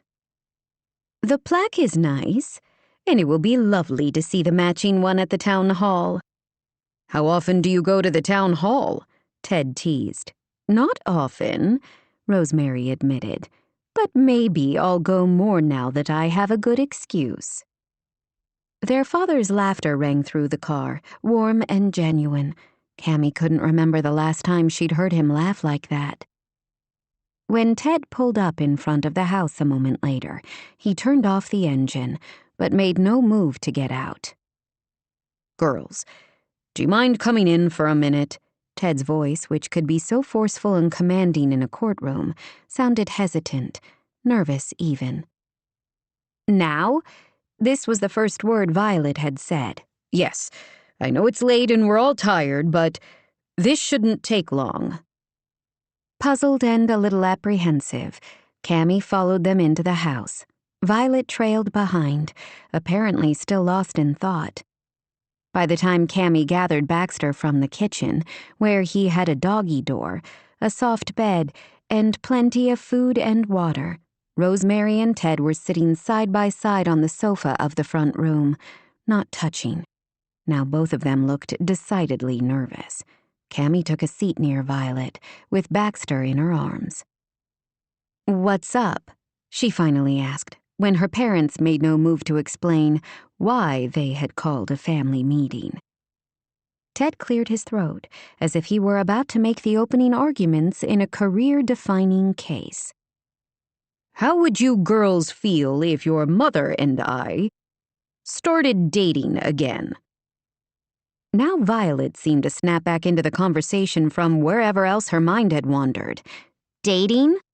For now, Ted gave them an uncertain smile. We're starting there, anyway, and we'll, see where things go. Rosemary reached out and took his hand with an expression Cammy could only describe as besotted. In the time since we lost your sister, your father and I have started to reconnect. We started talking more than we have in a long time, and we have both realized we still have feelings for each other.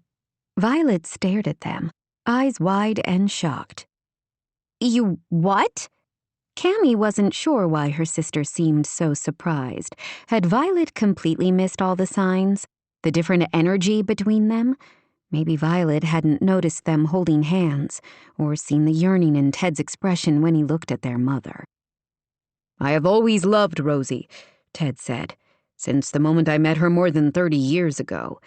The older I get, the more I realize what matters to me most. He reached for Rosemary's hand. We've both reached a stage in life where we've realized we're happier together than we ever were apart. How will this work? Long-distance relationships can be tough, Cammy felt obliged to point out. What's changed between you, really? You're still a senior partner at the firm. If anything, things are more complicated now that Mom has wild hearts to think about. It's time I start slowing down, her father said, handing off more responsibility to the younger generation. We have plenty of capable legal minds at the firm. If I cut back my caseload, I could spend more time here in Cape Sanctuary with Rosemary. Semi-retirement by the seashore sounds pretty appealing right about now. He lifted Rosemary's hand to his mouth. Especially if I'm with the woman I've always loved. Rosemary blushed and gave him another of those besotted smiles. What will you do here in Cape Sanctuary? Violet asked. Help Mom run the campground? Pick peas and strawberries every day instead of arguing cases and winning appeals? How long do you think you'll be happy doing that? Both Ted and Rosemary looked startled at her skeptical tone. It surprised Cammy, too. It made her realize she didn't have the exclusive right to feel damaged by their parents' divorce. All this time, she had thought the twins had the better end of the deal. At least they had each other. That was a childish, immature perspective, she realized. She suddenly remembered Violet telling her about the long string of go-nowhere relationships Lily had had. As for Violet, Cammy couldn't remember the last time her sister dated anyone seriously, other than Alex Mendoza in high school. I can see me being happy here forever, Ted said. As long as I have Rosie by my side, I'll have everything I need. Isn't that what you thought when you got married? Violet pressed. That it was forever? You made 3 kids together and then decided you could no longer live together, destroying all our lives in the process. Lily and I hardly knew Cammy because you both decided you couldn't live together anymore. Rosemary looked as if Violet had picked up the vase of cut flowers from the table beside her and tossed it in her face. It wasn't like that, she protested. We always loved each other. That was never the issue. I tried to be happy in Los Angeles, but I was suffocating there. Ted's features twisted with sadness and regret. I didn't make it easy. I was never home and I constantly took your mother for granted. I had several death penalty cases going at the same time and they were consuming everything I had. I had nothing left to give to our marriage or our family. You were doing important work. I knew that, Rosemary said. Yes, but the well-being of this family should have taken precedence. You begged me to slow down and focus more on all of you. I should have seen how unhappy you were. It's easy to say that now, but at the time, all I could see were the lives that depended on me." "They did depend on you," Rosemary said staunchly. "And you did a wonderful job of representing them. We both made mistakes, Teddy. Neither is wholly responsible for the breakdown of our marriage. I knew what I was signing up for when I fell in love with you, when we started a family. I loved your passion and your dedication to your clients, and that brain of yours." She sighed. "I've never been good at bending. I should have tried harder to compromise, maybe spend summers at the Cape for my ocean fix, and the rest of the year with you in LA. And I could have slowed down a little. I didn't have to save the entire world." "Anyway, the past is past," Rosemary said. "Now that we're older, we've both learned from our mistakes and are in a better place to focus on what really matters." "And we're just supposed to forget about the past 16 years, as if they didn't exist?" Violet asked. "No," Ted said, a little sadly. "That's impossible for all of us. But Lily's death was a stark reminder that life is fragile and infinitely precious. I don't want to spend any more of mine without the woman I love." His words resounded with so much genuine emotion that Cammy couldn't doubt he meant them. What would it be like to have a man love her so much he was willing to rearrange his whole life, his whole future, to be at her side? For some wild reason, John Rafferty's face flashed through her mind. What would it be like to have John love her so much? She wanted that. She wanted to be the kind of woman he couldn't live without. "I think it's great," Cammy said promptly, burying her own pointless yearning for now. "I love seeing you both so happy." She rose and hugged her mother first, and then her father. Violet rose as well. She gave them a strained smile that didn't hide the turmoil in her eyes. "Yes. Congratulations. I hope it works out for you both this time. Lily would have been very happy for you, too." "That's a lovely thing to say," Rosemary said with a soft smile. "I still don't know what you're going to do about Wild Hearts, but I guess we don't have to figure everything out tonight," Violet said. "It's been a long day for all of us." Rosemary hugged the girls again, and Cammy thought of all the changes in her life since she had come to Cape Sanctuary only a few weeks earlier. She had a closer bond with both her mother and her sister, and a deeper appreciation for this town beside the Pacific. And she had fallen in love, for the first time in her life. "Good night," Violet said. She ducked her head and hurried out of the house and toward the bunkhouse, but not before Cammy saw tears trickling down her sister's cheeks. "Good night," she said to their parents, who were so wrapped up in each other they hardly seemed to notice she was leaving.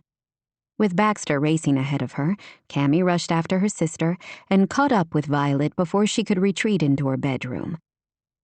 "Hey, what's wrong?"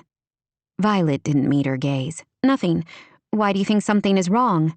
"Because I wasn't born yesterday?" Cammy retorted. "Either you have bad allergies tonight or you're crying." "Allergies," Violet said, clearly lying. After a moment, she must have realized Cammy wasn't buying that, and she sighed. "I just don't want to see them make a mistake again, you know? They seem happy together tonight, but for how long? I hope forever." Mom never really got over the divorce. She hardly ever dated. But Dad got married again. How can he say he always loved her? He must have stopped long enough to be with someone else. Ah, Cammy suddenly understood. This isn't about Mom and Dad at all, is it? This is about you and Alex. Violet hitched in a breath. That's ridiculous. This has nothing to do with us. Doesn't it? Ever since Alex told you he wants to try again, you've been running scared. But now Mom and Dad are willing to start dating again and see where it goes, and some part of you is asking whether you should be willing to do the same. Color rose high on Violet's cheeks. "I can't," she whispered. "That's your choice, Vi. You know what's in your own heart better than anyone else, just like Mom and Dad know what's in theirs." Violet stared at her for a long moment, then turned away, picking up her purse and heading for the door. "Where are you going?" Cammy asked. "I need to, I don't know, think, I guess. I'm going for a drive." "Now? A storm is on the way.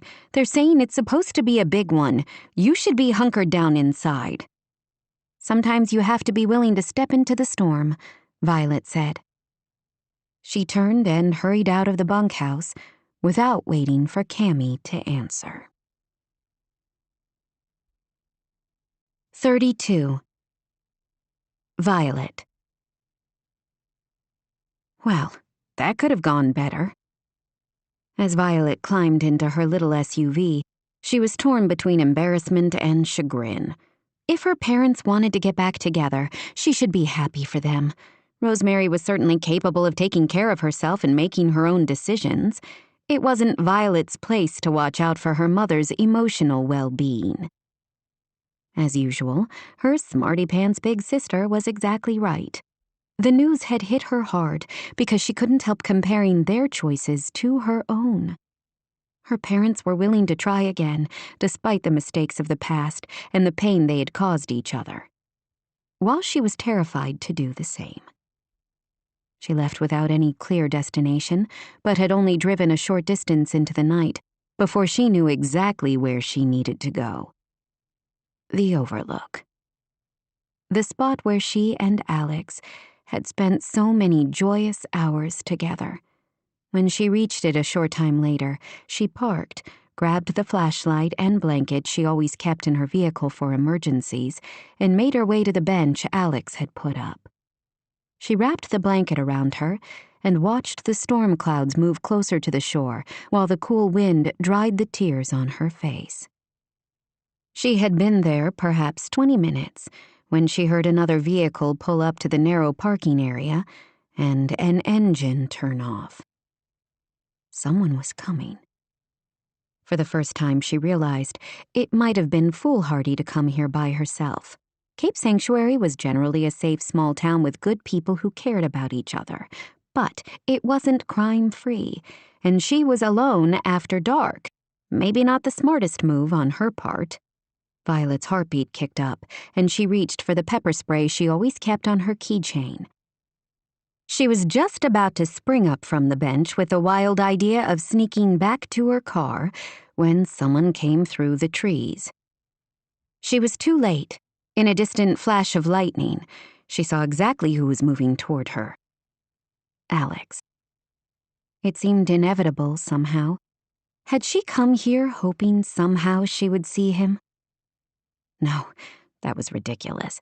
How could she have known he would come to the Overlook tonight, exactly when she was here? He stopped a few feet away from her. "I just stopped at the bunkhouse and Cammy told me you'd gone for a drive. I took a chance you might have come here." "Good guess." He moved closer to the bench, and her heartbeat accelerated more. "Do you want to be alone? If you don't want to talk to me, I can get lost again." She paused for only a moment before shifting over and pointing to the empty space beside her. After a frozen moment, Alex sat down, long legs extended. He was big, rangy, familiar, wonderful. "To be honest," he said, his voice wry, "if you had said you wanted to be alone, I would have sat in my truck in the pullout back there all night if I had to, so I could make sure you stayed safe out here by yourself." She gave a small, strangled laugh. "I've been alone long enough," she answered. She didn't only mean that evening. She had been so careful with her heart, never letting anybody inside. The idea of him staying in his cold truck all night long, just to make sure she was safe, touched a small, bruised corner of her heart. "I never stopped loving you, even with everything between us. Some part of me always loved you." His words the last time they were here seemed to float around her on the wind. How could she find the courage to take a chance? Courage. She closed her eyes, feeling each breath he took beside her. She thought of Lily, risking her life to save 2 girls, and of Rosemary and Ted, who didn't want to be parted through any of their precious years remaining. They were willing to try again, despite everything. She was too. She drew in a breath, then another, feeling all the stress and uncertainty and fear seep away as if pulled out to sea by the tide, leaving only healing, blessed joy. She loved Alex. Their future glowed brightly, just on the other side of her fear. They could truly have the life they had talked about, dreamed about, all those years ago. But only if she dared reach out and snatch it. She stretched out her hand and found his fingers with hers. He stiffened, and in another flash of lightning, she saw his eyes fill with shock and something else. A wary hope. "I'm glad you found me," she murmured. "If you hadn't, I would have come looking for you." His fingers flexed under hers, and he turned his hand around, lacing their fingers tightly together. She couldn't get away now, but then she didn't want to. Why? She released a breath at the intensity of that single word. She smiled, feeling more at peace than she had in forever. "Because I needed to tell you I love you? I never stopped." The words were hardly out before he made a low sound and was kissing her with a fierce tenderness that made tears gather again, this time of happiness and a sweet, hard-won peace. He kissed her there for a long time as the storm moved closer, rumbling and flashing offshore. "I love you, Alex," she murmured against his mouth. "I'm sorry it took me so long to find the courage to tell you that." His laughter had an uncertain note, as if he couldn't quite believe this was real. She wrapped her arms around his neck and kissed him again until both of them were trembling with long-buried hunger. "What changed?" he asked. "I was so sure when we came here last week that you would never be able to see beyond the pain of the past. The universe has been telling me in 100 different ways that I would be foolish to throw away another chance with you." The universe? Or maybe it was Lily? Ariana says Lily is her guardian angel. I'd like to think maybe she's helping guide me in the direction I need to take. She said a silent prayer for the sister who had been a part of her since they shared the womb, her other half. She would always miss Lily dearly, but it was time to let go of the guilt over the fracture in their relationship in the months prior to her death. Violet decided to give that to the ocean. If it could take her bright light of a sister, it could take everything else, including all her fears and doubts. She and Alex still would have to figure out plenty of details. His life and career were here by the sea, with Mendoza Charters and his daughter, while in 6 weeks she would have to go back to Sacramento to her students and her school and her job. On the other hand, she was a special education teacher, a vocation always in demand. She could teach anywhere. She wouldn't change anything right away, but eventually she could think about moving to a school district closer to Cape Sanctuary. She didn't have to solve all those problems right now. For this moment, she simply wanted to enjoy being in the arms of the man she loved. He kissed her again, as lightning arced across the sky, followed closely by thunder. Another flash and clap sounded a moment later. "That's getting closer. We're going to get drenched in a moment," Alex warned. She didn't care about getting wet. But wouldn't it be a tragedy if they were struck by lightning right now, when she was happier than she remembered being in a long, long time? "I guess we should go." She didn't want to leave his arms or this spot. They held hands as he tugged her toward his pickup. Inside the warm cab, she fell into his arms again.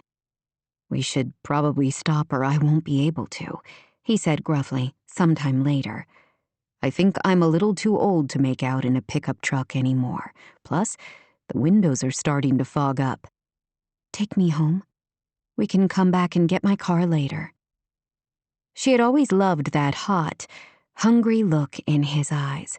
As he kissed her again, she laughed out loud against his mouth, joy and peace and love, pushing away any lingering doubt. She loved Alex with all her heart.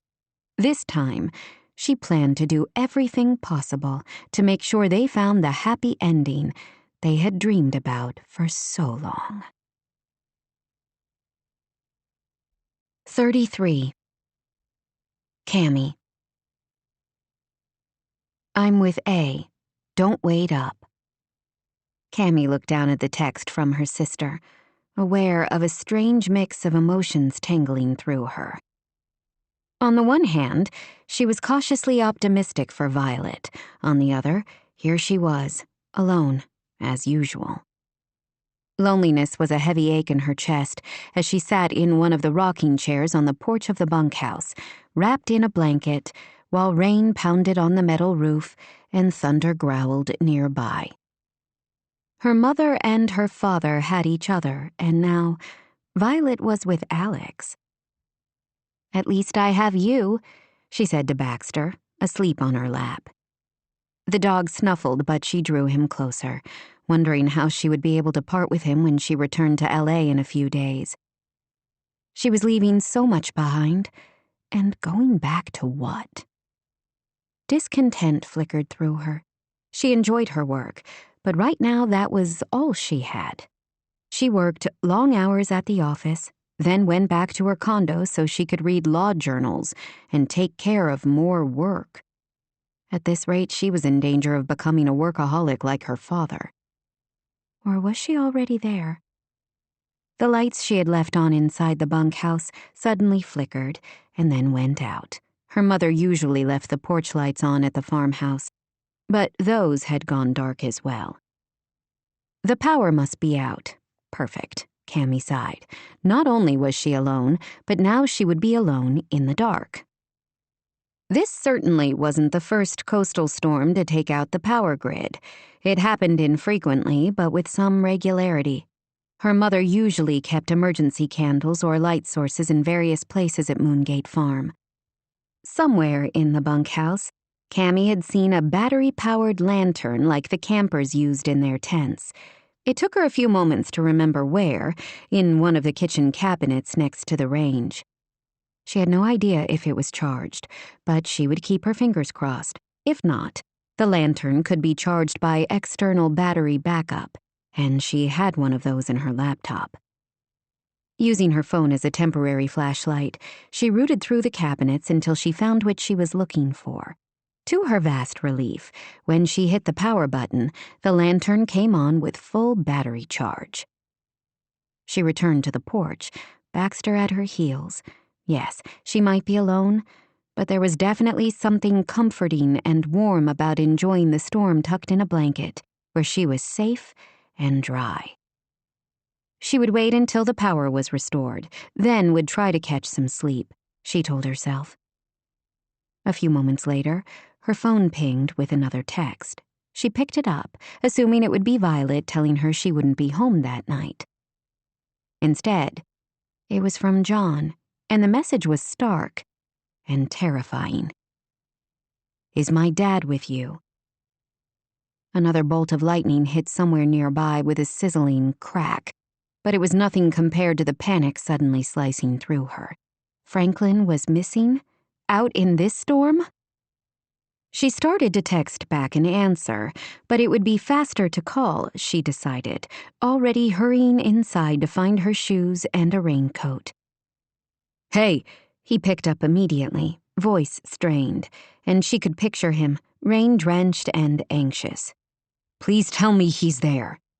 "I haven't seen him. How long has he been gone?" "I don't know for certain. It can't be long. He headed straight for his room when we came home. I thought he was already in bed. I was outside watching the storm roll in. When the power went out, the new safety locks must have disengaged long enough for him to slip out the back door." "That wasn't long. It's only been out about 15 minutes. "I didn't go check on him until a few minutes ago, when I found his room empty." "Maybe he's still at the house." She was grasping at straws, she knew. John wouldn't have reached out to her unless he had checked thoroughly. He's not.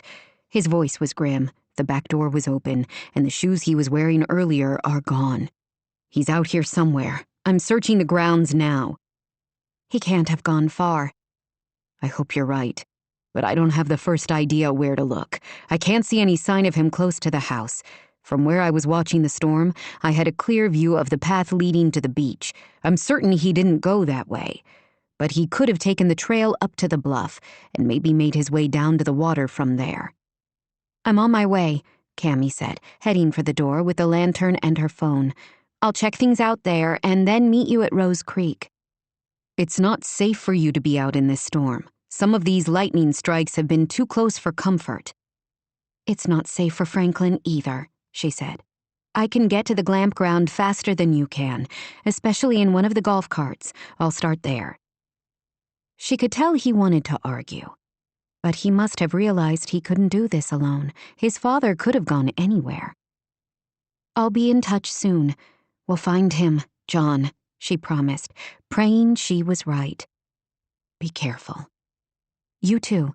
Don't run into any stray machetes. I'll do my best. She ended the call and shoved the phone into the pocket of her raincoat, then rushed out into the cold rain. When not in use, the office golf cart was parked in a small barn that used to hold cows and horses, but was now mostly used for storage. Cammy slid open the door and unplugged the cart, grateful to find another full battery charge. She was also glad the cart had a roof of sorts, though the open sides did nothing to keep the rain out as she drove around the house toward the path leading up to Wild Hearts. Before she could reach it, she saw a figure rushing toward her from the house, holding an umbrella. Her mother looked out of breath. "Cammy! I saw you heading for the golf cart. Where do you think you're going in this storm? It's not safe for anyone to be out." She didn't want to take time to explain, but thought it would be best to let as many people know as possible. "Franklin is missing again." "Oh, no. In this weather, that poor man, he'll catch pneumonia." Or worse, he could slip over treacherous terrain, or be hit by lightning, or be sucked out to sea. Cammy didn't like thinking about the dire possibilities. "I told John I would check up at the campground to see if he might have wandered up there. Here, take the good flashlight. It's amazingly powerful." "Thanks." Cammy took it and shoved it in the pocket of her raincoat. Her father joined them without an umbrella, his glasses coated in droplets. Rosemary sent him a worried look. "Franklin is missing. Cammy's going to look for him up at the campground." "What can we do?" Ted said immediately. "If he's not up there, we'll have to organize a search. I'll text you." Not wanting to waste any more time, she waved them off and bumped across the wet grass toward the gravel trail to the headland. It was not the easiest drive, up the slick trail through the rain, with lightning flashing and thunder growling a warning. She stopped periodically to sweep the area with the strong beam of the flashlight, hoping she would find him seeking shelter under some of the thick brush here. But she was disappointed each time. As she crested the hill, the tents glowed against the storm, looking cozy and warm. They didn't have to worry about an electrical outage here, since the campground was off the grid anyway, using solar and battery-powered lights and heaters. Until the external batteries needed to be recharged, anyway. Was the thunderstorm passing? She hoped so. The rumblings seemed farther away, the lightning strikes fading. The rain continued steadily. A couple was sitting on one of the porches, watching the storm, and she recognized the Peterses, a couple who had been staying for 10 days on a wine-tasting tour. They had attended the campfire lecture the previous week, she remembered, and had bombarded Franklin with questions, especially about the Russian fur trade. "I'm looking for Mr. Rafferty, the older man who spoke to us last week about the history of the area. Any chance you've seen him?" Terry Peters frowned. "No. Why would he be here, especially in this weather?" She hesitated to reveal personal medical information about Franklin, but didn't know how else to convey the urgency of the situation. "He can be confused," sometimes, and apparently he wandered off during the storm. Oh no, that's awful. Terry's wife, Jody, looked distressed. I thought he might have come up here. They both shook their heads. We haven't seen him, and we came out as soon as the storm started, Terry said. I mean, it's possible he slipped in from another direction when we weren't looking, his wife acknowledged.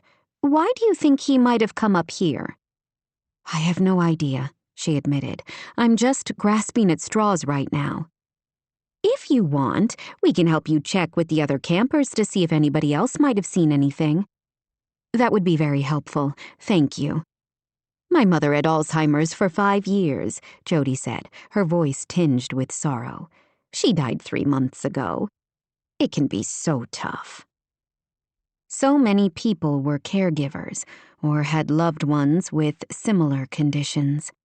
She hoped John had the chance to connect with support groups and talk to others who had been through some of the things he and Franklin faced. She spoke with several of the other campers and was met with the same response. No one had seen or heard anyone coming through the campground. No luck. The Peterses met her near the covered social area a short time later, their faces grim. We came up empty. Thank you for checking, Cammy said. Her fears seemed to intensify, in contrast to the weather beginning to calm as the storm moved on. What should they do now? She could think of 100 other places he could have gone. The beach, the road, into town. She was going to have to call in reinforcements. She pulled out her phone and was about to text John when he appeared on the path coming from the house. His features fell when he spotted her. I was so hoping you found him. She shook her head. I'm sorry. Nobody has seen any sign of him. Frustration was etched on his features. Where the hell can he be? We'll find him, she said, though the promise seemed empty when the search area was vast and rugged. We'll help you look for him, the Peterses both said at the same time. She was gratified to see several other guests leaving their warm, dry tents to join them at the small shelter. Thank you. John looked astonished, but grateful for the support. You might want to have someone wait at the house in case he shows up back there, Cammy suggested. He looked stricken. Good idea. I should have thought of that. I'll call my parents. My father can run over there if you want. Thank you. I think we need to call search and rescue to come out. He hasn't even been gone a half hour. Considering they're dealing with the power outage and other problems from the storm, I'm sure they'll tell us to check all his favorite places first before they come out. Only trouble is, I don't know all his favorite places. A stray thought hit her, then was gone. She frowned and tried to reach for it, sensing it was important. Something about a tree and his wife, she remembered, and suddenly gasped. The fairy tree. Maybe he went there. 34. John. The tree. John wanted to smack his forehead at Cammy's suggestion. He should have thought of that. His father talked about it often enough, the gnarled, ancient old bristlecone pine that his mother in her whimsical moments had claimed was home to pixies and fairies. His father had even mentioned it earlier that day. He suddenly remembered. He had wanted to visit it that morning. Your mother seems closer to me there than anywhere else, Franklin had said. John had explained they were going to the summer sanctuary events instead, and his father had agreeably given up the idea. But maybe it was one of those things Franklin couldn't get out of his head, and for whatever reason, he had decided to strike out on his own. John was failing at this. His father wanted to stay at Rose Creek as long as possible. How the hell was John supposed to make that happen when he couldn't seem to keep track of the man on any given day? In a few days, he would have medical and legal power of attorney. Despite Franklin's wishes, John could find a facility for him, one where trained experts would be better capable of caring for him. If he did that, he could return to the dig, leave all this stress behind. The temptation to do that shamed him. He couldn't choose the easy way as much as he wanted to right now. "Dad," he called as he made his way as fast as he dared up the rain-slick trail. "I'm sure he's there. He has to be," Cammy said from behind him. He wanted to tell her to go back to the campground or to her mother's house where she could be warm and safe. But he couldn't seem to say the words. He needed her here. How had she become so important to him in a few short weeks? He valued her friendship, relied on her emotional support, ached to taste her mouth again. He thought of her first thing in the morning and right before falling asleep at night, and 100 times throughout the day. When he realized Franklin wasn't in his bed, he had instinctively reached out to Cammy. He was in love with her. He didn't need one of these ancient trees to fall on his head to show him that. But what the hell was he supposed to do about it? Through the trees behind them, he could see other beams of light as campers from Wild Hearts joined in the search of the bluff. Why would they do that?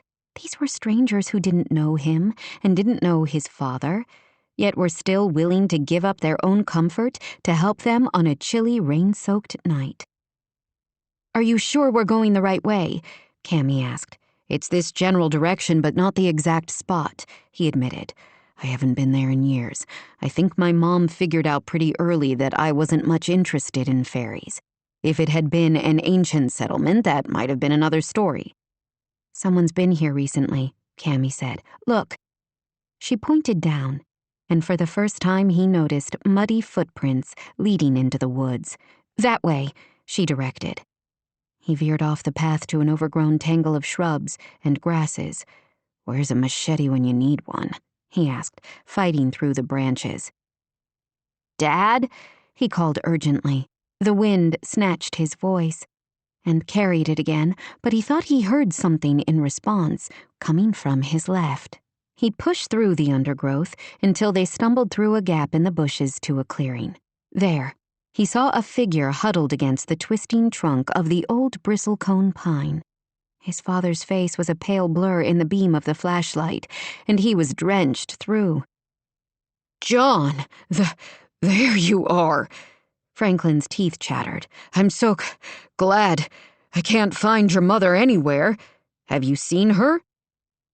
He had to close his eyes against the wave of relief and sadness cresting over him. He had lost his mother far too early, and now he was losing his father a little more every day.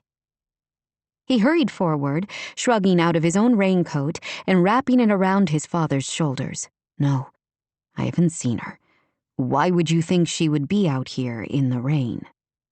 His father didn't answer. He was looking at Cammy, who appeared deeply relieved that they had found his father. "Hello, I'm Franklin Rafferty." "Hello, Mr. Rafferty. I'm Cammy." "Are you a sprite?" She gave a ragged-sounding laugh. "I'll be whatever you want me to be. I'm so glad you're safe." "Why wouldn't I be?" "Let's go get you warmed up," John said.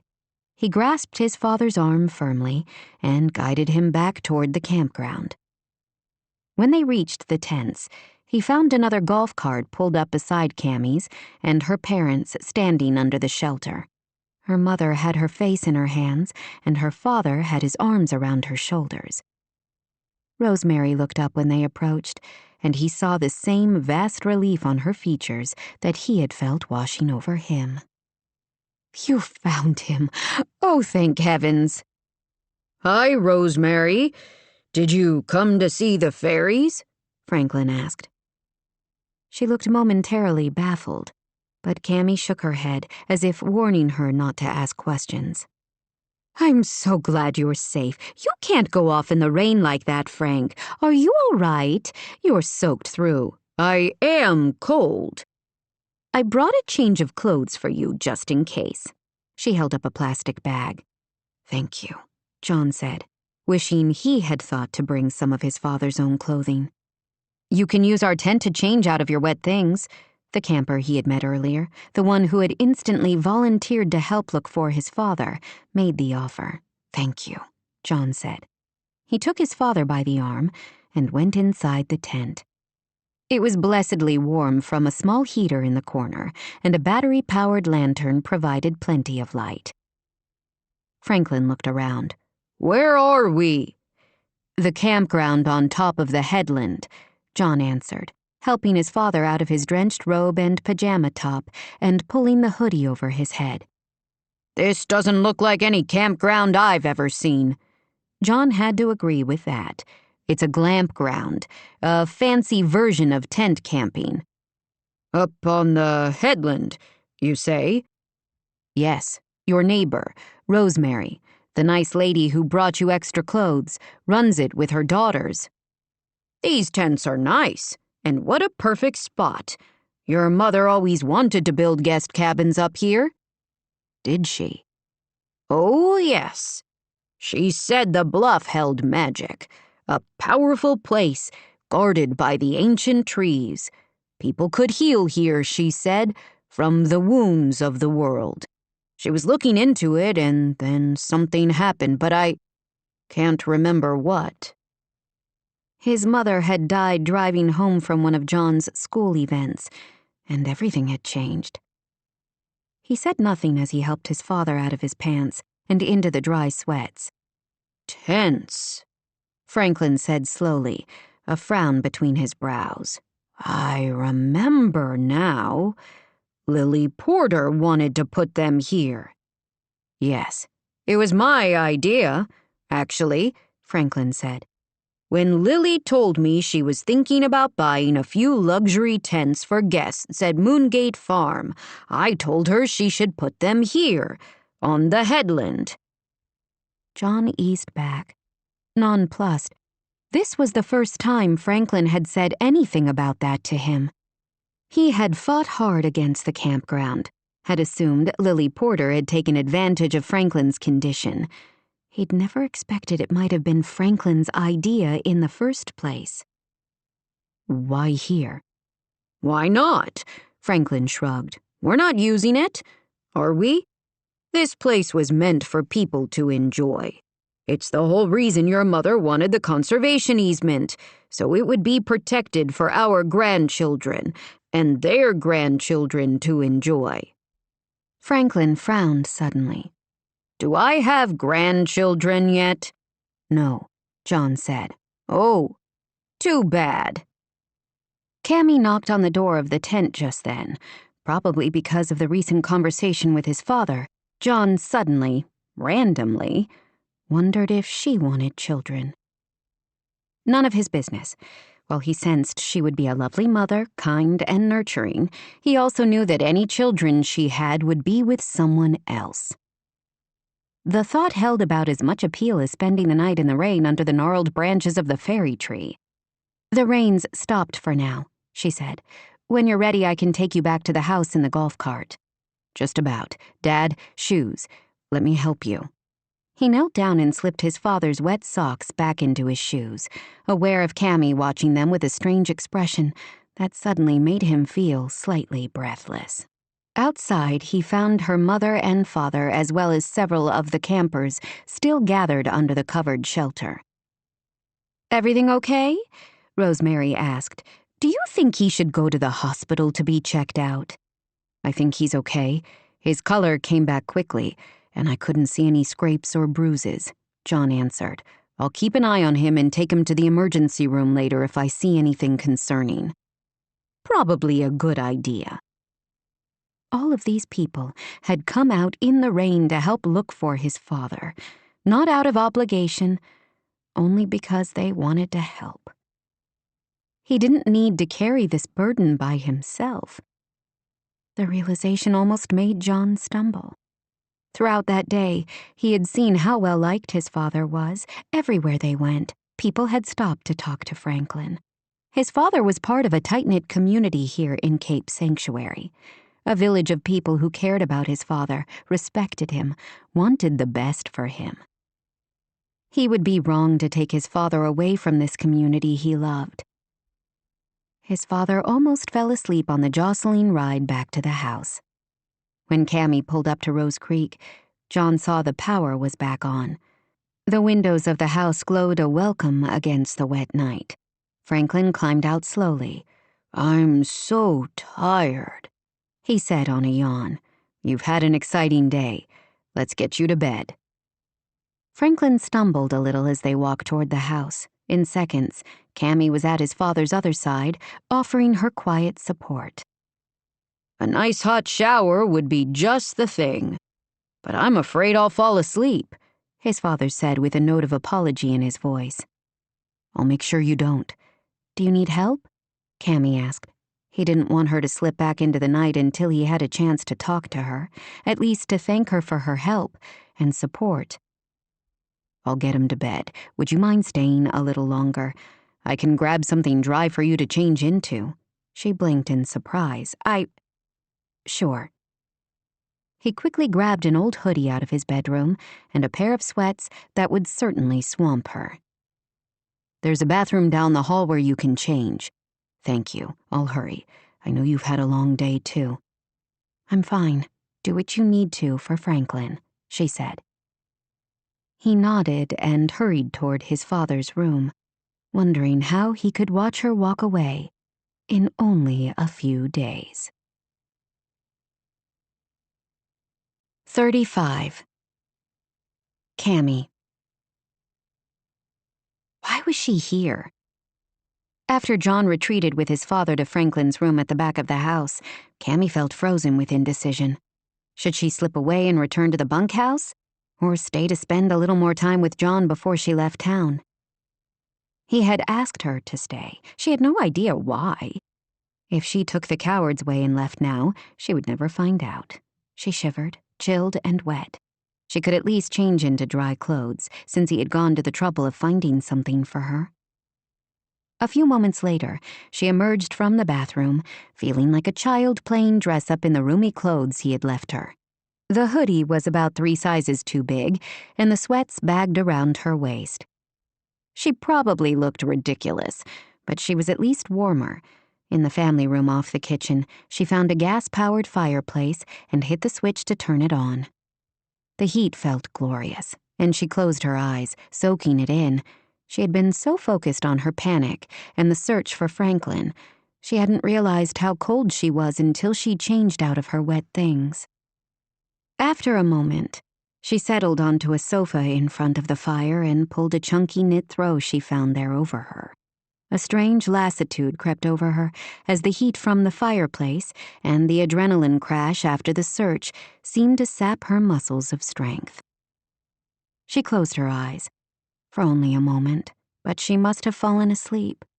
The room blurred a little, and the next thing she knew, she awakened with the strange sensation of someone standing near her. John. She opened her eyes to find him watching her sleep with a strange expression, almost tender.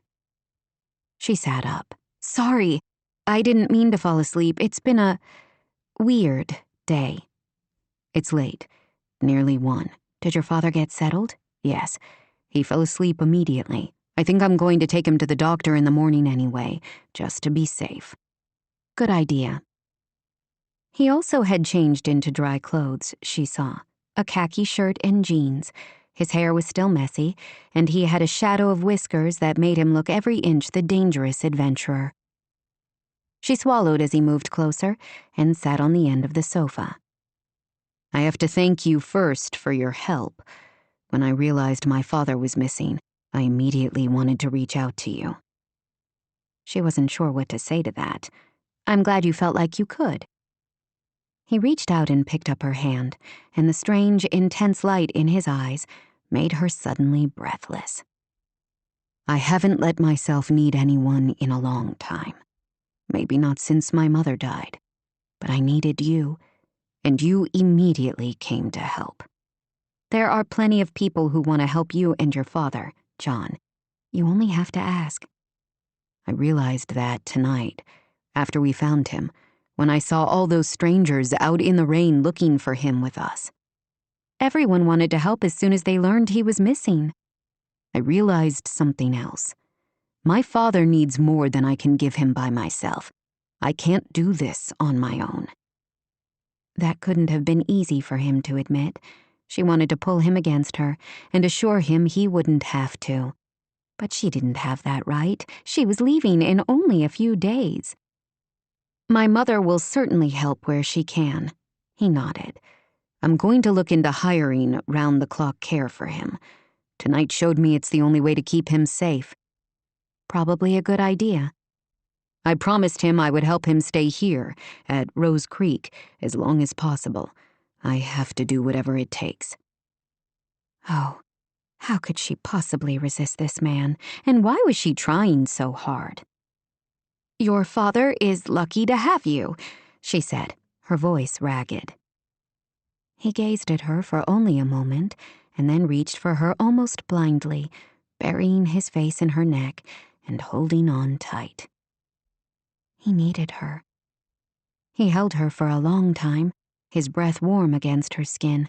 She brushed her fingers through his still damp hair, wishing she could ease this burden for him. Thank you, he murmured. I don't think I would have made it through these past few weeks without you. I didn't do anything, she protested. You had faith in me, he said simply. That was the best gift you could have given me. Before she could answer, he leaned forward and brushed his mouth against hers with a soft tenderness that made her want to weep. She didn't want this moment to end, ever. She wanted to stay here, safe and warm, wrapped in his arms, while a coastal rain clicked against the window and the fireplace glowed against the cold. He eased away, taking her hand in his. I have to tell you something. No, let's just stay here, tangled together in this moment, Cammy thought. What is it? I'm calling Robert Layton tomorrow to have him write up a lease extension for Wild Hearts. The campground can stay on the bluff as long as your mother wants to run it. She stared. You're... what? My dad told me tonight that my mother always wanted to put guest cabins on the headland. With absolutely no confusion in his voice, he told me he was the one who suggested the glampground idea to your sister. He said my mother would have wanted it there. You said your father didn't need strangers traipsing across your land in his condition.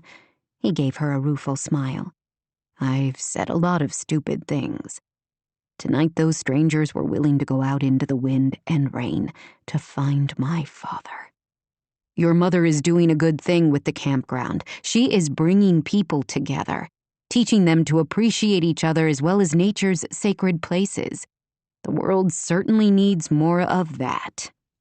I don't know what to say. My mother will be thrilled. She frowned, suddenly. In all the chaos of looking for Franklin, she had forgotten about her parents' renewed relationship. How would that impact Rosemary's commitment to the glampground? She had no idea. At least I think she'll be thrilled, she amended. That doesn't sound very convincing. She and my father are dating again. They told us tonight. Neither has been happy since the divorce. They said Lily's death reminded them of what really mattered. He studied her. You don't sound completely convinced it's a good idea. I want it to work. For their sakes, they obviously love each other. I just don't know what that means for Wild Hearts. Maybe nothing. My father plans to go into semi-retirement and spend part of his time here in Cape Sanctuary. He gazed at her, that intense light in his eyes. Would you ever be willing to do the same? His words seemed to hover between them. Cammy stared at him, wishing she could read his expression more clearly. What was he asking? Would I... what? Would you consider spending more time here, in Cape Sanctuary? She was afraid to hope. My mother lives next door, and it sounds like my father will be moving there at least part-time. My sister isn't that far away in Sacramento, though something tells me she's going to be splitting her time between there and the Cape for a while. My family will be here, so yes. I would consider spending more time in Cape Sanctuary. He reached for her hand. Let me rephrase the question, counselor. Would you consider spending more time in Cape Sanctuary with me? She swallowed, as joy fluttered through her like butterflies in her mother's garden. I would consider it. We might have to discuss terms. He laughed and kissed her with a fierce emotion that stunned her. This wild, dangerous adventurer wanted her, boring, nerdy Camellia Porter. She had no idea why, but she wasn't about to argue with him. "Anything you want. It's yours," he murmured against her mouth sometime later. She shook her head. "Wow, I have my work cut out for me. You should never say that kind of thing at the beginning of a negotiation." "But what if I know I have everything to lose?" She swallowed, all trace of levity gone at the raw vulnerability in his eyes. "I know it's only been a few weeks," he said, "but I'm falling for you, Cammy." This couldn't be happening. She still had to wonder if she had somehow stumbled and fallen out on the bluff and cracked her head open on the roots of the fairy tree. "You hardly know me," she protested. "Wrong. I know you're one of the most kind people I've ever met. I know you're fierce when it comes to your family. I know I haven't been able to get you out of my head since you helped me change a flat tire. And I know I don't want you to walk out of my life." Cammy closed her eyes. She didn't care if this was some concussed hallucination. If it was, she had a much better imagination than she'd ever guessed. This was the single best moment of her life, and she was going to savor every second of it. She kissed him, her emotions simmering to the surface. She'd never dreamed when she came to Cape Sanctuary to help her mother that she would end up discovering what she truly needed. Her family, community, this beautiful place by the sea. And John, who filled her world with joy and laughter and the promise of so much more to come. Epilogue. Cammy. This was her definition of the perfect day. On the twins' birthday 4 years later, Cammy sat on a blanket on Rose Creek Beach, watching the people she loved most in the world play a heated game of beach volleyball. Rosemary and Ted, with Violet's stepdaughter, Ariana, now a teenager, were clearly outgunned. They were losing hard to a team made up of only John and Alex. The two men had become close friends over the years, a bond forged solid when Alex offered to take him and Franklin out fishing once a week. They never caught much, but that hadn't been the point. Franklin had loved his time on the water. Those fishing trips were only one of many things John had done to keep his father active and engaged. She still didn't know what Franklin had enjoyed more, going out on the water with his son, his regular history lectures to the guests at Wild Hearts, the weekly yoga sessions Rosemary led them in, or the archaeological digs he and John volunteered with through the California State Parks system. She felt a pang, missing her father-in-law dearly. In the end, his progressive Lewy body dementia hadn't taken him. Instead, he had died of pneumonia after catching a bad virus over the winter. She consoled herself that his last years had been as rich and fulfilling as they could manage. Her parents cheered as the volleyball served by Rosemary landed in the sand between their two sons-in-law, earning them a point. Ariana didn't look nearly as happy. "You missed that one on purpose," she accused her father. "A win isn't a win if you just hand it to us. We have to earn it." Alex shrugged and only grinned at her. "I guess you're just that good." On the blanket next to her, Violet shook her head. "That girl is so competitive, I have no idea where she gets it." "Must be Regina's side of the family," Cammy said. She rarely teased her sister about Alex's ex-wife anymore, mostly because Violet and Claudia, to the surprise of everyone, had become friends over the past few years of co-parenting Ari.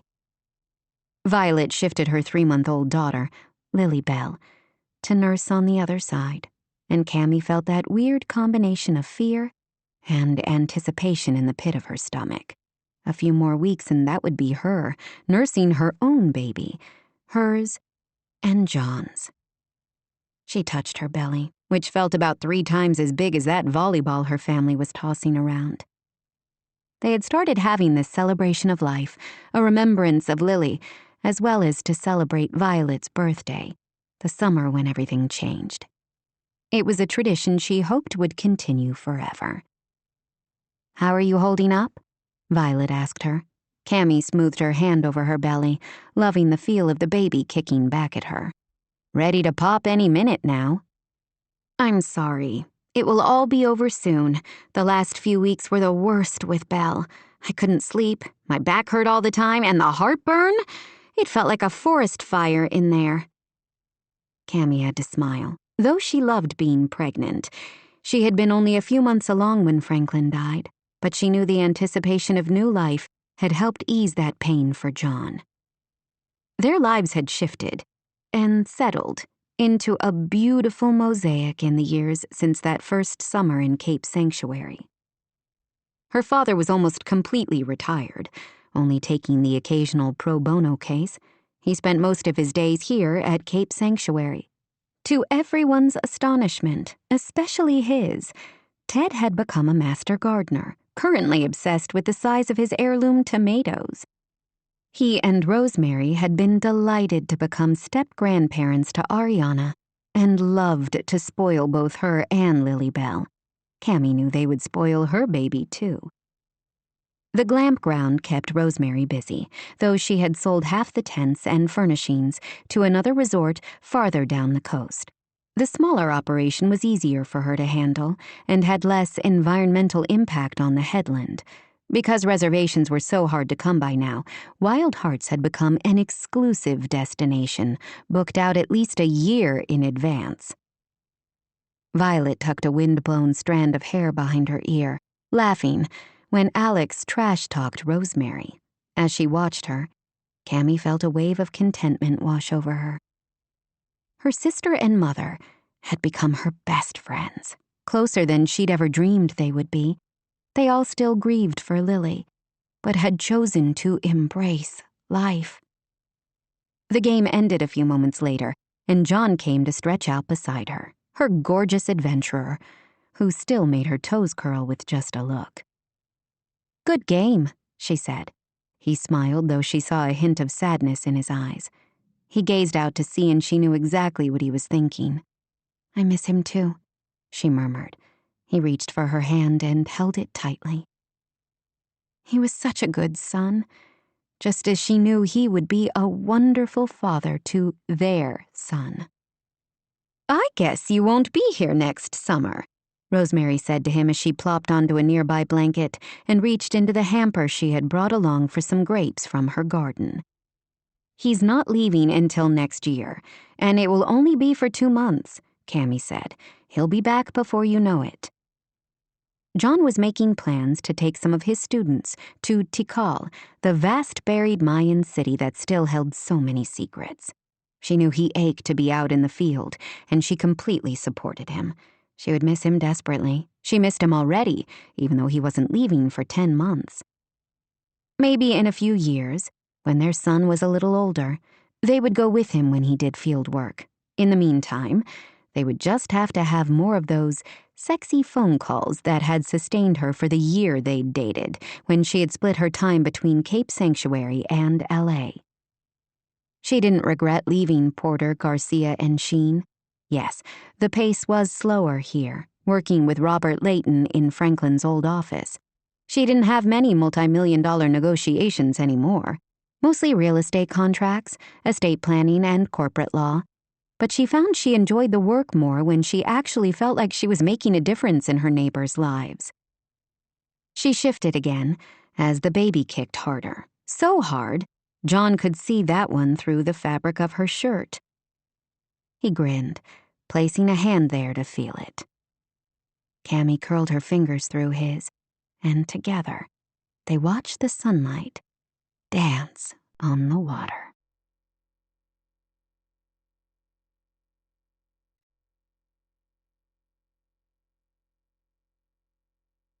This is Carly Robbins.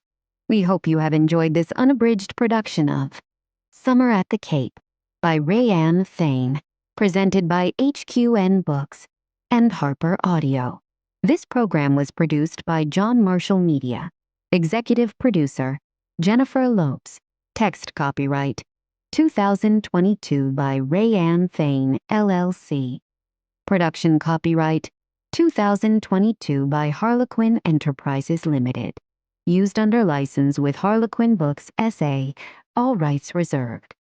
Thank you for listening.